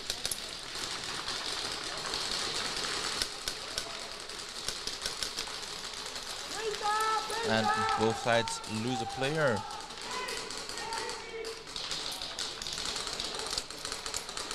At the moment, Steel 440 is snake side heavy, but Apex is Dorito side heavy.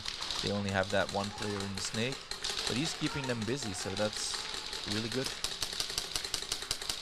Snake player from Steel 440 is moving up. Let's see if the Apex guy notices it, and they trade out, so that's a good trade. The snake is empty. Let's see which team will fill it up. Oh, but Apex lose their high kappa hub player as well, so they're gonna suicide. Good decision. A good decision. Sadly, no snatch. Yeah, the split second decision making of Apex is on point. They're really on point.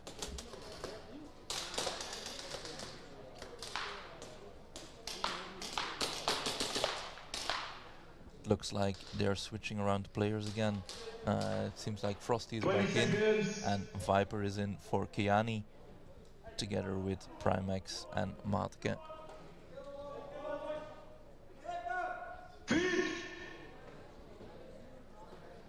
Let's see if they can finally get that hang.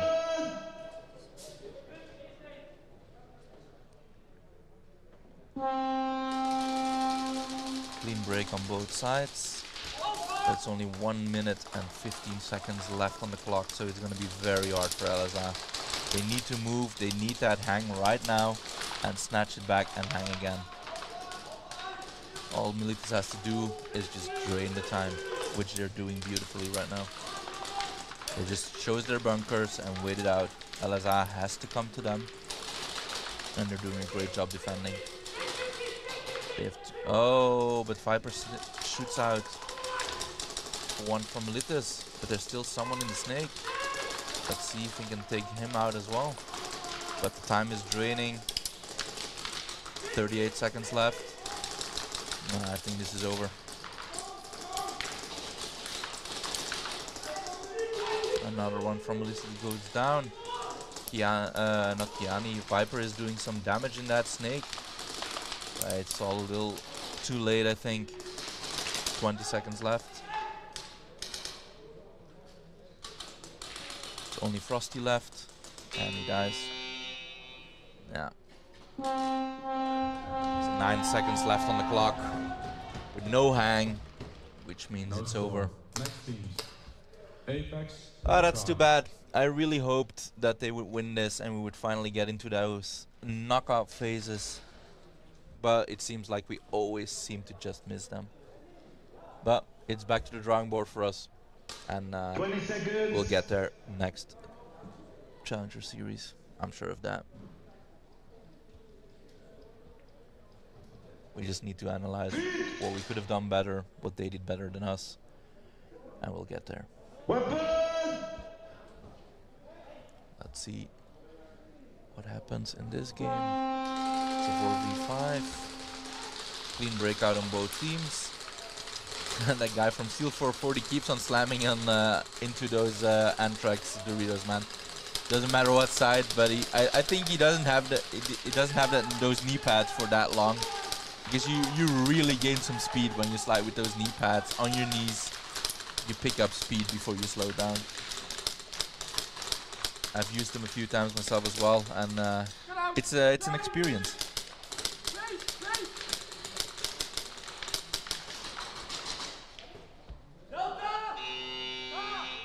And that's a zone 2, I think, for Apex. 1 minute left on the clock. Zone 2. Yeah, zone 2. Limburg shotguns, third try. Last try for Limburg shotguns, but there's, what was it, 9 seconds on the clock, so they're just gonna play this out. Oh, and they put Speedy on the field.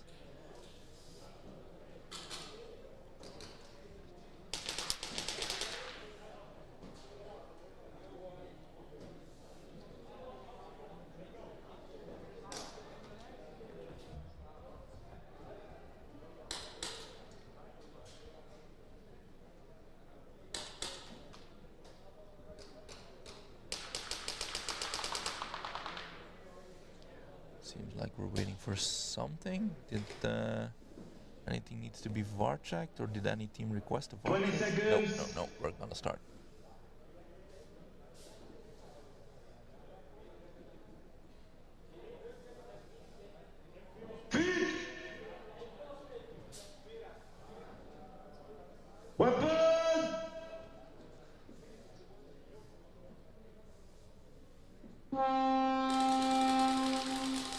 Breakout from both sides. Oh, Keanu is flying through that snake, man. But end game. GG by Milas. Well played. We played a strong game, but they played a stronger game. You have to admit when the other team is just playing better. A well-deserved win.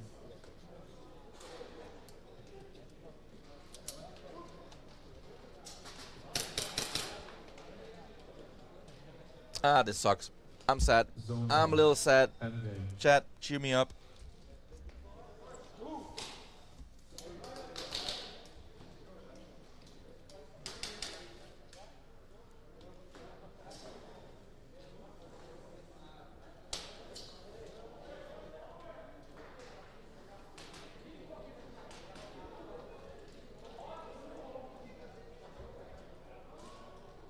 Next teams, Steel 440, first try. 20 seconds. Okay, first try for Steel 440. Let's see if they can get that hang. They just need some points on the board. Get that going. Get those points. Get into that focus, that mindset, and keep on going. It's still possible. 1 minute left on the clock. Still possible, but it's going to be very hard. Oh, they do get one on each side of break.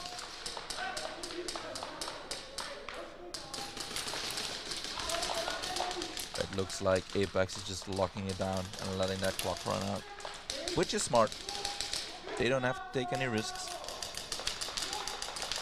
They're moving up to the 50.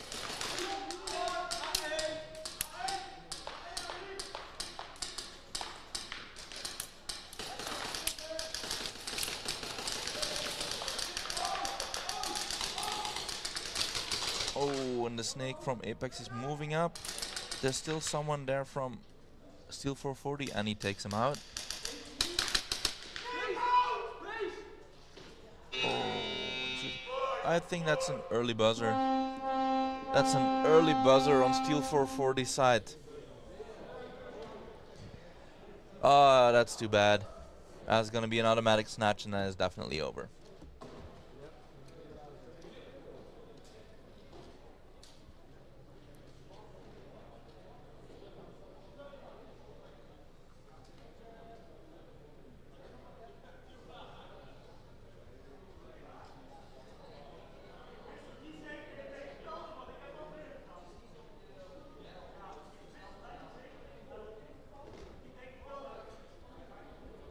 Oh, that's too bad for Steel 440.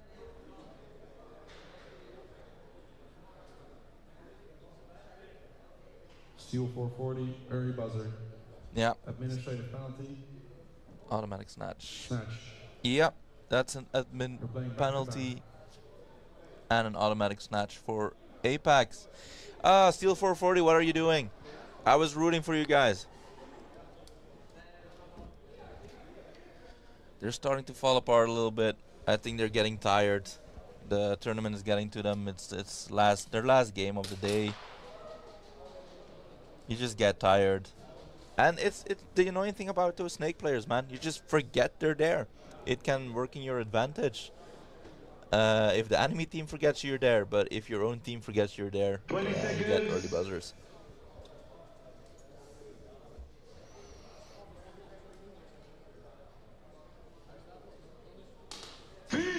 Solid. Early buzzers are for sale again. Yeah, they are.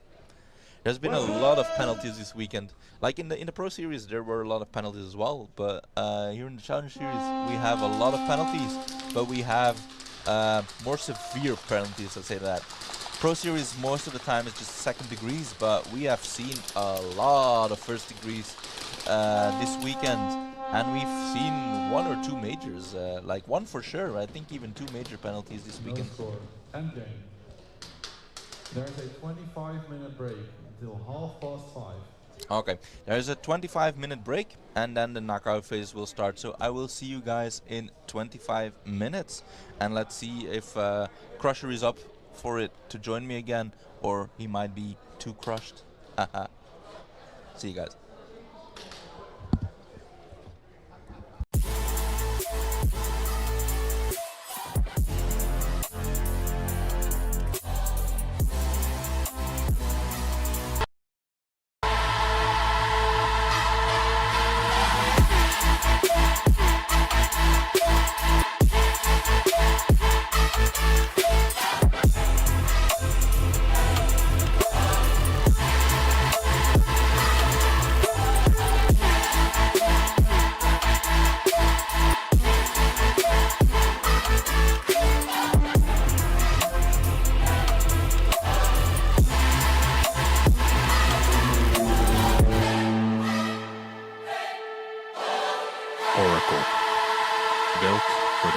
within.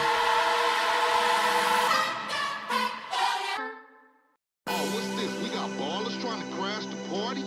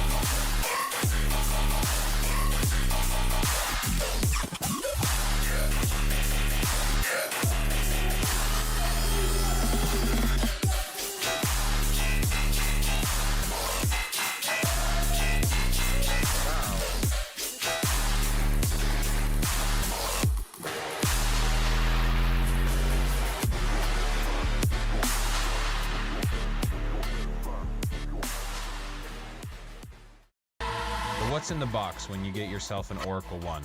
First, you have the lower receiver and end cap. You have the upper receiver, outer barrel, hand guard, and if you choose for it, also the ESGR. And on top of that, you get all the tools, trigger housing, extension cables, and accessories you need to complete the build. Oracle, built for the player within.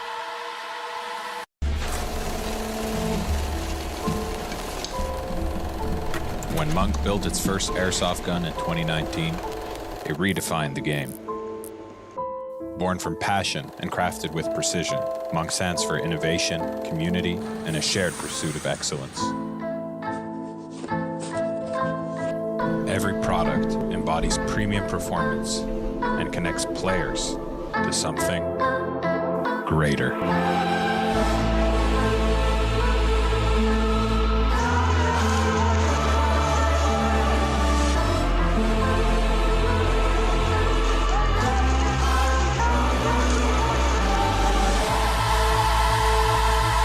Oracle, built for the player within.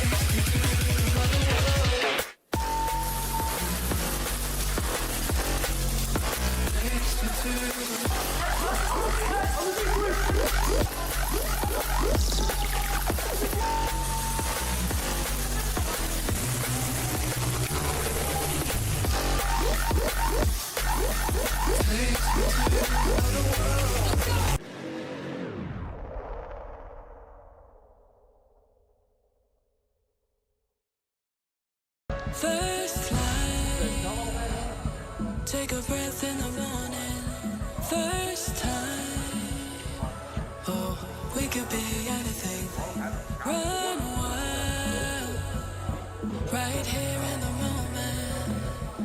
Here in the moment, you give me adrenaline. 20 seconds.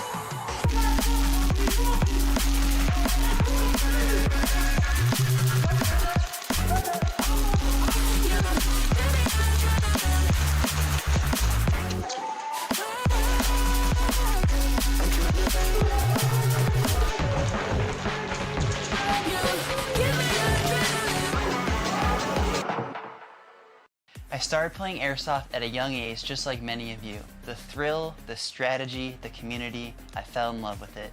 Jefe has devoted countless early mornings and late nights to build a brand that stands for quality and expertise. From designing his own AAP01 upgrades to providing top-notch repair services, but Jefe's vision goes beyond just products. It's about being a part of something bigger. The NSL is an agent of change in the industry, taking Airsoft from a hobby to a sport. Being a part of the NSL means being part of a community that shares my passion and drive. For all things AAP01, visit jefesairsoft.solutions.com.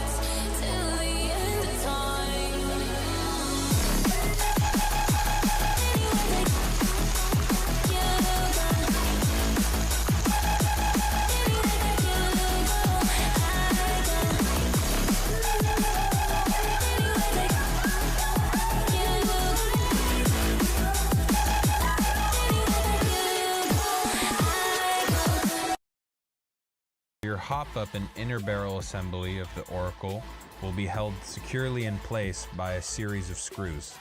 So your outer barrel is also secured perfectly in place with some screws, so there's absolutely no wobble.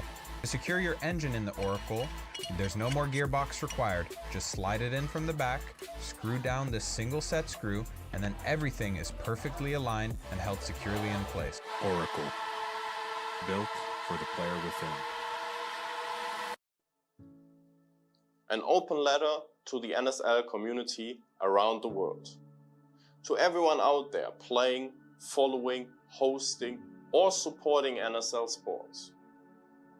During and after our first Pro Series weekend, a lot of people sent us messages out of concern and support for our beloved sport, which we feel have to be addressed publicly today.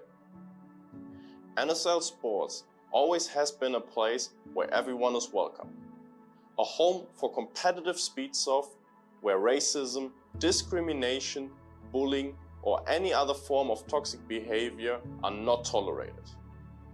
Over the past 3 years, we've built an amazing sport in an industry which sometimes struggles with these values. We've welcomed players and people from 5 different continents at our facilities, creating joyous, emotional moments with them, resulting in a ton of amazing memories that will last with them for the rest of their lives. We set big goals for ourselves, and together we will achieve them all, making our sport bigger and more professional with each step. We think it's fair to say that NSL Sports is currently the most relevant speedsoft organization in the world. Our player base is continuously growing and we attract more interest with each event we organize. Our standards for tournament organization, media coverage and field quality set new benchmarks for the sport. Beyond the incredible support of our players, we have to recognize that none of this would be possible without the amazing support and dedication from our volunteers. As our standards rises, so do our costs, beyond what we and the players can cover alone. For this, enormous appreciation goes out to our sponsors who back us financially and who invest in the development of the sport. Every company involved in NSL this year saw the amazing things we create together and therefore wanted to be a partner in this development. As an open and welcoming environment, we never applied any rules or regulations on the choice of brand for guns and gear. Neither did we disallow players to play at our events because they play in other leagues.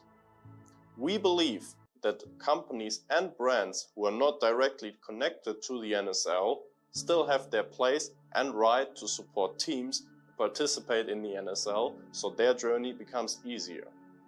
The majority of teams, players, companies and followers have always respected that silent contract and acted mature and grown up while respecting the brands at our event. However, as a growing organization, we have faced major disappointments and setbacks. Some of them even caused by our previous sponsors. By holding off financial support in breach of sponsorship agreements, leaking confidential details, sabotaging events, or the misuse of our platform by those who seek benefit from NSL without contributing. Our resilience has been truly tested. Recently, organized efforts have been made to undermine everything we've built in the past 3 years. Armed with a seemingly endless budget, misinformation, financial incentives, and false promises, these outside forces attempt to divide our community and to distort our sport. We view every attack on the organization as an attack on every player and every team that lives for the sport. They do not care about you, the players. They use you to their own advantage in an effort to rot out our beloved sport from the inside. May not be aware of the tactics being used to divide our community, but as the organization we aspire to be, we are forced to defend and protect against these attacks. During the first Pro Series tournament, the live stream was flooded with disruptive comments aimed at discrediting our referees, our structure, our sponsors, and our mission. Ironically, the very team favored by these voices won the event, proof that NSL remains committed to fairness and integrity no matter what. The work at NSL is done by people. People who not claim to be infallible, having to make split-second decisions under intense pressure, always striving to provide the most neutral environment for competition and giving every team equal treatment and opportunities. To ensure a fair game, we're continuously introducing better technology that supports objective decision-making. We actively listen to community feedback and continuously improve the rules and gameplay we all love. We've always been open to receiving criticism, provided that comments are given in good faith, most importantly from a position of helping us to improve what we do. Protect our sport, our staff, our sponsors, and most importantly, our players. We will no longer tolerate toxicity, disrespect, and unauthorized promotions within NSL platforms and events. Moving forward, NSL livestream chat will be moderated. If disruptions continue, we will take further action, including muting the chat completely. We will ask all teams to respect the game, referees, and each other. Excessive team sponsor promotion during NSL events will no longer be allowed. Teams or individuals engaging in disruptive behavior will face removal or disqualification, regardless of affiliation or past achievements. Our patience has been tested enough. This fight was brought to us, but we will not let it define us. The vast majority of teams that are competing now have always embraced and upheld the core values of NSL, and for that we are truly thankful. This message is not aimed at them, but to those who seek harm to what we've built. The time for tolerance towards these destructive influences is over. To every team and player dedicated to fair competition, we invite you to stand with us. Let's protect the integrity of our sport and rise above those who seek to divide us. Our passion, positive attitudes, and unity will always prevail. We are NSL. We are the NSL. We are NSL. We are NSL. We are the NSL. We are NSL. We are the NSL. We are NSL. We are NSL.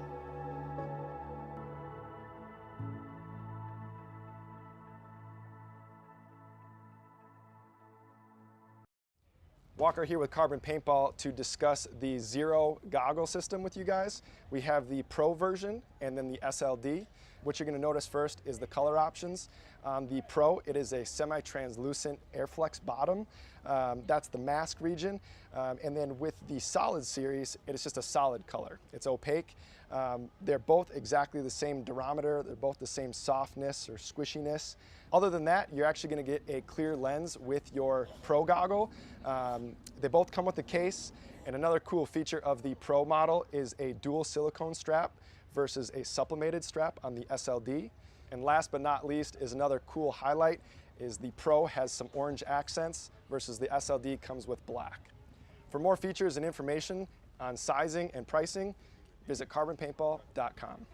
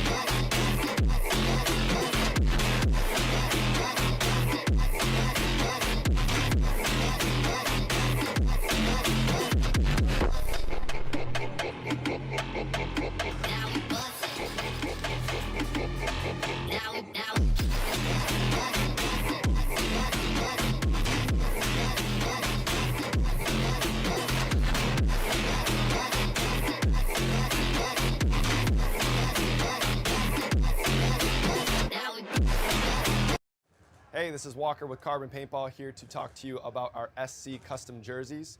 To start your team's design, head over to crbnpaintball.com, fill in some team information, including what colors, what template you want to base your jersey off of, upload your main team logo and any sponsors, enter your name and your number, and we're going to kick you back a 3D image of your jersey.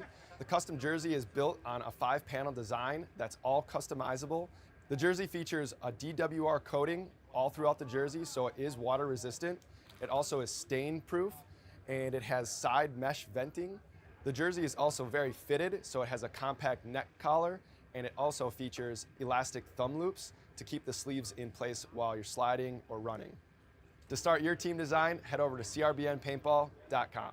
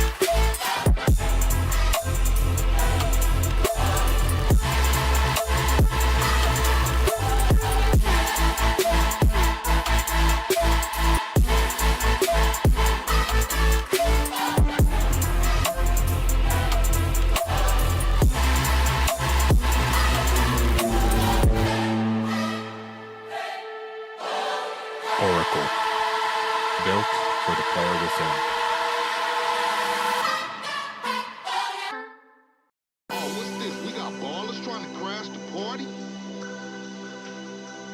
20 seconds.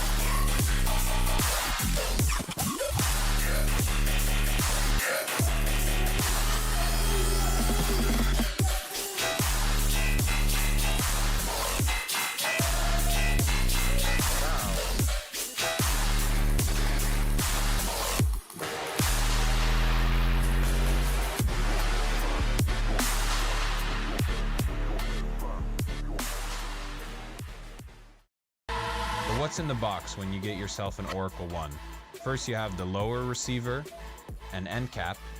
You have the upper receiver, outer barrel, hand guard, and if you choose for it, also the ESGR. And on top of that, you get all the tools, trigger housing, extension cables, and accessories you need to complete the build. Oracle, built for the player within.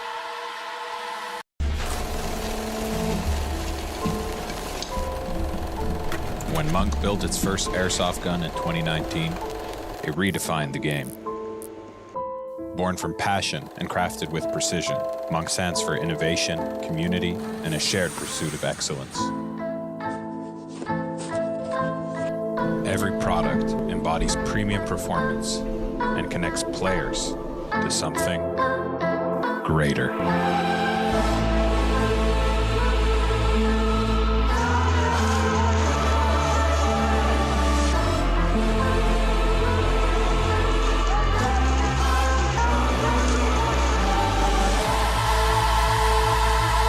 Oracle, built for the player within.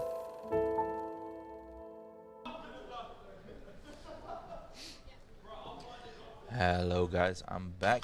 Let me quickly bring up the chat so I can see what you guys are saying. First try.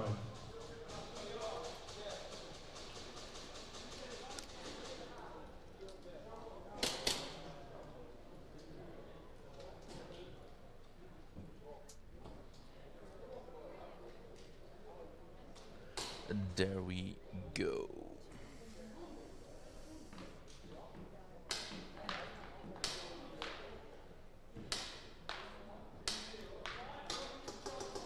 I see that we have a poll going. Who are you rooting for? Milas, Speed Reapers, Apex, or Bushido? Seems that Milas is winning the poll right now. But we're gonna start with Apex versus the Speed Reapers. Let's see if the Speed Reapers are still awake, because it's been a while since they had to play. But when they were playing, like, their aggression was on point. So let's see if they can still do that against Apex, a seasoned team. Or if they're gonna get some resistance from that.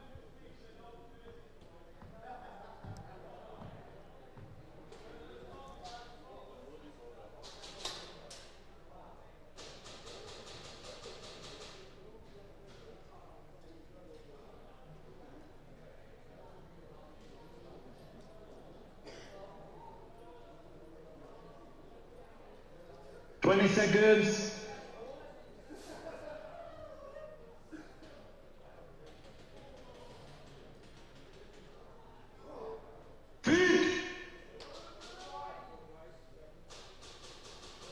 Weapon!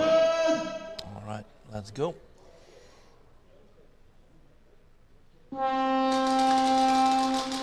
Looks like a clean break for both teams. Speed Reapers is flying into that snake.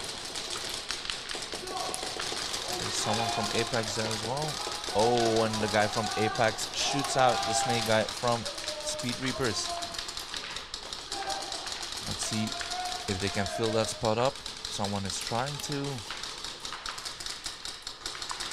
Let's see if we can get the Apex guy out of the snake. Oh, and he got shot out as well from the Apex snake guy. He's showing some dominance in there. Oh, but now he's gone. Okay, but Apex is moving up beautifully. Oh, but they lose their Plexi player. I think it's 3v2.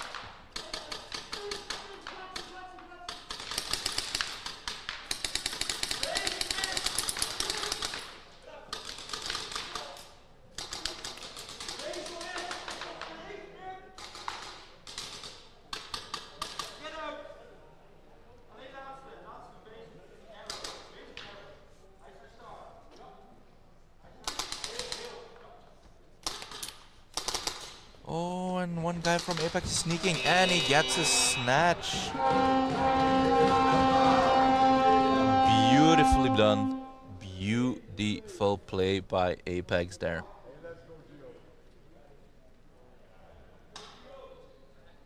He instantly notices that the Speed Reapers guy did not see him, and he takes full advantage of that and gets that hang. Snatch. No score. Next team goes to the head referee for a coin toss.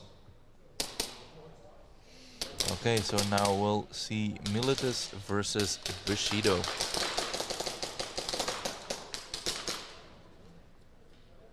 Both teams are starting penalty free, if I'm not wrong.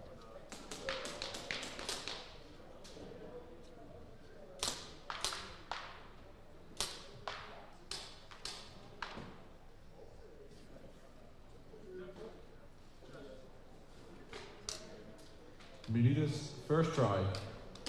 Alright, Milas starts 20 with the flag. seconds.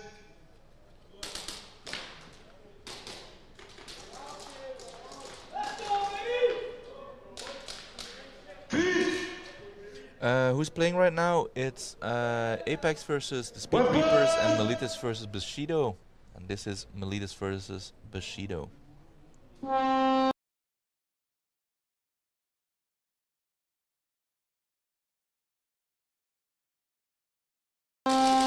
Bushido is easily pushes forward, he's on the side. Milas already, if I'm not wrong. Yes, he crosses over. Deeper into Milas territory.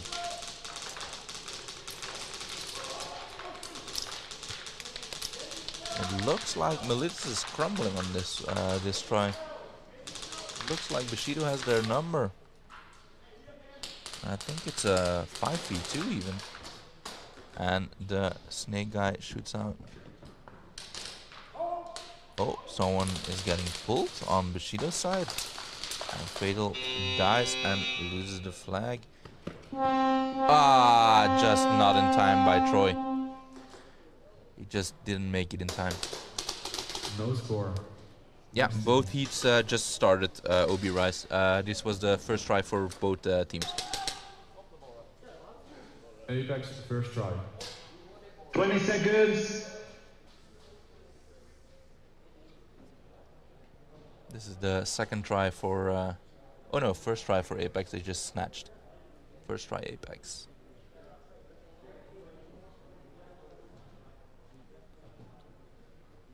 Bushido, player 69, first degree penalty, 4 straight. Oh, Bushido gets a first degree penalty for a 4 straight. Player 69. That is not good. 20 seconds.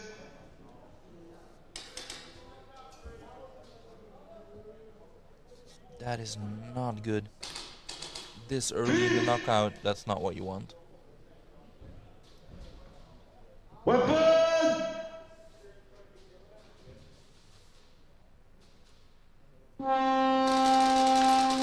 Clean breakout from both teams. Both rush into the snake and they shoot each other. No! The guy from Milas doesn't take it, but he gets pulled. That is not good, because that might be a first degree then as well, like the previous game. Snake is free, but both teams are sending someone in to take the control of the snake again. And that's something you see the better, not the better teams, but the more seasoned teams do. As soon as someone gets shot out of that snake, they instantly send another player in to get that snake. Because if you lose that snake, you're gonna get a nasty surprise in your side, on the Dorito side, if that snake player can move on. And they lose another one on Speed Reaper's side. Speed Reaper's not Milas, by the way. I mixed that up.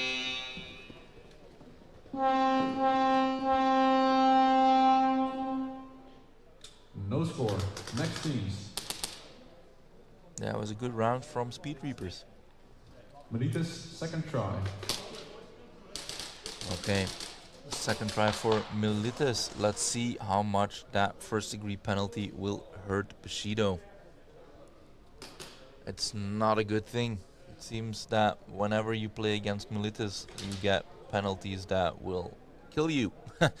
We can talk about that because we just had that with the Limburg shotguns. Like the penalties that we took, they were the deciding factor. 11, if you first degree, no call during trade.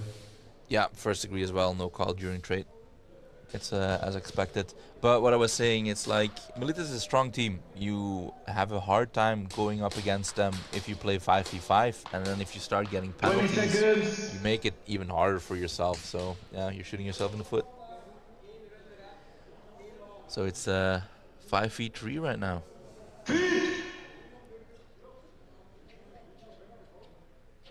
Weapon!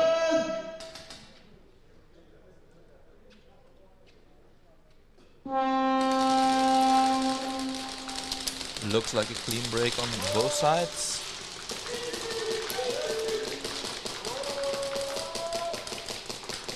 Let's see if Bushido can hold Milas back. They lose Adi on Bushido's side. They still have 2 players on both corners of the field. They're laying down some heavy fire. But Milas is slowly pushing up on the field. It looks like they're suiciding. And that was a beautiful suicide. Beautifully coordinated. No score. As soon as those 30 seconds were over, they got up, they died, and they pressed that butter. Why do I keep saying butter instead of buzzer? That buzzer is what I wanted to say. Giving Milas no time to move the flag up the field. 20 seconds. Alright, so 3 people for Speed Reapers and 5 for Apex. Let's see what Apex can do with that on their second try. Weapon!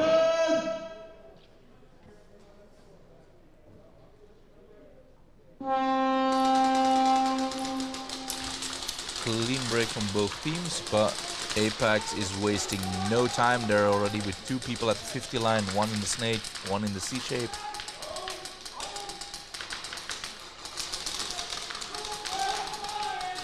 And Speed Reapers is going full defense here. We're not used to seeing that from them. Normally they're full, well, their name is Speed Reapers. Normally they full send and they shoot out the C shape from Apex. If they get 1 more, it's even numbers, which would be really great for them.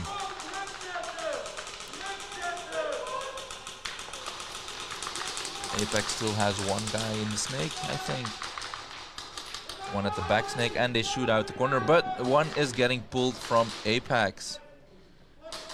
He's not happy with that. It's a 1v1 now, I think. Oh no, it's a 1v2.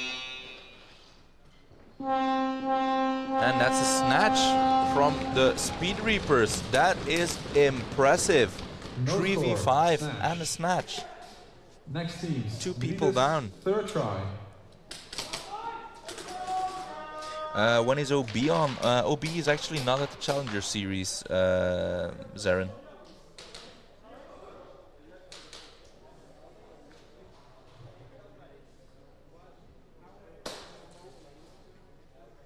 That was an impressive round from Speed Reapers. 2 men down on break and still getting that snatch. That is impressive.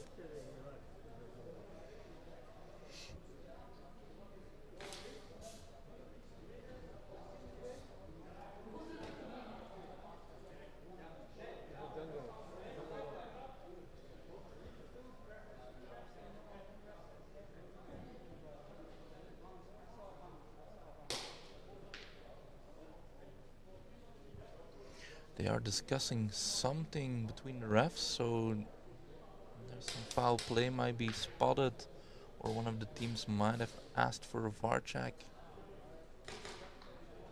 Let's see what they'll announce.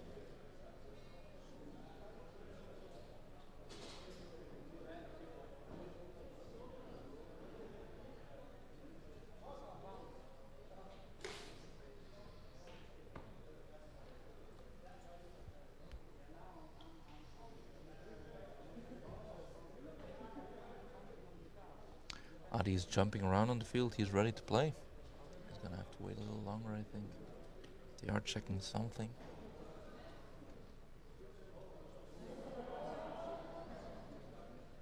Kiani is actually on Limburg Shotguns right now, the team I'm playing for as well. And we just lost the previous game against Milas, making it that we are not in the knockout phase, sadly. So that's very sad. Yeah, Kiani is LSA right now.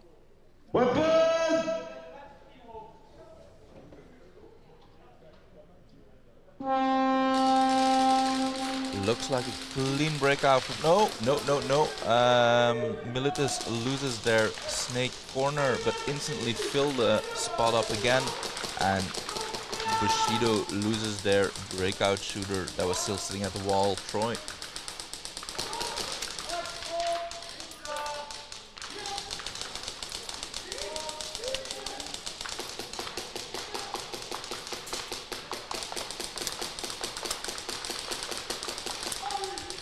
Adi's laying down some suppressive fire.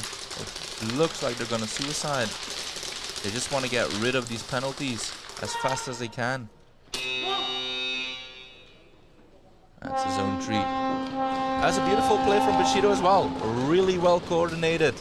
Those 30 seconds are over. They both just get up and make sure they die without Militus being able to move up on the field and press that flag against their wall. So that's really well done. They're trying to get rid of that first degree as fast as possible. Zone 3.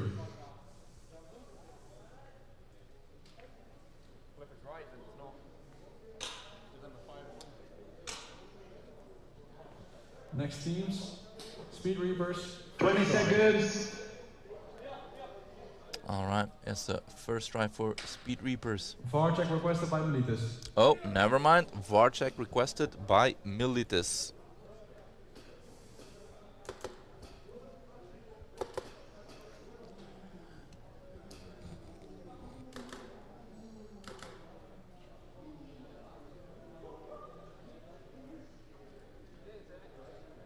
looks like Fatal, I think it is claiming that he shot someone from the snake corner somewhere in the midfield.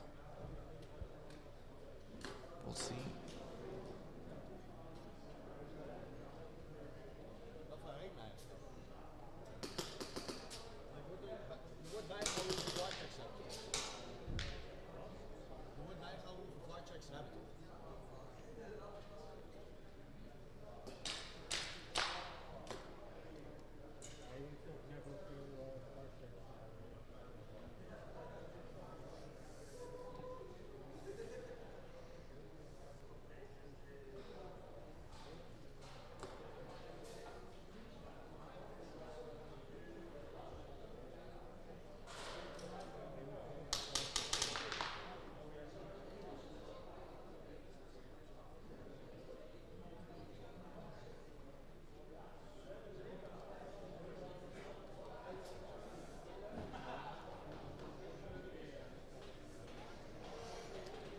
It's taking a while again, so might not be that easy again to check.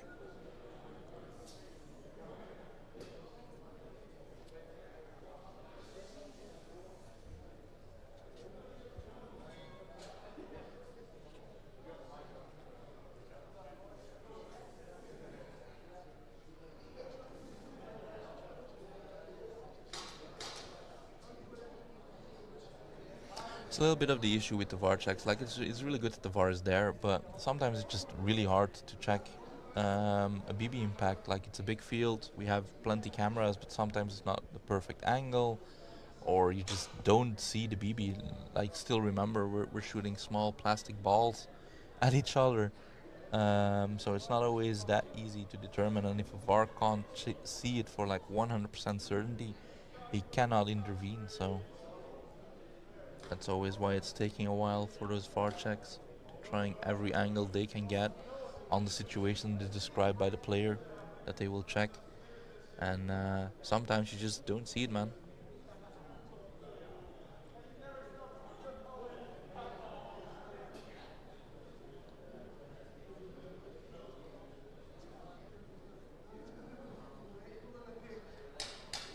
VAR request not successful.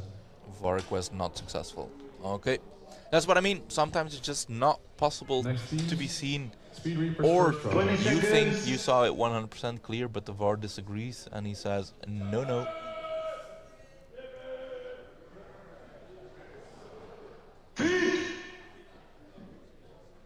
Okay, so Speed Reaper still with 3 people versus 5 of Apex. Clean breakout both sides. Speed Reapers choose their bunkers again to play defensively and try to hold Apex off. It's their first try, so they should try to make something of it though. They were able to get that snatch in a 3v5, so they should be able to get a hang as well. But Apex is really moving up on the field. 3 people at the 50 line, I think. 2 at both C shapes, and I think 1 at Plexi as well.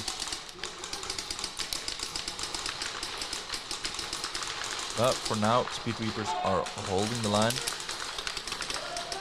And they lose their snake corner. So Apex is really gonna move up now. Let's see if they can snatch it back.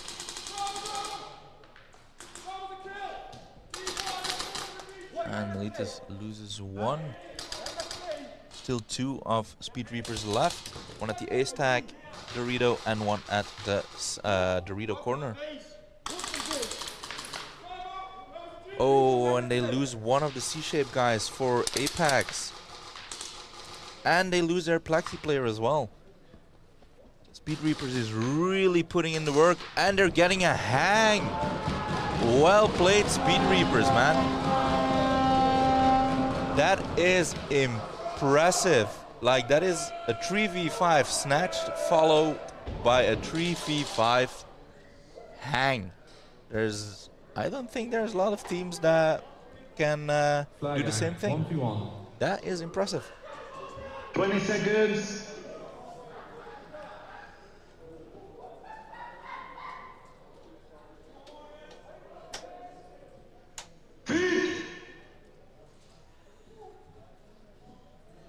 Yeah, what a play indeed. That was, yeah, impressive. They show why they deserve to be in these knockout phases.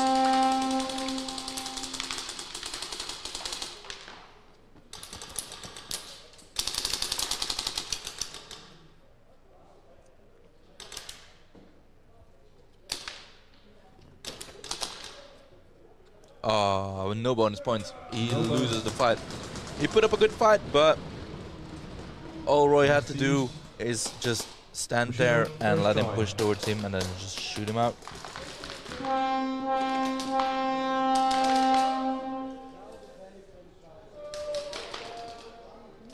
20 seconds. I think there's going to be a VAR check. Yeah. VAR check requested by Apex. I saw Sugar Rush standing next to the head ref, so I assumed as much. So they're going to check if that flag ham was legit or not. It's a knockout phase, so everything where you're doubting, you just need to have it checked by the VAR.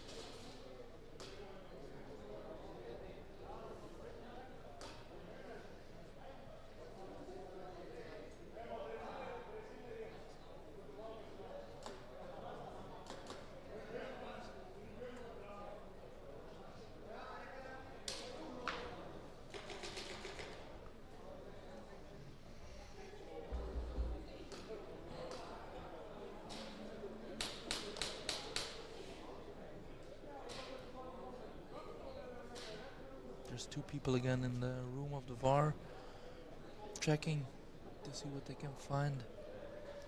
4 eyes are always better than 2, so that always helps.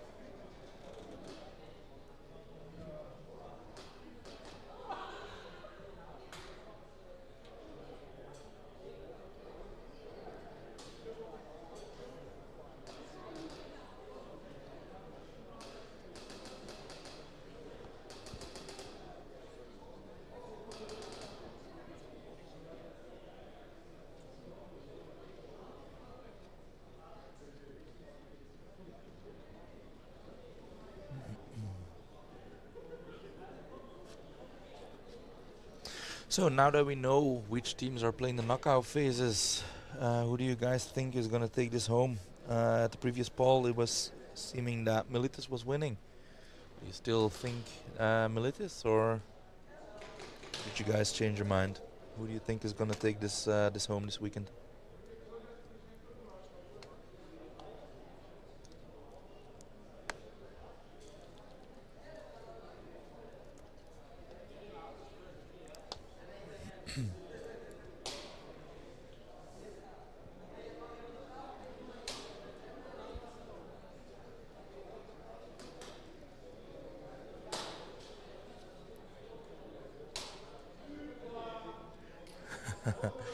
Someone is yelling throughout the arena. It's taking long.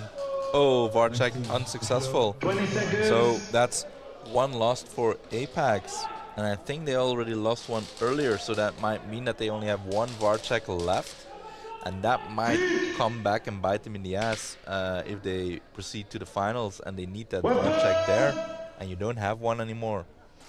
It's always risky. This is semi-finals.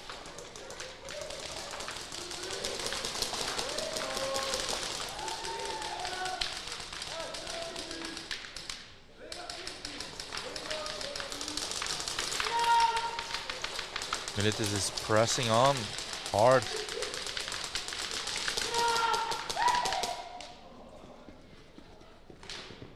And Bushido, yeah, that is a snatch. So the flag goes back to Milas. They got to that wall before Bushido was able to press the buzzer.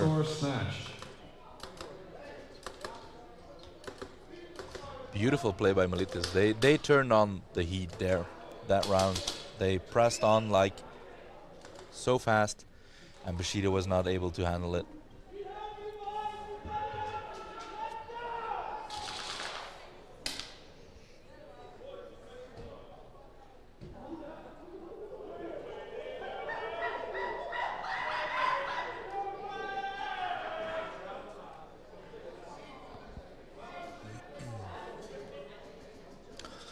All right, I think Speed Reapers is back to 5 people now, or is it one more round with 3 people? I think they're back to 5. So let's see what they can do with 5. They were able to handle themselves with 3, so Bushido 2 more bodies. 55, second-degree penalty, hit during slide. Okay, so Bushido gets a second-degree penalty for a hit during slide. So that means they're going to be 1 player less. And that's really in the advantage of Milas, because they just got that flag back.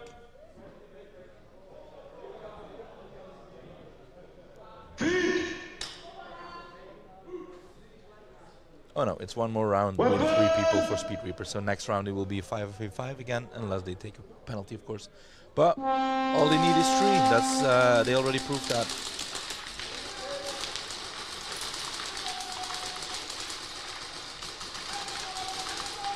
Apex is already at the Snake 50.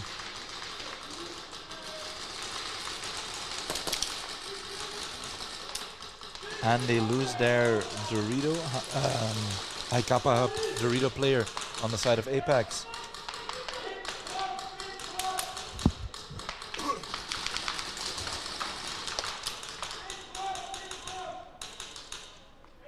They're trying to push on forward again. But Speed Reapers is what they need to do. Just play defensively, sit out that penalty. Apex is in the Snake side of the Speed Reapers. I don't think he has been seen, so he might be able to surprise the Snake corner in a second.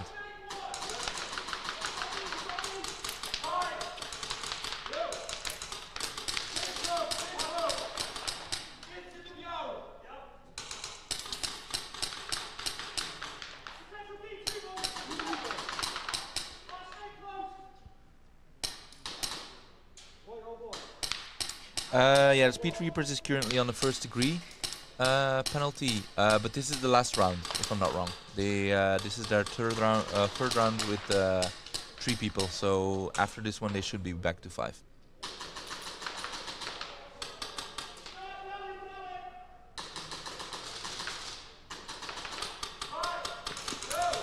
And Apex moves to the Plexi, but that Snake corner has that Plexi locked down. But if that Apex Snake player is able to move up and get... Oh no, he got shot out. I shouldn't have said something. I cursed him, so now he's dead. And they kill the flag carrier for Apex, so they suicide. Let's see if Speed Reapers can get that flag. Ah, he's not in time. Not in time. No.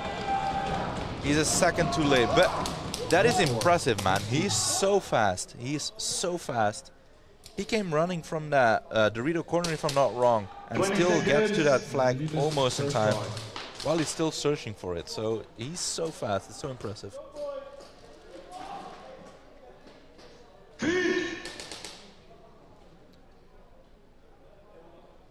Okay, Milas versus Bushido, 5v4. Let's see if they can get that first try hang on the Milas side. But they instantly lose 1 player. And I think Bushido, everyone survived the breakout. I can't really see them. Oh, but there's a Snake battle where they trade out. But that Snake spot instantly gets filled in by Bushido. And it's a rifle, so he's really laying down some suppressive fire from that Snake. That's always dangerous.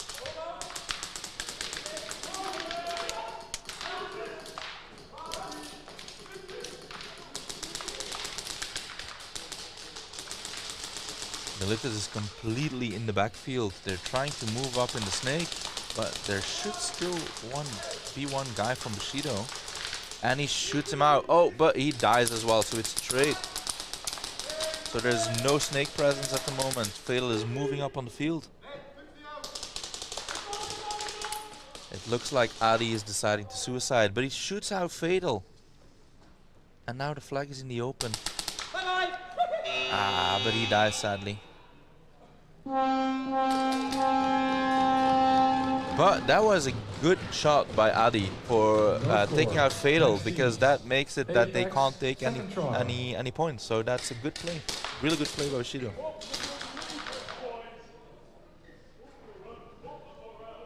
$20 seconds.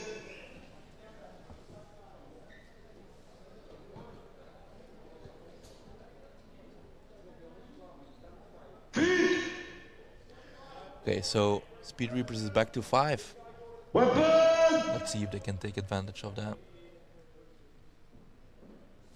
Second try for Apex. Looks like a clean break on both teams. And he flies into that snake, but sadly dies. So the snake is for Apex at this time. They're trying to fill back in the snake. Prevent them from moving up too far in there.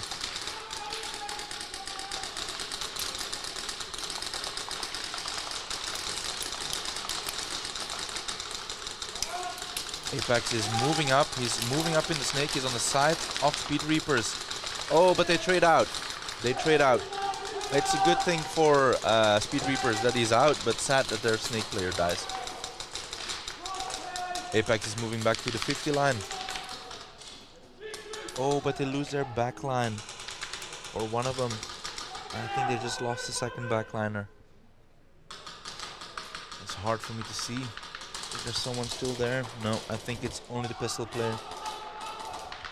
Only pistol player at C-shape.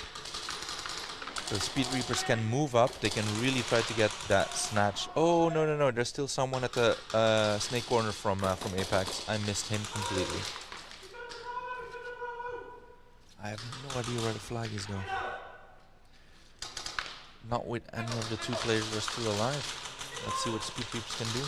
They're literally just draining the time. This is really good for them as well. Apex needs that hang.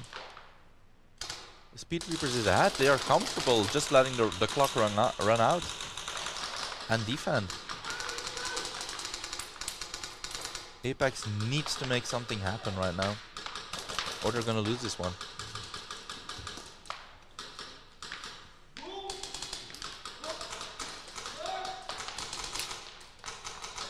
Apex needs to decide here. Either you're going for it or you're gonna suicide and try another try. They just lost their snake back player. This is a 2v1. Are they gonna get the snatch? No, no snatch. But this is really well played by Speed Reapers. Really well played by Speed Reapers.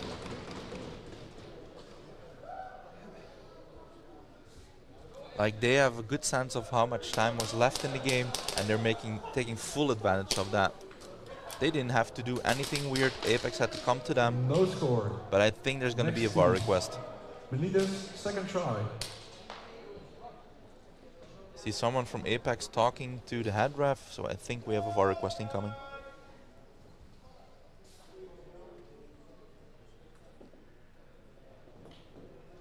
I actually don't know if they have any VAR checks left. Player 10, second degree, hit on the belt. Okay, Apex gets a second degree 20 hit on belt. seconds. VAR check requested by Apex. Yeah, VAR check requested by Apex, as I assumed.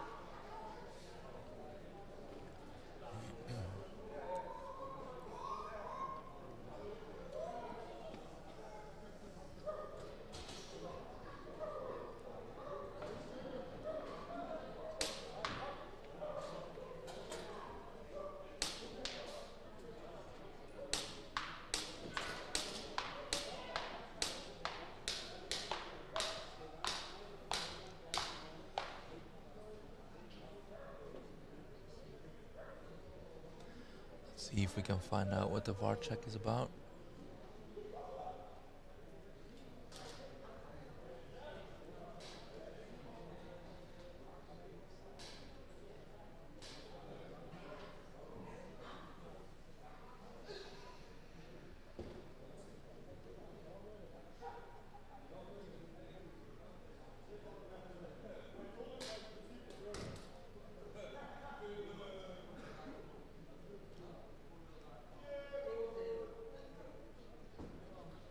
VAR request not successful.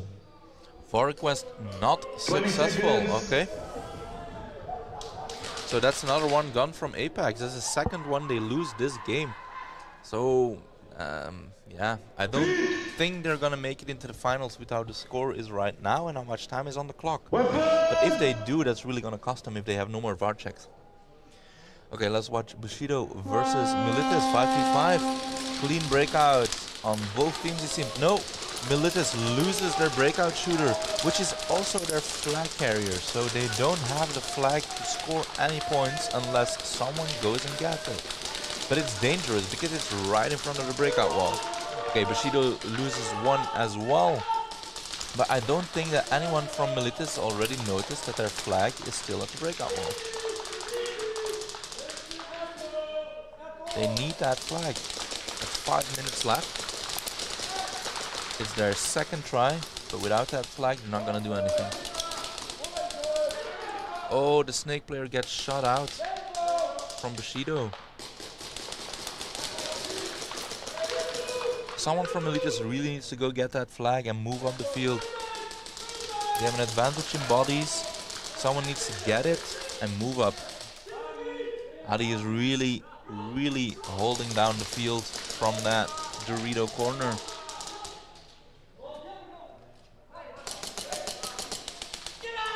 Oh, and he shoots him out.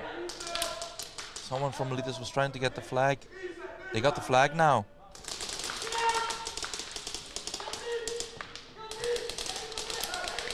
Looks like they're suiciding on Bushido's side. And Milas is trying to move up with that flag.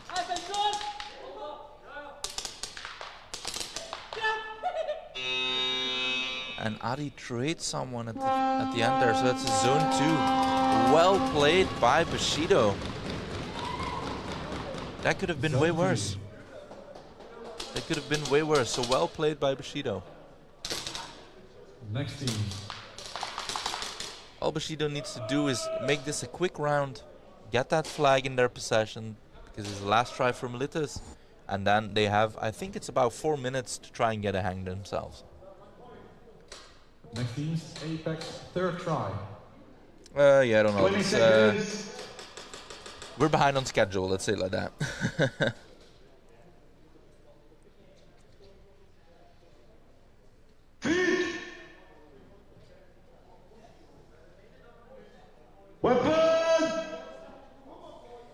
Okay, let's see what Speed Reapers can do.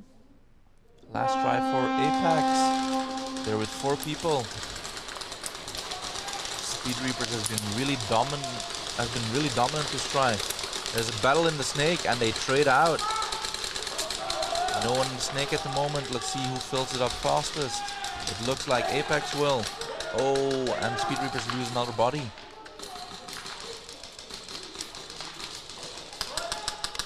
But it's only 20 seconds left, so Speed Reapers is just gonna hold those lines and not let Apex move up on the field. 10 seconds left. Oh, he's reloading.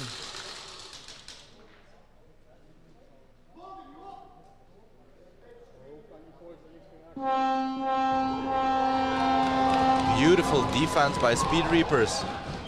Beautiful done. And they go to the finals.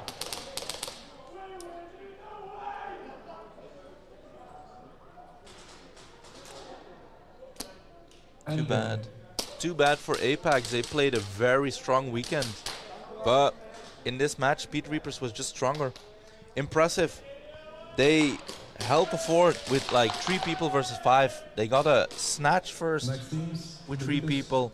And then they instantly matched that with a hang with 3 people. So that is impressive.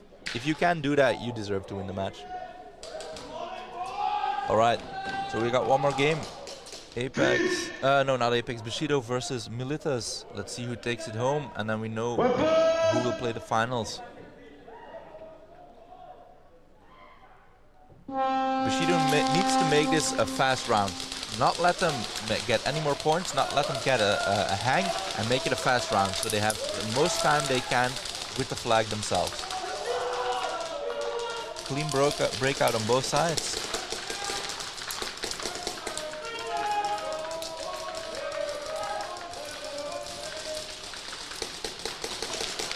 And there's a trade in the snake. Oh no, not a trade. The Milas guy dies. The Bushido snake player plays on.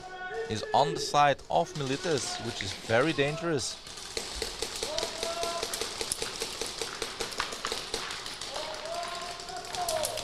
Adi is trying to move up in the snake. Help his snake buddy out. Oh, but he gets shot out, I think, by Fatal. That was some beautiful shooting from Milas.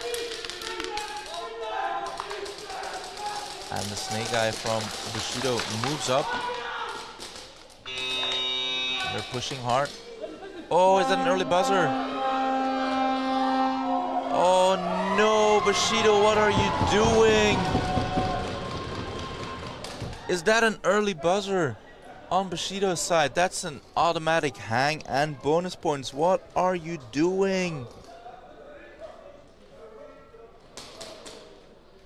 Early buzzer by Bushido. Yeah, by Bushido, early buzzer confirmed. No. Penalty for Bushido. That's an administrative penalty as well. No, what are you doing? Now they get the flag, but yeah, now one hang isn't enough for them anymore. They really shot themselves in the foot. They really shot themselves in the foot.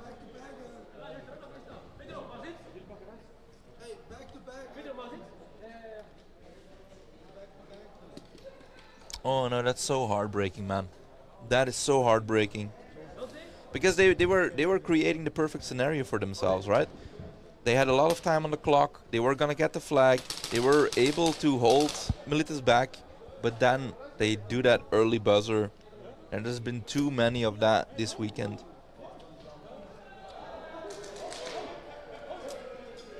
That is heartbreaking. Teams to the field, you're playing back to back. 20 seconds. Bushido, first try. Okay, they still got time. You saw Speed Reapers did it with 3 people versus 5 as well, so it's still possible, but they just made it a lot harder for themselves. Weapon!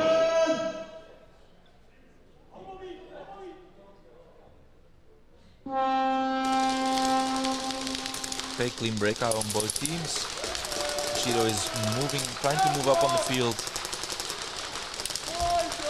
Pistol at the Anthrax Dorito.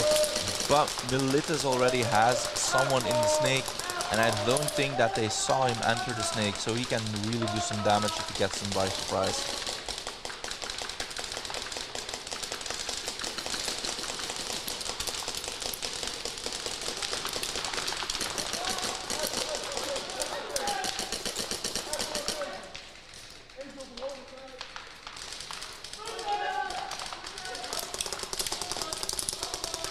Okay, Milas loses their Monk Dorito player.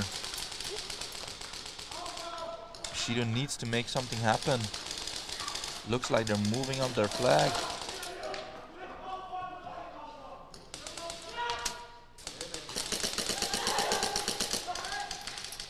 There's a battle going on in Snake, and the Milas player decides to move out of the Snake. So the Bushido player no longer knows where he is, and he gets shot out, sadly. And that's a buzzer. No score.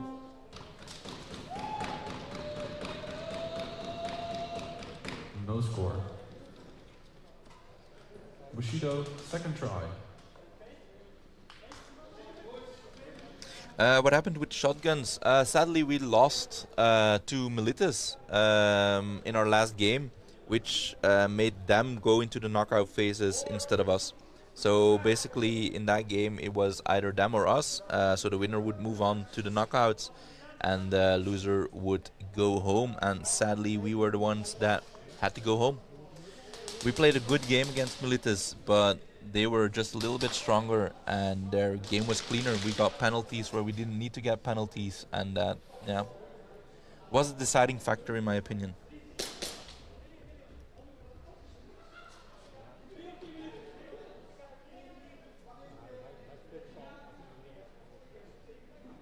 Seconds.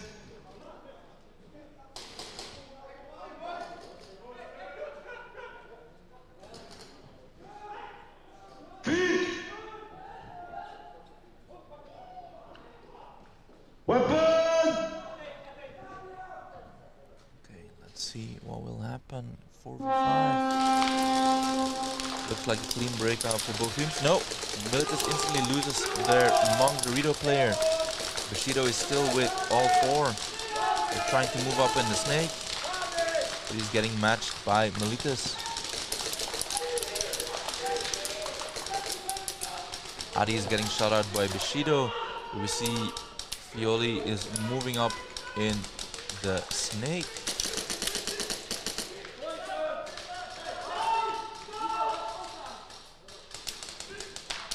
They really need to make something happen for Bushido. The clock is running out and they shoot out the snake player from Milas. I think it's a 2v2. Yeah, looks like it. They need to make something happen. Milas is very happy to just sit and defend. They don't need the points. They can run the clock down. Bushido is going for the flag. They're looking for the flag. They can't really find it. Okay, he's got the flag and is now trying to move up on the field, but there's still two people from Milas defending. They need to start shooting people out so the flag carrier can move on. 48 seconds. It needs to happen now, because just the hang is not enough. And it's a trade. So now it's the corner, snake side corner from Milas versus the C-shape. Oh no, there was still someone at the Dorito corner as well from Milas. I think that's a done game, guys. I think that's a done game. No score. Bushido, third try.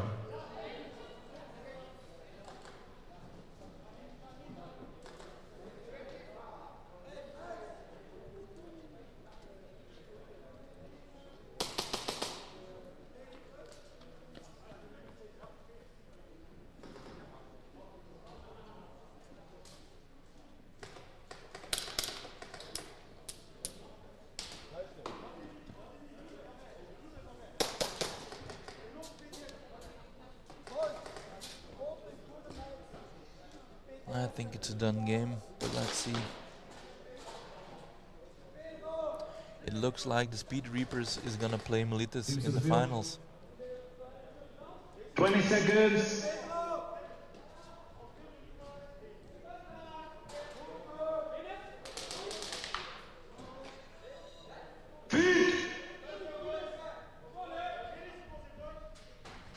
Weapon! I think this is gonna be the last breakout of this match.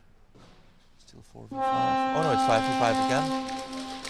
Two people of Bushido going to the snake, but they instantly lose Adi. Oh no, it's not Adi. And that's end game. Well done, Milas. Milas is going to the finals and they will be playing against Speed Reapers. It's going to be a very interesting match as well. Speed Reapers' aggression against how properly coordinated Milas will play is going to be interesting. Oh, we got a penalty. No score, snatch. No score, snatch. Okay. Milas, first try. First try for Milas. It was a penalty in the last 30 seconds, so they need to play again, but it was a snatch.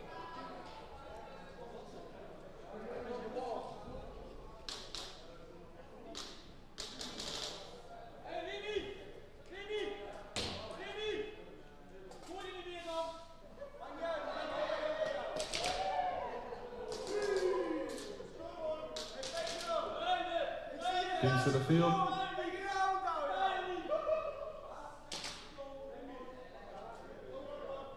Some banter going 20 around seconds. on the field.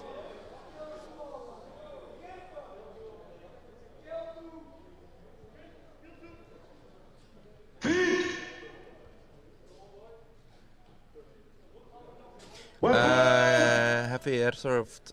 Yeah, this is a semifinals game.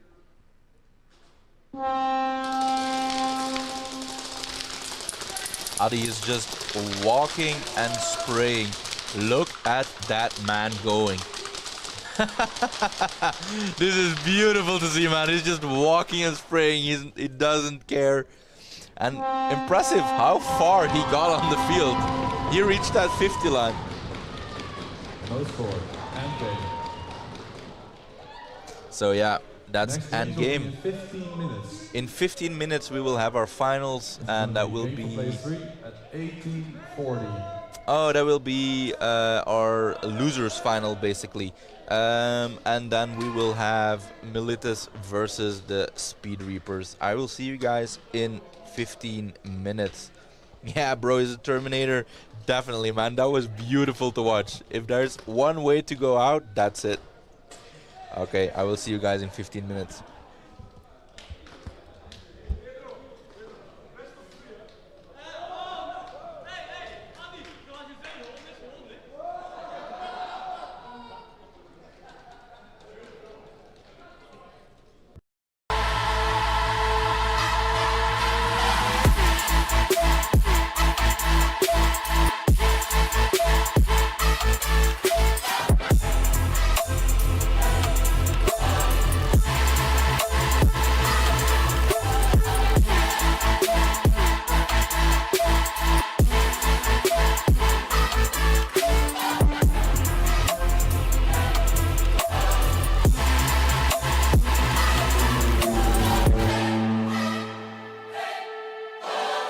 Oracle, built for the player within. First light, take a breath in the morning. First time, oh, we could be anything. Run wild, right here in the moment. Here in the moment, you give me adrenaline. 20 seconds.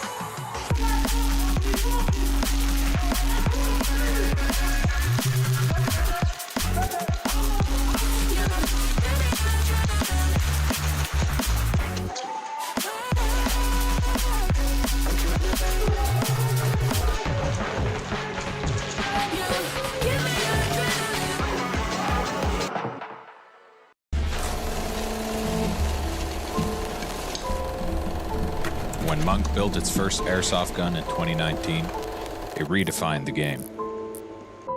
Born from passion and crafted with precision, Monk stands for innovation, community, and a shared pursuit of excellence. Every product embodies premium performance and connects players to something greater.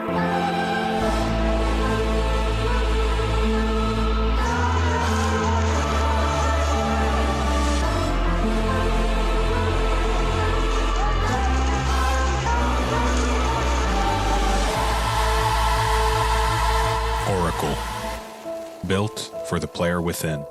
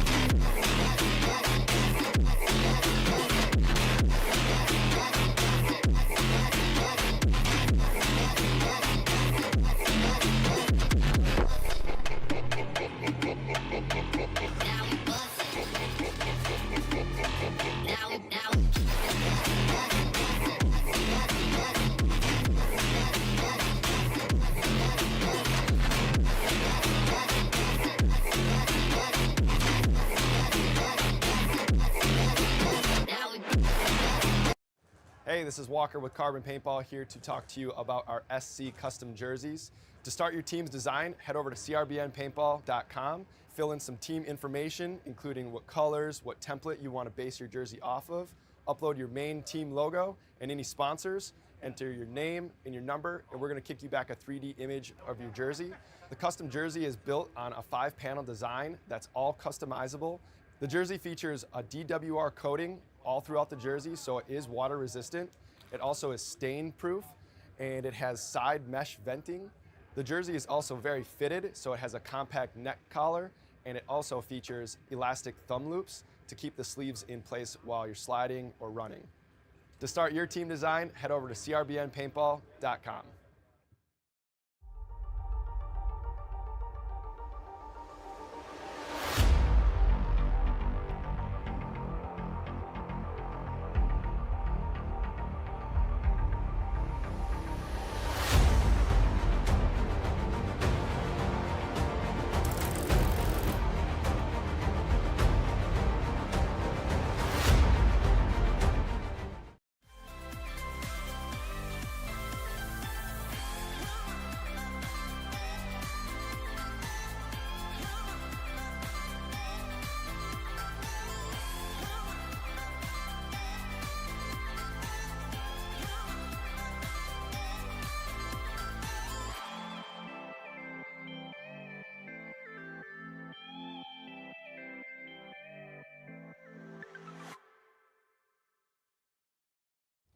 Walker here with Carbon Paintball to discuss the Zero goggle system with you guys. We have the Pro version and then the SLD. What you're going to notice first is the color options. The Pro, it is a semi-translucent Airflex bottom. That's the mask region.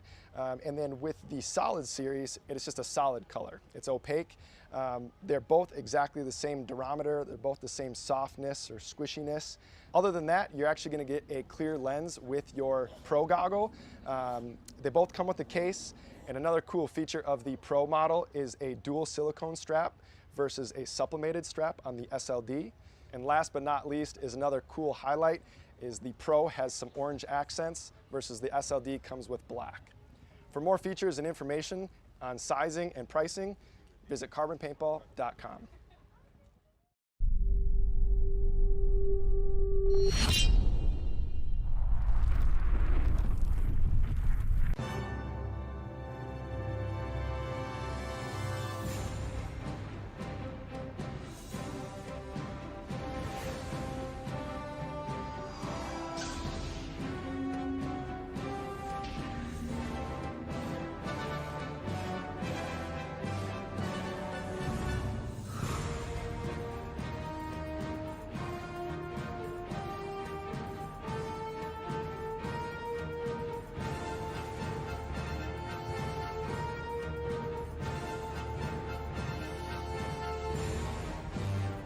I started playing Airsoft at a young age, just like many of you. The thrill, the strategy, the community, I fell in love with it. Jefe has devoted countless early mornings and late nights to build a brand that stands for quality and expertise. From designing his own AAP01 upgrades to providing top-notch repair services, but Jefe's vision goes beyond just products. It's about being a part of something bigger. The NSL is an agent of change in the industry, taking Airsoft from a hobby to a sport. Being a part of the NSL means being part of a community that shares my passion and drive. For all things AAP01, visit hefesairsoft.solutions.com. Your hop-up and inner barrel assembly of the Oracle will be held securely in place by a series of screws. So your outer barrel is also secured perfectly in place with some screws, so there's absolutely no wobble. To secure your engine in the Oracle, there's no more gearbox required. Just slide it in from the back, screw down this single set screw, and then everything is perfectly aligned and held securely in place. Oracle, built for the player within.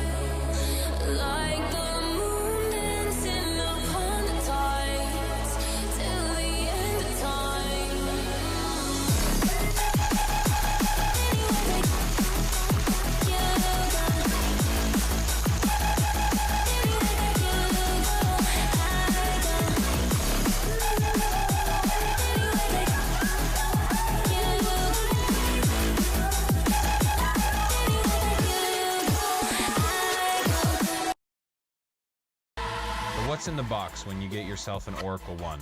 First, you have the lower receiver and end cap. You have the upper receiver, outer barrel, hand guard, and if you choose for it, also the ESGR. And on top of that, you get all the tools, trigger housing, extension cables, and accessories you need to complete the build. Oracle, built for the player within. An open letter to the NSL community around the world. To everyone out there playing, following, hosting, or supporting NSL sports.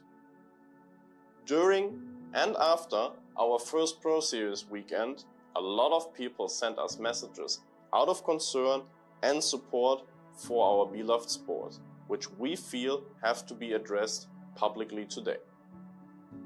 NSL Sports always has been a place where everyone is welcome.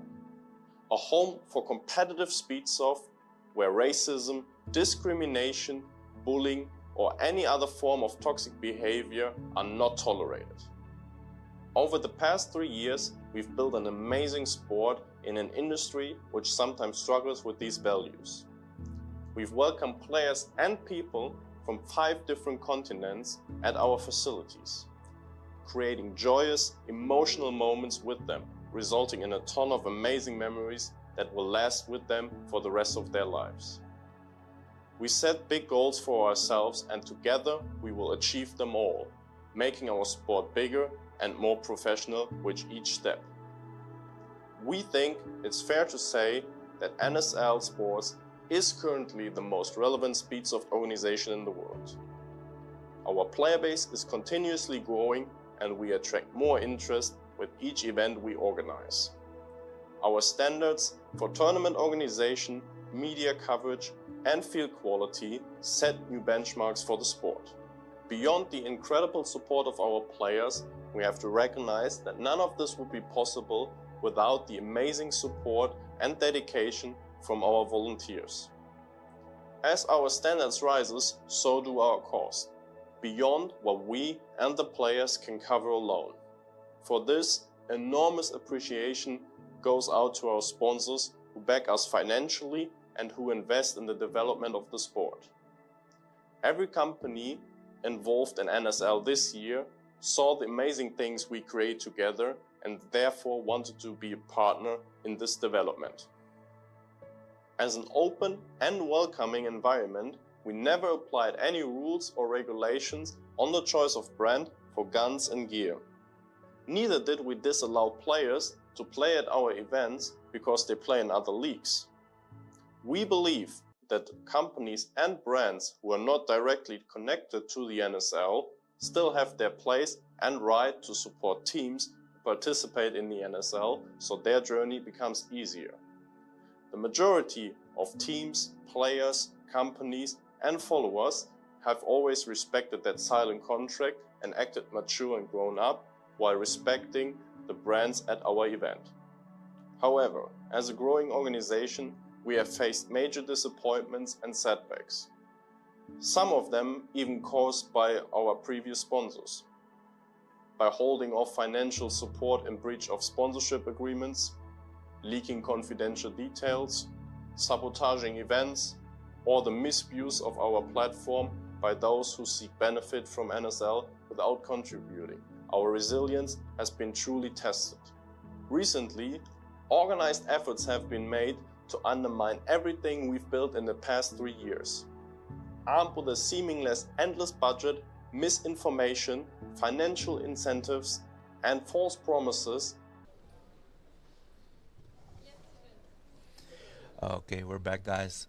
So first we're gonna have the losers final. It's always sad to call it that, but it is losers final, so we'll see who gets third place. It's gonna be against Bushido against Apex. First try. I see that there's a poll going on to see who's gonna take third spot, Apex or Bushido. Apparently, you guys think it's gonna be Apex. I can get behind that. Apex has been playing really strong all weekend, so there is definitely a possibility. And Bushido is still starting with a penalty, if I'm not wrong. No? Oh no. Yeah, they are. 4v5.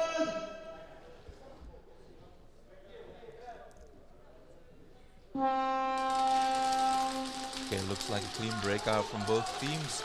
Apex is really rushing forward in that snake. I don't think... Oh, now Bushido has someone in snake. I was just gonna say, I don't think they have anyone in there.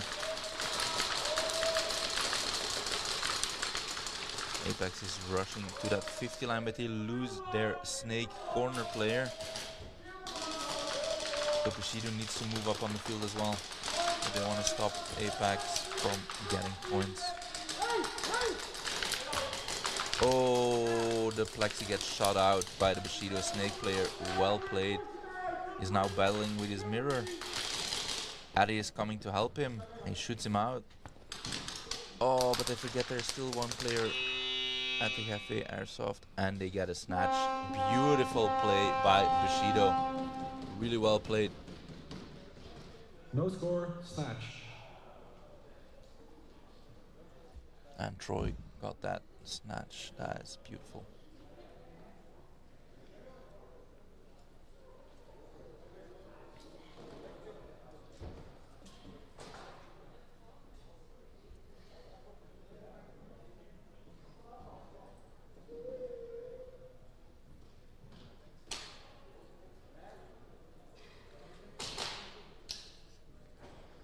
This is going to be back to back, so now we have to wait a little bit so people can fill up on air and BBs, and we'll go again.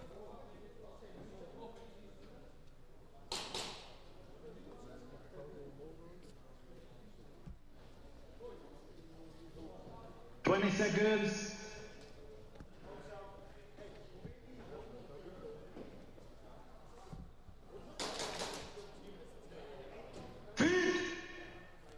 Let's see what Bushido will do with their first try after that snatch.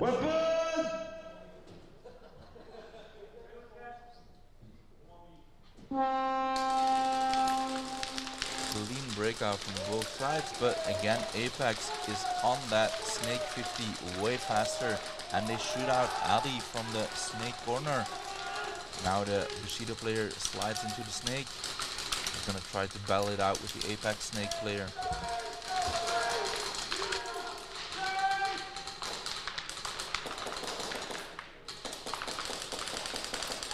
Apex is trying to move up on the field, but that Bushido snake player is doing some work. He shoots out 2 people before he dies, but the snake is instantly filled up again by Apex, by the snake corner player.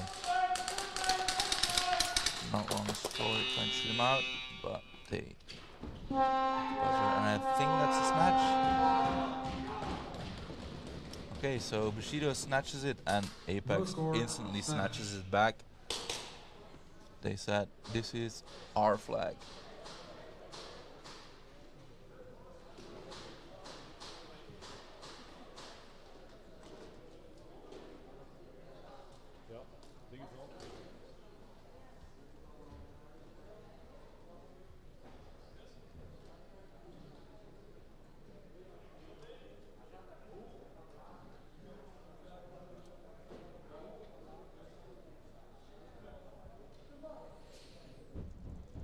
Apex, first try.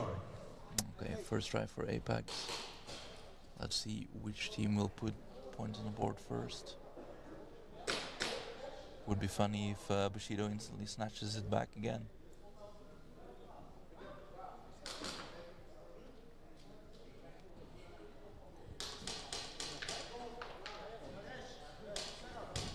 Seconds.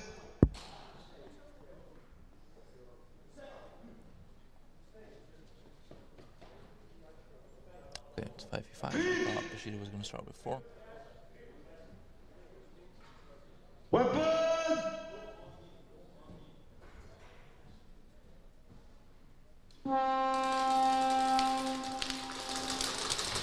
Okay, clean breakout from both sides, but this time Bushido instantly sends a lot of people into that snake. So they're really mixing up their game, trying to stay unpredictable. And it seems to work because they really got that snake player by surprise, and they shoot out the snake corner as well, so they can move up.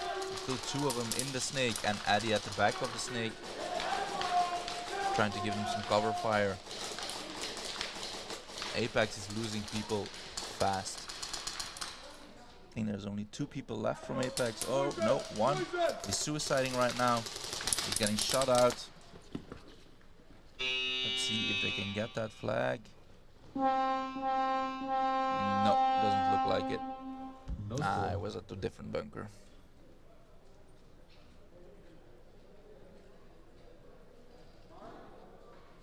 But good game by Bushido. They really played that well. They really took Apex by surprise by sending all of a sudden 3 people to the snake, while in the previous matches they sent no one, and then after like a few seconds someone went in. So they really caught them by surprise there.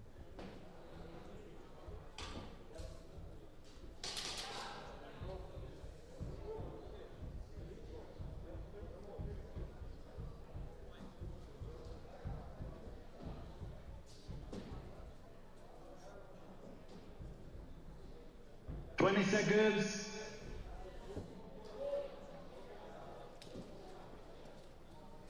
Okay, second try for Apex. Let's see if Bushido can surprise them again. Weapon!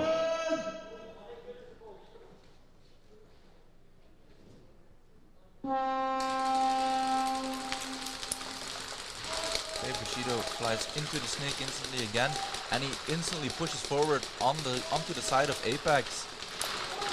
Apex snake player isn't pushing forward like he used to in the previous games. He's being more careful because he was really caught by surprise in the previous match.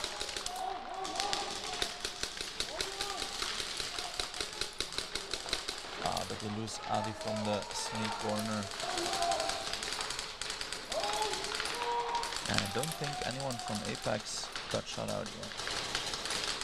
Oh, but the snake player. Oh, okay, so it's trade. That's well worth it.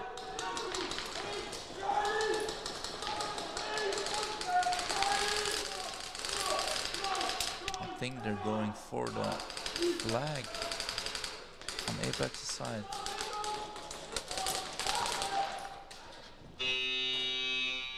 Oh, he shot his teammate in the back of the head. Oh no. In his run, he shoots his teammate in the back of the head that was gonna get a hang. What happened there?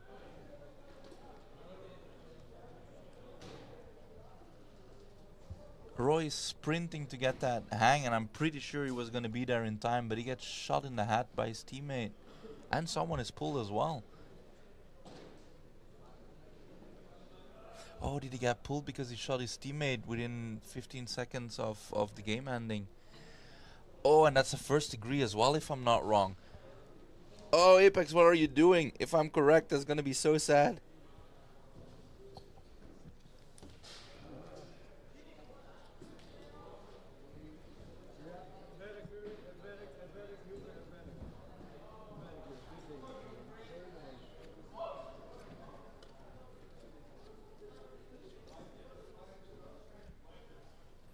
Let's see what the decision will be. I am scared that it's gonna be a first degree for killing his teammate within 15 seconds of the round ending. Zone 1. Zone 1, no penalty. Apex, player 99, Oh. second degree penalty, hit during movement. Okay, second degree penalty for hit during movement. Okay.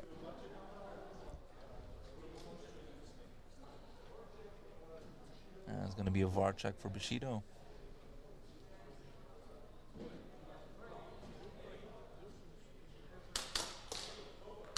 VAR check requested by Bushido. Let's see what that is about. Okay, so it's not as bad as I thought it would be, because that would have been scary. Because there is a change in the rules where you're not allowed to kill your teammates within 15 seconds of the round ending, right? Oh, with the buzzer. Yeah.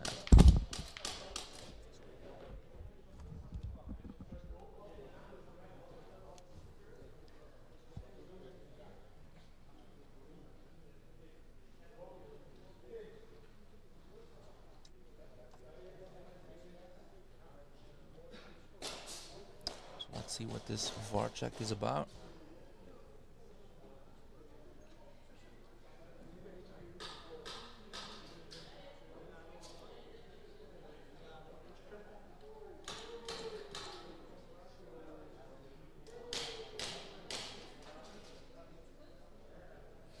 But that's so unlucky that you shoot your own teammate in the back of the head while he's running.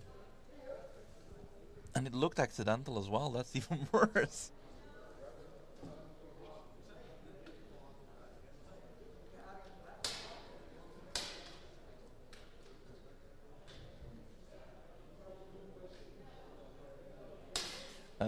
Matthew, what time is the final? So this is the losers final. So after this game, it's gonna be the final for the first place.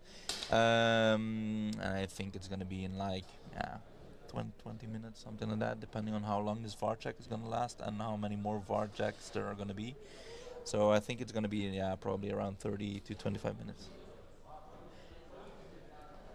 Varchek not successful. Varchek not successful. Okay, so Bushido lose one of their Varcheks. Another Varchek requested by Bushido. Another Varchek requested by Bushido. Okay, they realize their Varcheks are going to expire, so they want to use them all.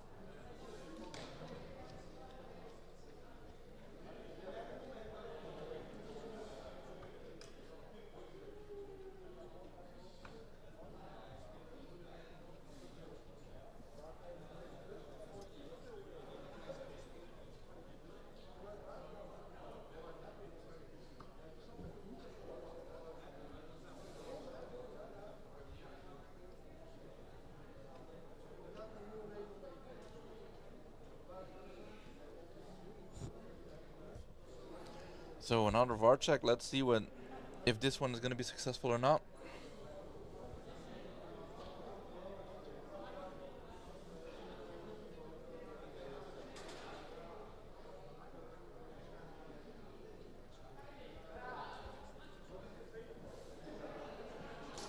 Varchek cancelled. Varchek cancelled. Okay, we haven't had that before. 20 seconds. Apex, third try. Okay, third try for Apex. Let's see what they will do with it. Currently it's 0-1 for Apex. So if they don't get a hang here or some extra points, Bushido could run away with the lead. But it's 11 more minutes, so plenty of time to change the score of the game. There's a Zebra on the prowl. He's gonna pull the guy from the snake from Bushido. That's Serat, if I'm not wrong. That's getting pulled. Let's see what that penalty is gonna be. Oh, another pull from Bushido. Again in the snake. That's not good. That is not good, because they are gonna have the flag in the next round. And if they are all legit penalties, they are gonna be with 2 people less, and that's gonna be a zone 3. It looked like it was gonna be a hang, but it's gonna be a zone 3.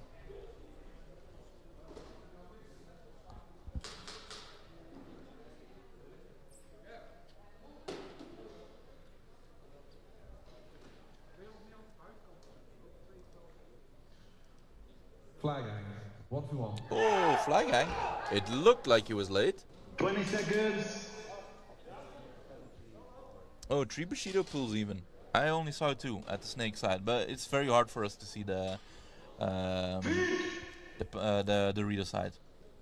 If they're like really close to the wall on this side, it's very hard for me to see them. Looks like it's gonna be Adi that's gonna play the 1v1. Let's see if he goes full Terminator again.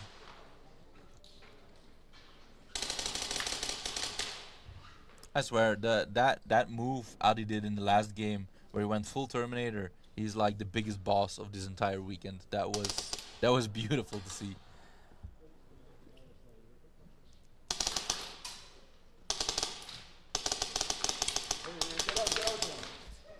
Oh, it looks like a hang, but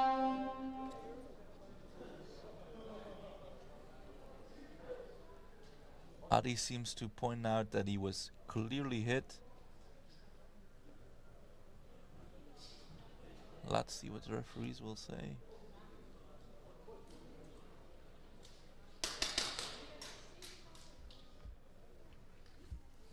Apex player 48, second degree penalty, no call, hit during slide, no bonus. Okay, so no bonus, and he gets a penalty for being hit during his slide.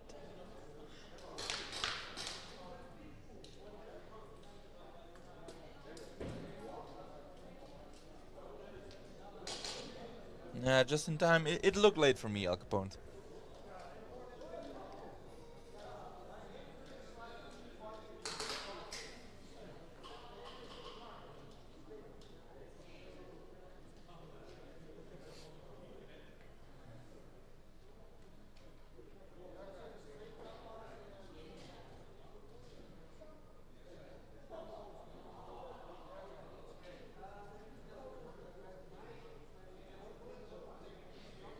Yeah, indeed. You gotta risk it for the biscuit.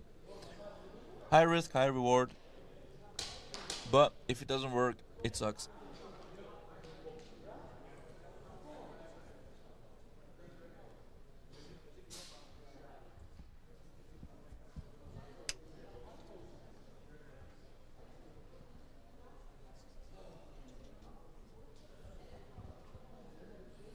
Are they still checking something again, or?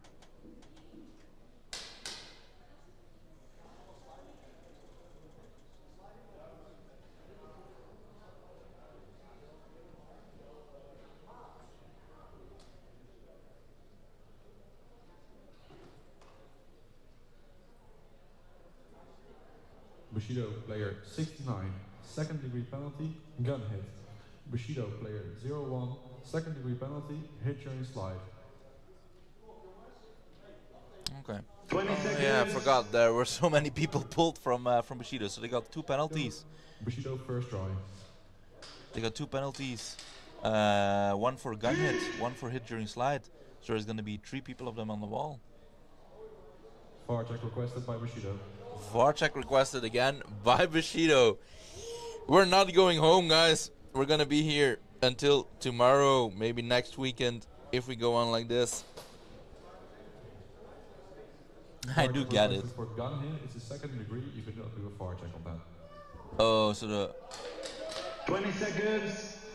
the VAR check is denied because it was a VAR check on a defensive second degree, which is not allowed.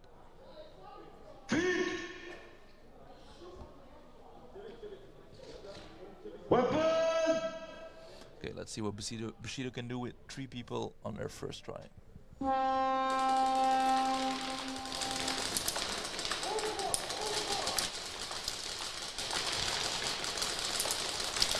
Clean breakout from both teams, it seems. Bushido is taking a very defensive position all in the back line. I think they're trying to even out the numbers first before they try to push on. But they lose Adi on the snake corner. But they do shoot out 2 people from Apex that went into the snake. Is trying to battle out the snake corner. It's Maniac if I'm not wrong, Troy.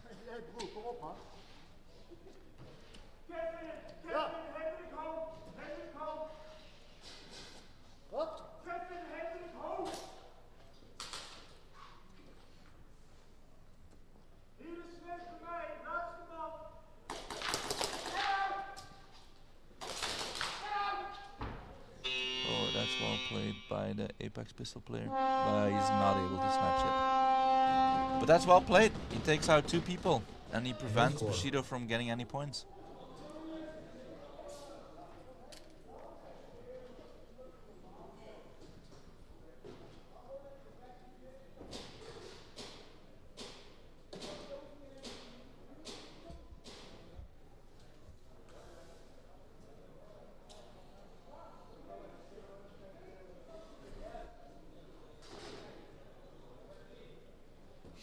Yeah, you can VAR check second degree, but only an offensive one.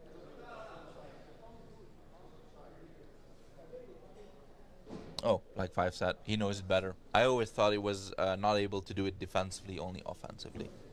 Teams to the field. 20 seconds.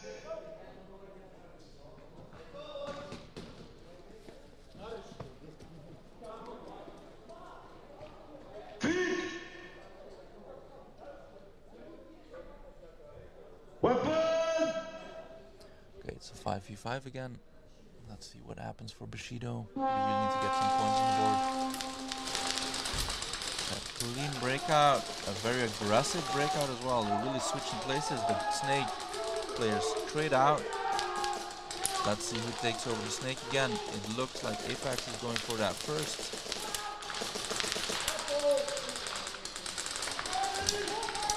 And they lose Adi on the cross. I think it's only 1 person left from Bushido. Ah, he's just 1 second too late, but he gets to the flag afterwards. So the Apex guy is running towards the wall to get it. with a wall touch to snatch, but he's just 1 second late. They were able to buzzer right before he gets there, but he instantly spots the flag and he instantly goes for that flag and gets that. But I have a feeling that there's gonna be a VAR check on Bushido's side, because Adi was really not happy about something when he went off the field.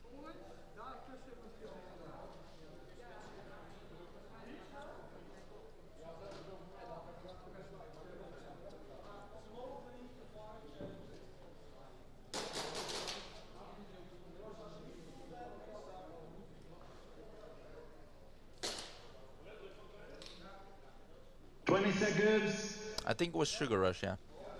Oh, 20 seconds and then they want to... That's a sneaky, sneaky play.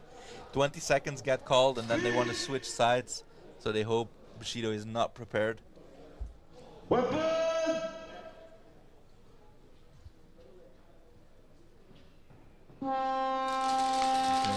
It looks like clean breakout for both sides.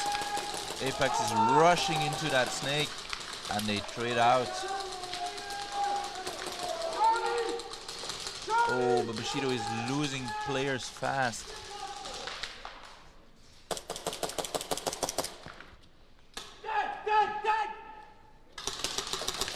Oh, and they lose Adi as well, and that's gonna be a hang. They're letting the clock run down at the wall, waiting for Bushido to push that buzzer so they can instantly hang. That's one way to show dominance, I guess.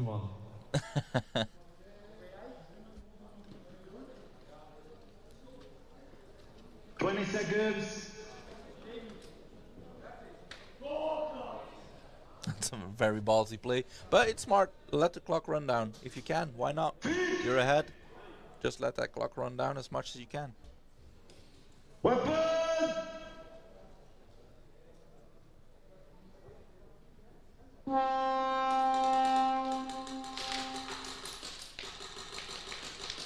Let's see if they can get the bonus points as well. He's making good use of those blind spots to move forward on the field. Oh, and they trade out, I guess. Yeah, I completely lost him because he was running on the Dorito side next to the wall, so I completely lost him, but it seems like they traded out.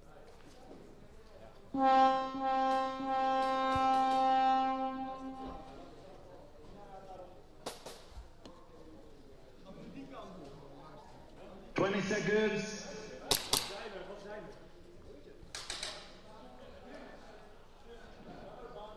Okay, so first try for Bushido. Let's see if they can get some points on the board, because they will really need it. They still have a lot of time left, but they will need to start getting some points, or it's gonna get impossible for them to come back. 8 minutes, 35 seconds on the clock. Apex flies into the snake, but Bushido has two people at snake as well. They did not see each other, so they don't know about each other's presence. So it's a little bit of a game of chicken. Who's gonna show their hand first? Oh, and Bushido loses one guy in the snake. But I don't think Apex knows there's still one guy. Oh, and he gets lit up.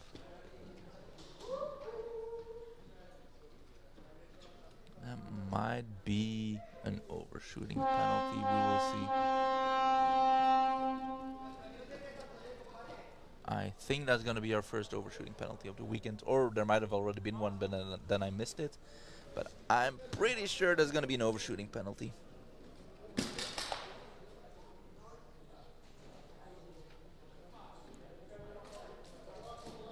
Because that last snake player from Bushido got lit up from very close by, while he was clearly already hit and taking his hit, like getting up to take his hit. And I think that's going to be an overshooting one. We'll see.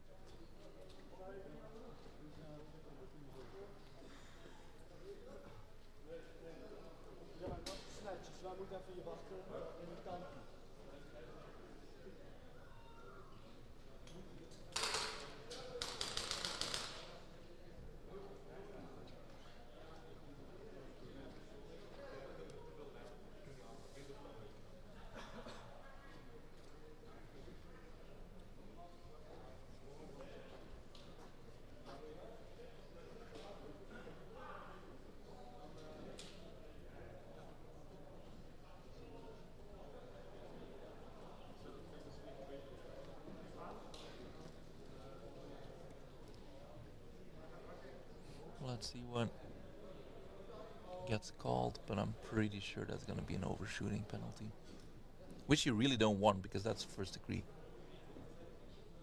and it's something that is so easily avoided.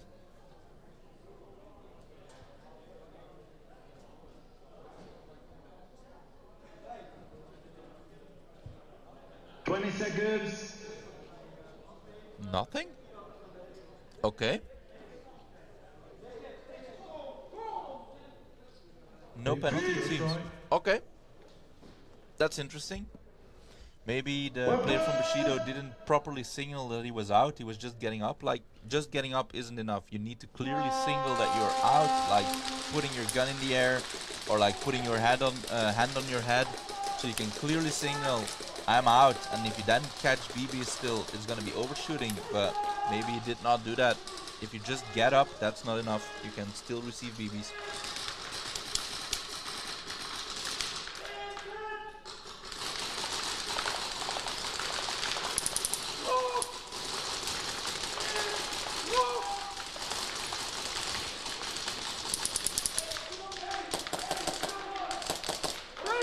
Apex is really pressing onwards.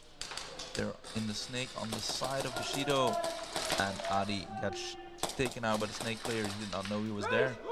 I think Troy is moving to try and get him out, but it's 4v1, I think, 4v2.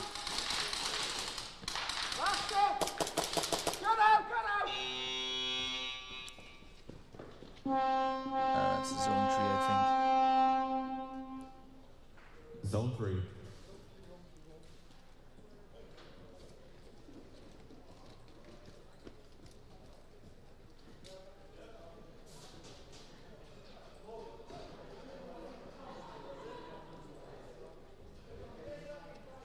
Apex, second try. Okay. No point score. Second try for Apex. I think there was about 7 minutes left on the clock. Something in the 7 minutes. So Bushido really needs to make something happen or it's over. They're 25 points behind. If Apex gets a hang, it's also going to be mercy, so they have to be really careful for that as well. So they need that flag and they need points on the board. It will really suck for them to get mercied in the 20 seconds. in the losers final.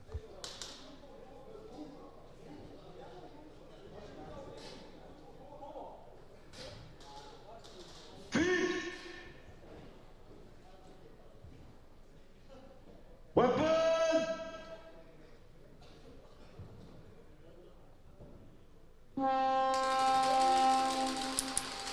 Clean breakout from both teams. They put Houben back on the field.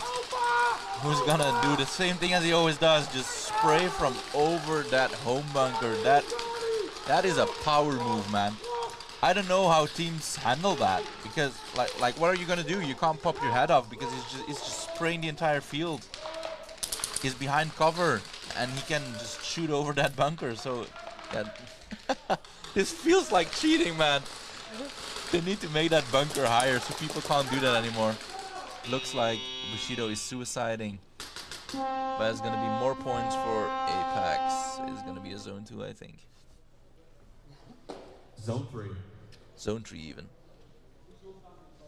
that's such a big power play, man. And if you don't have a foul person in your team, you just can't do that. Apex third try. And if you can, it just gives you that much of an advantage. It's insane. Like, he's literally just standing there behind cover, so you can't shoot at him, and he's shooting over that bunker, spraying the entire field.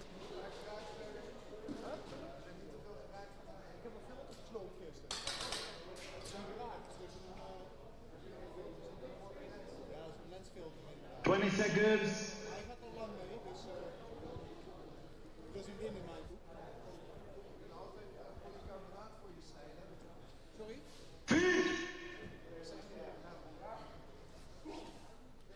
Okay, let's see what they will do with their last try.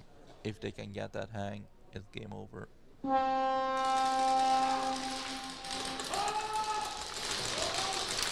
Okay, Bushido pushes on to the snake, and they trade out in the snake.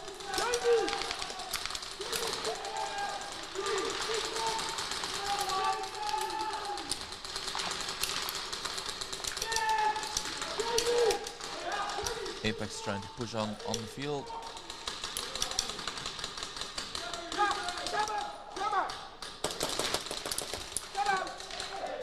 And they shot the last person.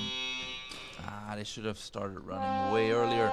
I heard the guy from Apex saying, I got him, go, but he didn't. It might be that he didn't hear his teammate, or that he didn't trust that he would get shot out. But yeah, if he started running when his teammate said, I'm pretty sure it was a hang.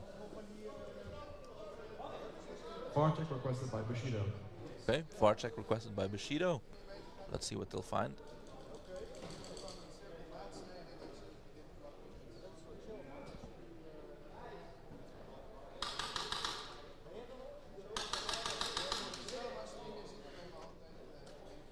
Speedsoft Lounge finals hasn't happened yet. This is still the losers final.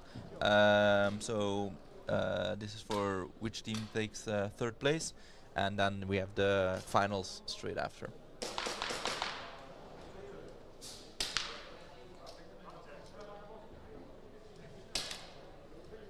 We currently have a VAR check by Bushido.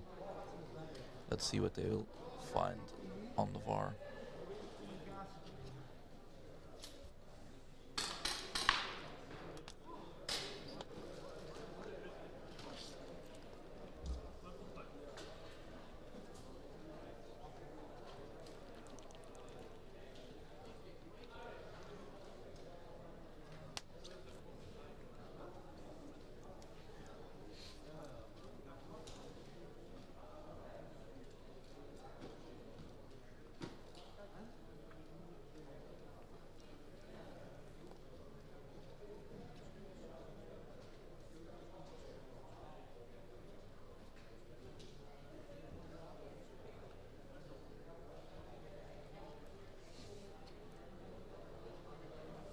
I think it might be about that snake battle, because when the snake player from Bushido was walking off the field, he was really upset about something. So I'm pretty sure it's about that snake battle, because they had Rev standing at the snake as well, so they're gonna check that. Let's hope the VAR can see it, because the snake doesn't always have the best angles. VAR check not successful. Not successful. Bushido, first try.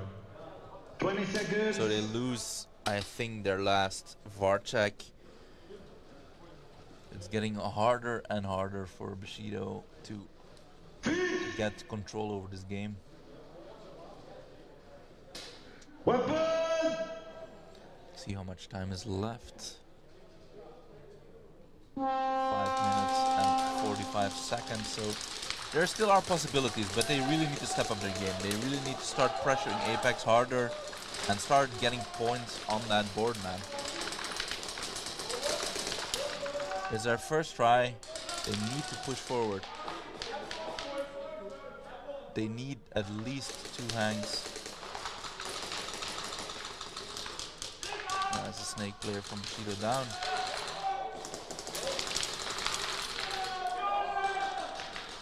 And they're playing way too far back. They need to move. Looks like they're gonna suicide.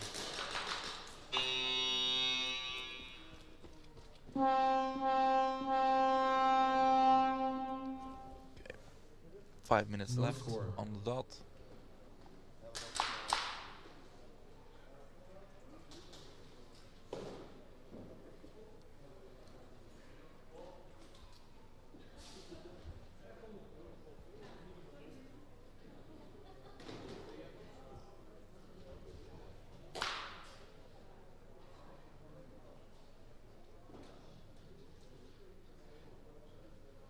Hey, we have Airsoft Doctor in the chat.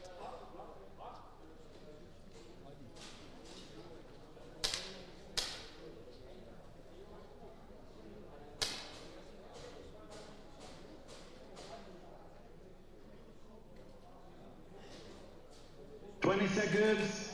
Bushido, second try.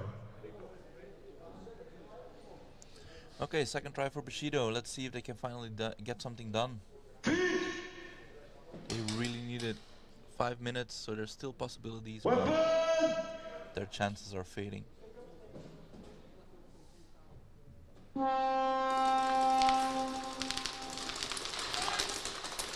Both teams send someone aggressively into the snake. Let's see who comes out victorious.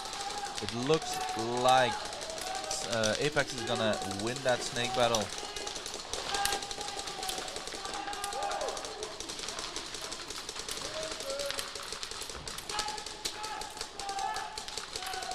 Bushido is moving up into the snake again. Is unable to shoot the Apex snake player out. He moves into the C shape.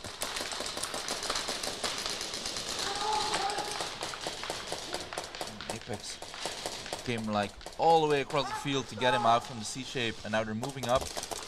Adi got him, and that's the last player. Let's see if they can get a snatch. I saw the flag, but I don't think he got it. No score.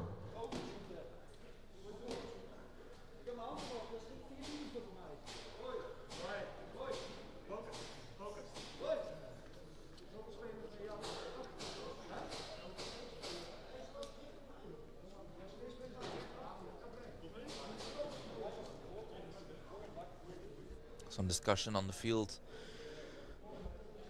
I think Roy was claiming that he was getting overshot because he clearly had his gun up, but he was still catching BBs. But then the head referee was saying something to him, but I didn't catch what he was saying.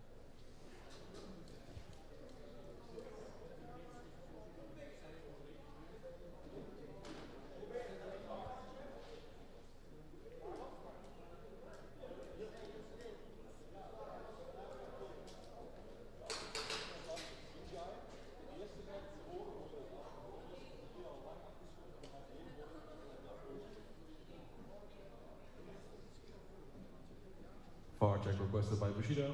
Okay, Bushido requests another VAR check.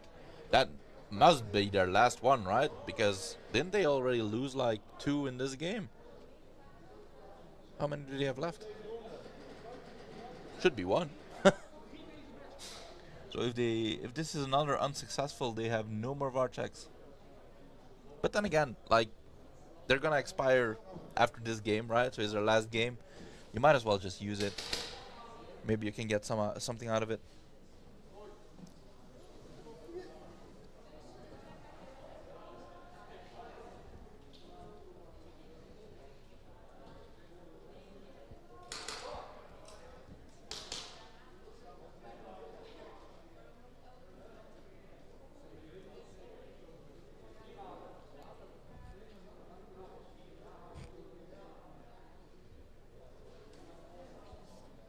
I think it was Adi requesting the VAR check, because when he was sitting at the Monk Dorito, he was shooting and he was clearly shaking his head like, bro, take your hit.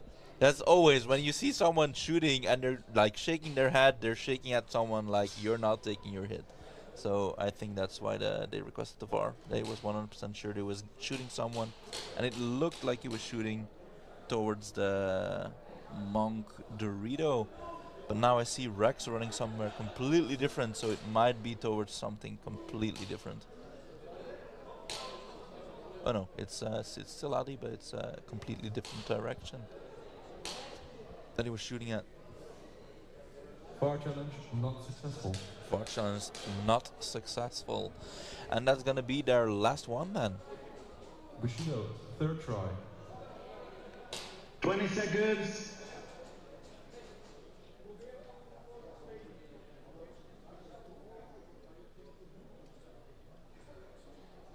Yeah, it's very true, Airsoft Doctor. Apex is going very strong. They had a really nice tournament this weekend.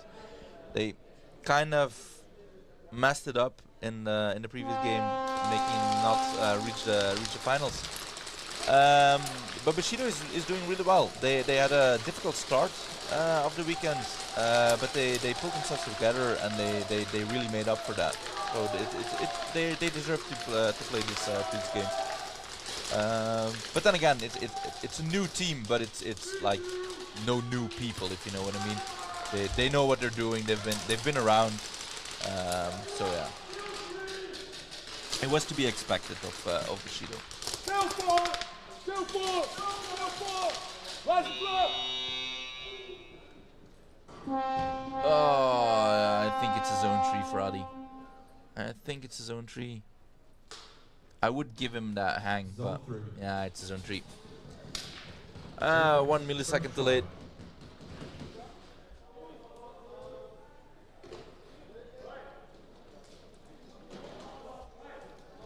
But this is definitely a nice losers final to watch.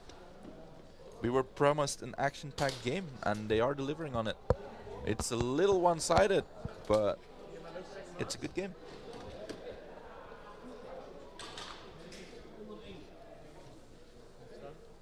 Let's see what Apex does with their first try. If they get that hang, it's instantly over.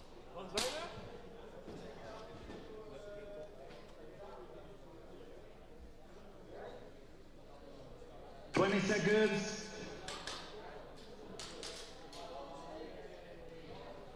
But it would be a statement, you know, in the losers final, winning it with a mercy.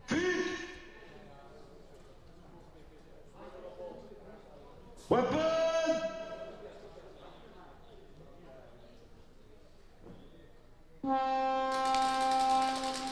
It looks like a clean breakout from both sides. Oh no, there's a zebra. Someone from Apex is getting pulled.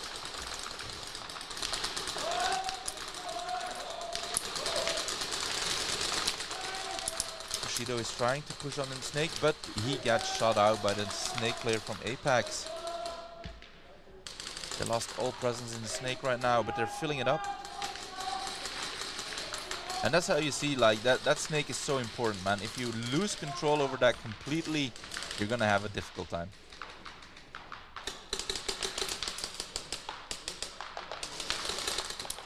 Bushido has control of the snake again. And they shoot out the flag carrier from Apex. And I don't think that they noticed that their flag player is out. Oh, last guy is going for that flag and he gets shot out. But it's a trade, so nothing happens. No one's pressing a buzzer, it seems.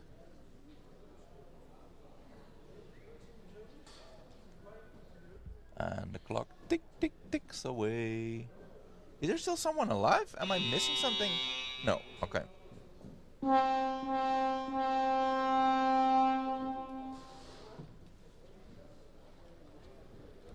It's a smart play from Apex to not press that buzzer. Like, they don't need to.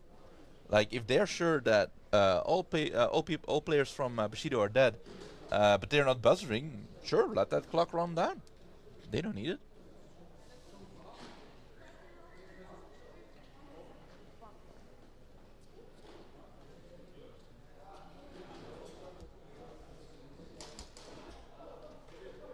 Yeah, it's like you said, Al Capone. It's not like Bushido is not putting up a fight. Like the score doesn't really reflect how this game is going.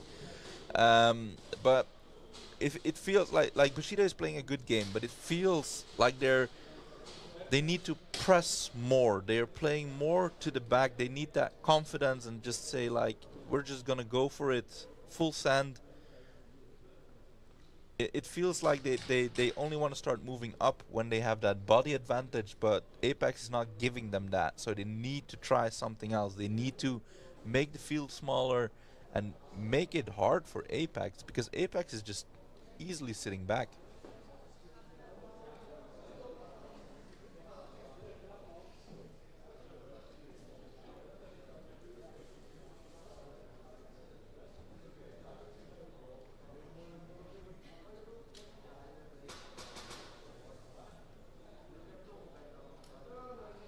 I guess something is being checked again. I see Apex talking to the head referee.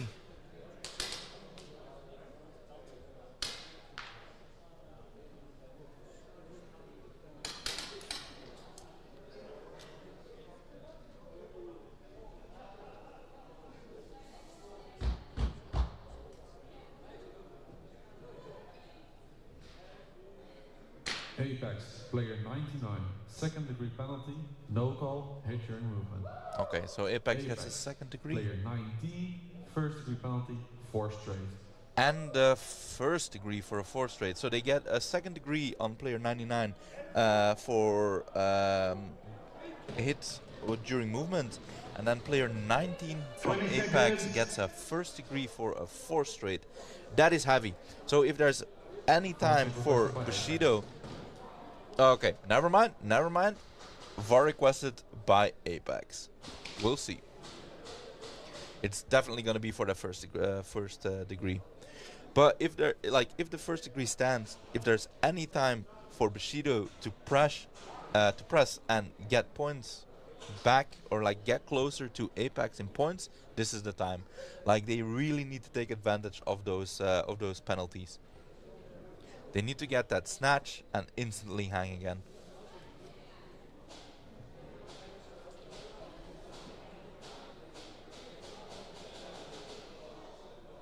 If that first degree stands, that's going to be 3 tries with 2 people less.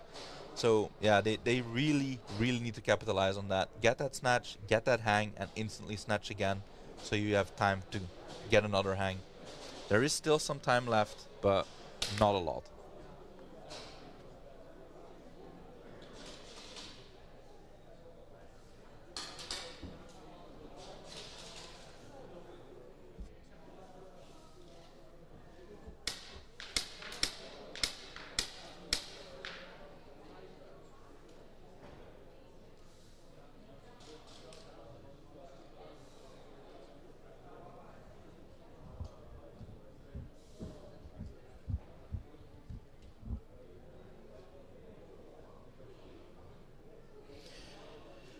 There's a lot of VAR checks this weekend again. I'm very happy though with the rule changes they made. The teams only have 3 of them, because last season it really got out of hand with the VAR checks. So I really like the new system. VAR challenge not successful. VAR challenge not successful. Okay, so that first degree stands. So this is the time for Bushido. This is where they have to do it. Let's see if they can.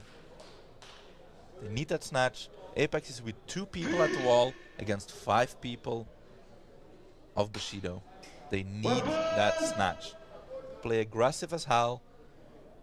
Give maximum time so they can't buzzer and get that flag.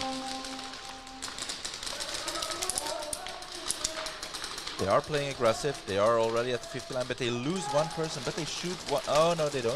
I thought it was a trade, but it isn't. Okay, Apex loses 1 person. There's 1 guy left. They need to go for that wall. Go for that wall. Okay, that's a snatch. Perfect. Snatch. Okay, so this round, Apex is going to be with 3 people instead of 2, because that second degree is over now. But it's still 3v5, so they need to go for that first hang, bonus points, and then snatch again.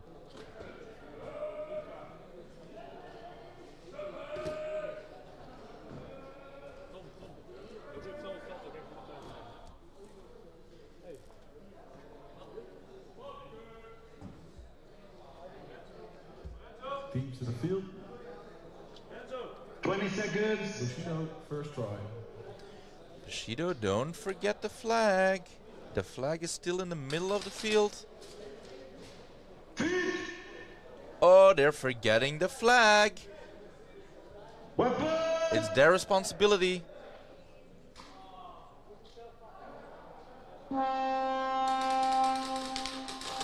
Yeah, it's their responsibility.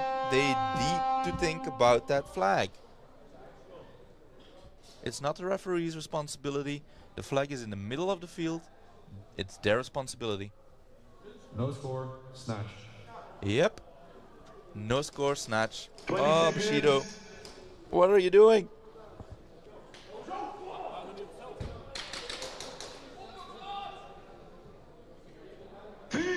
What are you doing? Oh, that's heartbreaking. That's heartbreaking.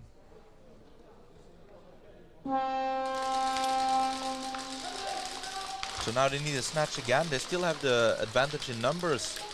They're playing very aggressive again. 1 person on the 50 snake and another behind him at the back snake. But if you have 3 rifles being Apex, if you have one at the home, one at each corner, it's very hard as the enemy team to push up. Like they can just lock lanes down and it's very hard to move. 1 minute left.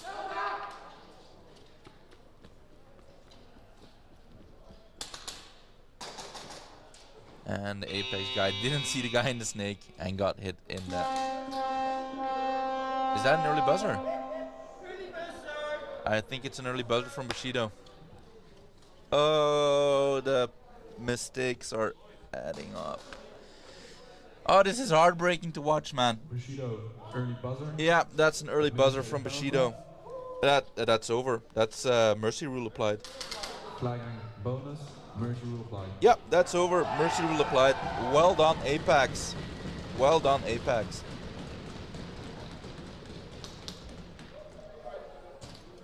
Oh, Bushido. Speed Reapers, Milas, please go to the chrono station and chrono your guns with the referees. Oh, they're gonna be so pissed after this. And they put up a good fight as well, so that's why it's so heartbreaking. It's so heartbreaking. They put up a good fight, but then in the end they made so many mistakes, and yeah, it cost them very hard.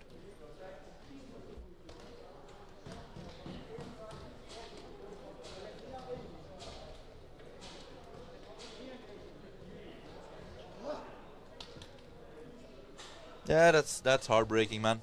That's really heartbreaking.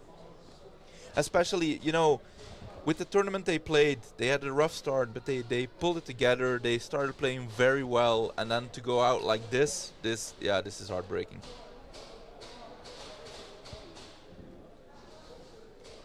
But good game by Apex. Congrats on the 3rd place. And now the Speed Reapers and Milas will battle it out.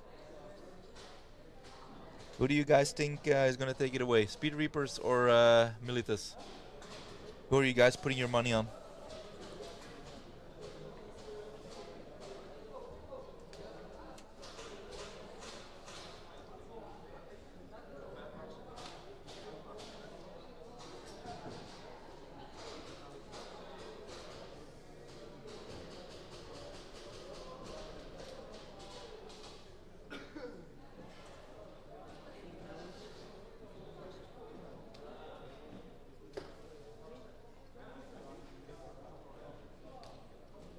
Looks like Speed Reapers is gonna take it home.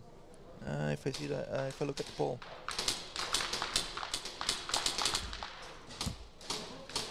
Speeds of Lounge, yes, this is the finals. So this is gonna be the finals for 1st and 2nd place between the Speed Reapers and Milas.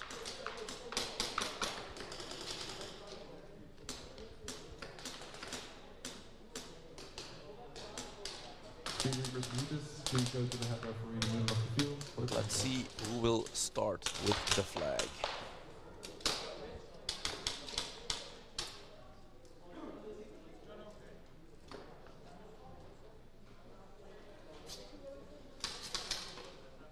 Jump.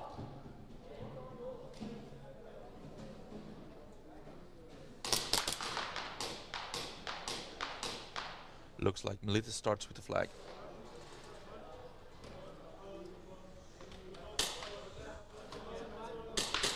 Milas, first try.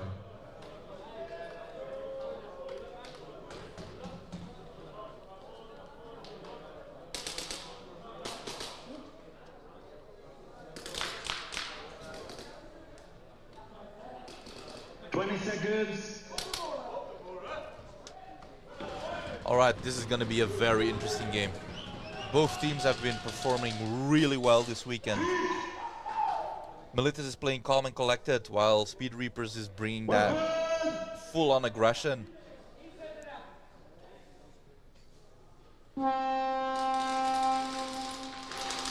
Clean breakout from both teams.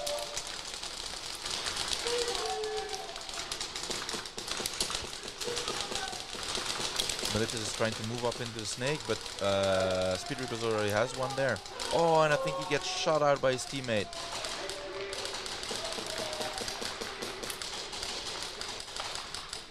I think the Speed Reapers player got shot out by his own teammate from the snake corner. That's not good.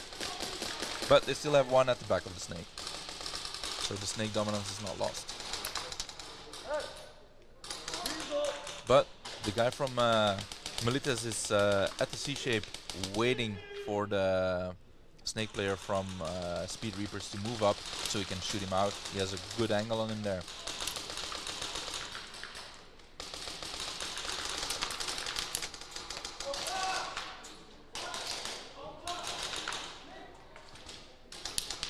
And you can see that the snake player from Speed Reapers knows that the guy from Milas is somewhere at the C-shape but doesn't know where.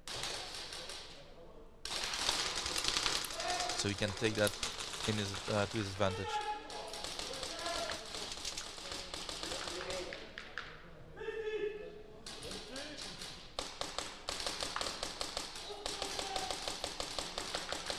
Milas still has 4 players. I think Speed Reapers only has 3 left. Milas player at the C-shape is just waiting for the snake player of the Speed Reapers to pop out somewhere or try to move forward in the snake. Oh, but he surprises him. That was beautiful by Speed Reapers. So now the Speed Reapers has complete dominance over that snake side. So Milas has to be really careful.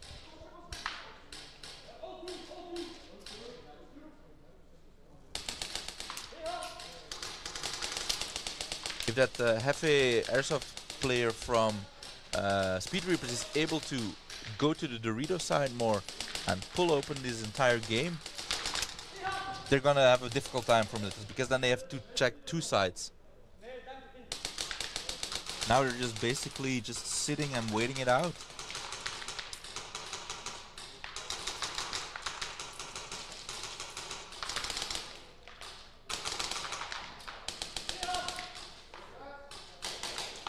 Snake player is still there.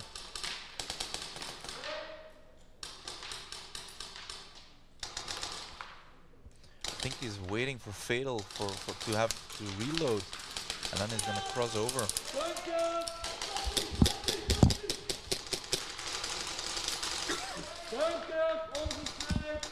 Milas has someone at the plexi now.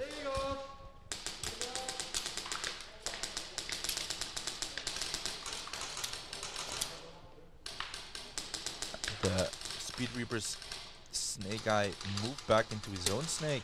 I think he's gonna try to get that plexi out.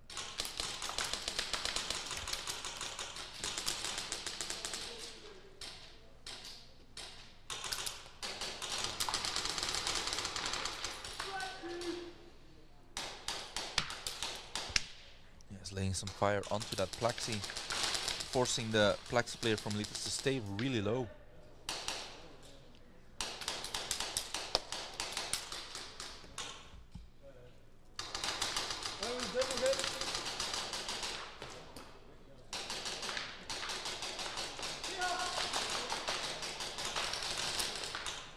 Plexi player from Milas is gonna try to battle the corner, the snake corner from Speed Reapers. I'm not sure if he wants that fight.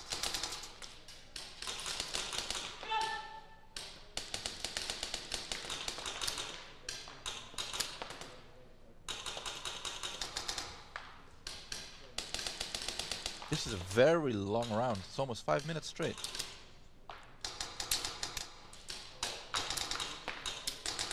You see that both teams don't want to make a mistake. They're feeling each other out, looking who's gonna make the first mistake and try to capitalize on that.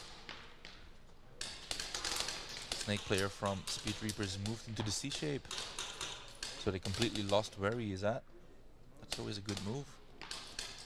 And Speed Reapers seems to be completely depending on him to get one of these 2 Milas players out so they can start moving up. The other 2 are keeping the backline busy.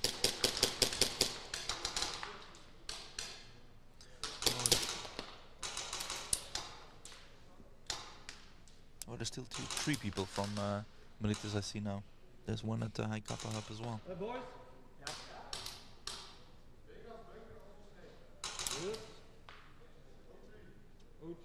O3.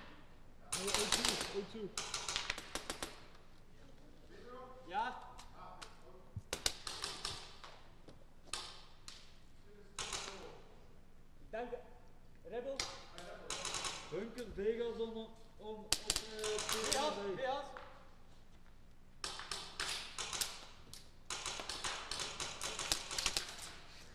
It's interesting to watch. Like the clock is ticking down.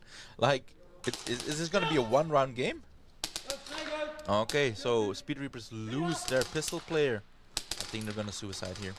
It would be the smart thing to do. Just reset, suicide. You don't want Milas to gain any more ground. They're trying to get that flag forward now.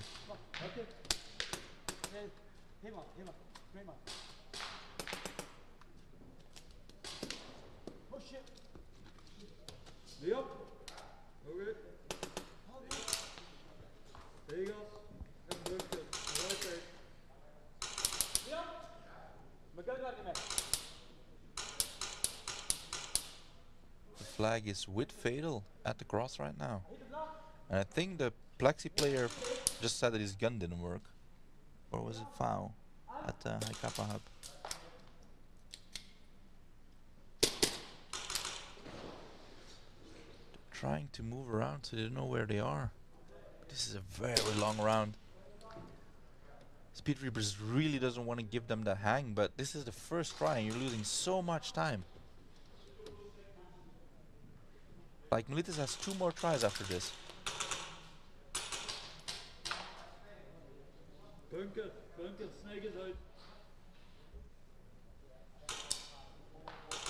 Yeah, exactly, Abyss. Tick, tick, tick. Like, am I wrong, chat? Like, if I was Speed Reapers, I would just get up, suicide, reset, next round. Because you're not getting anything from this. Like, you're both in the back line. Even if you shoot them out, you're never gonna get to that flag in time. And it seems like they're finally gonna reset.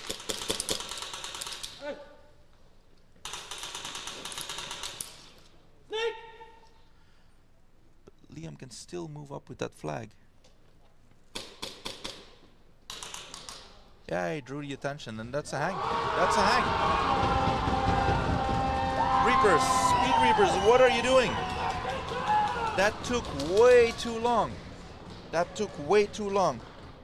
Flag hang, 1v1. 20 seconds. That took way too long. They lost so much time and gained nothing from that. Weapon!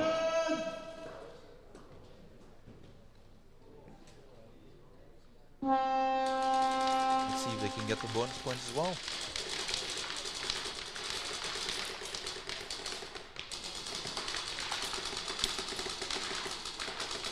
Yeah, it's definitely not over yet, Max Wayne. It was only the first round, right? There's still possibilities, but it feels like they just wasted so much time for nothing. So much time.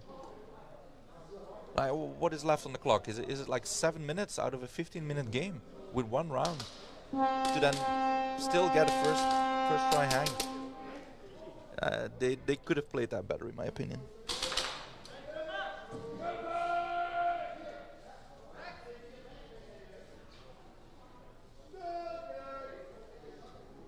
And their coach should be yelling at them. I actually don't know if they have a coach.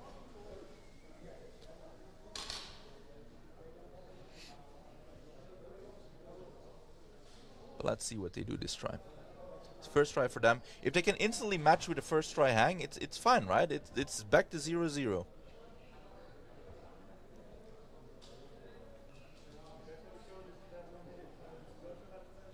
Teams to the field. 20 seconds.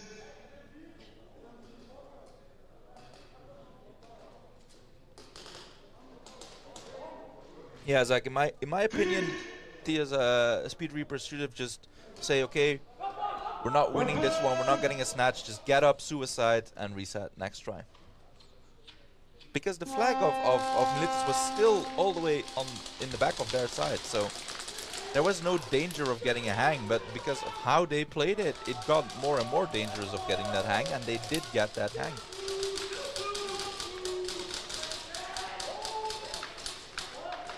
Yeah, Andrew. That's what I was thinking as well. Just suicide.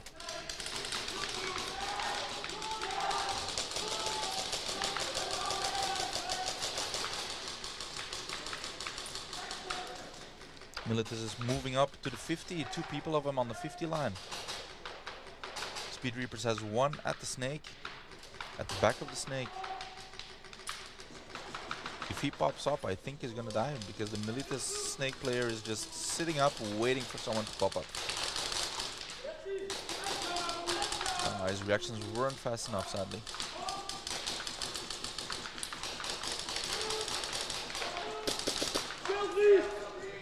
That's 3 down from Speed Reapers. I think that's gonna be a snatch. No snatch. But well played by Milas. Well played, well coordinated. Second try. I don't think they actually lost a single body.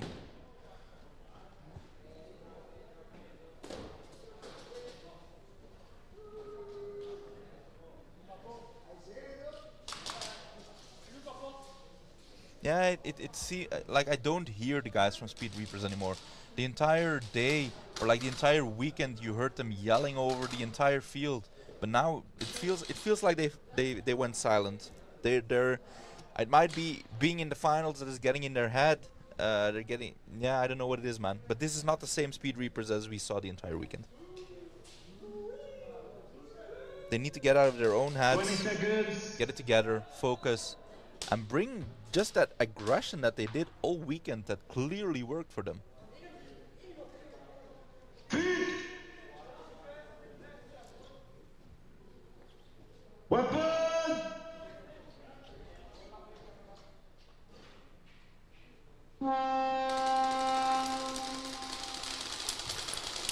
Oh, they lose 1 on break for the Speed Reapers. They are pressing forward. 1 person in the snake. Oh, and he shoots out the snake player from Milas. So their snake is theirs at this moment. They put another player into that snake. That's a smart move. But it looks like the guys from Milas are like just waiting for them in that snake. You see so many heads looking at that snake, waiting for them to pop out and get killed.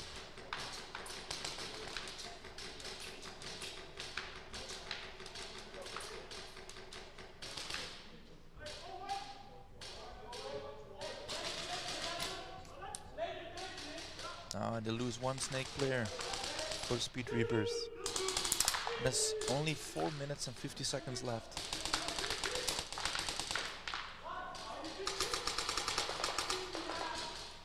They need to move up. Milas is just waiting. They can. They're ahead. They don't care about that clock. Just let it run down. Speed Reapers has to be worried about that clock.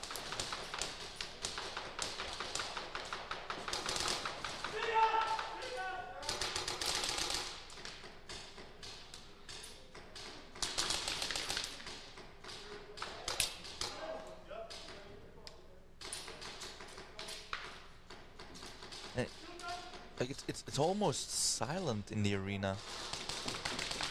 Almost silent. You only hear guns going off and BBs flying, but you hear no calls whatsoever. Seems like there's 0 communication. Or I just might be deaf, but and it seems like the only thing that I hear is coming from Milas' side.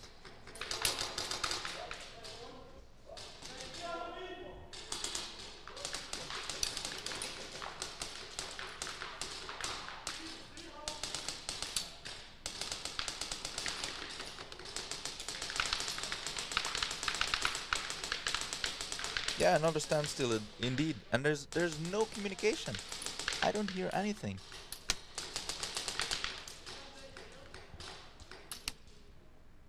And like I said earlier, like Milas is happy waiting this out. They don't care. They're ahead. They're saying, we'll just sit behind our bunkers, close some running lines. But yeah, if you're happy to do that, we are as well.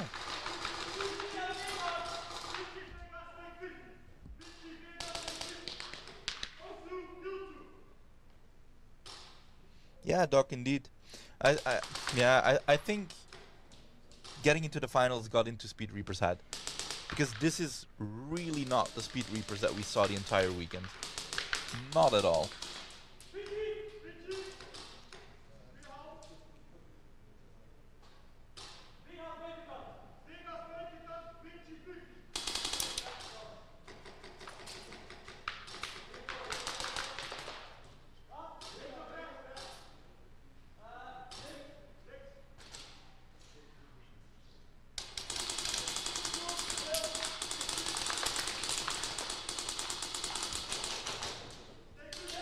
They still haven't moved. Like, it's 2 minutes on the clock. 2 minutes. Like, this game is gonna be over. Like, Milas is fine waiting. Like I said earlier, they don't care. They're ahead.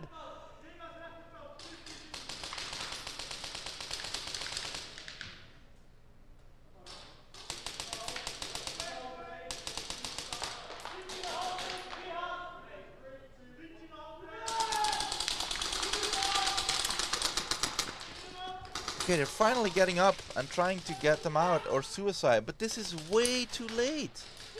There's 1 minute and 25 seconds on the clock. This is way too late.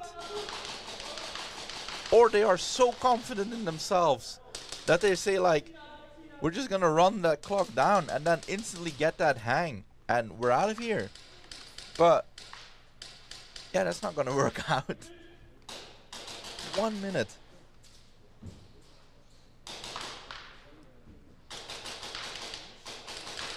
I don't know what's happening, man. I don't know what's happening. What are you doing?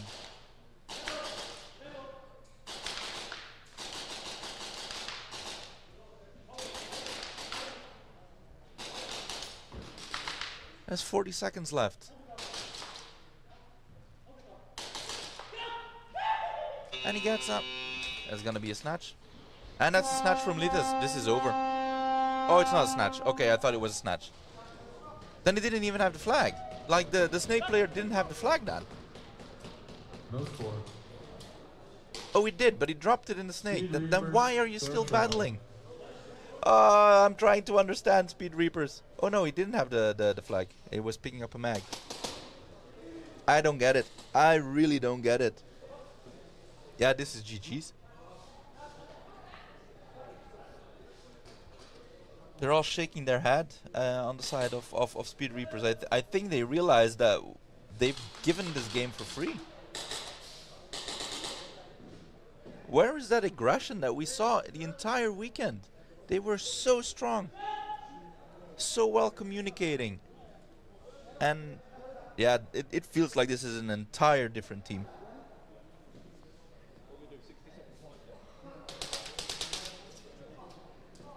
Seconds.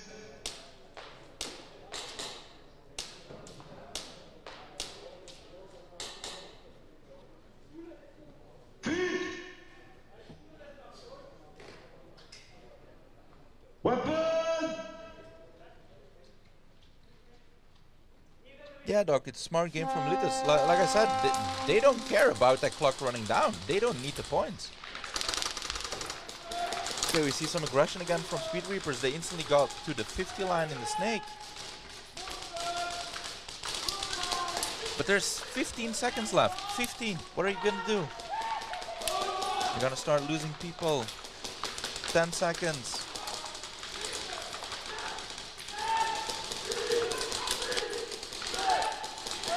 Yeah, it's over. GG Milas. Well done. Well, they deserve that win after this game. They really deserve that win. Well played, Milas. I'm trying to understand, Speed Reapers. I really am trying to understand. What was going through their heads?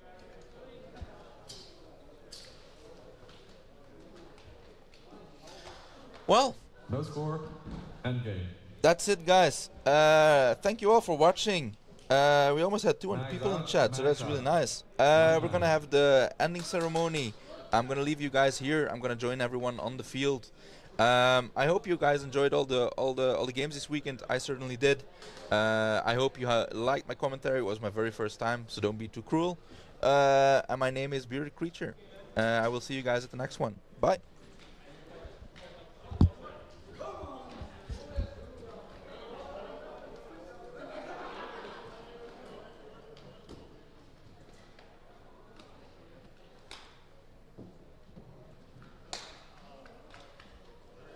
Everyone who's still at the arena, please come to the field.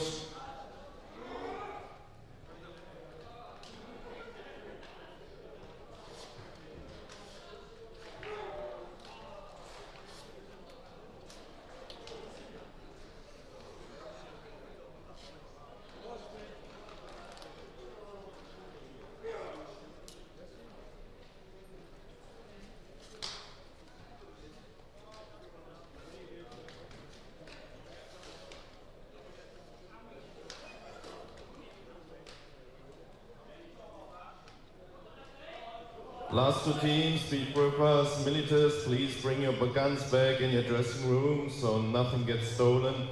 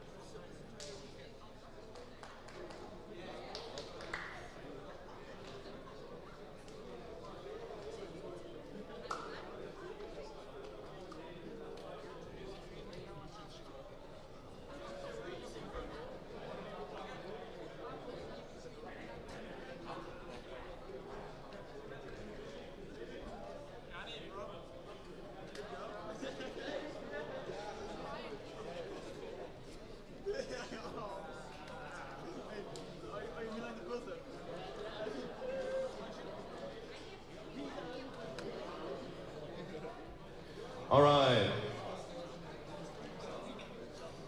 Let's get this done. Over there, please.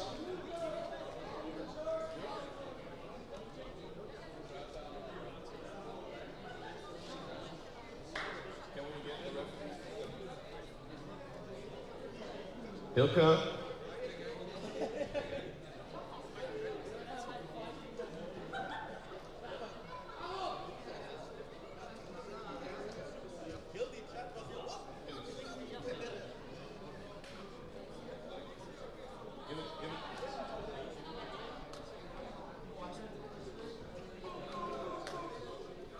Referees, also please come here.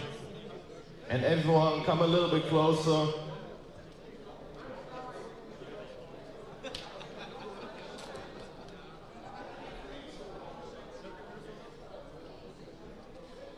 Everyone, come a little bit closer.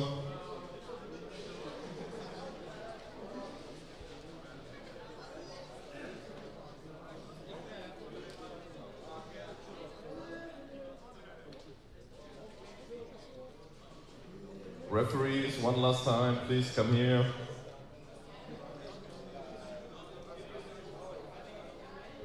There's plenty of time left to smoke after the ceremony.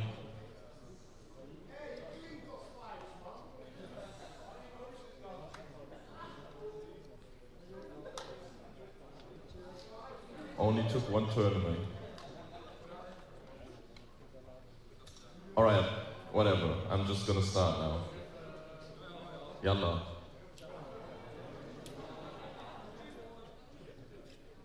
This was Challenger 1, and I think it was an amazing tournament. From what I saw, from what I heard, there were only positive vibes, and I think that's the core of what we are all doing, coming together on the field. We try to figure out who's the best team, who's the best player, but off-field having that good connection with each other and sharing great moments. We also had 12 teams here this weekend from a lot of different countries. Shout out to all of them. Thanks for coming out. We really appreciate that. So big applause for all of you yourself.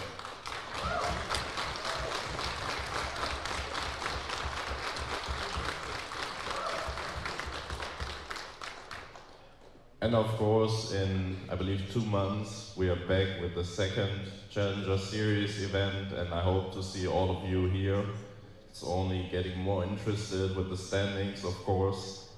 So yeah, I hope to see all of you back in a couple of months. I try to keep it short, but one thing that always has been needs to be mentioned is the work from all the helpers and especially from the referees. And I think they did an amazing job. We had, I believe, 115 penalties. Big applause for the Zebra game.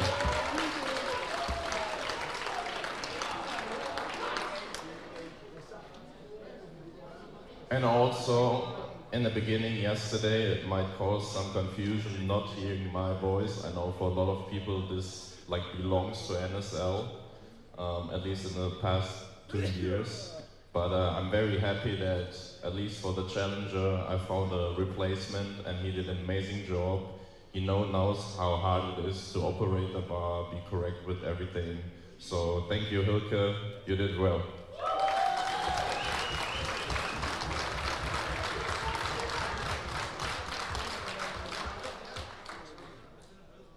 Also, as always, our stream wouldn't look that good, our footage wouldn't look that good with all the people working in the media department. So big thank to Tom.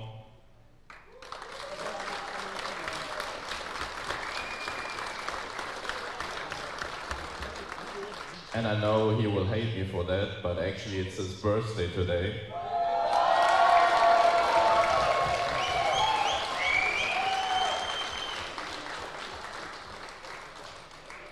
And of course, Camille up there filming.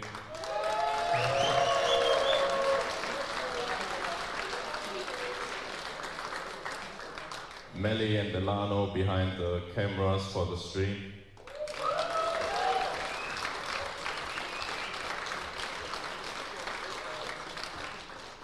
The second to none girls and Yannick and whoever was in the commentary booth for commentating.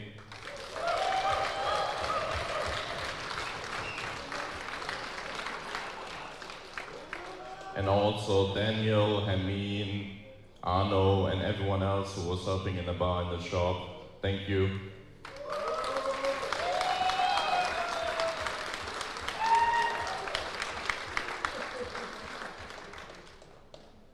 So yeah, it was a wild tournament. I think the games yesterday were very hectic overall. Obviously the teams needed to adjust to the layout, to themselves, to the opponents.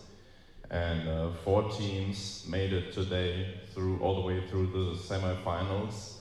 And I think one team that had really good momentum from the get-go and maybe did not expect it to end up in the top 4. And in the end, I feel like they lacked a little bit of experience, a little bit of energy maybe. And they came out short and the result might look worse than it actually is. They can be very proud of their achievement.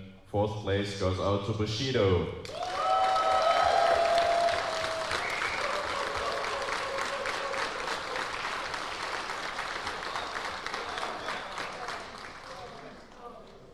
Then, of course, a team that is always there in the top with Challenger. Maybe it's gonna make the move to pro after this season, at least that's their mission. And well, they did great this tournament, as I said. They were building chemistry, and it showed then in the end, and got them 3rd place, Apex.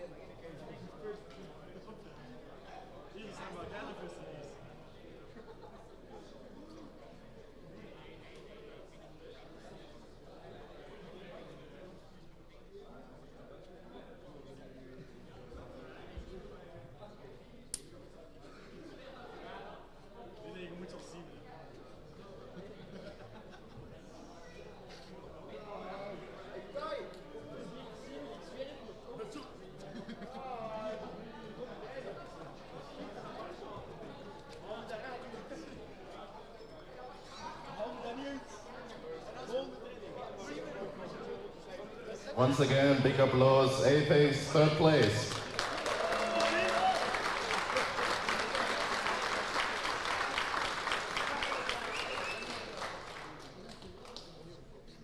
And then we moved to the finals and to a team that made the way from Great Britain. And obviously last year they played already in the Challenger Series and had to go through the experience that every team has to go through: early buzzers, miscommunication. But this time they were locked in. They added amazing players to their squad, and I thought they had a real chance. And I think we all can agree that the final we saw was definitely the best match, the most intense match of the weekend.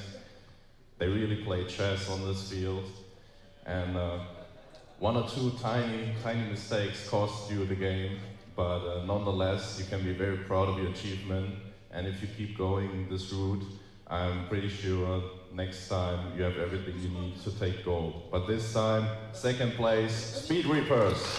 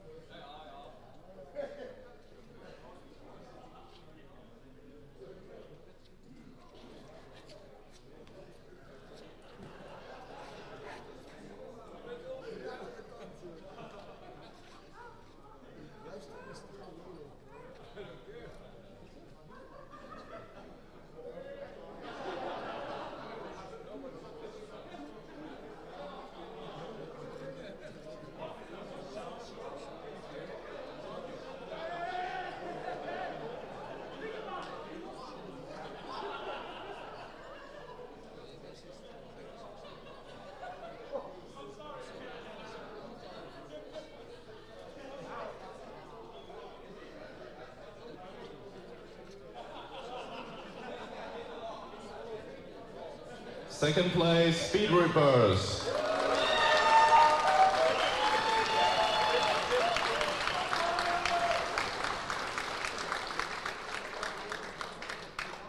And then, of course, also a team that is known to everyone in Challenger.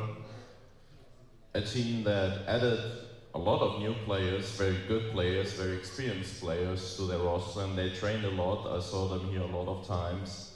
And maybe they didn't have the overall group stage they wanted to. Maybe people thought, well, are they gonna win it? But semis and especially the finals, they left no doubt that this was their tournament. So first place, Milas.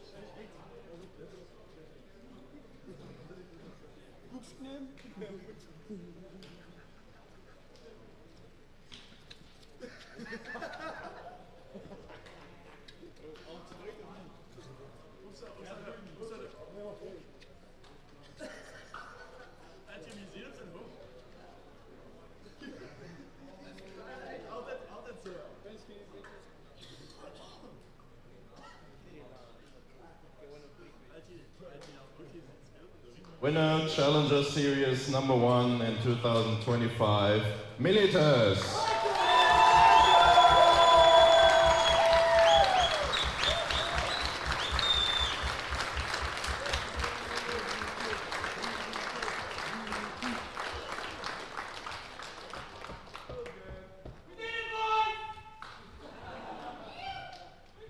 Before I let you go, for everyone that's kind of close to Realstrike, I want to invite you to come next week, Saturday, for the pickups. And in a couple of weeks, we have another 3v3 coming up before it's time again for the Challenger Series. Have a safe travel home and see you guys soon. Thank you.